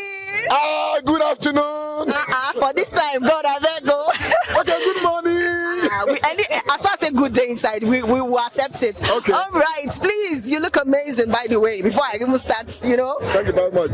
Who styled you? Tell me. Well, I'm being styled by my very good friend Ayo Balogun Couture. Ooh, you did a really good job. Yes. So tell me, can we meet you, please? Well, my name is Ambassador Cornelius Udofia, the CEO of Cornell Entertainment, convener of the CMC Africa Award for Excellence, PRO, Actors Guild of Nigeria, Lagos State Chapter, and of course the CPS to the immediate past president of the Actors Guild of Nigeria, Dr. Emeka Rolas Ejezie, and of course the publisher of the Gladiators magazine. I'm a proud Nigerian, a proud African. People that are proud of Nigeria, we are all proud of Nigeria. So tell me, we are here live at the 9th Afrima Awards. So what are your expectations this evening? It has been happening since Wednesday. So this is the grand finale for the awards night. So what are your expectations this evening? Okay, if I have to take you back, I was one of the coordinators of Afrima, right from the time we started at Ikeja with Mr. Mike, and I was one of the coordinators that was actually sharing the invites, and it gives me a very big pleasure to see that Afrima has come to stay, because in our continent, for you to sustain a business for 9 good years is not an easy task. And I want to say a very big thank you to the Lagos State government in conjunction with African Union for actually supporting this event. Afrima is Africa. Africa is Afrima. So I'm very happy to be part and parcel of history. So I heard when you said you're one of the coordinators. Yes. So as one of the coordinators, like, what would you say about this year's Afrima, the night? For we're speaking because you have had previous, Afrima's events. So what are you going to say about today, the night of the 9th Afrima Awards night? What are you going to say about it? Okay, being one of the coordinators, my job specifically is to make sure that those superstars, because I control superstars, those top celebrities are given chance to attend. So my job is just to invite those stars, both in Africa and of course in diaspora, for them to attend the event. I've been doing it, like I said, when we started, and that was the reason that this year Mike said, Cornell, you are part and parcel of the history. I want you to still come on board. And we were giving about 50 VVIP to share to the stars, and some of the stars are all around. As a matter of fact, one of them is there, Tina Newman, one of the celebrities we invited. We have my cousin too that came in from UK, Auntie Eno. We have Queenette Agbo. We have Jim Ike. Jim Ike is around. Let's see how it's gonna go. All right. Thank you so much, and do have a beautiful evening. Good evening. How are you feeling? I'm feeling so good. Ooh, you know that song? I feel good. Ooh, so good. Oh my God. So tell me, you look amazing. Can you tell us who styled you? Okay, actually, I was styled by look. It's just a cloth I picked. Okay. You actually look amazing. Trust me. And please, can we meet you then? Okay, my name is Tina Newman. Ooh, Tina Newman. And who is Tina Newman? Let's know. Okay, Tina Newman is an artist. I'm an artist from Cornell Entertainment. So we are here live at the 9th Afrima Awards, and it's a beautiful evening already. So what are your expectations this evening? Oh my God, honestly, this evening is already fun already being out here, and I trust all the artists that has been nominated. They are all good, and I will be so glad anyone that come up as a winner. I'm so glad because I love them all. So I don't have a specific artist. They are all good. So you're all out to have fun this evening? Because. Ooh, all right. Thank you so much. Do have a beautiful evening. Good evening, ma. Good evening, dear. How are you? I'm fine, thank you. How do you feel? I feel good. I feel elated. I feel the beauty of Nigeria. Oh my God. All over me. I see beautiful laces, beautiful faces, beautiful ladies and gentlemen. Of course. So we are here at the Afrima Awards night. So what are your expectations? I would like to know your name before we go into the questions. Please, can we meet you, ma'am? Yeah, I'm Mrs. Omotayo Motusho. I'm a television broadcaster. Of course, gradually retiring. I've been trained a lot of younger ones over the years. By God's grace, in a few months, I'll be celebrating 40 years of television broadcasting, and I'm a media entrepreneur. So please, we are here at the Afrima Awards night. So what are your expectations for this evening? What do you expect to see? Well, Afrima, as you know, is simply African Musical Awards. And so I expect the best of the best to be awarded. I expect a salute to hard work, a salute to tenacity of purpose, a salute to resilience, a salute to creativity, a salute to culture and tourism, and a salute to the promotion of our economy. I expect a lot. Talking about salute, how do you see the African music generally? Oh, African music has evolved, and I will tell you what I mean by that. It's evolved to the extent that even the most exotic and beautiful islands of the Caribbean that are so far away from Africa.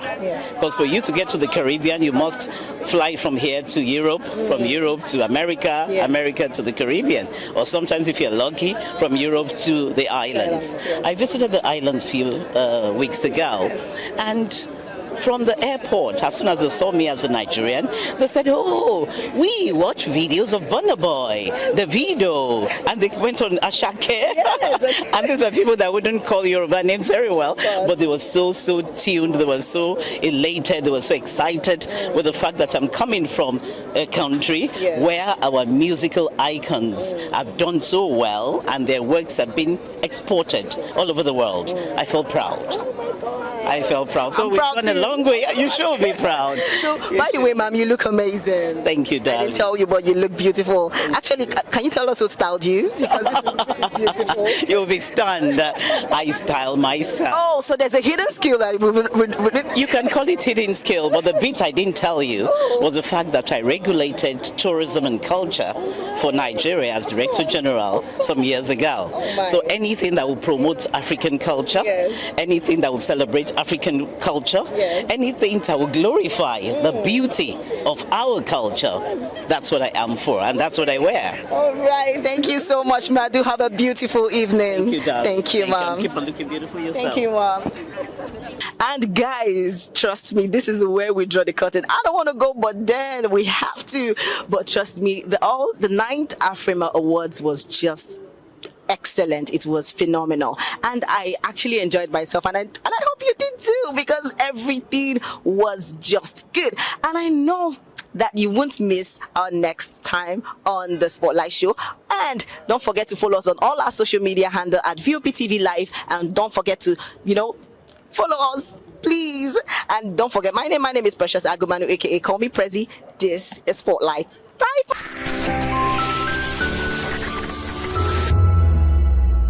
This is African News on Voice of the People Television, where we don't just bring you the news, we bring you Africa's heartbeats, the policies that shapes our world, and the economy that determines our future. African News on Voice of the People Television. Stay with us.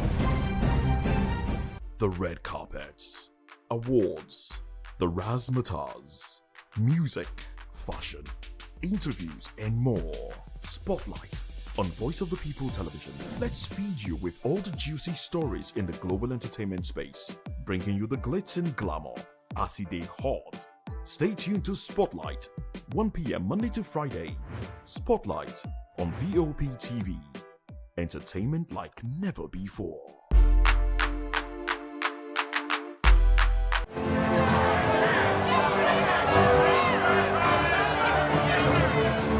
Do you want your voice to be heard? Do you know that you matter in the scheme of things? The People's Voice, the show where ordinary citizens take center stage as we discuss the biggest stories that affect you and I. With you in mind, we facilitate lively discussions, debates, and interviews on the topics that matter most to you and I, from social justice to economic empowerment, education to healthcare, governance, and more, tackling tough topics and amplifying your voice. Join the conversation and make your voice count.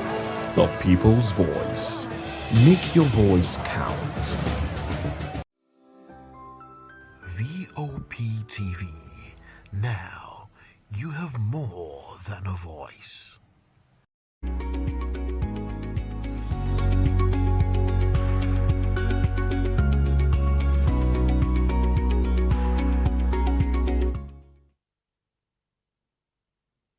Hello there and welcome on board. Yes, it is People's Voice on Voice of People Television, where seeing stories shape the narrative. And of course, today we're dissecting a major story that is dominating the airline sparking conversation across the nation. National Assembly approves e-transmission of election results with manual backup. Okay, so we've been, am I going to say we've been angry? Some have been, smiling, and some have been, it's been a mixed feeling. And the reason why I said some have been, angry and some have been smiling is because some people have actually said that they were not expecting anything less from the National Assembly. They knew that they wouldn't actually, totally kick off the manual backup. Of course, and we saw the drama that happened at the National Assembly yesterday, where the President of the Senate, said, if you're in support of this, can you stand up? Don't say anything, just raise up your hand. And, so many of them did, about 55. And he said, if you're opposing, stand up, raise up your hand, and it was just 15. And you know what that particular one means. I don't know what to say about this. It's actually a mixed feeling. All we just wanted National Assembly to do is to make it, mandatory for the electronic transmission of results. But this is Nigeria, and welcome to Nigeria. Join the conversation with experts and citizen perspective. Share your thoughts with us. I am Xavier Udo. And of course, before I go into any of the news stories, I believe you understand what today is, both for the Christians and, of course, the Muslim. And it would be very, very bad of me if I just start off the show without talking about this. And sincerely, I'm so grateful and I'm happy that this whole situation, both the Lent and the Ramadan is starting, simultaneously. This is to let you know that Nigerians should remain as one, okay? Unity is all we want. As we begin this holy period, I want to extend my warmest wishes, of course, to all Christians and Muslim friends who are observing their Lent and Ramadan. And I pray that this time of reflection, of prayer and fasting, of course, bring you spiritual growth, peace and renewal. May your sacrifice and, of course, our devotion be accepted. And may you emerge stronger and more united as a community. And please don't forget that we're all one. And the situation of, this security issue in the country where we're trying to attack one another, it shouldn't be a thing of, it shouldn't be a conversation at all. Knowing fully well that we are Nigerians. And this is just not about Nigerians now. It's about, respecting each other's religion. And we should learn to live together, as one. And of course, to our Christian friends, happy Lent. May your journey be filled with hope and, of course, joy. And to our Muslim friends, Ramadan Kareem, may your fast be blessed and your prayers be answered. Let's take a moment to appreciate the diversity and richness of our faith and, of course, strive for unity and understanding. That is all I would say from us here, from my crew, from People's Voice, and, of course, from Voice of People Television. We're just saying, may God hear all our prayers. And I believe you are also fasting because no matter what, you're either a Christian or a Muslim. Of course, I'm talking about, the two religions now. So it's either you are one, and of course, I'm going to ask my guest to also answer the question if they're also observing their fast or they've eaten today. Some people, amongst my crew, when I walked in, some actually said they were just breaking their fast, so I would just allow that particular one to slide. But let's come back home now. Let's come back to the program. Yes, let's look into other news stories with details. And we're taking it up from Kogi State. Kogi Poly rector urges staff to support reforms. The rector of Kogi State Polytechnic, Saliu Sanusi Avidime, has called on staff members, of course, to support ongoing reform aimed at improving the institution's performance. Avidime made this appeal during a familiarization visit to Utakwe campus, emphasizing the importance of strengthening technical education and practical training. He acknowledged the critical role staff play in achieving academic excellence and institutional stability, reaffirming his commitment to staff welfare. The rector also expressed optimism that collective effort will resolve the institution's challenges, including infrastructure gaps, funding constraints, and staff welfare concerns. Of course, away from that particular one, youth key to Nigerians' future, says ADC leader, the national youth leader of the African Democratic Congress, Balarabe Rufai, has urged young Nigerians to take an active role in shaping the country's political future ahead of the 2027 general elections. Rufai emphasized the importance of youth participation in civic and democratic processes, stating that the party views young people as key drivers of political change. The ADC plans to strengthen youth participation at the grassroots level. Initiatives such as developing a satellite internet technology to improve connectivity and facilitate electronic transmission of results. And of course, away from that particular one, we're here at Cross River again. And of course, yesterday, the same Cross River State government said they've actually done so much for this nation that they shouldn't be ignored. And it was actually sending a message to the federal government, of course, because they're also a oil-producing state. But today, Cross River APC pledges 1.5 million votes for Tinubu in 2027. The All Progressive Congress in Cross River State has pledged to mobilize 1.5 million votes for President Bola Ahmed Tinubu in the 2027 general elections. The pledge was made at the stakeholders meeting convened by Governor Basi Otu, who also appealed to Tinubu to support the state's bid to reclaim its oil wells and restore its littoral status. The meeting, attended by party executive, lawmakers, and other stakeholders, aimed to prepare the party for the upcoming elections. And of course, I appreciate APC's faithful for their unity and support. Away from that particular one, don't quit politics after 2031. Abia clerics advise OT.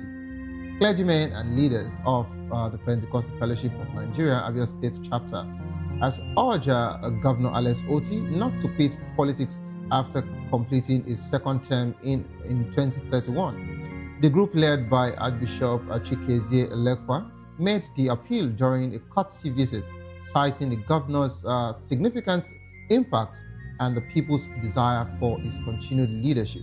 Otti, who has previously stated his intention to retire from politics, acknowledged the advice but emphasized that leadership decisions must align with divine direction. Okay, so I love this particular one where, he has not even contested for the next, next term. Of course, his second term, he's not even contested for the next election, but he's already getting, people in that state telling him, even after you are done with us, after 8 years, we don't want you to quit politics. Maybe you just move in to become a senator, because for you, we actually know that you will do something better for the state. Do you know what it means for Abia State government to say that if anything happens to national grid today, of course it has been happening ever since we entered the year 2026, that nothing would actually happen to Abia Electric, And truthfully, all of the national grid that has been collapsing, it has not affected Abia State. I believe you know what that particular one means, ever since Otti came into power. Yet, people like Ojuzo Okalu are actually saying that Alex Otti has been a painter who has just, been painting where and the roads he has actually constructed in his own tenure. But it is okay, the work would actually speak for itself. Let me just borrow the word, from the, general politicians, go and verify. So, away from that particular one, ghost workers faced a March pay cut as federal government closes audits. The federal government has given unverified workers in the civil service a final 2-week window to regularize their status or face pay suspension from March 2026. The Personnel Audit and Skills Gap Analysis exercise has launched a particular index and, of course, a thorough investigation into 2025, and it aims to strengthen payroll integrity and intensify irregularities. The affected officers must complete verification and assessment process by February 27, 2026, or risk salary stoppage and possible termination. It means that some people actually know these people exist as ghost workers and they've been paying them. So if this audit did not happen, such conversation would not be taking place. But let's actually leave it for another day. Kano closes entertainment venues for Ramadan. Kano State Censorship Board has ordered the closure of all entertainment centers, including event centers and DJ operators, effective from February 18th, 2026, to allow residents to observe Ramadan peacefully. The closure will remain in force throughout the fasting period, with reopening dates to be announced later. This is it. I remember that we said something about the Ishba on Saturday at Morning Boss, one of our, program, our weekend program. And I said, we should understand that things are evolving. And I understand that Kano State is also a Sharia state, but we have Christians in that state, and they should look for a way to regulate these things, and so it doesn't affect, other people there. But if this is what the Kano State government wants, and no one has actually said yes or no, then who am I? I believe I'm in Lagos. So let me just keep these thoughts to myself. To join the conversation, kindly call the number 09044732605, 09044732605. Follow us on social media at VOBTV Live. You can use the hashtag People's Voice on VOBTV, and of course, on YouTube, we're Voice of the People TV. Kindly hit the subscribe button, and together we can make our voices heard. It is time for us to go on a quick break. As soon as we return, we'll be taking the most talked about conversation in Nigeria, to be precise. National Assembly approves e-transmission of election results with manual backups. Don't go nowhere, please. Stay tuned. I'll be right back.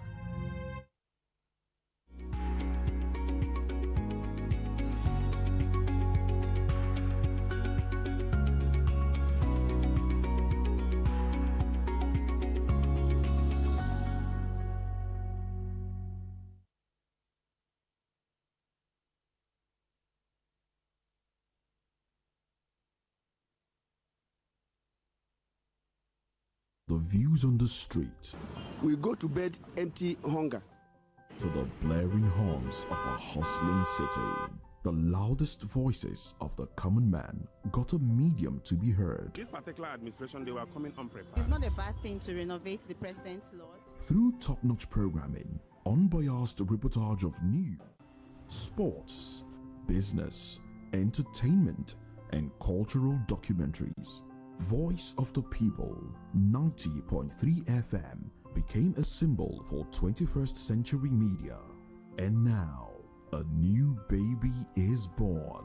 Voice of the People Television, VOP TV, youthful, full of vigor and penchant for excellence in the continent's media space, exposing the wrongs, applauding the rights, dissecting the news without fear or favor, through factual and accurate stories and contents. Corruption kills three things that makes a society.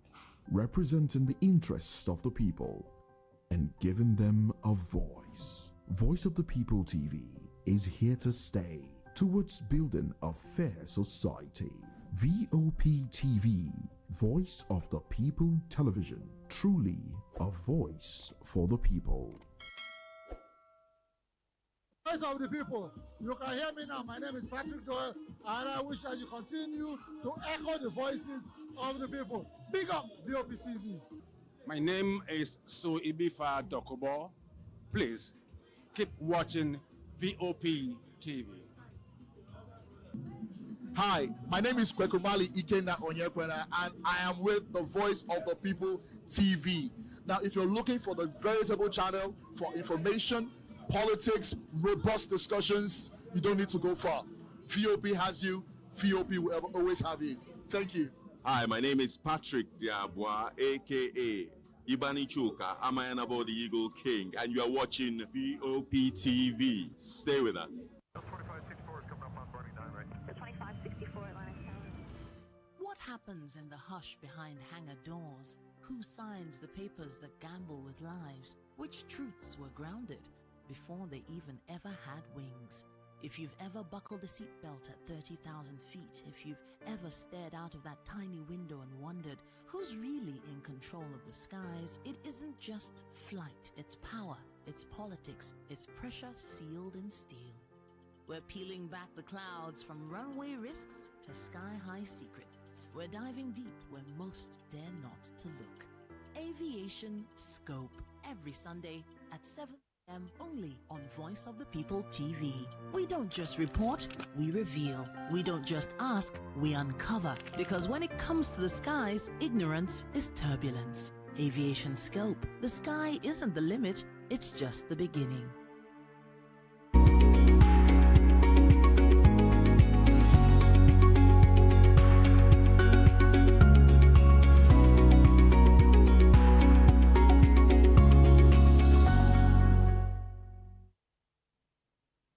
Welcome back to the program. It is still People's Voice on Voice of People Television.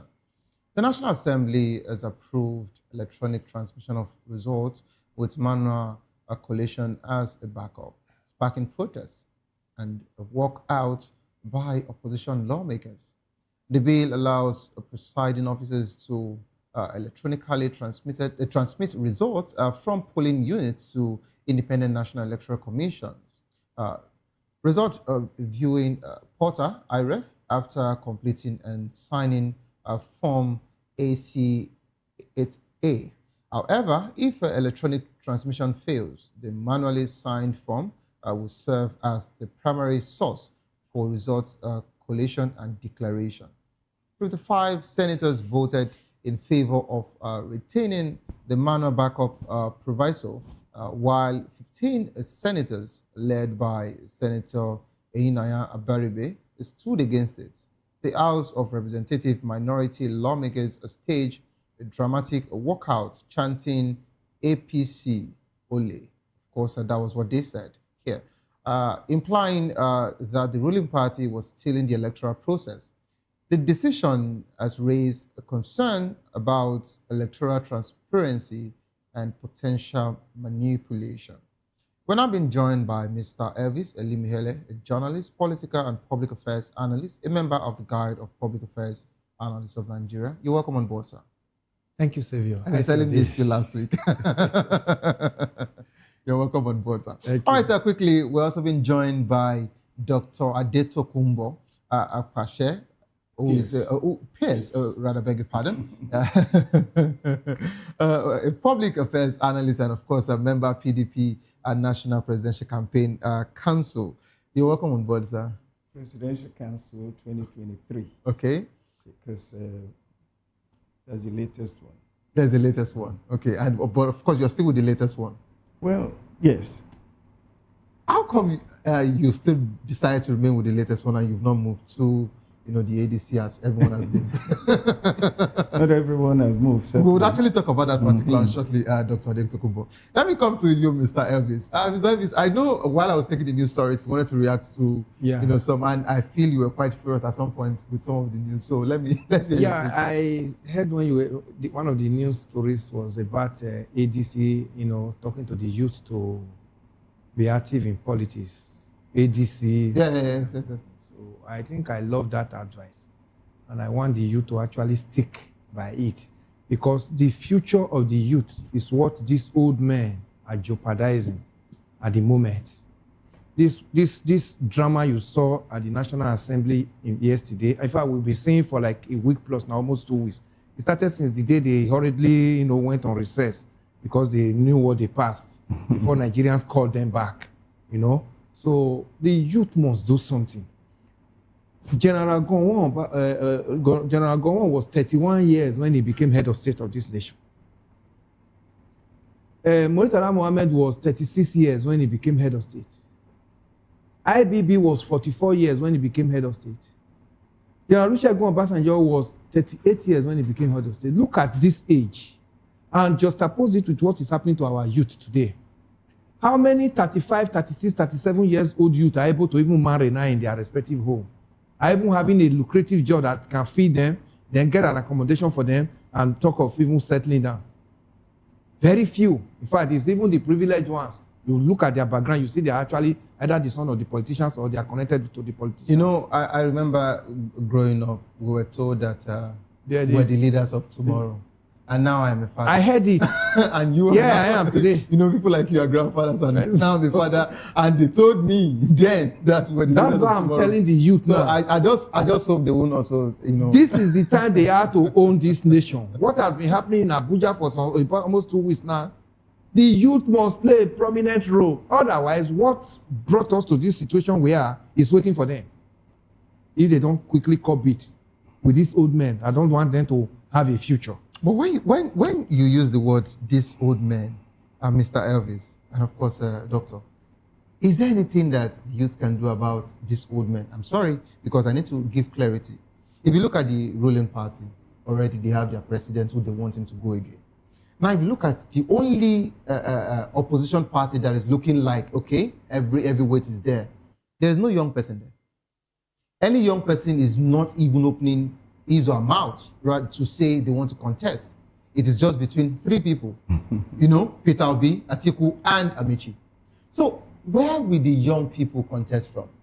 From which party exactly? Is it a party that does not have structure in Nigeria? Well, you see, this whole question about the youth, a lot of things are very much misunderstood. It's just a slogan to say it's the time of the youth. It is always the time of all of us who are alive. Okay. Everybody must get involved. All the people you mentioned were military people. They took office by force. By force? So they were not elected. There is nowhere in the world where the youth will be given preference over anybody. People, look at the National Assembly. It is not only the president that is the leader of the country. Look at the National Assembly. There are many young men and women there. It is not people by old people. It is not a question of just old people and young people. It's a question of your views and your values. You have to fight for what you want. Many of the members of the National Assembly, whether in the Senate or the House of Rep, are in their 30s and 40s and early 50s. They are alive and well. So this thing is not about youth. I was in well, I left the PDP at one point, I think 2016 or 2017. We were trying to form a coalition of United Political CUPP. I'm sure you remember that. Mm. So we went with all these other I think groups. that's where you have Dr. Chief Ame. Conference of United Political Parties. We had all these about 20 or 30 groups. When they all came together, I went with Professor Tunde Adeniran and Professor Jerry Ghana to the SDP.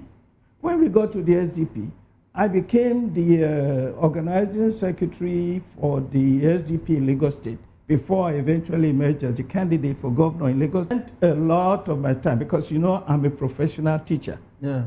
I'm from the University of Lagos. So I work with young people all the time.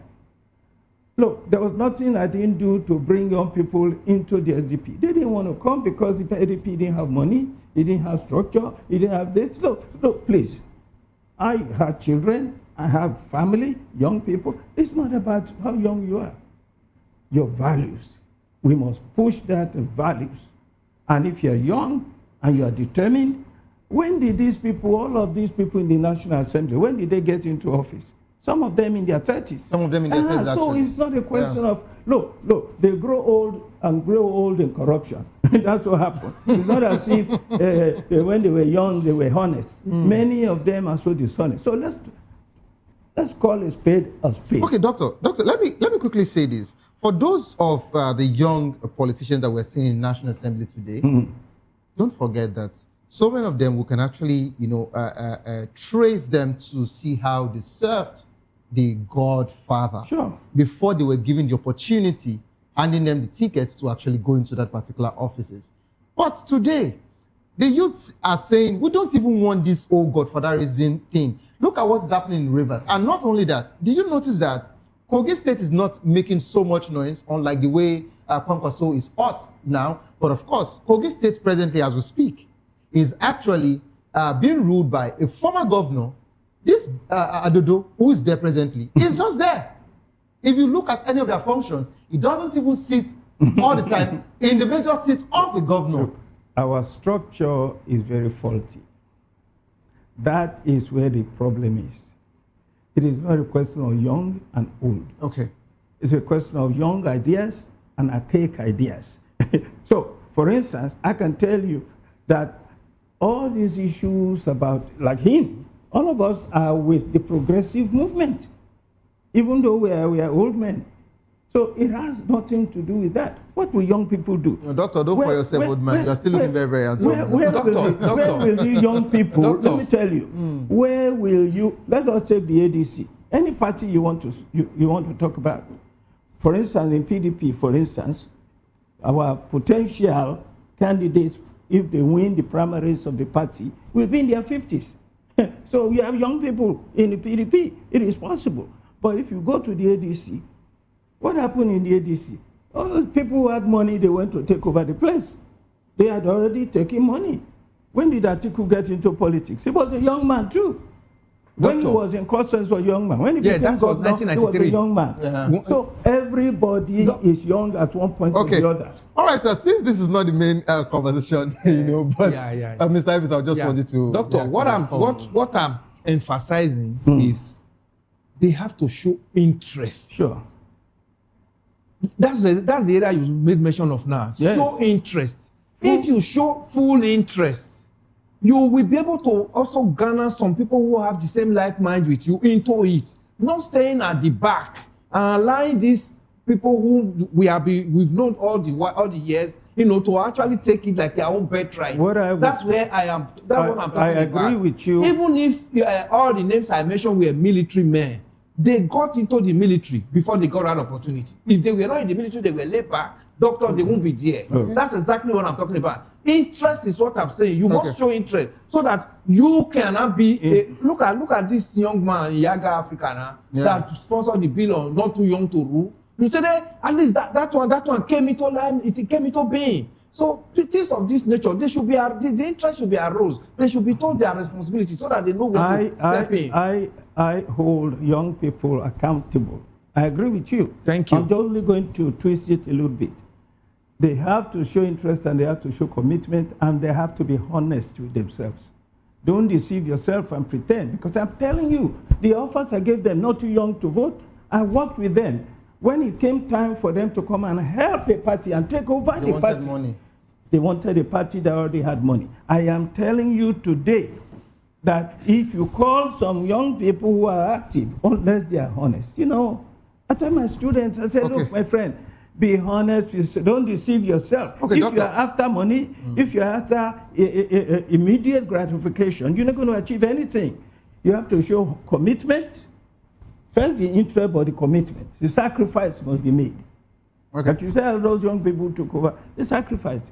That's exactly what I'm saying. They must do doctor. So, see, when you talk about this particular sacrifice, for some of us, we actually laugh because we've heard this particular conversation, over and over. I remembered during the 2023 elections, before the elections in 2022, in Abuja, I heard some youth, coming out from a particular hotel, which I don't want to give them a cheap advert. They came out of a particular hotel with Mr. Peter Obi, and of course, he also hosted all of the state's Labour Party chairmen there, and some of my friends, Salako, it was part of them then, who was their chairman in Lagos, and I remembered some of them chanting a particular thing, and when I asked, our comrade Salako, I said, what happened? He said they were angry because they expected after the meeting, Mr. Peter Obi was meant to tidy all of them with, brown envelopes. And they can't imagine them coming and everybody coming from different places and they just coming to have meeting and that's it. You see that statement of Labour Party, not the give shishi, that particular word. Labour Party lost a lot of members. If they need to go back to the drawing board, that's one. Secondly, you see the situation of when you ask the youth to come rally around and see how to build, a formidable party, and they tell you they want money. So the truth is, the youths, so many of them don't have jobs. And now they've actually gone as far as acquiring so many skills, especially tech, and other things. When you ask them to come and work for you, they expect it to be transactional. So if the ruling party has been investing so many of them, it's not because they love the party or because they believe anything. It's not because they love the offer that has been presented to them. Because of the more, Yes. So what I would say, since the opposition party or maybe the government has not put so much in place, why don't the formidable party look for a way, you understand, to balance it so as to have this youth? A few of them are actually protesting today. A few would come out with you and say, oh, they are following you and all of that. But so many should have actually joined that movement, knowing fully well that you are a person of merit that they should vote for. But it is easy for them to be convinced. So that's the situation. This is where the change has to take place. Look, most likely you've gone through the same. I've been in the PDP now for about 10 years. You cannot imagine, and I know the president today, Bola Ahmed Tinubu, personally, because when Fashola was governor of Lagos State at about 2008 or so, I was actually, after, we had this problem in PDP, and my leaders, Jerry Ghana and Adeno, decided to go away, so I went with them. But, look, at this point in time, young people have an opportunity to come into the party. It's a sacrifice you make. I have been approached till today by members. In fact, I paid a big price last weekend for being in the People's Democratic Party. Because the APC friends of mine, they ganged up against me, and they did something that was unfortunate for me. But I took it. I refused to go to APC. If I wanted a position in APC today, I will get it because I know the president personally. I will call him and I will say, my friend, I'm ready, just give me something. They will be giving me money, I'll just be sitting on the bench. I don't have to play. Okay. So it's a sacrifice, my dear brother. You have said it all. You have said it all. These young men come, but don't tell me because you're young. Old men, there's some old people that have honesty, that have integrity. There's some young people that are crooked more than anybody else in the world. So it depends on the individual. But what we need in Nigeria today to get it right is sacrifice. And I must commend those 15 senators. And we must never forget that the House of Representatives, the congressmen in Nigeria, voted fully for electronic transmission. And they actually chanted, a few words. So we need to know where the fight is. But Doctor, we have allies. Doctor, let me respond to that. Since we're in the main conversation, let me respond to that. You said you appreciated the 15 senators. Led by Baribe, and of course, Natasha was also there. I watched the video where they said no. Victor Umar. Yes, but guess what, Doctor? Did you hear one of the plenary section? And after that particular plenary section, I don't know if you watched it, when the APC had their caucus meeting, the president of the Senate made this assertion. I'm quoting him. And he said, they are complaining that people are moving to APC. They are moving because of the things we are doing. I have so many of them there, sir. The remaining ones, that was the statement, the remaining senators that are there in the opposition, they have approached me individually together and said that take us to the president because they want to join. And I told them, I said, I don't just want a Senate that will be full APC. That's why I said they should just remain there as opposition. So do you know that? Is that what? Well, the Senate President Akpabio is a liar, is a crook. I call him a criminal. We have had this before. I went on TV once and I said he did this. Evidence. When he was NDDC, when he was governor, everywhere he goes, that's my governor. Your governor, you should go home and make sure he doesn't get back into the Senate. He doesn't deserve it. In the first place, he didn't even win. He came in through the back door. That's why I was not expecting. Doctor, we have to send him out. Doctor, why you use the word he didn't even win? Did he even contest? That's the question. Well, he didn't even contest. Exactly. So this because the electoral act. That's the reason why I told you I wasn't expecting anything different. Yes. Because he knew where he's coming from, and he will continue to oil that same system members that brought him in. Are not. They never asked him that they wanted to join APC. You know how it goes. If they want to join APC, he'd be glad to take all of them. He will take them. I will take them. Absolutely. So, the man is a professional. Okay, so let me come to you, Mr. Elvis. What are the implications of having manual backup for election results? Of course, I know it is very serious, but Mr. Elvis, I would like to come to you. And the implication is not going to be different from what we saw in 2023. On that day of the election, don't be surprised, that's the day you will now hear that there is no network in Nigeria. So it's just like taking us back to what we saw in 2023 when they told us there was a glitch at the middle of the coalition. So that's the fear. You will now discover now that on that day, most part of Nigeria will tell you there is no network, and they will now resort to manual collation. And in that manual collation, all the manipulation that is expected is going to take place. That's the fear. That's why Nigerians were like, take this off. Let us now know from the onset, this is what we are going into. But now we are going into what will be easy for them to manipulate, because at the end of the day, they'll come back and feed us with that same lies they fed us with in 2023 that stayed true, that got us to where we are now. So, Doctor, I'd like to get your take.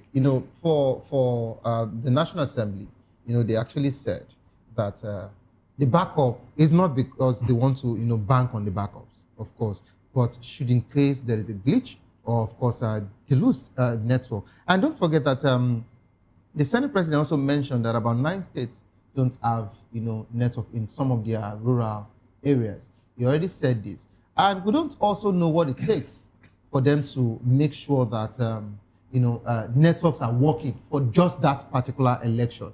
And if you say that if there is no network, let that election or that vote be cancelled, don't you think that they would have to budget for another money to plan another election? Look, I think you said it all. Thank you.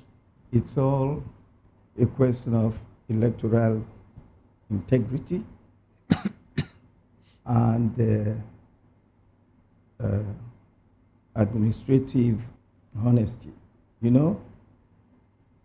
The commission that provides information on communication has said clearly NCC that 90%, more than 90% of Nigeria has communication. We even have almost 5G is almost 12%. Yeah. And 3G, we have 3 and 2G. 3G is 80-something%. 2G and this thing can be transmitted with just 2G. You understand me? It is not an excuse. What we have going on now, Nigerians understand it. Anywhere you go, they'll tell you exactly what is going on. It is consistent with the effort, the determination of Bola Ahmed Tinubu to steal the election in 2027. His administration has become such a failed administration. Now, our economy is going down every day. Security is not there. Unity is not there. But we're told that the reforms are actually looking good and the economy is getting better. Well, they can say anything they want to say. Statistics that is coming from their MPS. We know. They even said that food prices are down. That statistics is coming from their own MPS. That's how much do you buy a bag of rice? Some are people saying 50 to 40,000. Well, the point is from where? From where did it come down to 60,000? And that even after buying the bag of rice, you just take it to the pot and cook the bag of rice and just start eating. Remember how the condiments. What about the cost of gas? And even the cost of transporting it to your own house. So look. Let's just say the fact of the matter is the economy is in shambles, security system. So we are very secure now too. Everything is okay in Nigeria. So they said everything is actually under control. Look. Only God will determine how to punish these people. Because we already are ready to punish them. And I'm telling you... Doctor, why you use the word you are ready to punish them? In what way? At the elections, we are going to vote them out. Okay. Nigerians understand that. And that's why part of the plan is to make sure they deregulate and undermine every political opposition.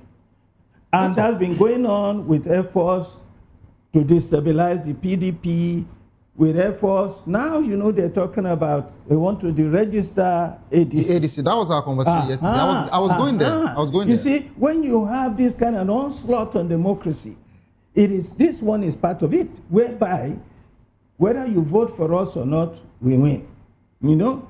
Don't forget that the president of Nigeria is on record, on tape, saying, how do you win election? You take it, you grab it, you run away with it. Okay. Let me come to you, Mr. Davis. Yes. So what is going on now is simply an effort to deceive Nigerians into believing that, oh, there are some states where, some rural areas where you can't transmit. You can transmit everywhere. And by the way, let me explain something that even I had to think about. I read it from Falana. And it's true. And you vote. Do you vote? No, I can't. I'm a broadcast journalist. I should be, you should go and vote. I should be reporting that Vote before you come and go back to your job. Anyway, you and I vote. As Falana put it, we don't vote electronically in Nigeria. By the way, you know, I used to work in the United States for 20 years, and I'm telling you, they vote electronically. You know, just like you punch now. Yeah. My name shows up, you want to vote for me, bam, bam, you vote for me. That's it. It's electronic, it's gone. Now we don't do that. We vote manually. Yeah. But you know where the problem is in Nigeria? You see, after we have voted manually, in the polling unit, every polling unit, we now have a spreadsheet. That is the EC8A. Yes. That sheet is all we are saying. That is the result signed by the agent, your agent, PDP agent, APC, all of them signed that this is the result. Upload it. Take that result, send it electronically. Don't take it manually, because by the time it gets to the collation center, you are transferring it from one form to your INEC form. Manipulation starts there. That is where it is. You understand me? So look. If there's anybody who is not angry at God's will Akpabio, God will judge all of them. Okay, let me come to you, Mr. Elvis. Okay, I would need to just, choke you with so many questions now because we're pressed for time. First, I'd like to talk about the situation of this electronic transmission of results. And some of the ruling members, some of the ruling party, their members, have actually come out to say that. Did you people hear what El-Rufai said? These are people from the ADC that they've actually, put in place so many tech boys getting set, waiting for this. The reason why they are all shouting this electronic transmission of results is because they want to actually hack the system and manipulate the whole thing. And that's why they are all saying this. They are not saying it because of anything, because if they really wanted election, they would have just gone with the way it is. That's one. Secondly, Mr. Harvis, when you look at this whole, drama from the National Assembly, with Senate saying they are going through with the situation, and of course, reps are saying no, and they staged that walkout that happened yesterday. Do you think that this whole situation will still work out? Do you think that the Senate might still come back to say that, okay, we are only doing the electronic transmission of results, we're leaving back up? And don't forget that I would like to add this particular one. The same Senate that we are talking about today, the way all of them came to that power, we actually understood. No, we understand. You understand? Yeah. So are they trying to repeat what happened before? And don't forget that the registration of ADC is around the corner, and they're going to take it up as well. And if that happens, that means both Atiku Obi does not have any platform to contest. In all this, it is the Nigerians that are being insulted. We the people are being insulted. The number of people there, 109 and 306, they are not up to a fraction of 200 and something million Nigerians that they are insulting. And they all come from constituents. And each of these constituents, people voted them, supposedly. Let me tell you, they should not bring El-Rufai matter into what we are talking about. What we are talking about, El-Rufai matter just came up. INEC has about 300 and something, 800 and something billion budget for 2026 in preparation for 2027 general election. They have another 171 billion from appropriation from 2025. You know, put all this together. Whatever hacking anybody is planning, go and safeguard that portal and make sure you give us election. They should not begin to use Verify as an excuse. Do you hear me, Favor? They have so much on their hands to protect it. INEC should leave building hospital. If INEC want to get credibility, INEC is not Ministry of Health. Leave hospital for Ministry of Health. For build for Nigerians. If they put this money together and to give us credible election, we'll get credible election. Ghana just did it. Next door neighbor here. South Africa did it. Then the expecting that Senate is coming back to say, we are reversing it. It depends on Nigerians. It is only we that will hold these people accountable. If you think that those number of persons, those 55, are going to say, we made mistake, it's a lie. Okay. But if they get to their constituents and their constituents say, this is not what we send you, and put that drama and put that sledgehammer on their head, things might begin to change. We own democracy. Democracy belongs to people, and people must owe it. That's why it's called the government of the people, by the people, and for the people. Now they are pushing us to anarchy. When you remove the people from democracy, it becomes an anarchy. Okay. And that's what they are pushing us to now. Thank you so much, Mr. Davis. Sir, in just 30 seconds, I'd like to respond before we run. Look, what El-Rufai is saying is unfortunate, but he shows you something. He shows you that the government is illegal, and he's ready also to be legal. That's all he's saying. If you rig the election, we too will rig. It's unfortunate, but that's what he's saying. So don't say El-Rufai is guilty. You are both guilty, the government and El-Rufai. Now, you see, there is just no excuse. And I will say something about these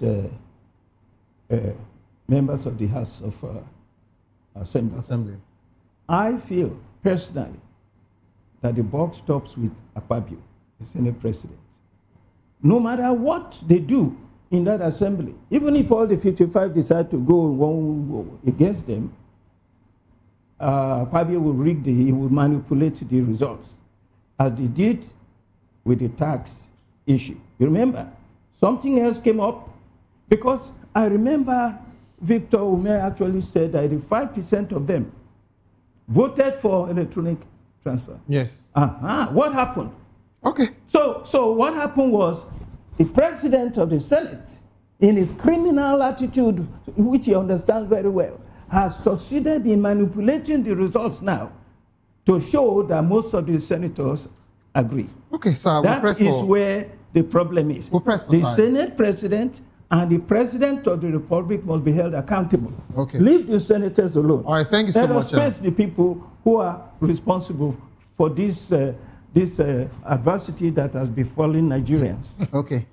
It's really painful that we're pressed for time, and we don't have much time. I would have wanted, this conversation to continue. Thank you so much, Mr. Hevis, for being part of the show, and thank you so much, it's my pleasure, Dr. Adek Tokumbo Pierce, for being part of the program. Hopefully, I would have you again. You'll be back. Yes, we have to plan another date, on here. Please, I need to just make this a disclaimer. But first, sorry about some of the words. The doctor is quite, angry with the nation, and of course, this administration, and we hope that they would actually do better. The views and opinion expressed by our analysts are solely theirs and do not reflect that of VOP Media. Don't forget that. If you love the world of sport, coming up next is Locker Room. I'd like you to stay put. Don't give up, because it is not over. Tough time doesn't last, but tough will last. Whatsoever you face will soon be over, and you will definitely smile again. My name remains Xavier Udo. Have a good evening. Rest.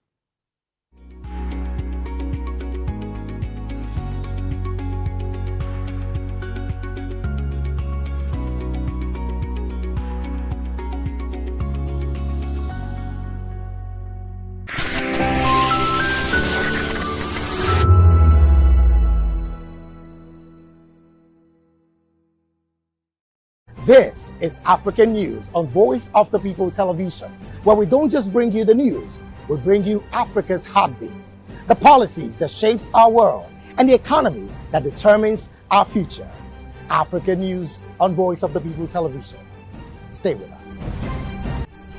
In a world where power shifts with every headlines, news breaks and events happens, we bring you unbiased and explicit information on politics, economy, and state of the nation. We break down the chaos. Facts, not fluff. Truth, not spin. We discuss not just politics, but a glimpse into the future. Voice of the People Television. Now you have more than a voice. My name is Tao Familoni, and here is to VOP TV. Keep watching, stay tuned, do not touch that dial. Arararara, my name is Made Kuti, and you're watching VOP TV. Keep watching. Welcome, my name is Zika Davis. Distinguished ladies and gentlemen, boys, viewers, everybody, boys and girls. This is VOP TV. Do you know what that means? Voice of the People TV. You don't have a voice, don't come here. You better make sure your voice is... This is Health Check, your weekly guide to better living, smarter choices, and trusted answers. From everyday wellness to urgent health issues, we've got you covered. Health Check, only on Voice of the People Television, where your health has a voice. To know the happenings in the maritime sector, join us on the program Maritime Frontiers on VOP TV as we discuss key areas in the maritime sector, from aquaculture, maritime transportation, maritime labor regulation, oil and gas exploration, ferry and passenger insurance, marine pollution and prevention, port operations, and lots more. Maritime Frontiers, exploring Nigeria's blue economy. We encourage you to click on the like button and subscribe to our YouTube channel. We are Voice of the People TV. Also follow us on all our social media platforms. We are at VOP TV Live. Visit our website www.vop.ng for fresh and trending news. Also watch us live on SLTV channel 264. VOP TV, Voice of the People Television. Welcome to the locker room, the home of football talk that matters. I am Jerry Arpillon. Join us every weekday, Monday to Friday at 5 p.m. Nigerian time, as we share the hot takes and hot debates in the exciting world of football. And joining me are the usual suspects, Ikechukwu and Mayowa, as we break down all the hot takes and everything that's happening in the football. Don't just watch football, live it with us. Catch us on the locker room and Voice of the People Television at 5 p.m. Nigerian time. And like I always say, if not going to talk, please discuss. Join us as we drive into the world of politics through insightful interviews with prominent political figures, both serving and former governors, ministers, senators, legislators, party chieftains, activists, and analysts. Get first-hand information into the decision-making processes that affect our daily lives. Highly engaging one-hour program that brings political discourse into focus. I am Chukwuma Okoro. Political Lens, Monday through Friday, 6 to 7 p.m. Join us.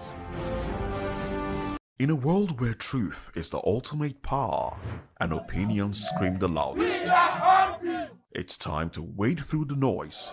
Hunger no get tribe! Hunger no get religion! And scan the human interest and trending topics that matter. Stay tuned to The Issues, your plug to the stories making the buzz, from politics to science and technology, social justice, and more. Let's tackle the tough questions and expose the truth. The Issues, on Voice of the People Television, Mondays to Fridays, 8 to 9 p.m. The Issues. Don't just react, understand.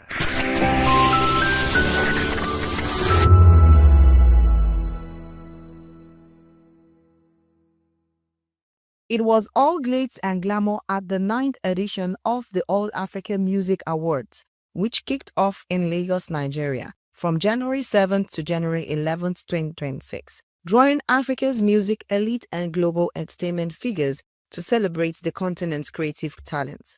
AFRIMA is a prestigious annual awards event that celebrates outstanding musical talents from across Africa. Originally scheduled for the late November 2025, the week-long event was rescheduled to January to ensure broad participation and a world-class experience, with support from the African Union Commission.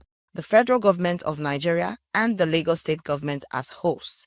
The award ceremony was co-hosted by Nigerian rapper and actor Falz the Bad Guy and French-Senegalese media personality Liliane Morne, bringing energy and flair to the red carpet and live broadcasts to audiences across Africa and beyond. I expect Charlie Poppy to win. I expect Rema. I expect Davido. I expect even Wizkid to win for best choreographed video. Yeah. But Davido to win best African collaboration. Burna Boy best album or best artist. It's what I'm giving out that matters to me. Really? Because I want to show it to them that this is Africa. Yes. You know, I have a home advantage. People like 99% of your crowd knows your songs. Yeah. You give it to them fully. Yeah. That's it. Great moment, great experience from all performers and nominees. You know, another moment to escalate or elevate African music to the world, and we're here for it. You know, shout out to all the media teams, all the bloggers who are carrying our messages outside of the continent into the world. So you don't know, Afrima 9th edition, I'm out here for it. I'm like a let's say like a pro of Afrima, you feel me? So some of us are here as enablers to the scheme, not only nominees, you feel me? Like having won 4 times in reggae dancehall category and being nominated right now as well. Our best African music is just like blessings, you know, to still be here and doing it and contributing to the to this effect. Music is moving, music is evolving. You are seeing it. You saw it with what we did with No Turning Back. Bring something like really old, bring it into this generation and make it connect with children as young as 2, as 1, are chanting the chorus, chanting the hook. We're grateful to God for that, and we're not going to stop. We're not going to stop. Well, Afrima, as you know, is simply African Musical Awards. And so I expect the best of the best to be awarded. I expect a salute to hard work, a salute to tenacity of purpose, a salute to resilience, a salute to creativity, a salute to culture and tourism, and a salute to the promotion of our economy.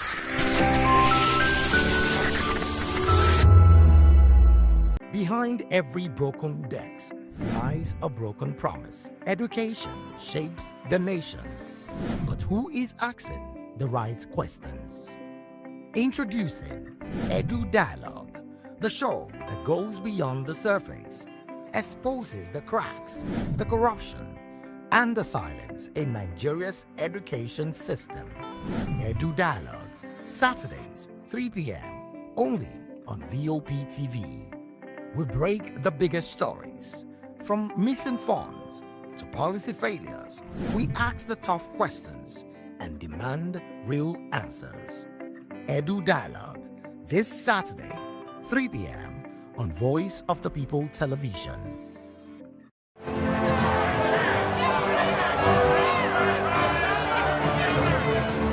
Do you want your voice to be heard? Do you know that you matter in the scheme of things? The People's Voice, the show where ordinary citizens take center stage as we discuss the biggest stories that affect you and I. With you in mind, we facilitate lively discussions, debates, and interviews on the topics that matter most to you and I. From social justice to economic empowerment, education to healthcare, governance, and more. Tackling tough topics and amplifying your voice. Join the conversation and make your voice count. The People's Voice. Make your voice count. Are you ready for the extraordinary?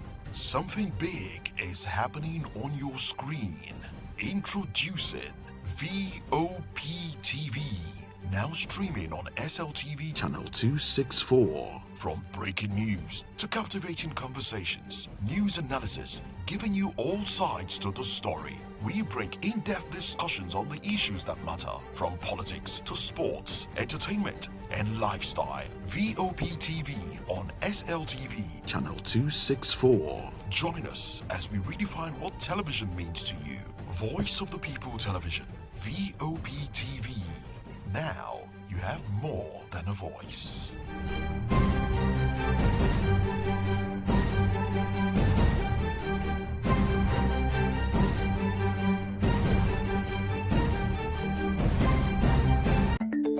Africa is on the move, a continent of rising voices, untold stories, and powerful transformations. From the streets of Lagos to the heart of Nairobi, from the mines of Congo to the tech labs of Cape Town, the African story is being written every day. Bold, dynamic, unstoppable. This is African News on Voice of the People Television. We don't just bring you the news. We analyze and bring you Africa's heartbeat, the politics that shapes our nations, the economies that drives our future, the cultures that defines who we are, the voice that must be heard. Africa News, Africa's voice, Africa's future. Where Africa speaks, the world listens.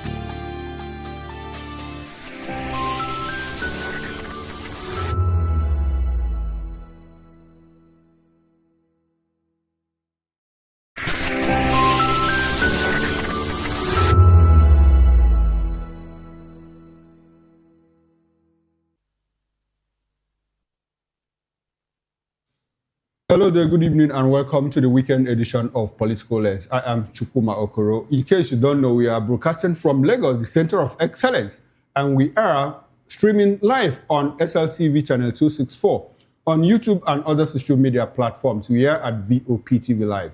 You can also be a part of this conversation by joining us by sending WhatsApp messages to the number scrolling on your screen. You can also go to the YouTube comment section and let us know your thoughts on the discussions that we are holding today. Now, let's take you into the discussions we have today. Tension as Obi's Village Boy movement counters Tinubu's City Boys.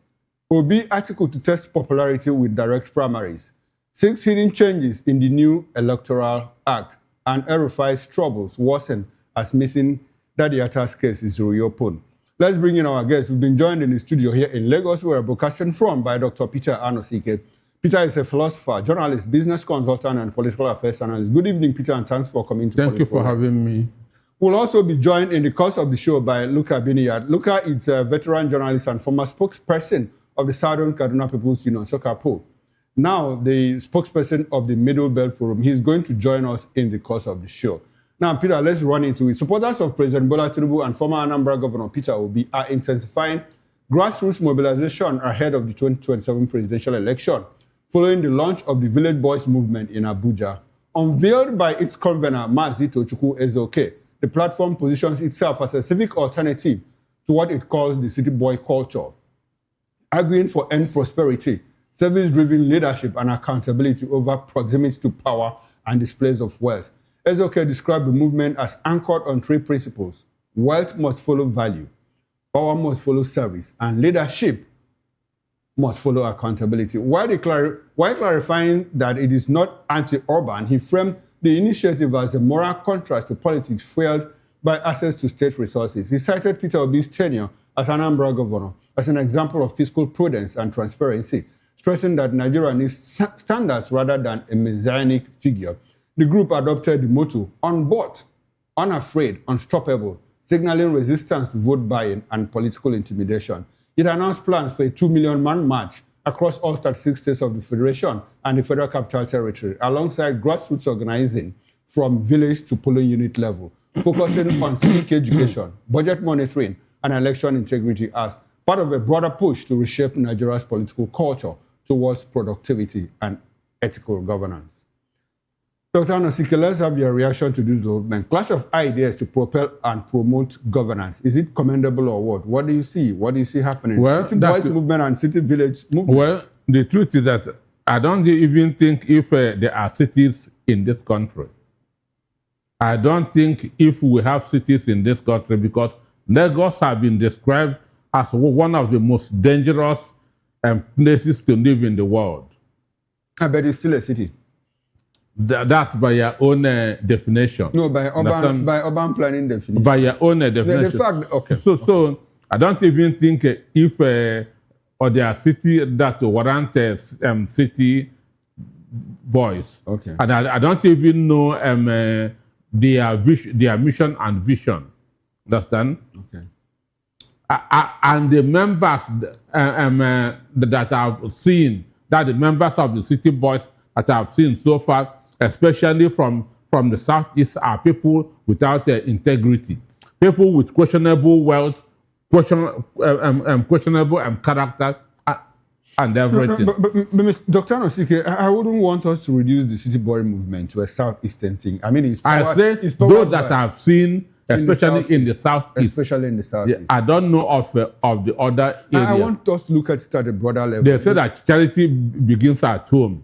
So I'm from the southeast. I'm telling you that the members of the city board that I've seen in the south, from the southeast, are people with questionable character, questionable wealth, no integrity. Understand? No integrity. Everything around them is questionable.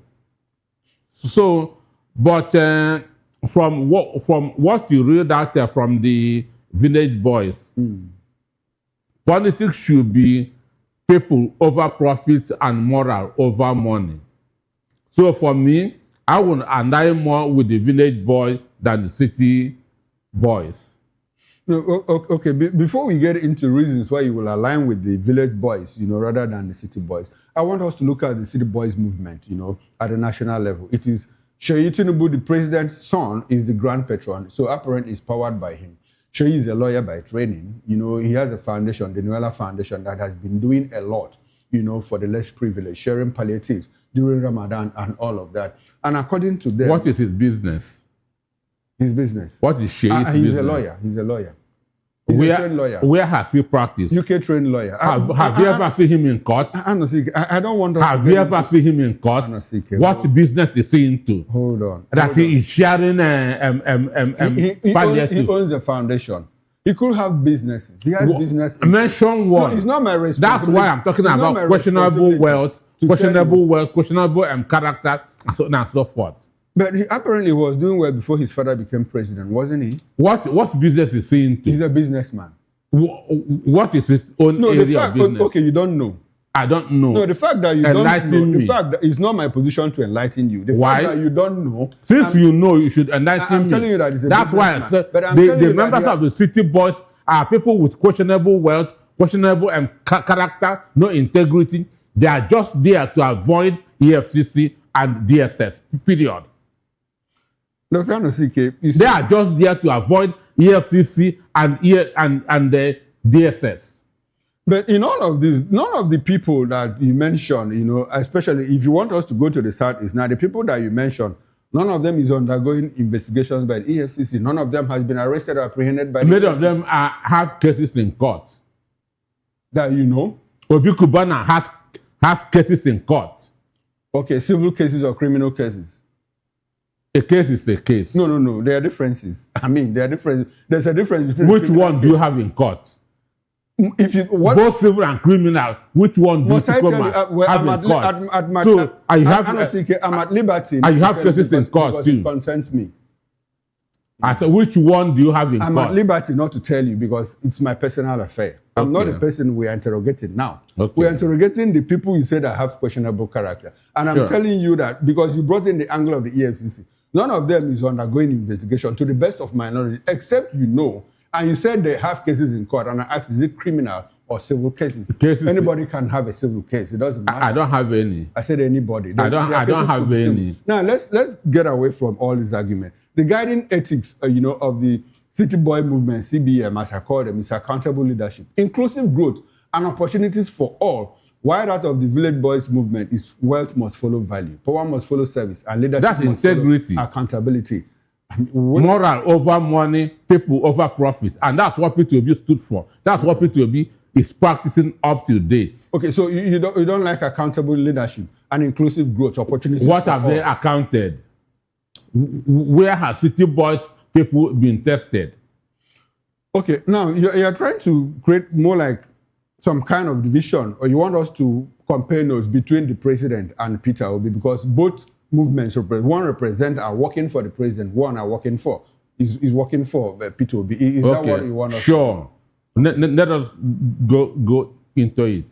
Okay, so what do you think that the leadership of this country under the Bola Tinubu administration has not done? What have they done? No, Peter. What have they've done? Nothing. Peter, apart from impoverishing the life of Nigerians, apart from imposing multiple taxes on them, apart from having 141 million people in multidimensional poverty, a country that's supposed to be one of the richest on earth. What have they done?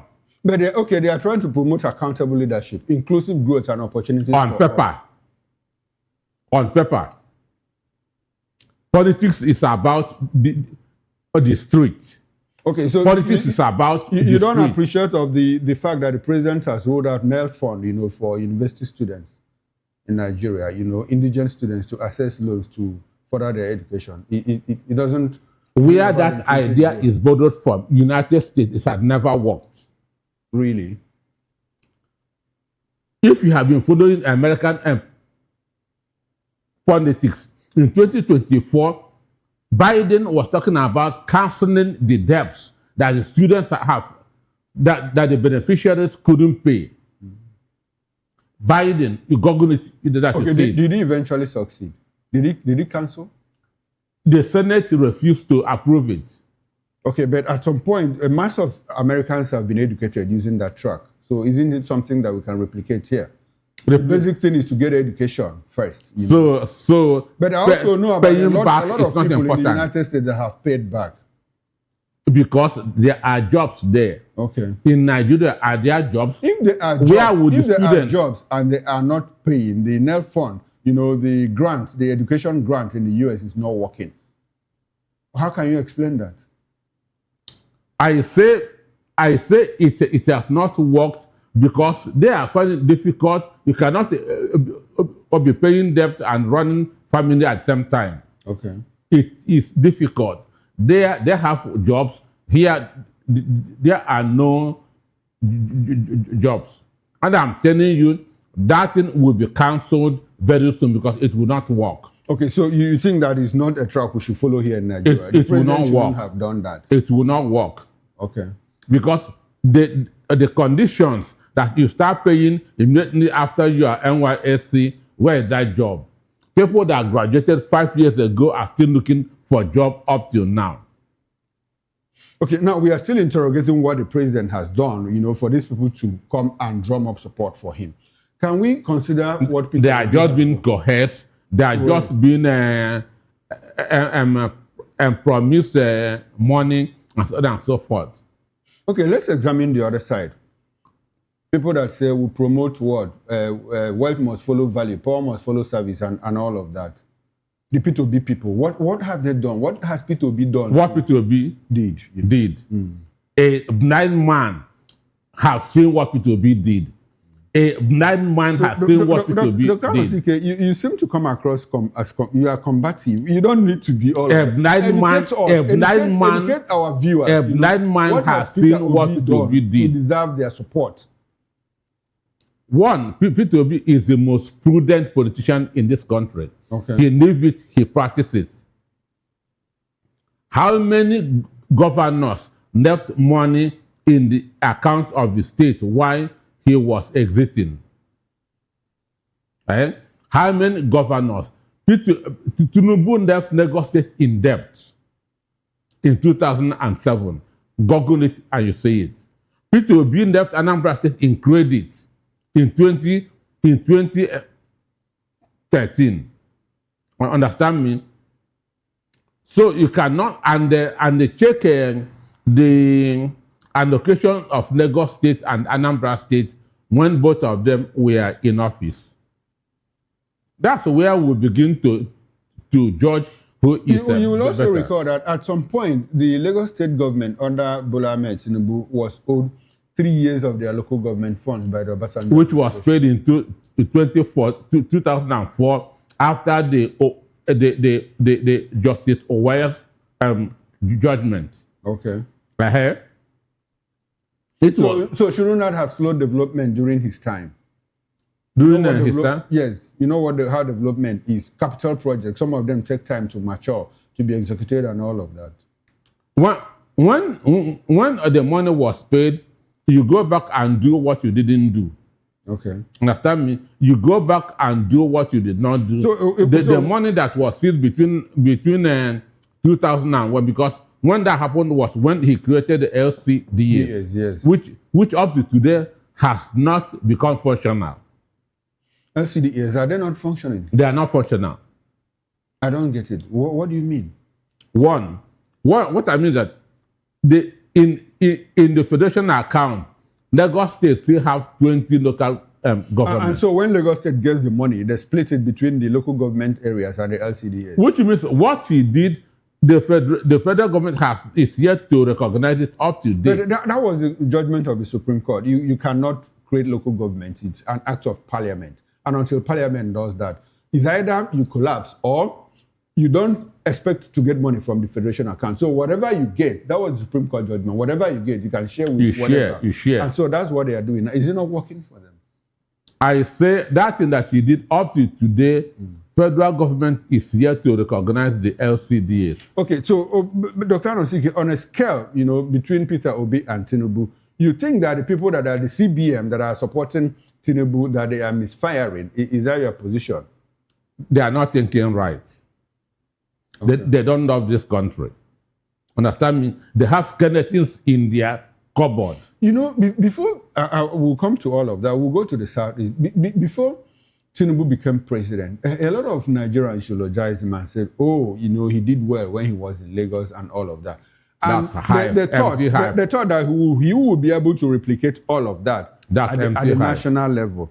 Now we see him, struggling to do all of that. That's why I say it was hype. It was hype. I was here from 1999 till date. Okay. So I witnessed his 8 years in office. Okay. Now, so when I'm talking of governors that did well in Lagos State, Tinubu, I will mention 5 without mentioning Tinubu. Okay, what I want us to do is I want to extrapolate, because people are saying, well, based on what Peter Obi did in Anambra State, according to you, he will be able to replicate it at the national level. Is there any guarantee? Because you see a Tinubu that supposedly did well. Well, you don't admit that, but a whole lot of people believe that he did. And now at the center, he's struggling. Do you think that Peter Obi will get into that kind of quagmire or what? At the foundation is the character of the individual. Okay. Peter Obi and Tinubu don't have the same character. Peter Obi is by nature prudent. And one of the problems of this country is that we are running that's a bogus economy. That's a bogus system. But what will move Nigeria forward is being frugal, cutting cost of government, which Peter Obi will do better than any other person, because that is who he is. Understand me? That is who he is. So that's why I believe, and nobody can make me think otherwise, that Peter Obi will do far better than Tinubu anytime, any day. Because where frugality has been tested, those countries moved forward. I can mention Croatia, I can mention Argentina. Ghana now is moving forward. Understand me? Because right now, we don't have any reason for running 48 ministers. It is a waste. Okay, it's a waste. And you think that Peter Obi wouldn't do all of that? Peter Obi can never do it. Now, let's go to the southeast where you come from. The CBM is powered by Seyi Tinubu, like we said already. And his friends, like Obinna Yebo, Obi Kubana, Pascal Okechukwu, that is the Cubana chief priest, Emeko Okonkwo, E-Money, and Cletus Oragwa, that's Zenko, and others, you know, and the counter group people are rooting for Obi. How much of this will impact directly on election results in the Southeast, being that these people are role models for the youth in the Southeast? Who are they running? A lot of youth in the Southeast look up to these people. Obi Kubana's junior brother ran for an election in 2023, House of Reps, and failed woefully. So what factors led to So if it's influential, understand me, because this is just a federal constituency, which is two local governments. Understand me? We are not talking about a senatorial zone. So if he is influential, there's no way his own junior brother will have failed the election in his own locality. Understand me? Let us start from there to check their who they are.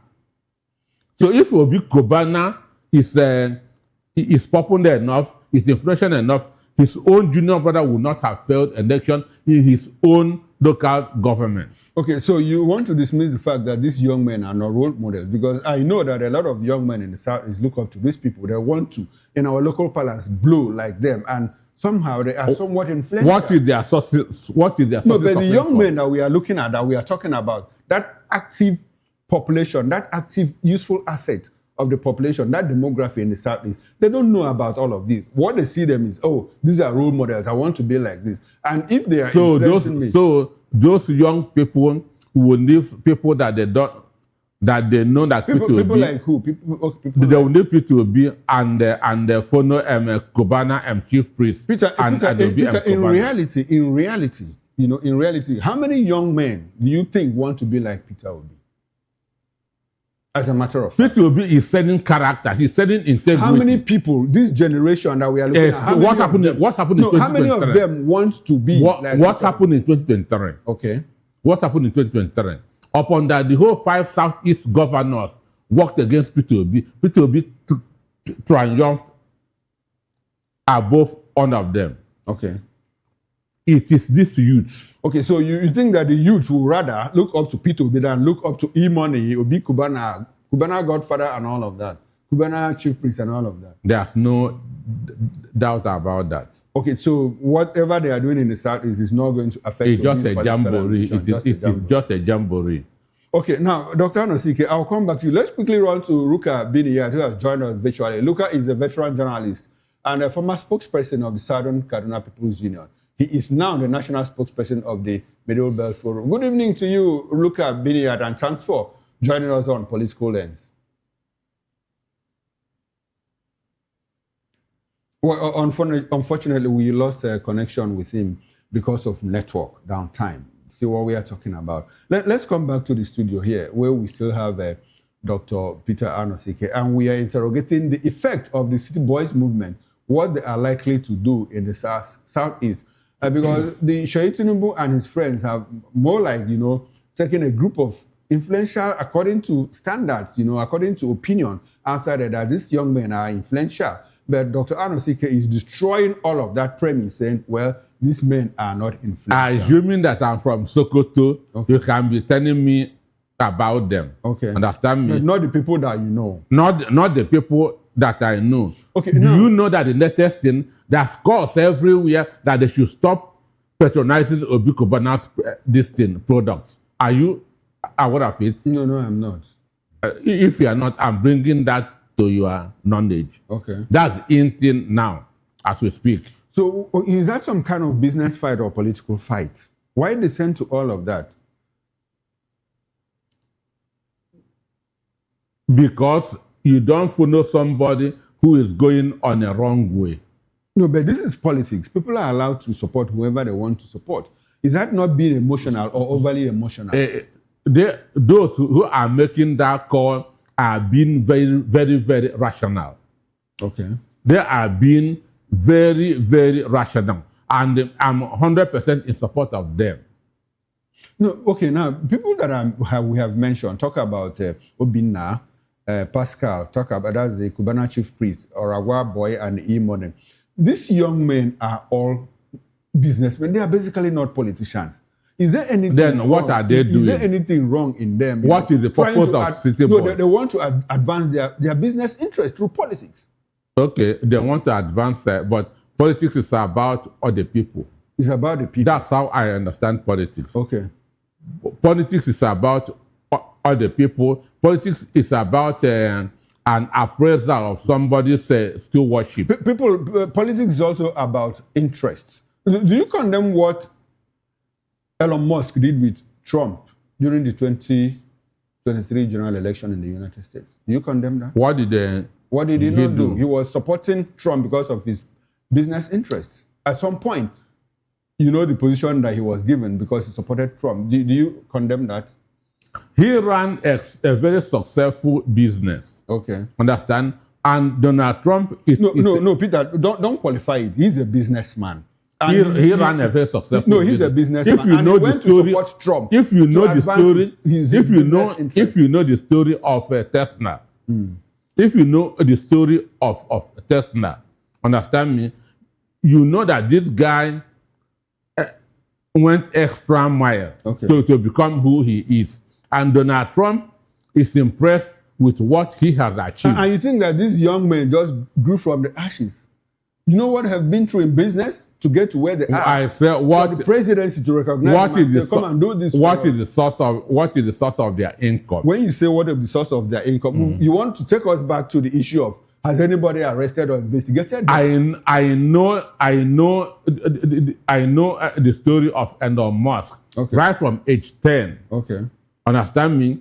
I So can why tell is he you to having the problem? end. Why is he having problems with Trump at this point? Eh? Why is he having problems with Trump? Anywhere there are two or three people, there will always be misunderstanding. There will always be Understand me? Okay. Now let's quickly run back to Bini.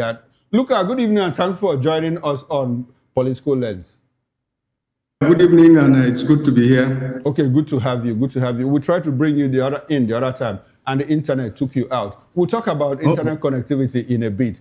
But for now, I'm sure you have followed this conversation. We are talking about the CBM versus the VBM, the City Boys Movement and the Village Boys Movement. Apparently, one group rooting for continuity with the current president, Bola Ahmed Tinubu, and another group said, no, we want Peter Obi to come in. And in all of these, all of them are rooting for particular individuals. What's your reaction to that, especially with the fact that, well, Sheyi Tinubu is the one advancing the other cause for his father, and you have a group of young men, an outgrowth from the obedient movement, saying, look, this is what we want. So how do you react to this development? Well, it's nothing different from what we saw in 2019. The obedient movement was largely constituted by youth, youth who were optimistic that Obi was going to bring the desired change that this country desired. And then the city boys, as it were at that time, were also rooting for Tinubu. Those ones are largely, followers of conservative politicians who believe that if Tinubu should get to power, their masters will be, on the sharing table and the crumbs will fall to them.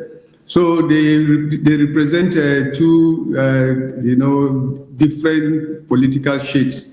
One conservative, the other one's liberal. And you are bound to find this in, most climes where two political parties or three are dominant. So it is something that's going to be very interesting, because the city boys have a lot of money to play with. They have the power of the states behind them. They can intimidate, they can bribe, they can do what they like. And then you have the village boys whose spirit is for real change, but they are very determined, they are very inspired. And they believe that with Peter Obi, Nigeria will be a better place. So they represent two different values, and I think it's a welcome development. Okay, it's a welcome development as far as politics is concerned. Now, these young men, especially the people of the CBM, the City Boys Movement, these young men are basically politicians who want to advance their economic interests, not political interests, by the way. Or even if they are playing politics, they are using it to advance their economic interests. Is there anything wrong in that? Well, yes, everything is wrong in that if in the end it is your own economic and political interests that you are pushing, as the core agenda and not the interests of the people. Politics should be about service. Politics should be about self-sacrifice. So any group of people who form themselves into an ambitious clan just to pursue untoward, self-interest are doing it to the detriment of the country. So everything is wrong with that. If in the end the pursuit of power, is to further your economic and political nest, I think it's a disservice to the country. It should not be encouraged at all. It's a shame anybody who is engaged in that kind of politics. Okay, as far as Mr. Luka Biniat is concerned, I mean, there's everything wrong in that because people are trying to advance their personal interest instead of collective interest. Now, the way you understand Nigerian politics, will this result in some sort of clash between these two elements in the real election showdown? I want us to go to the Southeast now, where in the Southeast, you have one of their prominent sons, Peter Obi, coming out, to say, I'm going to be on the ballot in 2027. And you see this group of people, the CBM, of Igbo origin, going to the Southeast to say, no, it's not Peter Obi that we want. We want some form of continuity. They are apparently affiliated to the son's president. They are his friends. And they're saying, this man has done well and we want him to continue. Will it result in some form of political clash, probably, that could lead to some kind of conflagration in the Southeast? If you recall what happened in Ogoni land, when one group was in support of and another group in support of, and the way we have our politics of antagonism that we play now, will it, by in any means, result in some kind of killings, bloodshed, or what? The way things are going now, because if you go to the Southeast, a lot of people are already saying, no, we don't want to see you here. Don't come here. And like the analyst here in the studio said, some people are already making calls, asking some group of people, asking Nigerians from the Southeast to boycott Obinna Iyebu's Obi Kubana's products. What do you think? What do you see coming? Well, I think you are jumping the gun this time because Obi still has a very, very serious battle before he gets to the present position which you are talking. He has to clinch the ticket of the ADC first. And his chances are neither here nor there. I want to say the chances are 50-50. If you look at the major contender there, which is Abubakar Atiku. Abubakar Atiku has been an old fox in this game. He controls a lot of the political structures that the ADC has today. He's well-rooted. He has a lot of loyal followers, people that are politicians that he has developed over the time that are, fanatically loyal to him. Obi is a relatively newcomer. A lot of the obedience are not yet in the ADC, from all I know. The ADC itself, the labor movement itself is not a registered political party. So his popularity is not really rooted in the membership of the party. And with the electoral reforms Mr. Biniat, I'm sorry to butt in at this moment. I wanted us to simulate a situation where, peradventure, Peter Obi is on the ballot. Fine. That should be it. So that scenario, yes, that's, as we painted, may likely point out. Like I was saying, I would say that the City Boys movement have a lot of money. They have power behind them. They are also ruthlessly ambitious because they believe that if Tinubu should continue, better things will come to them. And then the obedient too are tired. I mean, the village boys too are tired with the system. They are frustrated and they will do anything to ensure that there is a change for once. So if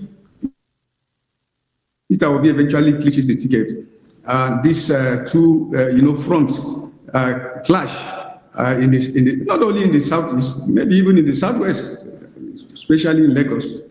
It may turn out to be.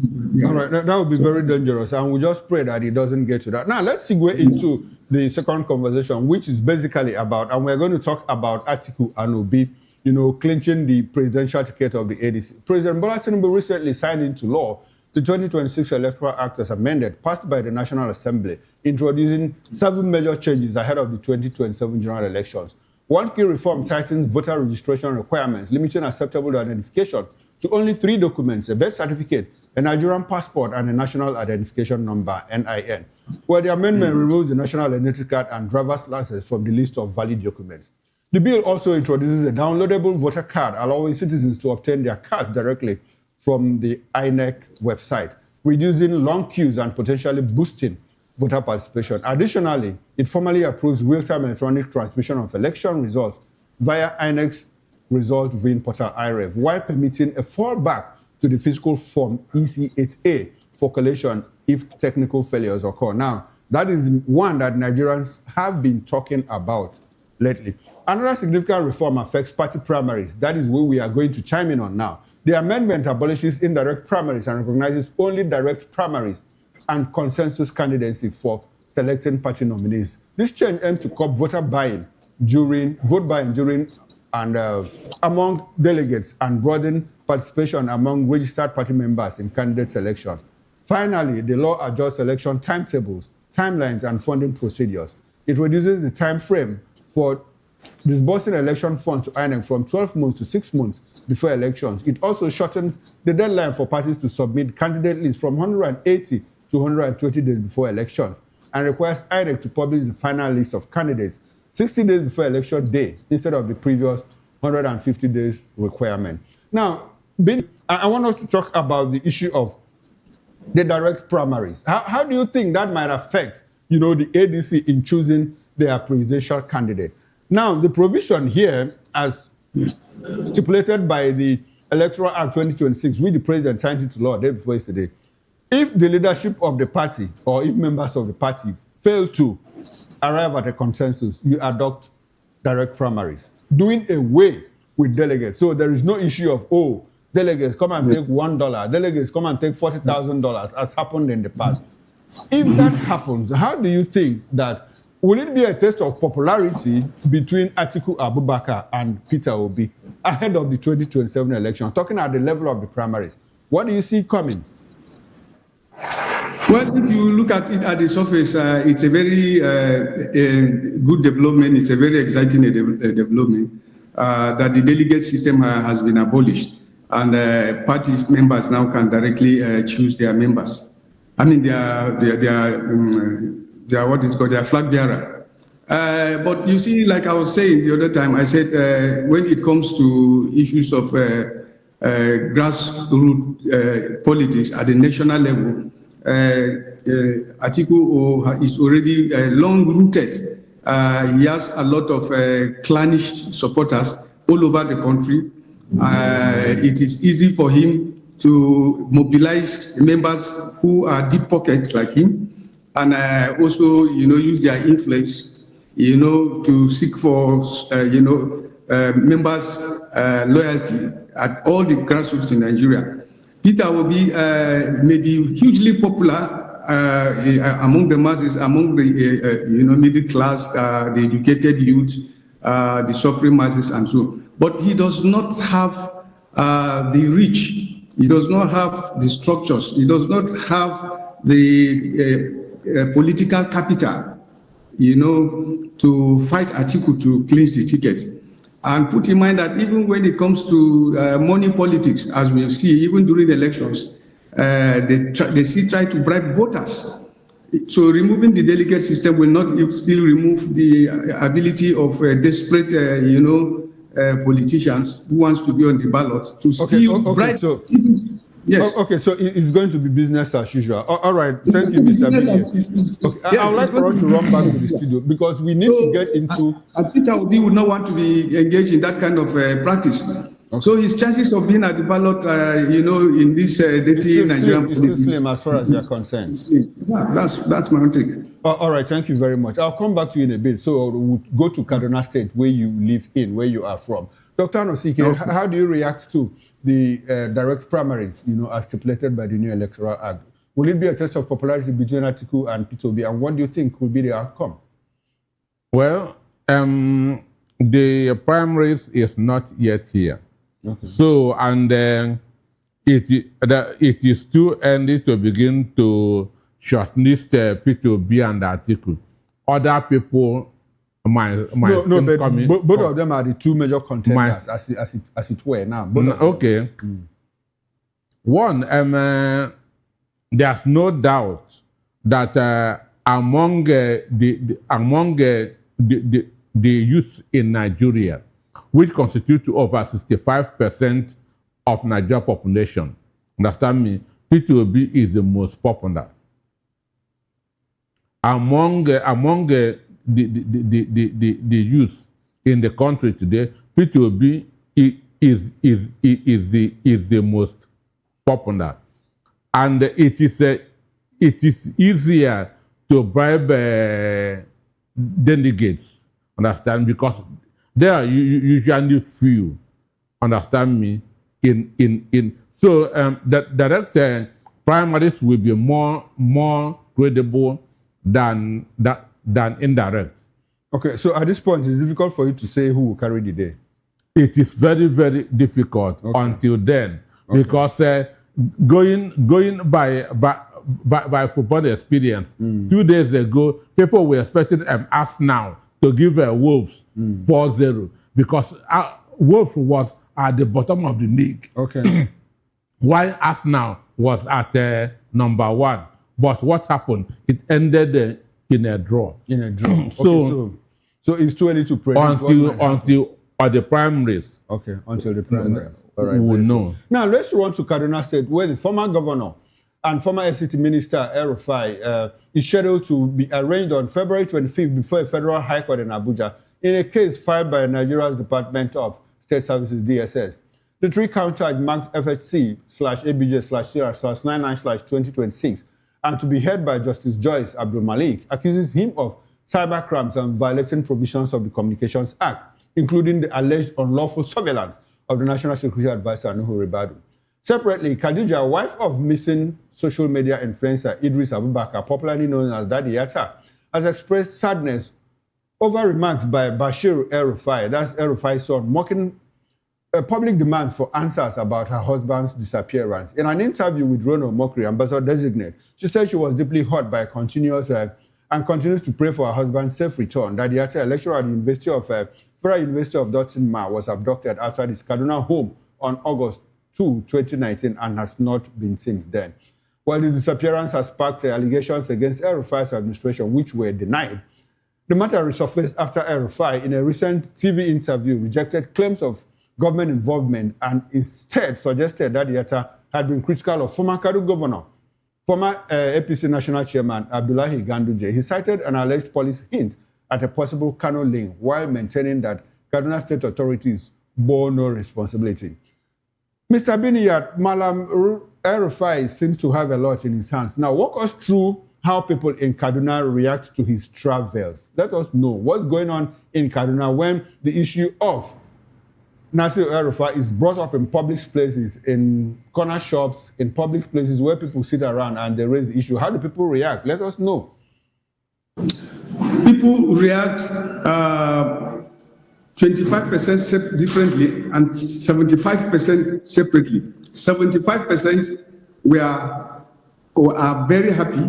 In fact, it's a long awaited development that 75% of the Kaduna state population, in my own estimation, it was a lot of relief that a lot of the people that El-Rufai has stepped on feel with his arrest, because all this while he was carrying himself as if he was clearly above the law. Put in mind that he was the one that said that Peter Obi won the 2023 election, and they rigged the election. So we thought that was enough to incriminate him. He said a lot of other damning things too against the government, which we believe he had no ways of justifying. He said that the National Security Advisor and Kaduna State government were paying bandits huge sums of money every month in Kaduna State to stop the killings. He didn't come out to substantiate that. So he had been saying all kinds of things and getting away with it. But this time, I think he beat what he could not chew and swallow. And so it is with jubilation, in fact, to say, especially if you come from my part of the state, Southern Kaduna. Okay, all right. Mr. Biniat, I hope you are not being emotional about this, because we want to get to the facts of the matter, the roots of the matter. I understand that you were at some point held by the El-Rufai administration. Am I correct on that? You see, that has become a burden on me. Each time I want to make some, a clarification on El-Rufai, they say, it was because you were jailed. But that's not true. I was a journalist covering the FCT. Okay, but were you at some point held by that administration? I was minister of FCT. My encounter with him started when he was minister of FCT. Okay. And I saw cruelty and brutality firsthand. So my coming to Kaduna State to also meet him as my governor, he continued with the same mindset. And my attitude towards him has never changed. I am somebody that believes in fairness and justice. And it doesn't matter whether El-Rufai liked me or not, whether he has jailed me or not. What is on ground is that empirically, everything that I'm saying, you can come here and verify it. It's so. El-Rufai's tyranny in Kaduna State is unprecedented in the history of the state. And nobody can write that away. The story in Kaduna State is written in blood and sweat. There is nothing emotional about it. The figures are there. Okay. You are from Southern Kaduna, and a lot of people that are in Kaduna, even people that are not indigenous of Kaduna, say that El-Rufai did a lot of harm and damage, to the people of Southern Kaduna. Is that correct? Yes.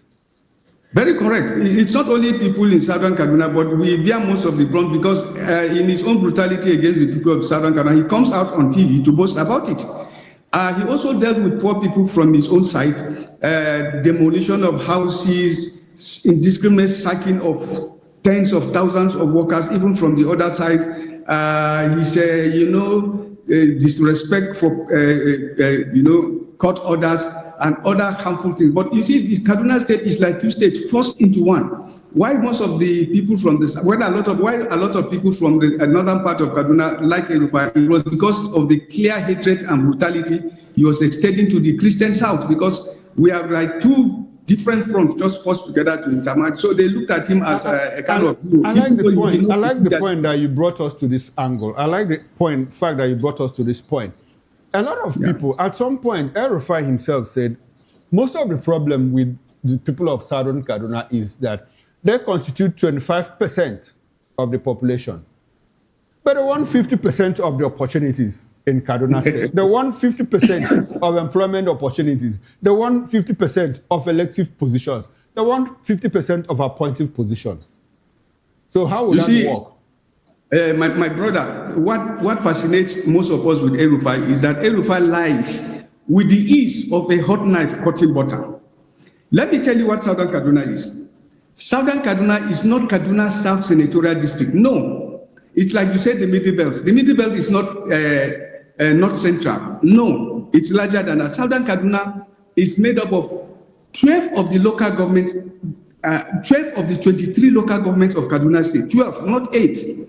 And according to the 2006 census population, the area called Southern Kaduna, the 12 local governments make up 51.2% of the state. So the Christian population, which is largely based in Southern Kaduna, is a marginal majority in Kaduna State.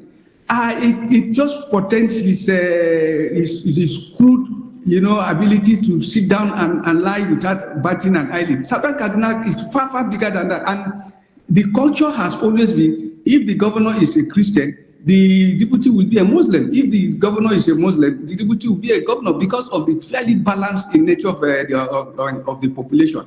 We produce the same number of commissioners. If we have 2 ministers, we share them into us. But El-Rufai brought in politics of bigotry, politics of division, and he treated us as if truly he really believed that we were 25% or less than 25%. That's not true. Okay. Most of them are 60%. So it's not true at all. All right, Mr. Biniat, as we leave now, I would like for you to give us a concluding thoughts. And while doing that, the present governor, Obasani, has he done any better for the people of Southern Kaduna compared to what El-Rufai did?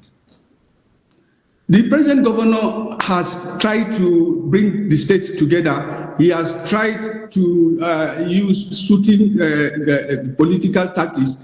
He's very inclusive. He does not look at the southern part with disdain, but he's still not largely different in terms of giving opportunities to the southern part. If you look at his political appointments and those he has also, recommended for appointment at the federal level, it's not too different from that of El-Rufai. But at least he does not arrest us and lock us up. At least he does not insult our traditional leaders and jail them. He does not also balkanize our chiefdom. So he is somebody that is more acceptable than El-Rufai. He's far different than El-Rufai. Okay, he looks like a seasoned politician. He's a better person. Okay, better person than El-Rufai. I'll take that as a concluding thought. And thank you very much, Mr. Luka Bini. I would like for you to come back, to this program some other time so that we can expand the discussion about what is going on in Kaduna State. I must say thank you to you. I appreciate your presence on Political Links. And to you, Dr. Anosike, can you 30 seconds to give us your concluding thoughts? Well, like a wrap. Well, I've said on this program that what El-Rufai said during the interview is called a puffery.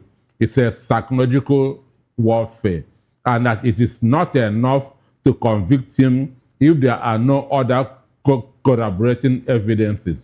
And that was why they have that to raid his house in search of other evidence to corroborate the interview. Understand me? Yes. And again, what is happening to El-Rufai is because he left APC. Okay, it's because he left. So he's politically motivated. So he's politically motivated. All right, then. Understand me? This would be a good place to anchor the show. And I must say a very big thank you to you, Dr. Peter Anosike, philosopher, journalist, and business consultant. Thank you for coming to my show. I appreciate your presence. Thank you for having me. On behalf of the backroom staff, I am Chukwuma Okoro. Up next is Issues with Nana Ndemduto. Enjoy the rest of your weekend. I'll see you on Monday on the morning show, 8 o'clock. Bye for now.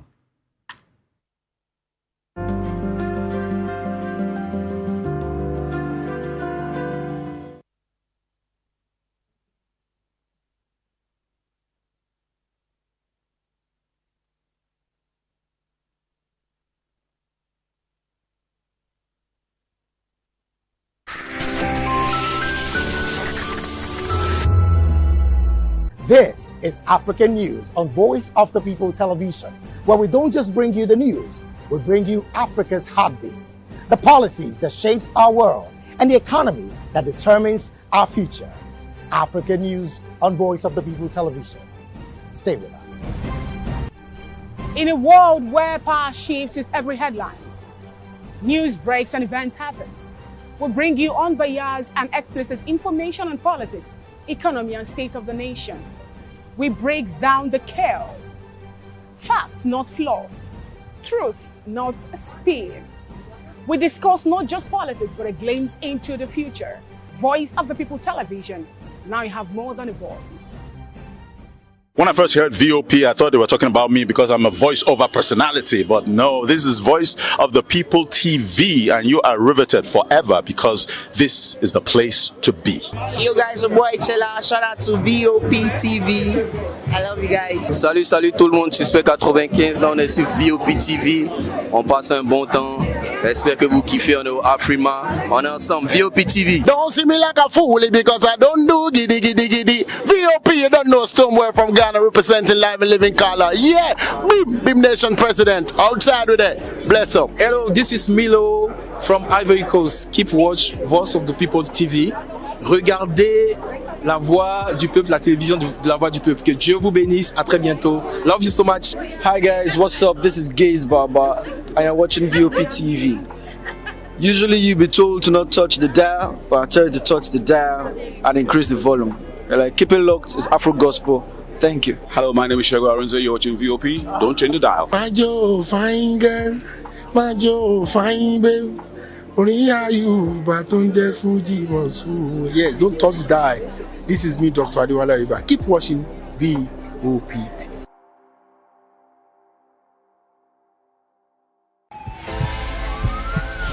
This is Health Check, your weekly guide to better living, smarter choices, and trusted answers.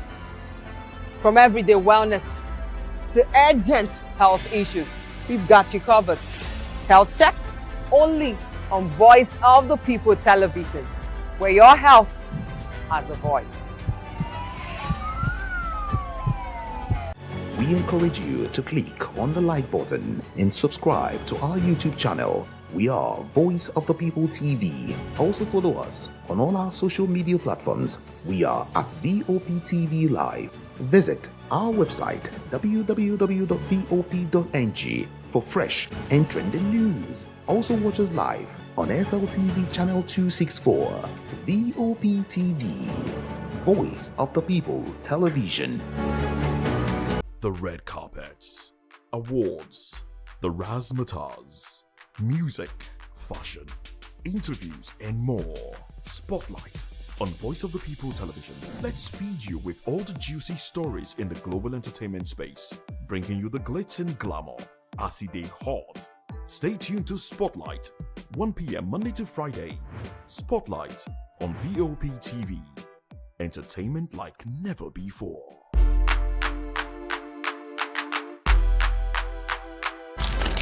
In a world where power shakes with every headline. In a nation full of questions. In a world filled with noise, the truth needs a voice. The policies that shapes our world and the economy that determines our future. Every hour, every day, the grapevine keeps buzzing.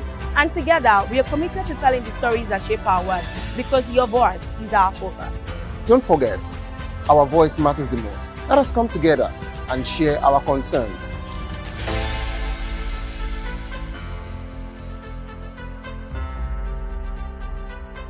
Behind every broken deck lies a broken promise. Education shapes the nations. But who is asking the right questions? Introducing Edu Dialogue, the show that goes beyond the surface, exposes the cracks, the corruption, and the silence in Nigeria's education system. Edu Dialogue, Saturdays, 3 p.m., only on VOP TV. We break the biggest stories, from missing funds to policy failures. We ask the tough questions and demand real answers. Edu Dialogue, this Saturday, 3 p.m. on Voice of the People Television.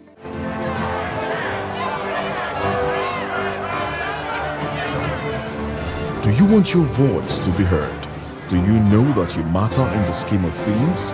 The People's Voice, the show where ordinary citizens take center stage as we discuss the biggest stories that affect you and I.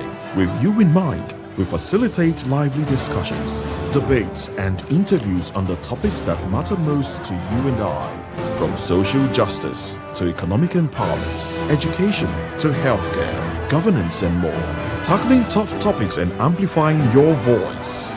Join the conversation and make your voice count. The People's Voice. Make your voice count. I'm Sarah Nystrom from Sweden, aka Chief Omobowale, Communication Queen. Keep watching VOP TV. Hi, I'm Samantha Jacobs, representing the States. Miami's in the house, and I want to make a shout out to VOP TV. I'm a humanitarian, and I'm also a rep in the film industry and the art industry. I help dreams come true, and I help you keep on that path. Shout out to VOP TV because you're helping people stay on their path too. Cheers. All right, my name is John Odibo. Keep watching Voice of the People because it's a fantastic station to be with all the time. Thank you very much. My name is Pastor Elvis Ciro, the convener of the Voice Achievers Award, and keep watching VOP. Yes, that is the channel for all the people. No color, no race. Thank you so much. Yo, ladies and gentlemen, this is Abbas Sunkan from the Netherlands. I am a designer and I'm here in Eco Hotel and Suits. Keep watching VOP, the voice of the people. Don't touch that. Are you ready for the extraordinary? Something big is happening on your screen. Introducing VOP TV. Now streaming on SLTV channel 264. From breaking news to captivating conversations, news analysis, giving you all sides to the story. We break in-depth discussions on the issues that matter, from politics to sports, entertainment, and lifestyle. VOP TV on SLTV channel 264. Join us as we redefine what television means to you. Voice of the People Television, VOP TV. Now you have more than a voice.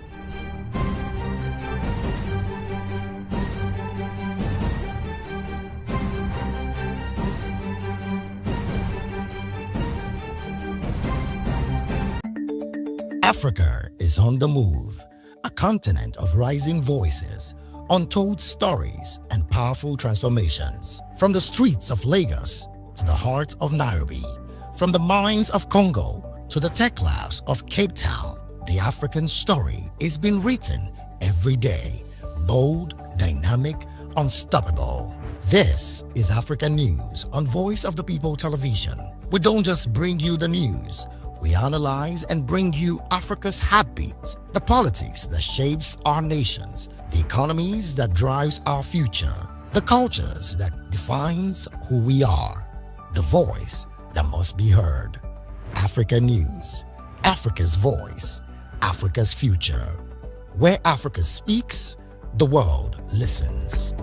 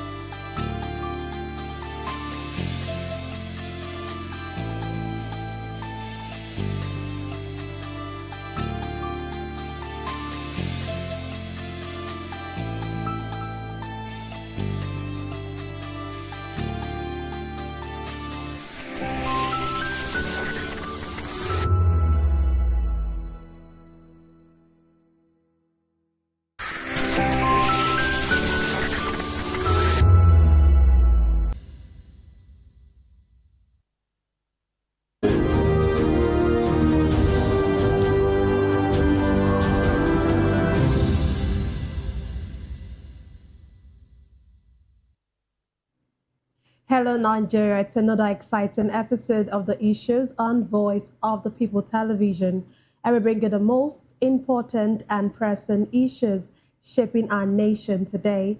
I am your host, Nenna Ndomdioto.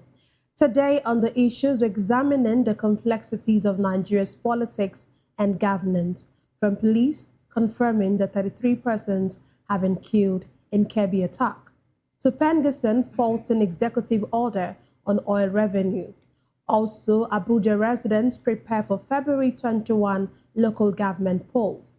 Finally, Bode judged the crisis exclusion of PDP, Labour Party, ADC from Rivers by-election. Join us as we break down the fact and provide context to help you stay informed. We'll take a short break, and when we return, we'll dig deeper into these topics. Don't go away.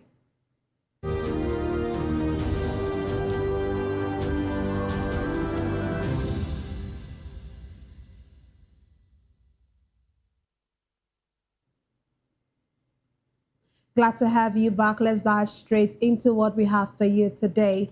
We'll begin with security matters on a rather sad note. The Nigeria Police Force has confirmed that at least 33 persons have been killed following an armed attack on a community in Kebbi State. Authorities say gunmen stormed the area, leaving dozens dead and several others injured. Security operatives have since been deployed to restore calm and pursue the attackers. Meanwhile, troops of the Joint Task Force Northeast, Operation Hardin Kai, have arrested suspected collaborators of the extremist group Boko Haram. Military authorities say drones and other operational equipment were seized during the operation. Today, I'm delighted to be joined by three distinguished guests. Here in the studio, we have Elvis Elimihele. He is a senior journalist and a public affairs analyst. Glad to have you join us, sir. Good evening, Nena. How's your day? Fine, thank you. And how's yours? Fine. Also, we have Ayoyinka Oni. He is a human rights activist and a public affairs analyst. Glad to have you join us, Ayoyinka. Thank you very much for having me. You're welcome. Joining us virtually, we have Ikpe Aaron Ikpe. He is a management strategist and a political analyst. We'll get to have him join us later on in the show. Let me start with you, Ayoyinka. It's troubling, I'm sure, for you as well, when you get to hear these stories from the Northeast, from the North Central, and Kebbi has been on the news for a while now. It's one killing, one set of killings upon the other, and now this week we have 33 persons killed. Wouldn't you say this is one too many?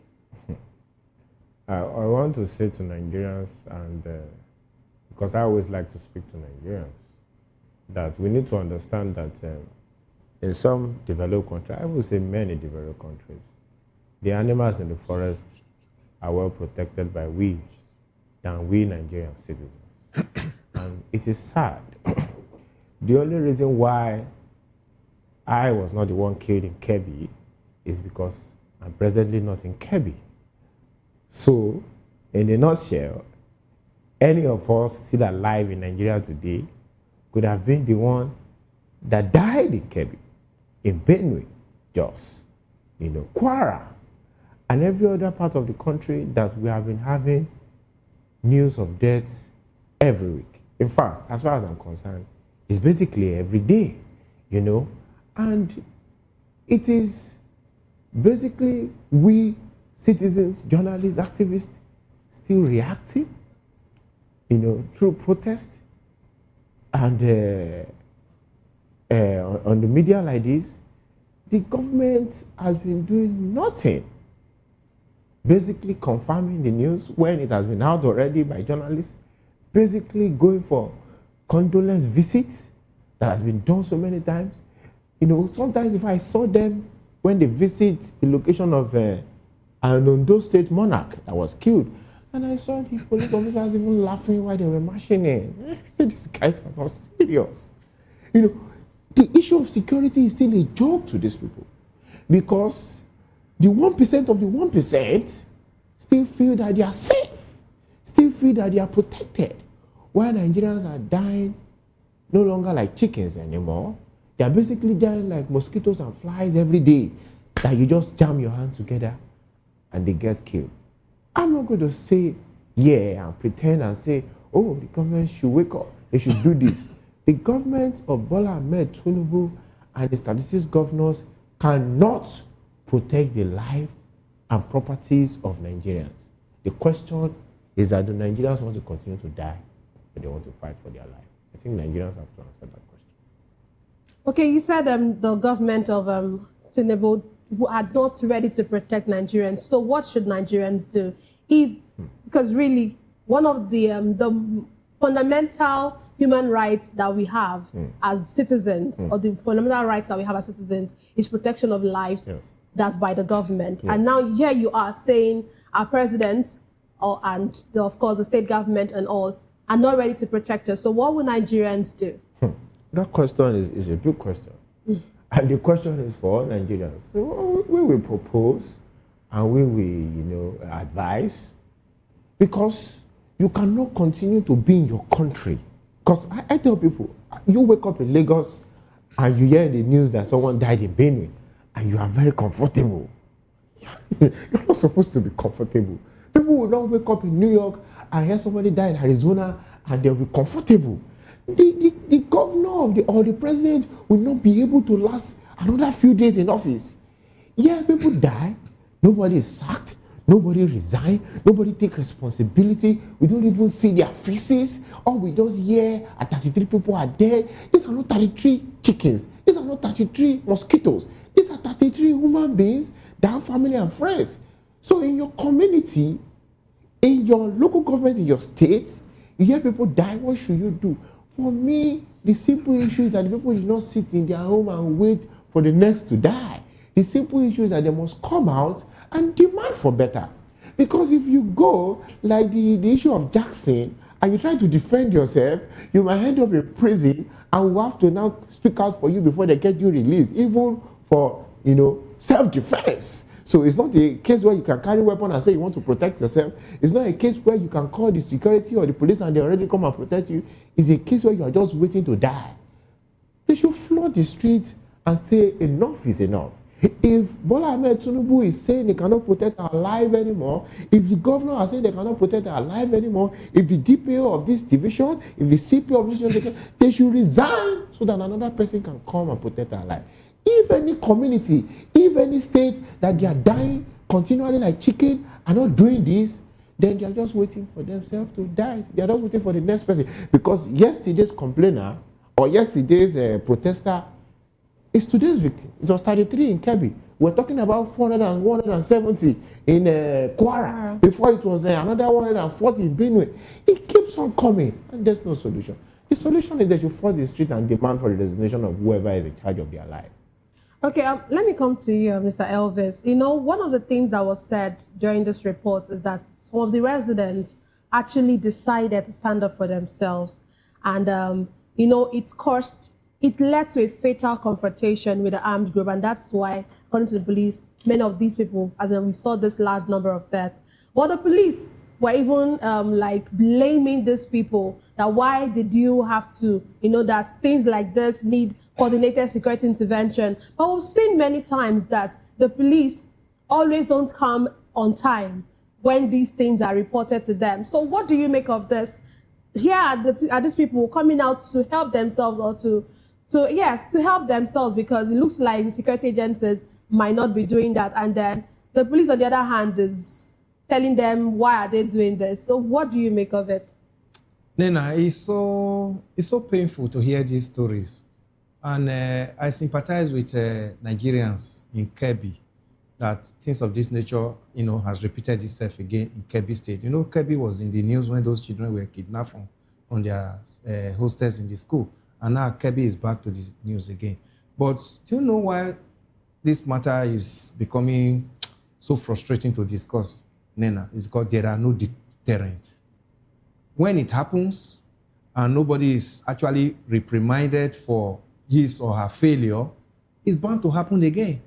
We were told in Kebbi that before the children were moved out of their hostel, that there were supposed to be a military forces that were guiding that area. They moved out some few minutes before those children were adopted. Till today, Nigerians were calling for who gave that order for them to move out and what led to it. Till today, we have not been told that the people who moved out have been arrested and are now being queried. We have not heard. Then, that came, we saw even the governor that was running helter-skelter, you know, talking about, the people that were meant to secure those children were called to move out. The governor was actually crying and running up and down. But that governor has a lot of security votes monthly that is not announced to anybody in Kebbi State. They don't know the amount. He enjoys it. But when issues of this nature happen, then they'll tell you, we are only just being tagged chief executive of the state. We are not in charge of the security of the state. But when the security vote is coming into his pocket, he doesn't tell the Kebbi people that he's not in charge of their security. He pockets it. That money belongs to the Kebbi people. That is meant to be protected. You see, this is where we start shifting this goalpost left, right, center. We are not helpful to Nigerians. That's why what my younger brother here said, that Nigerians should ask for the security of their lives and property from the government. That's exactly what it means. You see, these people felt that even when they call on the security architecture, they will not say them. They will not come on time. People would have died before they come. That's why they try their best to resist and see whether they'll be able to. Unfortunately, you know the number these insurgents always come with. They come like 200, 300 with a lot of motorcycles. These motorcycles are driven around the town, you know, through footpaths and all that. But Nigeria security will say they did not see them. And when they finish all this, their nefarious activity, they go back. Where you park 10 motorcycles, it's not a small space. Let alone parking hundreds of motorcycles. So Nigerian armed forces intelligence cannot capture where they live. They cannot even capture them when they are moving on the road to go and cause this mayhem. It's so sad. Then the people now decided that, okay, let us even see if we can resist them on their own. But because of the number and because of their sophisticated arm, they were able to, you know, outwit them. I just pity them because there's a failure from the government. The governor they voted for also disappointed them. Even everybody that within that enclave, these people have a representative in the House of Assembly.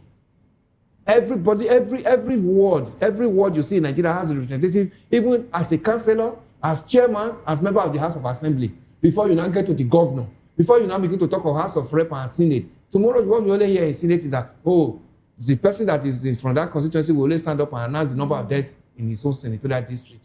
And then after that, they will do 1 minute silence. The next thing you hear the federal government will say, oh, they have asked them to show up security in that area and investigate. Investigation that will never come fly and give us the result of investigation. It's the hard time we begin to ask the government that we voted you into power, not because we want to become victims that will be slain, at beck and call. We voted you because the responsibility, the first responsibility of government is security and welfare of these people. It's a constitutional responsibility. If you cannot do it, why don't you resign? Then if you cannot resign, the people will call for your resignation.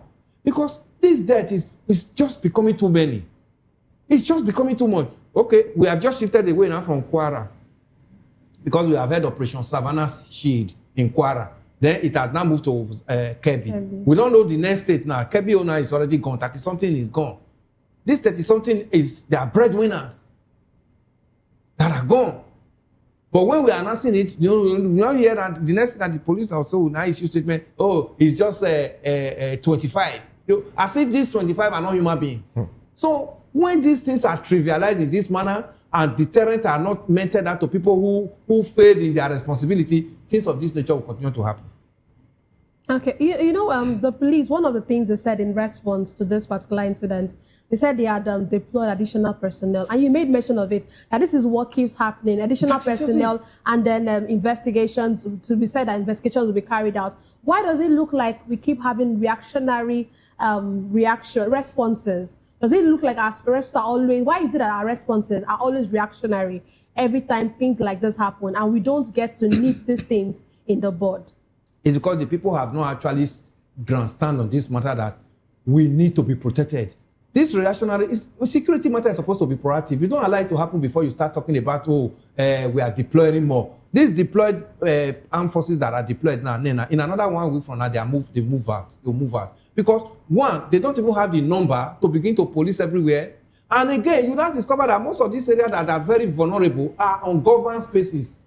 Unfortunately, there are still so many parts of Nigeria today that have never seen a tarred road in their enclave, their locality since independence.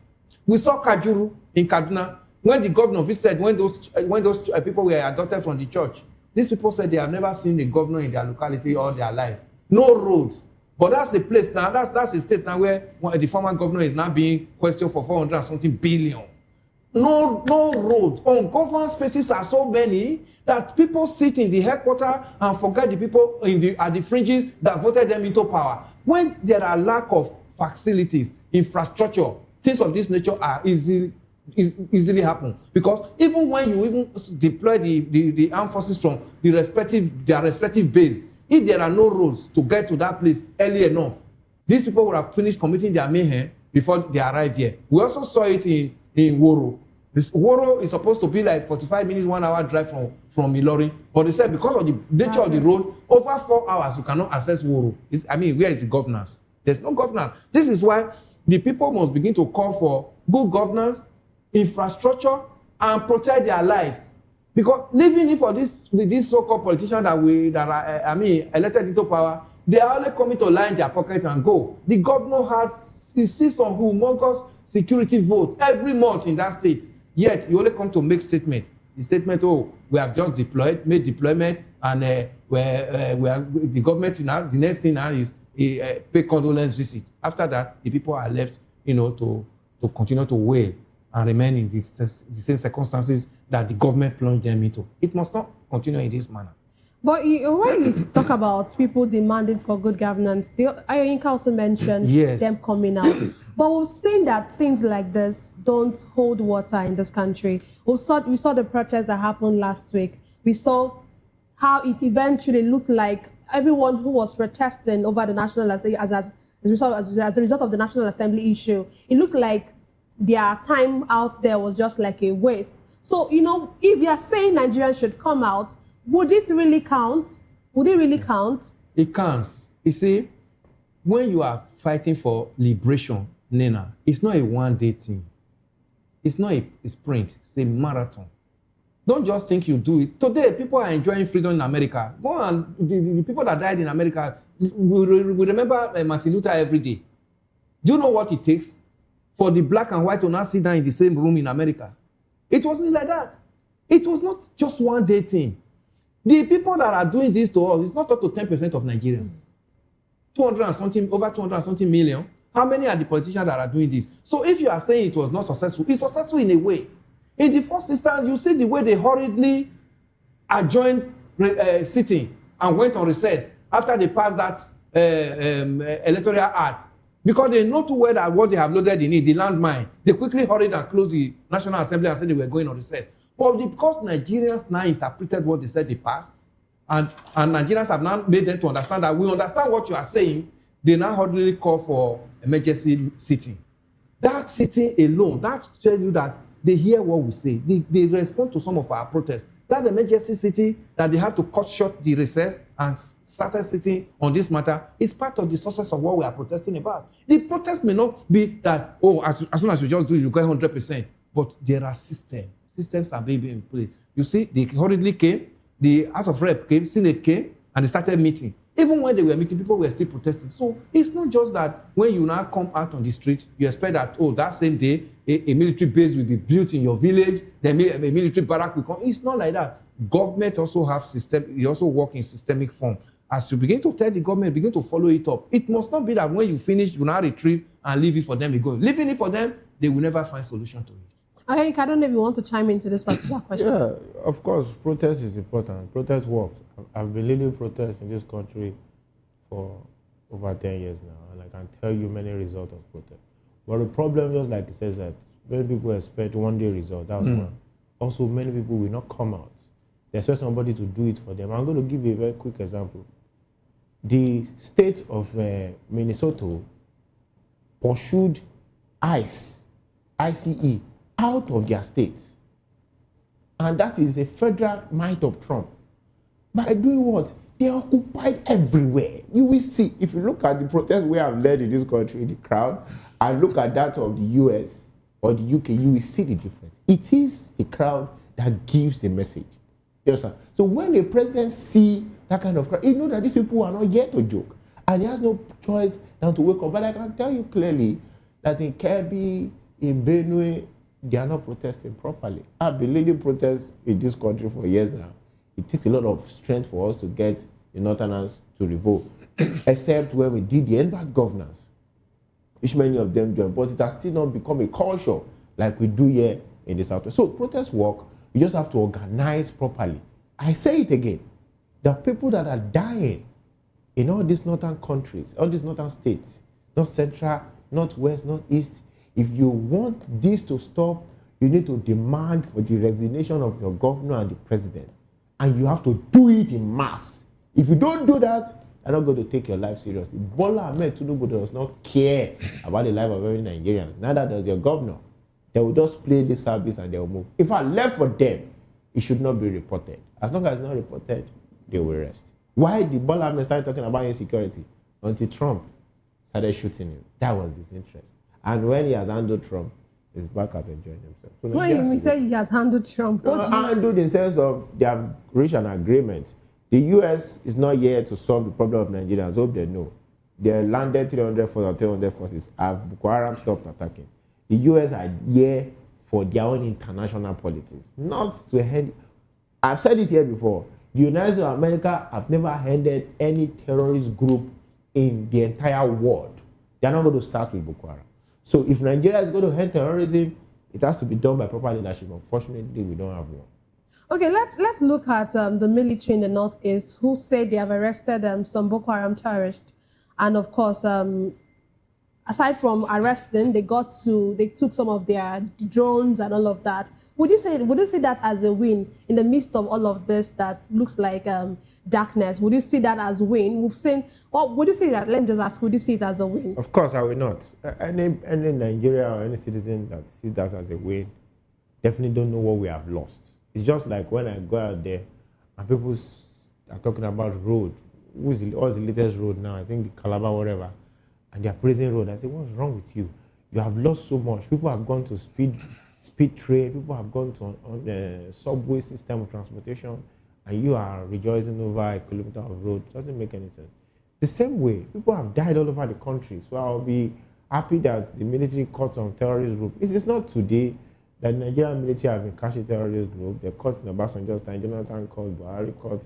It didn't stop terrorism. What will I see as a win? What I'll see as a win is when all the people that have been playing games with Boko Haram terrorists over the years, that are politicians and also in the military, are exposed publicly and allowed to go on trial, so that anybody that wants to do that again will know that our country does not negotiate with terrorists. 1. 2, what I will see as a win is when these terrorists that have been killing people are not pampered, are not taken back into the army. People have killed people, destroyed villages, and you are doing insurgency or whatever you are doing for them, amnesty. No. When they are taken to court, try publicly. Let their faces be known. Let their mother know them. Let their brothers know them. These are people that are killing our society, identified and meant to what? To face the consequence. What I will see as a win is those people that have suffered for terrorists. Let people even say, my own regime alone. Those people that have suffered for terrorism since Tinubu came to power, their family has identified, there's terrorist funds for them, they're properly settled, properly compensated, their family are recognized, and the country weeps for them. That's what I will see as a win. What I will see as a win is the military officers, just like to give an example, they want to attack a village, there's intelligence, you a military army, you did not go, and you got intelligence, yes, got intelligence. Those leaders of those reinforcement, those cantonments and all that are actually sacked for their failure or demoted. That is a win. That will not make people to take issue of insecurity seriously. The IGP impeached. He has been failing. That is a win. But if you say you caught drones and you caught terrorists and you want us to clap for you when we have already lost over 20,000 people alone in Buhari, in Tinubu's regime, please, we shouldn't joke in this country. That is no win, and it's a shame if they are telling us to see that as a win. Okay, Mr. Elvis, let me come to you. One of the things he talked about was the fact that one of the things he feels that he sees as a win would be actually trying this terrorist and not embracing them and trying to do this amnesty, this non-kinetic that the government is using. And we've seen that some of them are being integrated back into society. Some of them are even, according to reports, some of them are even being more pampered than those even in the IDP. What's your take on that? Like, are we supposed to be going through that route? Are we not supposed to actually, because all of things like that would actually cause more pain to the people who are seeing these people, who are victims, whose families have been killed, whose homes have been destroyed. And then we now see our government trying to ensure that these people are reintegrated into society. What the Nigerian government is just like empowering them. That's just what we're simply doing. We saw what happened between Israel and Hamas. You don't pamper terrorists. You don't negotiate with terrorists. Immediately that October 7 incident happened in Israel. Israel rolled out their armed forces and rolled out their armament and said, we know our enemies and we must bring them to their knee. Even when the whole world was talking about crime against humanity and all, it doesn't bother them. Because they know too well that a leopard will give birth to a leopard. An elephant gives birth to an elephant. Even this one, they are saying, oh, they are being killed. If they grow up under this Hamas, they are going to be worse to Israel. So whoever our armament meets, will go and answer your call. That's how terrorists are treated. Unfortunately, it's only in Nigeria here that don't even have the facility. If America tell you we are releasing these terrorists to you, they tag him. For life, there's no way that guy will move, that all his movements are not traced. But here we release them and bring them to the society. They now become informants to their brothers in the bush. That's why you see logistics gets to these people easily. Do you know what it means to even buy one motorcycle? No, Nena, if you buy a motorcycle in Lagos and say, oh, I have an uncle in village, I want to go and give it to him in the village. Do you know what it will cost you to move it down to your village from Lagos? Just one to appease your uncle. But unfortunately, we see 200 motorcycles. How did they get into the bush? How did they get into this country? Are they made here? Apart from even the motorcycle get into the bush, these motorcycles that get into the bush, they are not powered by air. They use fuel. So they actually go to a filling station too. These people get fuel, not even going to the filling station. They have a fuel dump. They have a fuel dump site in whatever camp they are, where they fuel these motorcycles. These motorcycles are not motorcycles that does not spoil. They get spoiled too. They have spare parts to fix them. People go to the bush to go and fix it for them. Who do you think are the people that are doing this? There are some of these ones the Nigerian government are pampering, release them. They said they habilitated them, release them to the society. There are still some of these people that arrange all these things for them. A terrorist have no other business. The only business he knows is how to kill and to maim and to harm and to destabilize. So when the government is not coming out to say all these people that are in the bush, if they are in the bush for 1 week, no food, they'll begin to come out. They will become easy prey for Nigerian soldiers. They get food, not even food alone, they get drugs. For them to come out and begin to shoot people anyhow, they are way high. Who supplies all these things? Apart from all these suppliers, Nina, where is the money coming from? Have you thought of that? The money, the financiers of these terrorists are part of the people that are governing this nation. They get government contracts. They are high rich men that dine and wine with the government people. If those people are not fished out and tried, these boys will fester in the bush. If you carry an AK-47, there's no bullet inside. It's like a walking stick. It's useless. It's the bullet that made it different from a walking stick.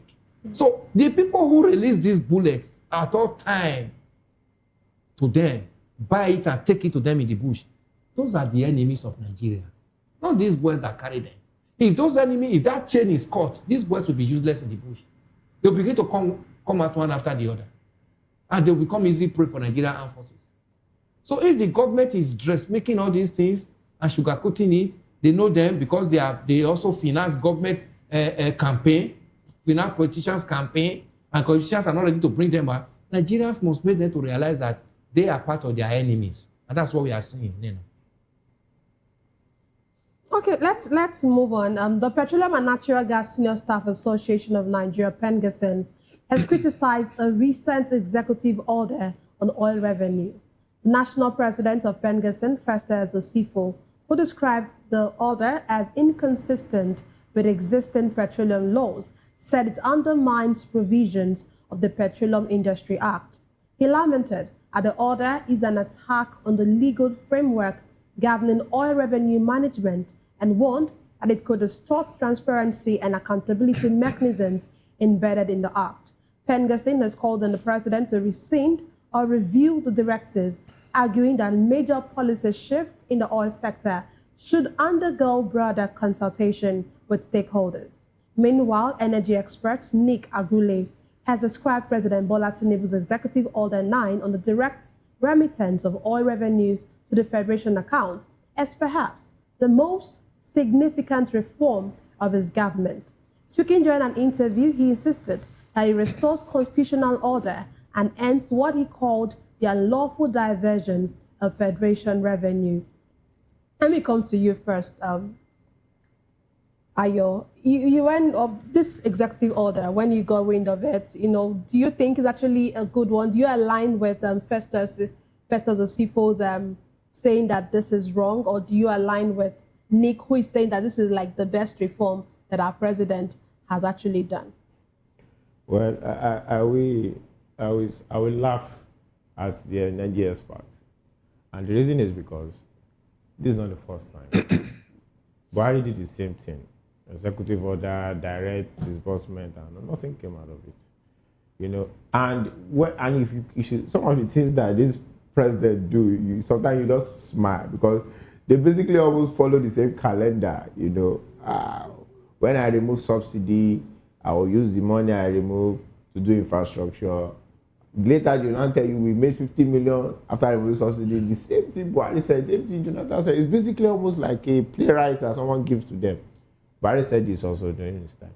Nothing came out of it. You are saying that you are going the funds or the revenue gotten from oil and gas should be taken directly to the federal government account. Oh, because of transparency. The question is this. All the oil revenues of the past 20 years, of the past 10 years, of the past 15 years, 5 years, where have they all gone to? Let's say after it was remitted to NNPC and all that, they now gave to federal government and all that, the sharing formula. Where did all those funds go to? Where are they in the society? Where are they in the health sector? Where are they in the educational sector? What has it built? You can trace what the UAE used their oil to do. You can actually, oh wow, this is what they used it to do. We cannot see that our oil sector was used to build our science and technology. We cannot see that our oil sector was used to build our education. What massive health care sector do we have in Nigeria? You know, so when you just wake up as the president of Nigeria and say, I'm giving an executive of accountability, were you ever accountable? That's the question Nigerians will ask. Even though it looks like a sweet thing to do. But this is why Pengassan is saying that, and I will explain. The Nigerian oil sector is not fully owned by the Nigerian government. They have privatized that sector. And they were the ones that sold it to themselves.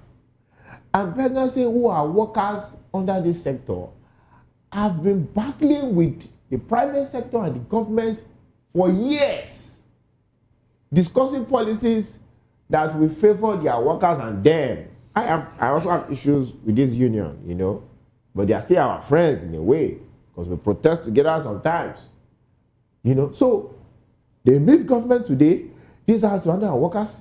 They meet the public sector, the private sector who are involved. These are your handle, and they keep going back and forth, back and forth.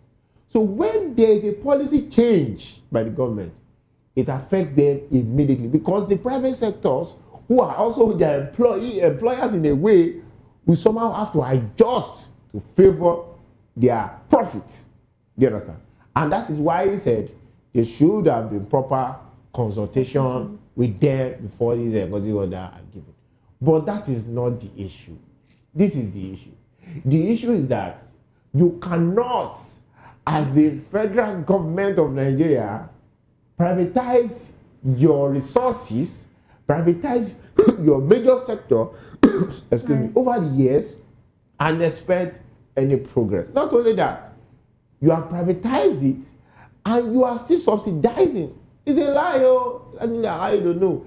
That's not subsidy. The government is still subsidizing for some of their friends in that sector. What they do is not that they remove subsidy. What they do is that subsidy change hand. Now I am in the government. I also like oil. I'm also involved in the business. Who are people that are enjoying the subsidy? Oh, 50 companies. Who are they? This I don't know that. Okay, now I remove it. I will give it to people that have direct interest in me. That is what they do. They do not remove subsidy. They do not.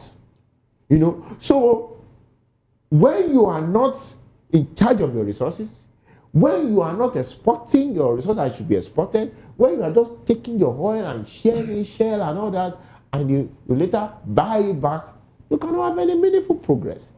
Then to now even make it worse, even the funds that you are getting from it, there's still corruption upon corruption on that. So of course, I also fought the executive order, you know, but that is not really the issue. The issue is that we do not have a government that is accountable. How the federal government of Nigeria, Bola Ahmed Tinubu, has managed that sector, has not favored them, so they feel now let's get all the funds directly. Nigerians, this is not done for your benefit. This is done for the benefit of the government in power. If you want the oil sector to work, you have to ask for transparency. You have to have for the oil sector to be renationalized back to the people of Nigeria. You have to ask for the region that are producing the oil to have proper development for their resources, which is directly for them. You have to ask for the people that have been stealing our oil over the years to be exposed and to be punished. When that is done, we have progress in the oil sector. But all this executive order, Buhari did it, it's not going to make any progress. Okay, Mr. Evans, this is according to the president. This whatever revenue that will be gotten from this, or that is being gotten from NNPC, will be moved to the federation account. But we know that it means that there will be more monies to the 3 tiers of government, which already some of the monies that are being given to them are not accountable for. Don't you think that, what do you make of it? It's more money for the revenue, isn't it? And more money for the state governors and the local government chairman. Let's even say state governors, because local government today, the local governments have not been able to find themselves out of the jokes of the governors. So the more money for the local chairman, the governors, to be junketed around the globe. If as we sit here this evening, if we want to take the statistics of the 36 state governors in Nigeria, you'll discover that about 10 are not even in this nation. Maybe more. Or even more. They are not here because they have so much on their hands. So now, the president has so designed it in such a way that he knows too well that the governors are too vital to his coming back in whatever form. So the governors must be pampered. That's what is just going on. They must be pampered. When fuel subsidy was removed, I cried in this studio. I said, the government is removing fuel subsidy. The government did not set up any agency that will help to manage the fund that is going to be brought back from that subsidy removal. We never saw. We saw Shopee when Jonathan in 2012 wanted to remove subsidy. Say Shopee will manage the fund to be able to at least give an account of the money that is coming out and where it is being spent on. At least Nigerians can hold Shopee and whoever is heading it responsible. That one was in place.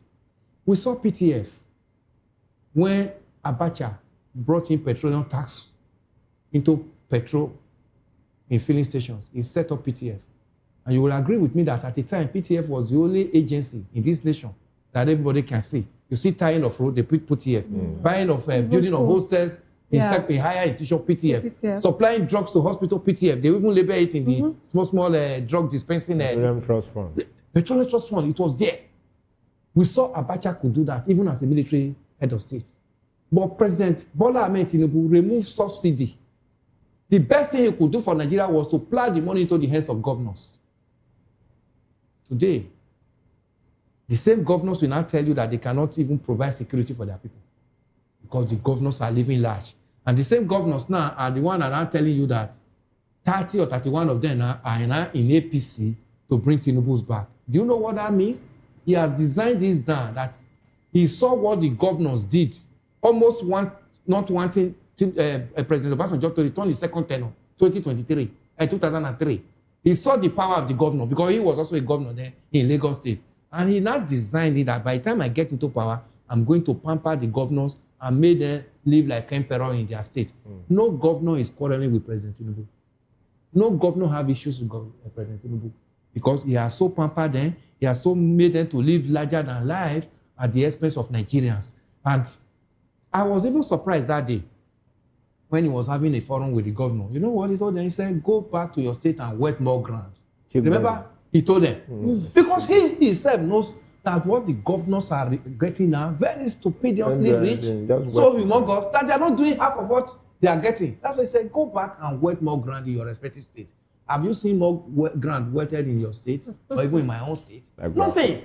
These monies are just being used to prepare for the next election, and the rest is for them to open up more bank accounts outside the shores of this nation. So it's not different from what he has just this executive order. Now, the executive order now is coming to enrich the governors more. That's what you are just going to see. 200 and something trillion naira missing in NNPC. This government have not thought of how to recover it. It's just silent. Then now you are bringing more money now into the hands of the governors. The governors will now go back and begin to tell you, on your mandate, we shall stand. And that mandate is what we are seeing now. That mandate is going to now be more empowered towards 2027 general election. Nothing is going to show for it. So, Bengals are coming to cry. They are crying because of their jobs. Because these oil companies in Nigeria is a joint venture team. They also have percentage of what they have, they get from Nigeria government. So, if this one is now being pushed and now being shrink, it's going to affect their jobs. That's why Festus Osifo is telling Nigerians that this executive order the president signed, he was misled. I don't so much bank on Pengassin because I remember when they sold dummy to us that Port Harcourt refinery is working.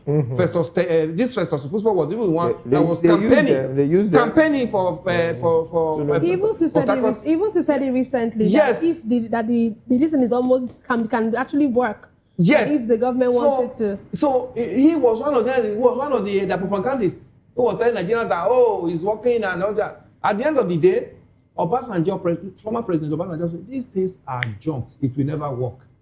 They now began to abuse him. But we have just heard from the group managing director, chief executive officer of NNPC, that Ojulari, saying that these refineries are just meant to just siphon Nigeria's money, that they are not going to work.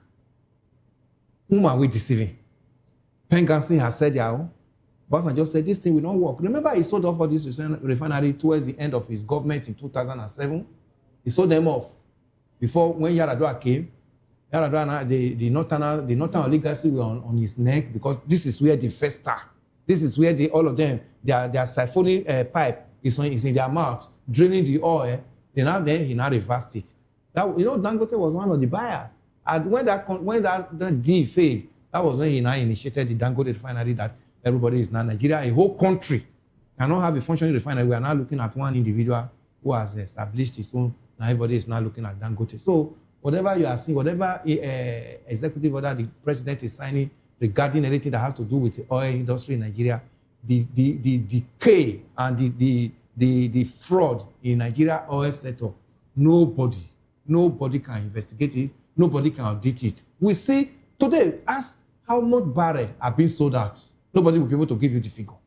How much do we make at the end of the year? We have never, for some time now, the price of crude in the international market have been very stable. But Nigeria still go to borrow more to finance the budget, even when we sell out oil every day and every month.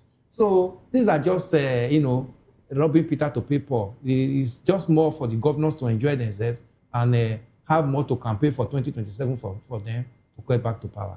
Well, thank you very much, Ayoyinka Oni, and thank you very much, Mr. Elimihele, for being a part of the show. That's all we have for today's episode of The Issues. We explore the challenges facing Nigeria and, of course, its government. Thank you for being a part of it. Don't forget to tune in next time for more in-depth analysis and discussion. Follow us on social media to stay up to date on the latest news and insight. Until next time, stay informed. Remember that the views and opinions expressed by analysts are solely their own and do not reflect that of VOP Media. I am Nnenna Ndomdioto, and this has been The Issues on Voice of the People Television, where the future faces forward. Please don't forget to stay tuned for Hashtag with Vivian by 8 p.m. Don't go away.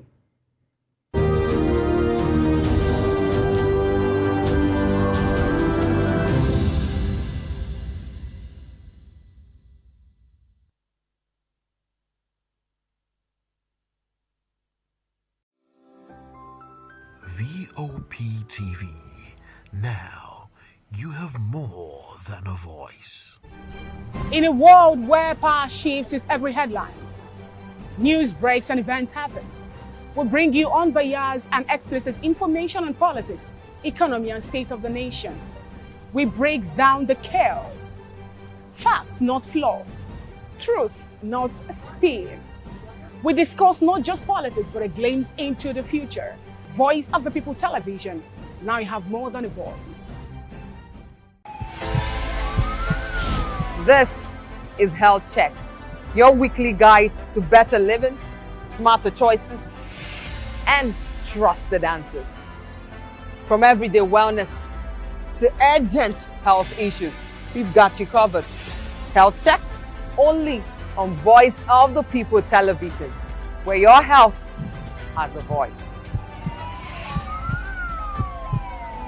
To know the happenings in the maritime sector, join us on the program Maritime Frontiers on VOP TV as we discuss key areas in the maritime sector, from aquaculture, maritime transportation, maritime labor regulation, oil and gas exploration, ferry and passenger insurance, marine pollution and prevention, port operations, and lots more. Maritime Frontiers, exploring Nigeria's blue economy.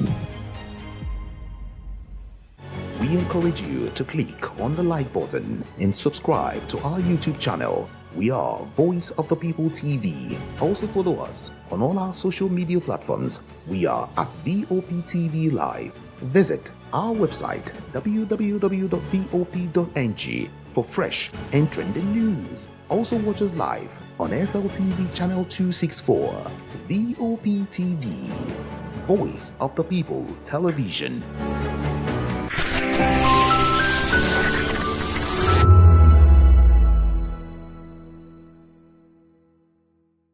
Shaka, who was born in 1787, died September 22nd, 1828.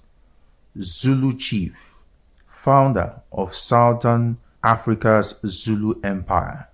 He is credited with creating a fighting force that devastated the entire region. His life is the subject of numerous colorful and exaggerated stories, many of which are debated by historians. Shaka was the son of Senzangakona, chieftain of the Zulu, and Nandi, an orphaned princess of the neighboring Langeni clan. Because of his parents belonged to the same clan, their marriage violated Zulu custom, and the stigma of this extended to the child. The couple separated when Shaka was 6, and Nandi took her son back to the Lengani, where he passed a fatherless boyhood among a people who despised his mother. In 1802, Langeni drove Nandi out, and she finally found shelter with the Desheni, a subclan of the powerful Mtetwa. When Shaka was 23, Dingiswayo, the Mtetwa paramount chieftain, called up Shaka's Letsani age group for military service. For the next 6 years, he served with brilliance as a warrior of the Mtetwa Empire. Senzangakona died in 1816, and Dingiswayo released Shaka from service and sent him to take over the Zulu, which at this time probably numbered fewer than 1,500, occupying an area on the White Mfolozi River. They were among the smallest of the more than 800 Eastern Nguni Bantu clans, but from the day of Shaka's arrival, they commenced their march to greatness.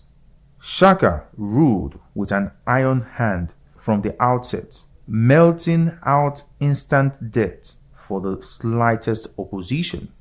His first act was to reorganize the army. Like all the clans, the Zulu were armed with oxide shields and spindly throwing spears. Battles were little more than brief and relatively bloodless clashes in which the outnumbered side prudently gave way before extensive casualties occurred. Shaka first armed his men with long-bladed, short-hafted stabbing assegais, which forced them to fight at close quarters. He then instituted the regimental system based on age groups quartered at separate kraals and distinguished by uniform markings on shields and by various combinations of headdress and ornaments. He developed standard tactics which the Zulu used in every battle. The available regiments, known collectively as the Impi, were divided into 4 groups. The strongest, termed the chest, closed with the enemy to pin him down, while 2 horns raced out to encircle and attack the foe from behind. A reserve, known as the loins, were seated nearby with its back to the battle, so as not to become unduly excited, and could be sent to reinforce any part of the ring if the enemy threatened to break out. The battle was supervised by indunas, or officers, who used hand signals to direct the regiment. An MP consistently covered 50 miles a day, living off grain and cattle requisitioned from the crowds it passed and accompanied by boys who carried the warriors' sleeping mats and cooking pots. In 1827, Nandi died, and with his mother's death, Shaka became openly psychotic. About 7,000 Zulus were killed in the initial paroxysm of his grief, and for a year no crops were planted, nor could milk, the basis of the Zulu diet staple, be used. All women found pregnant were slain with their husbands, as were thousands of milch cows, so that even the calves might know what it was to lose a mother.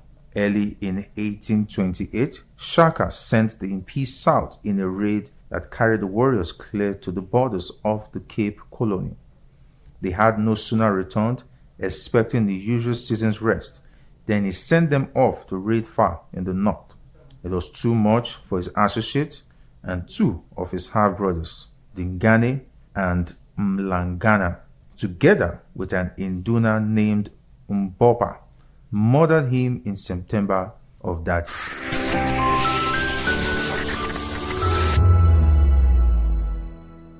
The red carpets, awards, the razzmatazz, music, fashion, interviews, and more. Spotlight on Voice of the People Television. Let's feed you with all the juicy stories in the global entertainment space, bringing you the glitz and glamour as they hot. Stay tuned to Spotlight, 1 p.m. Monday to Friday. Spotlight on VOP TV. Entertainment like never before.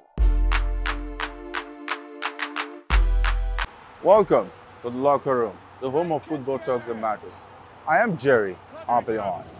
Join us every weekday, Monday to Friday at 5 p.m. Nigerian time, as we share the hot takes and hot debates in the exciting world of football. And joining me are the usual suspects, Ikechukwu and Mayowa, as we break down all the hot takes and everything that's happening in the football. Don't just watch football, live it with us. Catch us on the locker room and Voice of the People Television at 5 p.m. Nigerian time. And like I always say, if not 20 minutes off, please discuss. In a world where truth is the ultimate power and opinions scream the loudest, it's time to wade through the noise. Hunger no get tribe! Hunger no get religion! And scan the human interest and trending topics that matter. Stay tuned to The Issues, your plug to the stories making the buzz, from politics to science and technology, social justice, and more.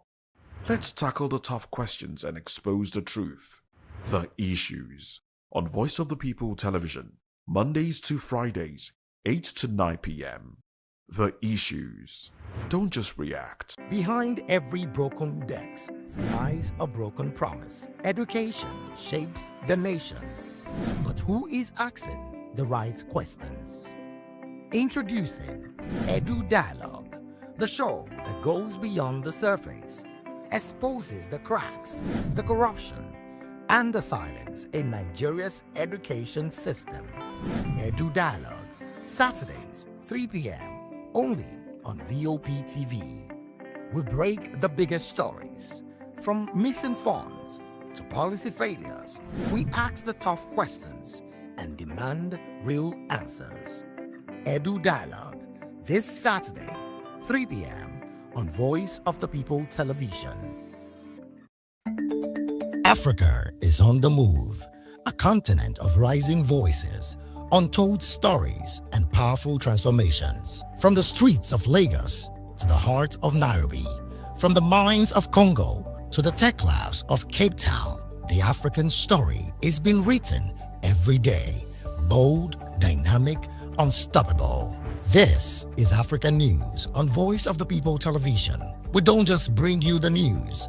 We analyze and bring you Africa's heartbeat, the politics that shapes our nations, the economies that drives our future, the cultures that defines who we are, the voice that must be heard. Africa News, Africa's voice, Africa's future. Where Africa speaks, the world listens. Hello there, my name is Damilola Ogunsi, also known as the Goldfish. Hi, my name is Chike Bright Emmanuel. I'm an actor and a filmmaker. Hello, peeps. My name is Yomi E. Adejumo. Hi, everyone. I'm Paul Utomi. Hi, everyone. My name is Stacey Benjamin, and this is Voice of the People TV. I need you to keep it locked to VOP TV. See, are you looking for good entertainment? You want to get good movies, good music, politics, talk shows, sports and entertainment. You really want a channel that gives you everything you need without you having to run around. VOP is where you are. That's Voice of the People. If you're not listening to this, you're not one of us, and you deserve to be killed. Scrap chat. Don't be killed, but watch it, or I'll find you, and I want you. And you are locked on VOP TV. Don't go nowhere. This is where the juice is. This is where all you need for entertainment, politics, movies, and whatnot. And keep watching VOP TV. So keep it locked, because I'm locked already, man, and it's money back guarantee. So you're gonna have a good time, because I do. And please keep watching VOP TV. I won't want you actually. I beg you, subscribe, watch it. If not, whatever you see. You better not touch that die, because VOP is the plot.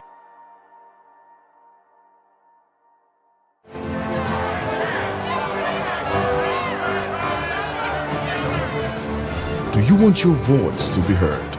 Do you know that you matter in the scheme of things? The People's Voice, the show where ordinary citizens take center stage as we discuss the biggest stories that affect you and I. With you in mind, we facilitate lively discussions, debates, and interviews on the topics that matter most to you and I. From social justice to economic empowerment, education to healthcare, governance, and more. Tackling tough topics and amplifying your voice. Join the conversation and make your voice count. The People's Voice. Make your voice count. Introducing VOP TV. Now streaming on SLTV channel 264. From breaking news to captivating conversations, news analysis, giving you all sides to the story. We break in-depth discussions on the issues that matter, from politics to sports, entertainment, and lifestyle. VOP TV on SLTV channel 264. Join us as we redefine what television means to you. Voice of the People Television, VOP TV. Now you have more than a voice.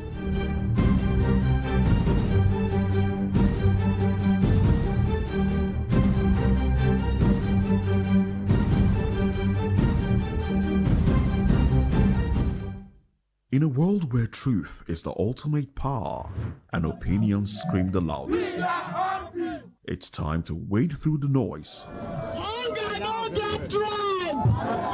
Hunger no get religion. And scan the human interest and trending topics that matter. Stay tuned to The Issues, your plug to the stories making the buzz, from politics to science and technology, social justice, and more. Let's tackle the tough questions and expose the truth. The Issues on Voice of the People Television. Don't just react, understand. Do you want your voice to be heard? Do you know that you matter in the scheme of things? The People's Voice, the show where ordinary citizens take center stage as we discuss the biggest stories that affect you and I. With you in mind, we facilitate lively discussions, debates, and interviews on the topics that matter most to you and I. From social justice to economic empowerment, education to healthcare, governance, and more. Tackling tough topics and amplifying your voice. Join the conversation and make your voice count. The People's Voice. Make your voice count. Awards. The Razzmatazz, music, fashion, interviews, and more. Spotlight on Voice of the People Television. Let's feed you with all the juicy stories in the global entertainment space, bringing you the glitz and glamour, as e dey hot. Stay tuned to Spotlight, 1 p.m. Monday to Friday. Spotlight on VOP TV. Entertainment like never before.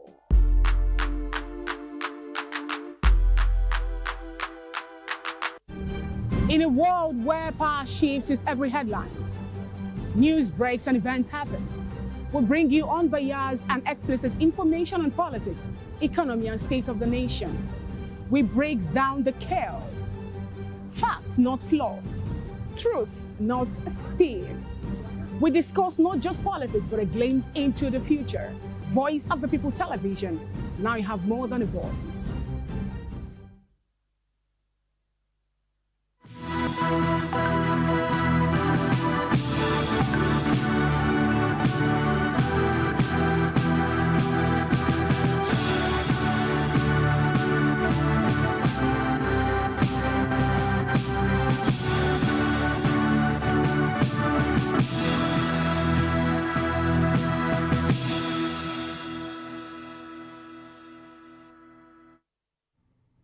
Hello and welcome to the news on Voice of the People Television. I'm Chioma Innocent.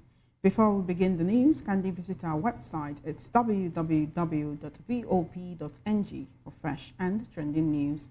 Here are the headlines. FCT Council election sees late distribution of materials, low voter turnout. Shore attributes low voter turnout to Electoral Act amendment. In Kanu by-election, PDP and NPP ADC excluded from ballot. And Lai Mohammed denies outside insurgency alert, calls report fabricated. Army rescues 3 children, kills 5 terrorists in Borno State. ICPC tracks 4.61 billion naira federal project in Zamfara, 6 value for money. On the foreign scene, European Union urges Congo rebels to open humanitarian corridors. In business, World Bank approves $500 million loan for Nigeria's agricultural sector. In sports, President Tinubu commends resilience, tax NDDC on empowerment. And in the world of entertainment, the National Gallery of Art month's passing of pioneer Director General Paul Dike. Now the news in detail. The local government election in Abuja's Federal Capital Territory, FCT, was marked by late arrival of electoral materials and low voter turnout on Saturday. Polling units opened late, with materials arriving around 10 a.m. in some areas, contrary to the 8 a.m. schedule set by the Independent National Electoral Commission, INEC. Voice of the People TV correspondent who monitored the poll at Government Secondary School in Garki reported that INEC distributed election materials to polling units in city centers, one of the municipal councils within the FCT metropolis, just before 10 a.m. Voters were kept waiting in queues. However, agents of parties such as the PDP, APC, and the ADC described the exercise as peaceful. Our correspondent reported that the delayed starts did not seem to dampen the enthusiasm of some voters, but the overall turnout appeared low.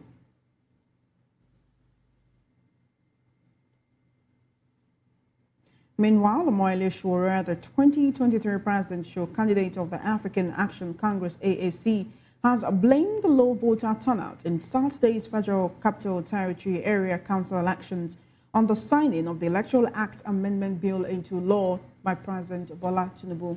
Sowore stated that many Nigerians have lost confidence and trust in the electoral process, citing the newly signed law as a major factor.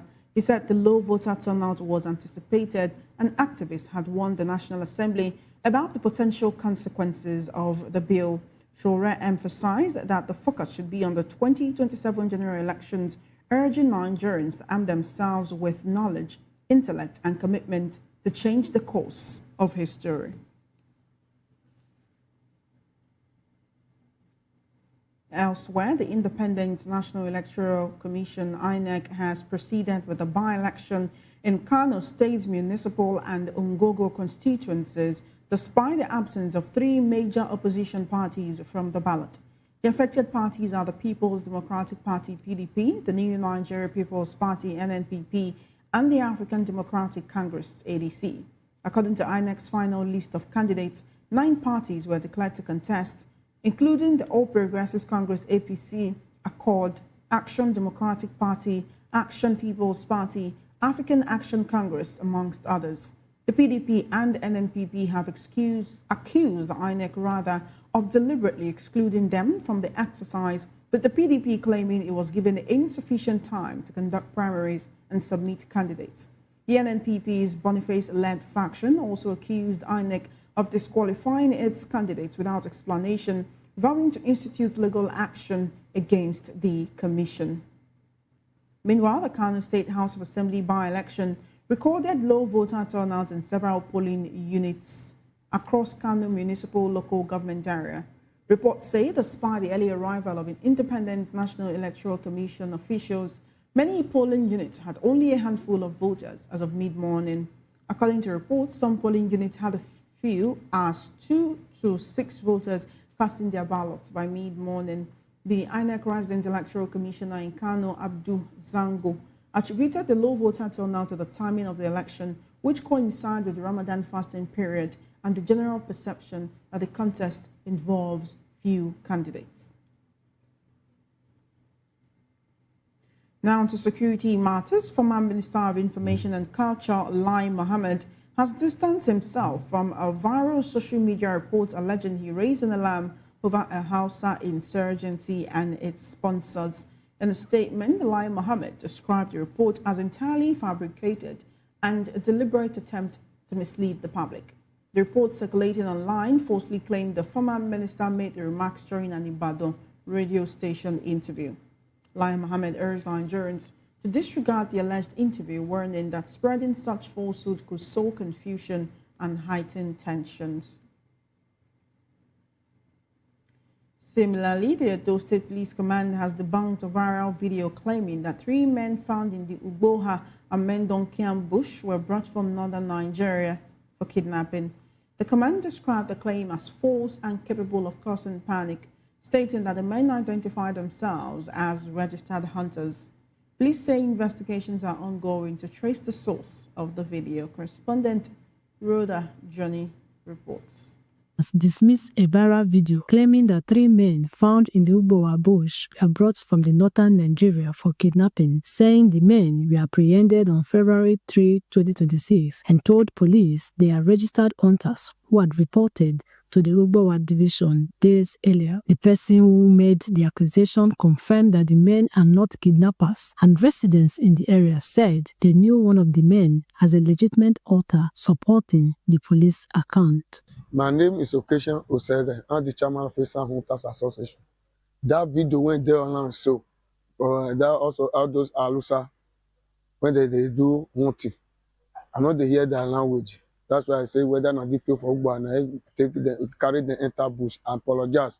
Not be waiting I think, not be happy for the for Facebook. Apologize. Not be me send that video to her. This thing where they put for her. Not be waiting I talk, not be they put for her. They not be kidnapper, they be hunter.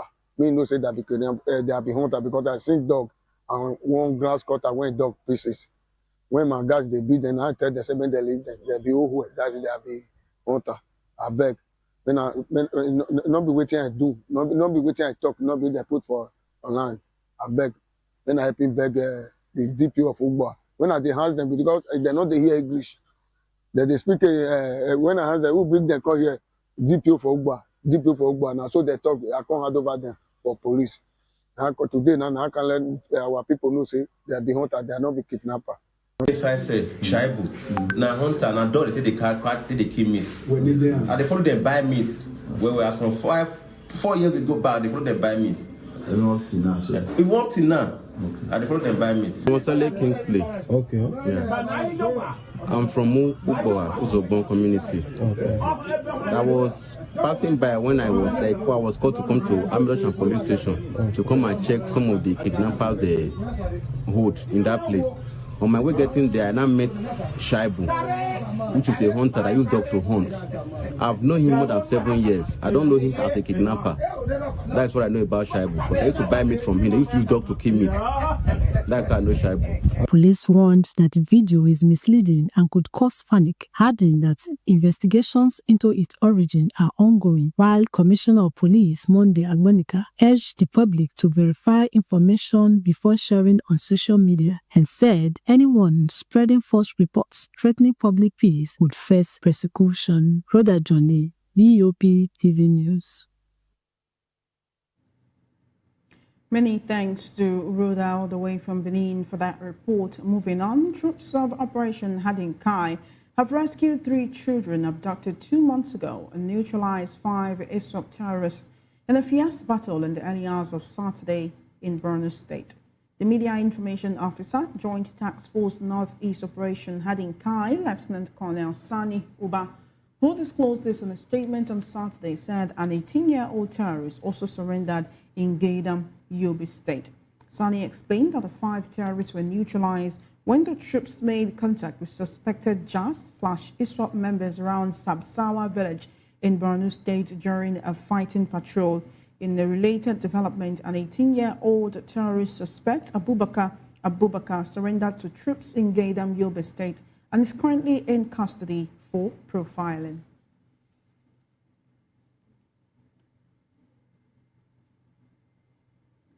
The Independent Corrupt Practices and Other Related Offences Commission, ICPC, has tracked 35 federal government projects worth 4.61 billion naira in Zamfara State.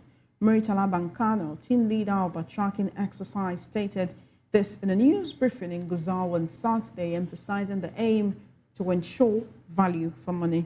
The constituency and executive project tracking initiative designed by ICPC in collaboration with the Budget Office, National Institute for Quantity Surveyors, the media, and other stakeholders covers 6 sectors, including education, health, water resources, power, empowerment, and agriculture.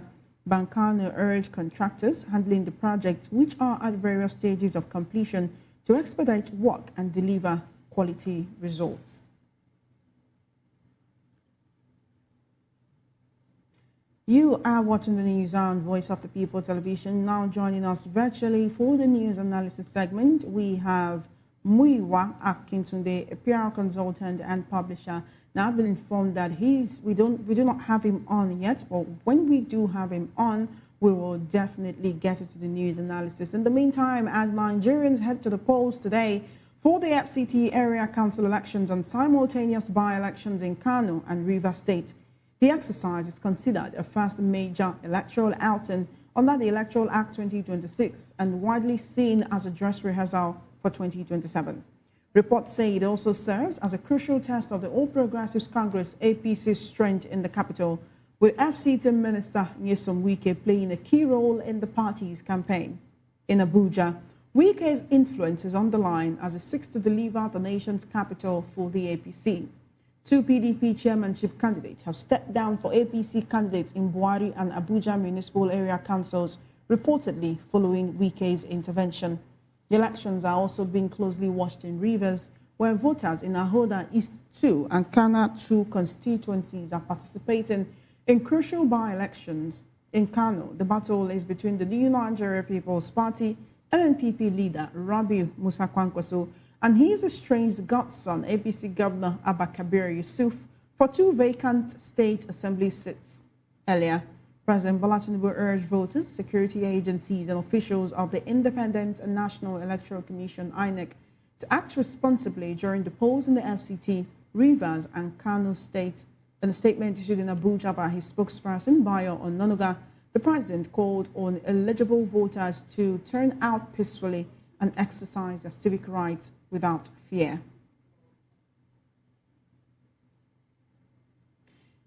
We'll take a very short break now. When we return, the news hour continues. Stay with us.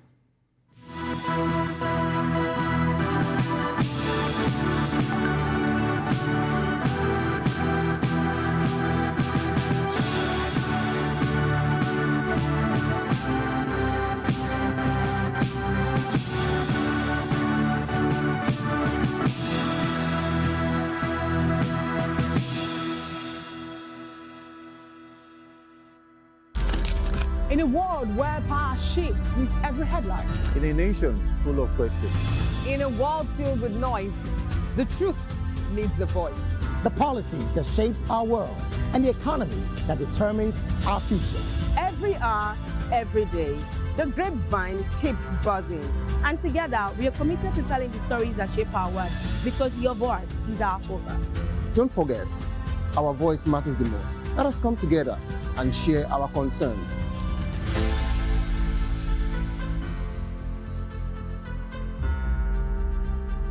My name is Tao Familoni, and here's to VOP TV. Keep watching, stay tuned, do not touch that dial. Arararara, my name is Made Kuti, and you're watching VOP TV.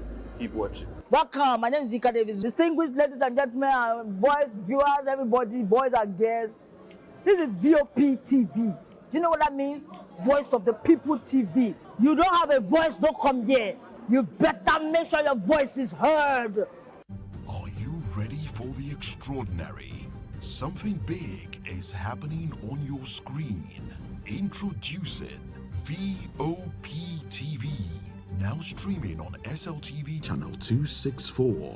From breaking news to captivating conversations, news analysis, giving you all sides to the story. We break in-depth discussions on the issues that matter, from politics to sports, entertainment, and lifestyle. VOP TV on SLTV channel 264. Join us as we redefine what television means to you. Voice of the People Television, VOP TV. Now you have more than a voice.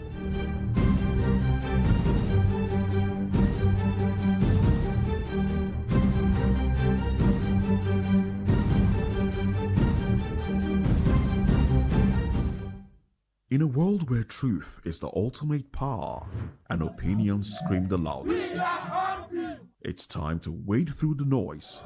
Hunger no get tribe. Hunger no get religion. And scan the human interest and trending topics that matter.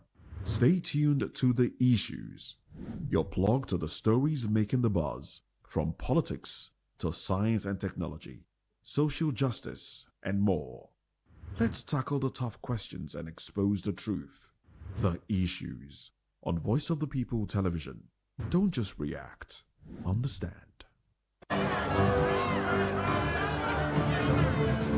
Do you want your voice to be heard? Do you know that you matter in the scheme of things? The People's Voice, the show where ordinary citizens take center stage as we discuss the biggest stories that affect you and I. With you in mind, we facilitate lively discussions, debates, and interviews on the topics that matter most to you and I. From social justice to economic empowerment, education to healthcare, governance, and more. Tackling tough topics and amplifying your voice. Join the conversation and make your voice count. The People's Voice. Make your voice count. Awards. The razzmatazz, music, fashion, interviews, and more. Spotlight on Voice of the People Television. Let's feed you with all the juicy stories in the global entertainment space, bringing you the glitz and glamour as they hot. Stay tuned to Spotlight, 1 p.m. Monday to Friday. Spotlight on VOP TV. Entertainment like never before.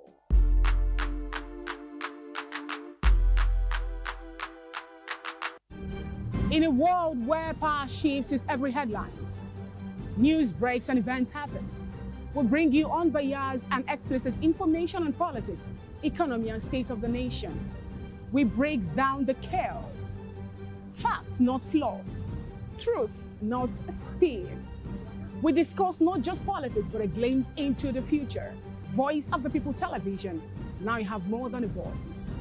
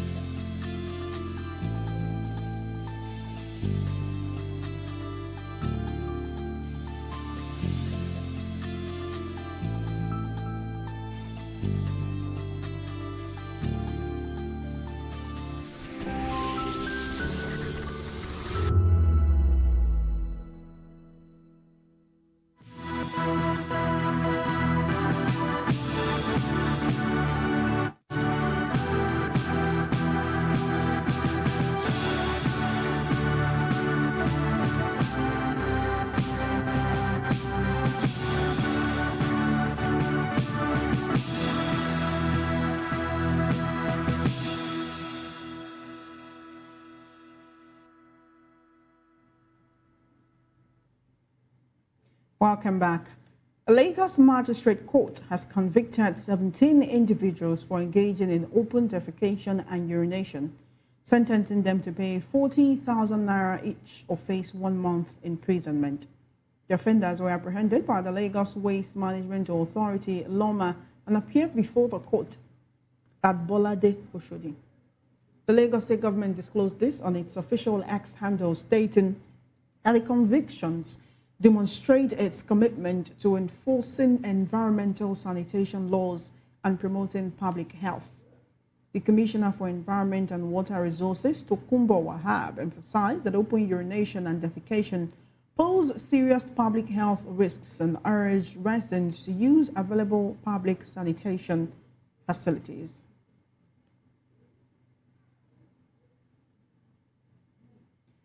Elsewhere, the Edo State Ministry of Women Affairs and Social Development has held a forum in Benin City with traditional rulers, religious leaders, and women's groups to discuss health and rehabilitation programs for marginalized women. Correspondent Rhoda Journey reports.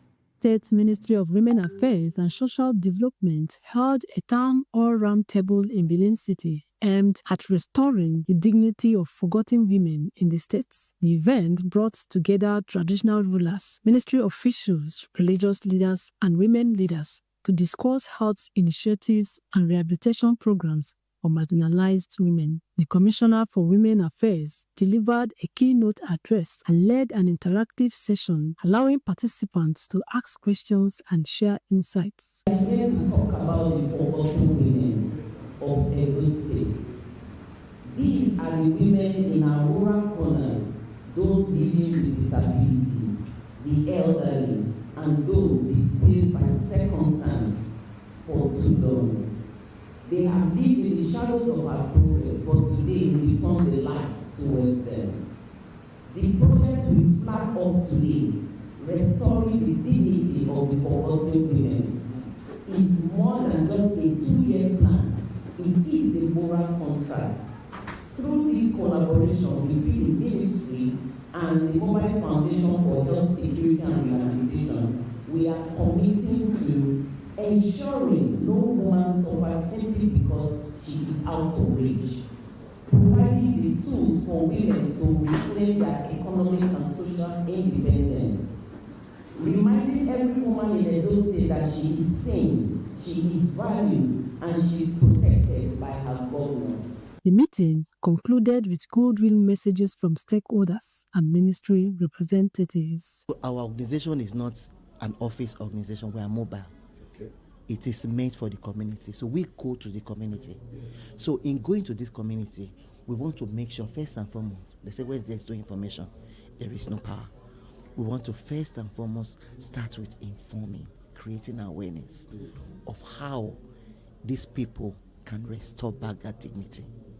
So in doing this, we're not just going to do it by saying, we want to also empower community, those, poor, underprivileged, underserved community women. We're going to train them, we're going to build their capacity, we're going to use them as a point to all other women in that community.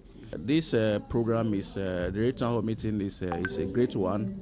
One, a new NGO is trying to introduce a project that will remember the forgotten Edo women, which, according to this program, is part of those women that are vulnerable. The vulnerable women different from stage to stage. The physically challenged, people living with some terminal illnesses, PLHIV, the minority group. Rhoda Journey, EOP TV News. Many thanks to Rhoda Journey with the report from Benin. We'll now take you straight into the World Report, where the European Union Commissioner for Crisis Management, Hadja Labib, has urged Congolese rebels to open humanitarian corridors for aid access to millions of civilians in the Eastern Democratic Republic of Congo. Labib met in Goma with leaders of the Alliance Fleuve Congo, a rebel alliance in Eastern Congo that includes M23 rebels, as part of her regional tour that also took her to Rwanda and Burundi.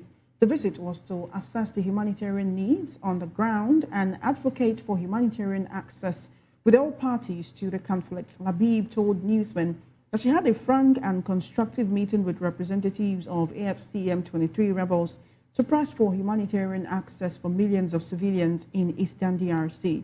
She insisted on aid reaching those in need without delay through secure humanitarian corridors. She further demanded that international humanitarian law must be respected to protect civilians as a shared responsibility across the region.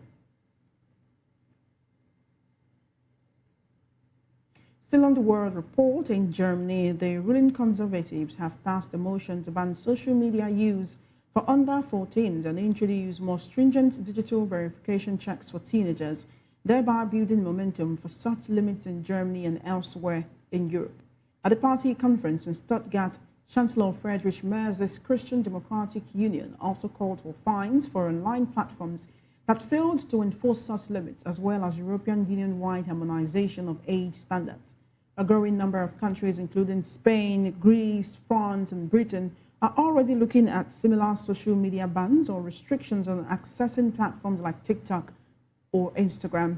These follows the example of Australia, which last year became the first country to force platforms to cut off access for children. European nations are more broadly increasing pressure on social media companies, risking a backlash from the United States, which President Donald Trump has threatened tariffs and sanctions if EU countries impose new tech taxes or online regulations that hit U.S. firms. Meanwhile, United States President Donald Trump has denounced individual justices vowing to continue a global trade war that has kept the world on edge for a year, in response to Friday's Supreme Court ruling that he lacks the power to unilaterally set tariffs on imports. Saying he was undeterred by what he repeatedly called the ridiculous ruling, Trump announced an immediate new 10% tariff on imports from all countries on top of any existing tariffs, and then issued a proclamation putting them into effect. The law allows him to impose a levy of up to 15% for 150 days, though it could face legal challenges. The court's landmark 6-3 ruling upended the leverage that Trump and his trade envoys have wielded over foreign governments at negotiating tables to reshape diplomatic relations and the global markets. The ruling briefly sent U.S. stock indexes surging before ending modestly higher as analysts warned of renewed confusion in global markets while they await Trump's next moves. In the meantime, Iranian President Masoud Pezeshkian has vowed that his country would not bow to pressure from world powers amid nuclear talks with the United States. In a televised speech on Saturday, Pezeshkian said world powers are lining up to force Iran's leader to bow their heads. However, he insisted that they will not bow their heads in spite of all the problems he said world leaders are creating for them.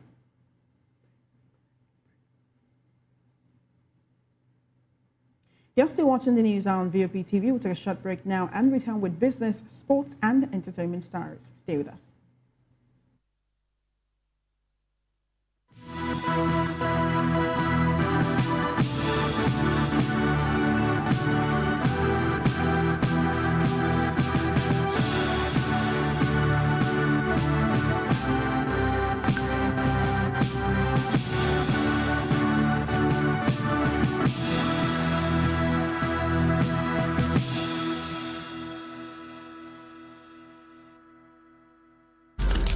In a world where power shifts with every headline. In a nation full of questions. In a world filled with noise, the truth needs a voice. The policies that shapes our world and the economy that determines our future.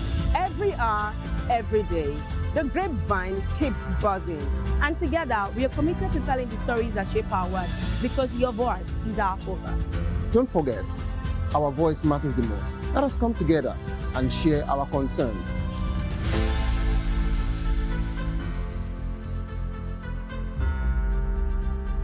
I'm Mr. Familoni, and here's to VOP TV. Keep watching, stay tuned, do not touch that dial. My name is Made Kuti, and you're watching BOP TV. Keep watching. Welcome, my name is Zika Davis. Distinguished ladies and gentlemen, boys, viewers, everybody, boys and girls. This is VOP TV. Do you know what that means? Voice of the People TV. You don't have a voice, don't come here. You better make sure your voice is heard.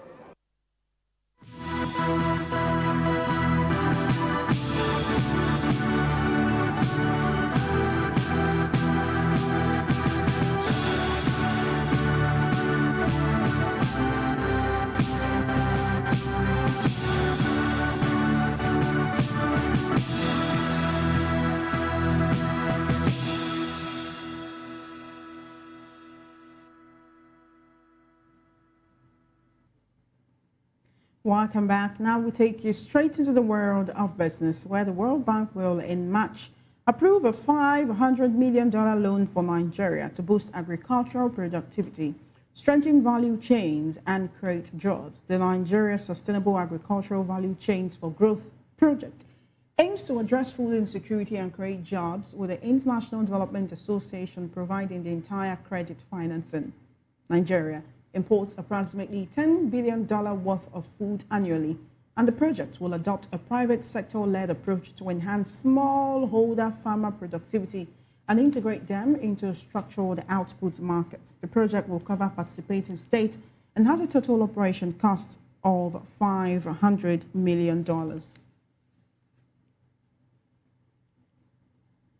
From business to sports, where President Bola Tinubu has commended the resilience and creativity of Niger Delta youths, urging them to promote national unity through sports at the opening ceremony of the Niger Delta Games in Benin City, Edo State on Saturday. President Tinubu, represented by Minister of State for Industry John Eno, noted that sports is an instrument of unity and empowerment and a pathway to career and global recognition. He charged the Niger Delta Development Commission to expand opportunities for youths and women. Edo State Governor Monday Okpebolo pledged 20 million naira reward for the winning state and 10 million naira for the runner-up. Still in sports, Lagos State is stepping up efforts to strengthen sports development with the inauguration of the board of the Lagos State Sports Trust Fund.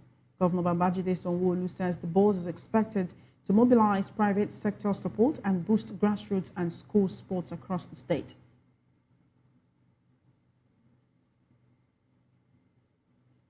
And finally, entertainment. The National Gallery of Art, NGA, has announced the unfortunate death of its pioneer Director General, Dr. Paul Dike, who passed away on February 19 in Abuja at the age of 82.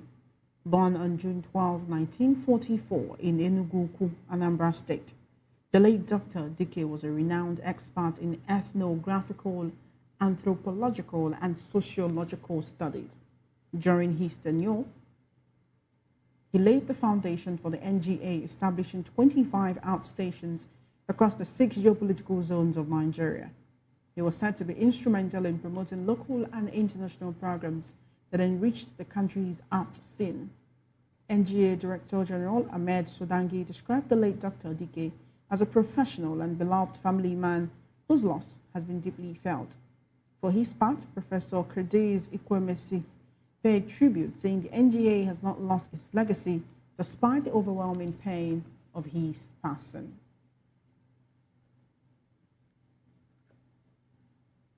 Now that's it on the news hour. Before we go, a quick look at the headlines. We told you that the FCT Council election saw late distribution of materials and low voter turnout. Also, Shore attributes low voter turnout to Electoral Act amendment. In Kano State, PDP and NPP and ADC were excluded from the ballots at the by-elections.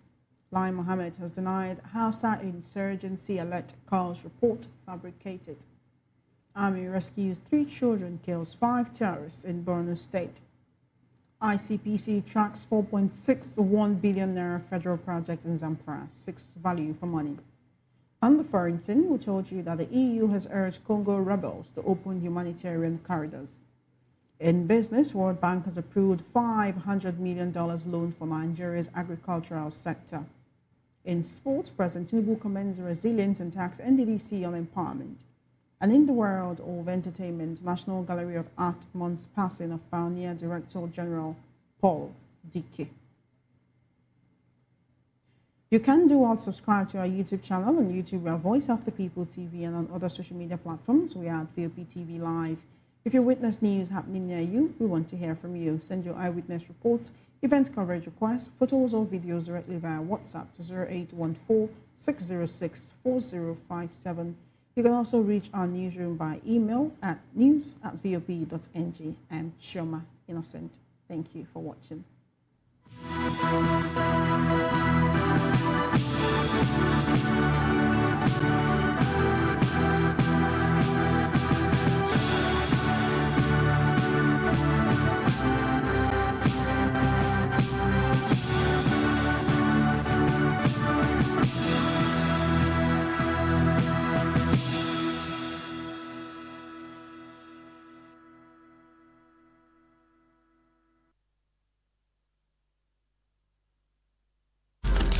In a world where power shifts with every headline. In a nation full of questions.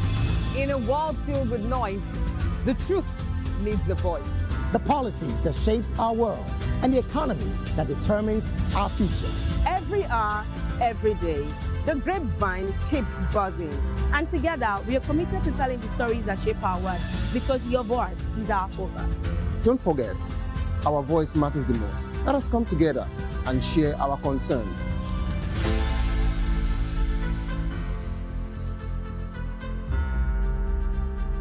Mr. Ofamiloni, and here's to VOP TV. Keep watching, stay tuned, do not touch that dial. Arararara, my name is Made Kuti and you're watching BOP TV. Keep watching. Welcome, my name is Zika Davis. Distinguished ladies and gentlemen, boys, viewers, everybody, boys and girls. This is VOP TV. Do you know what that means? Voice of the People TV. You don't have a voice, don't come here. You better make sure your voice is heard. Are you ready for the extraordinary? Something big is happening on your screen. Introducing VOP TV. Now streaming on SLTV channel 264. From breaking news to captivating conversations, news analysis, giving you all sides to the story. We break in-depth discussions on the issues that matter, from politics to sports, entertainment, and lifestyle. VOP TV on SLTV channel 264. Join us as we redefine what television means to you. Voice of the People Television, VOP TV. Now you have more than a voice.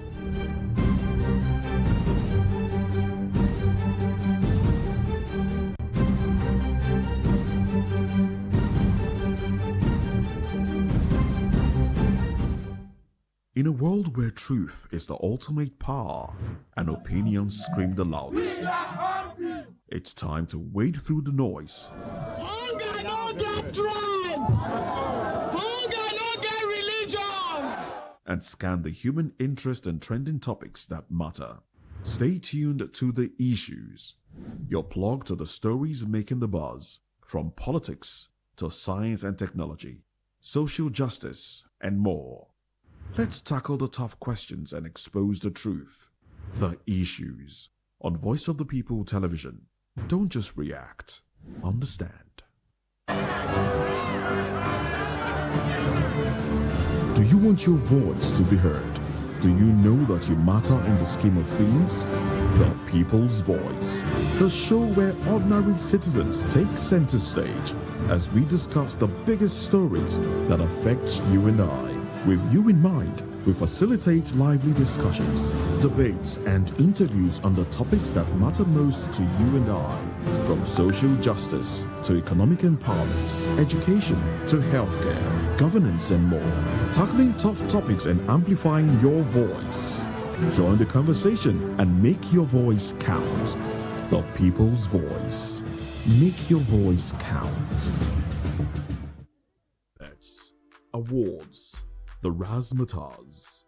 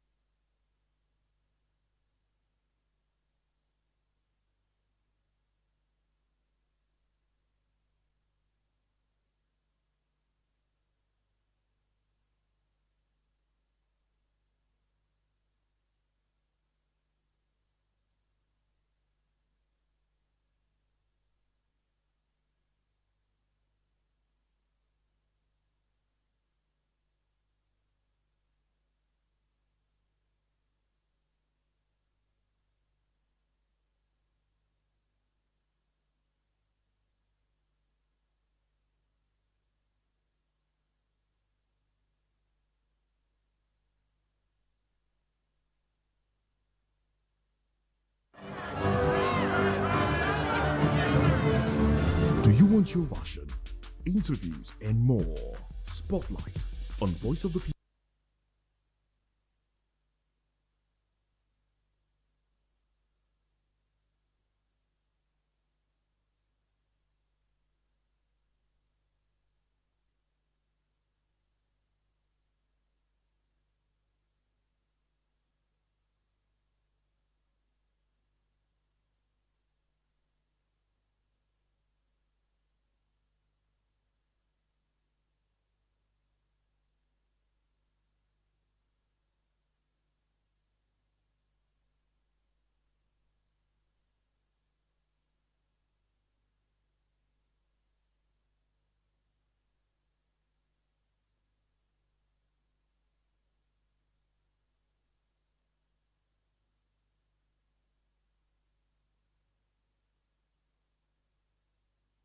People Television. Let's feed you with all the juicy stories in the global entertainment space, bringing you the glitz and glamour as it is hot.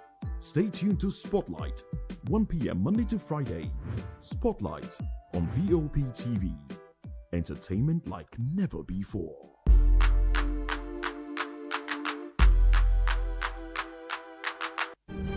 In a world where power shifts with every headlines, news breaks and events happens, we bring you unbiased and explicit information on politics, economy, and state of the nation.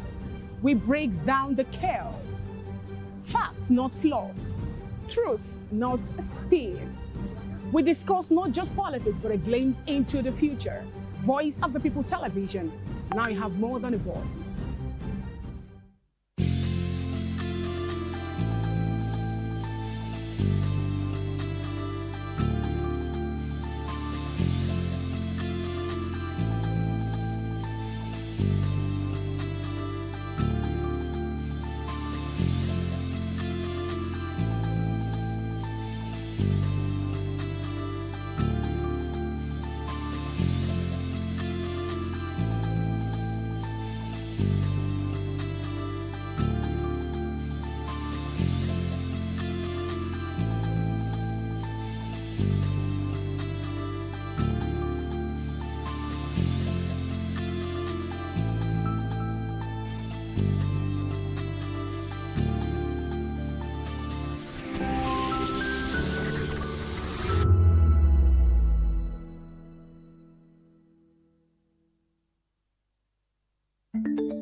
Africa is on the move, a continent of rising voices, untold stories, and powerful transformations. From the streets of Lagos to the heart of Nairobi, from the mines of Congo to the tech labs of Cape Town,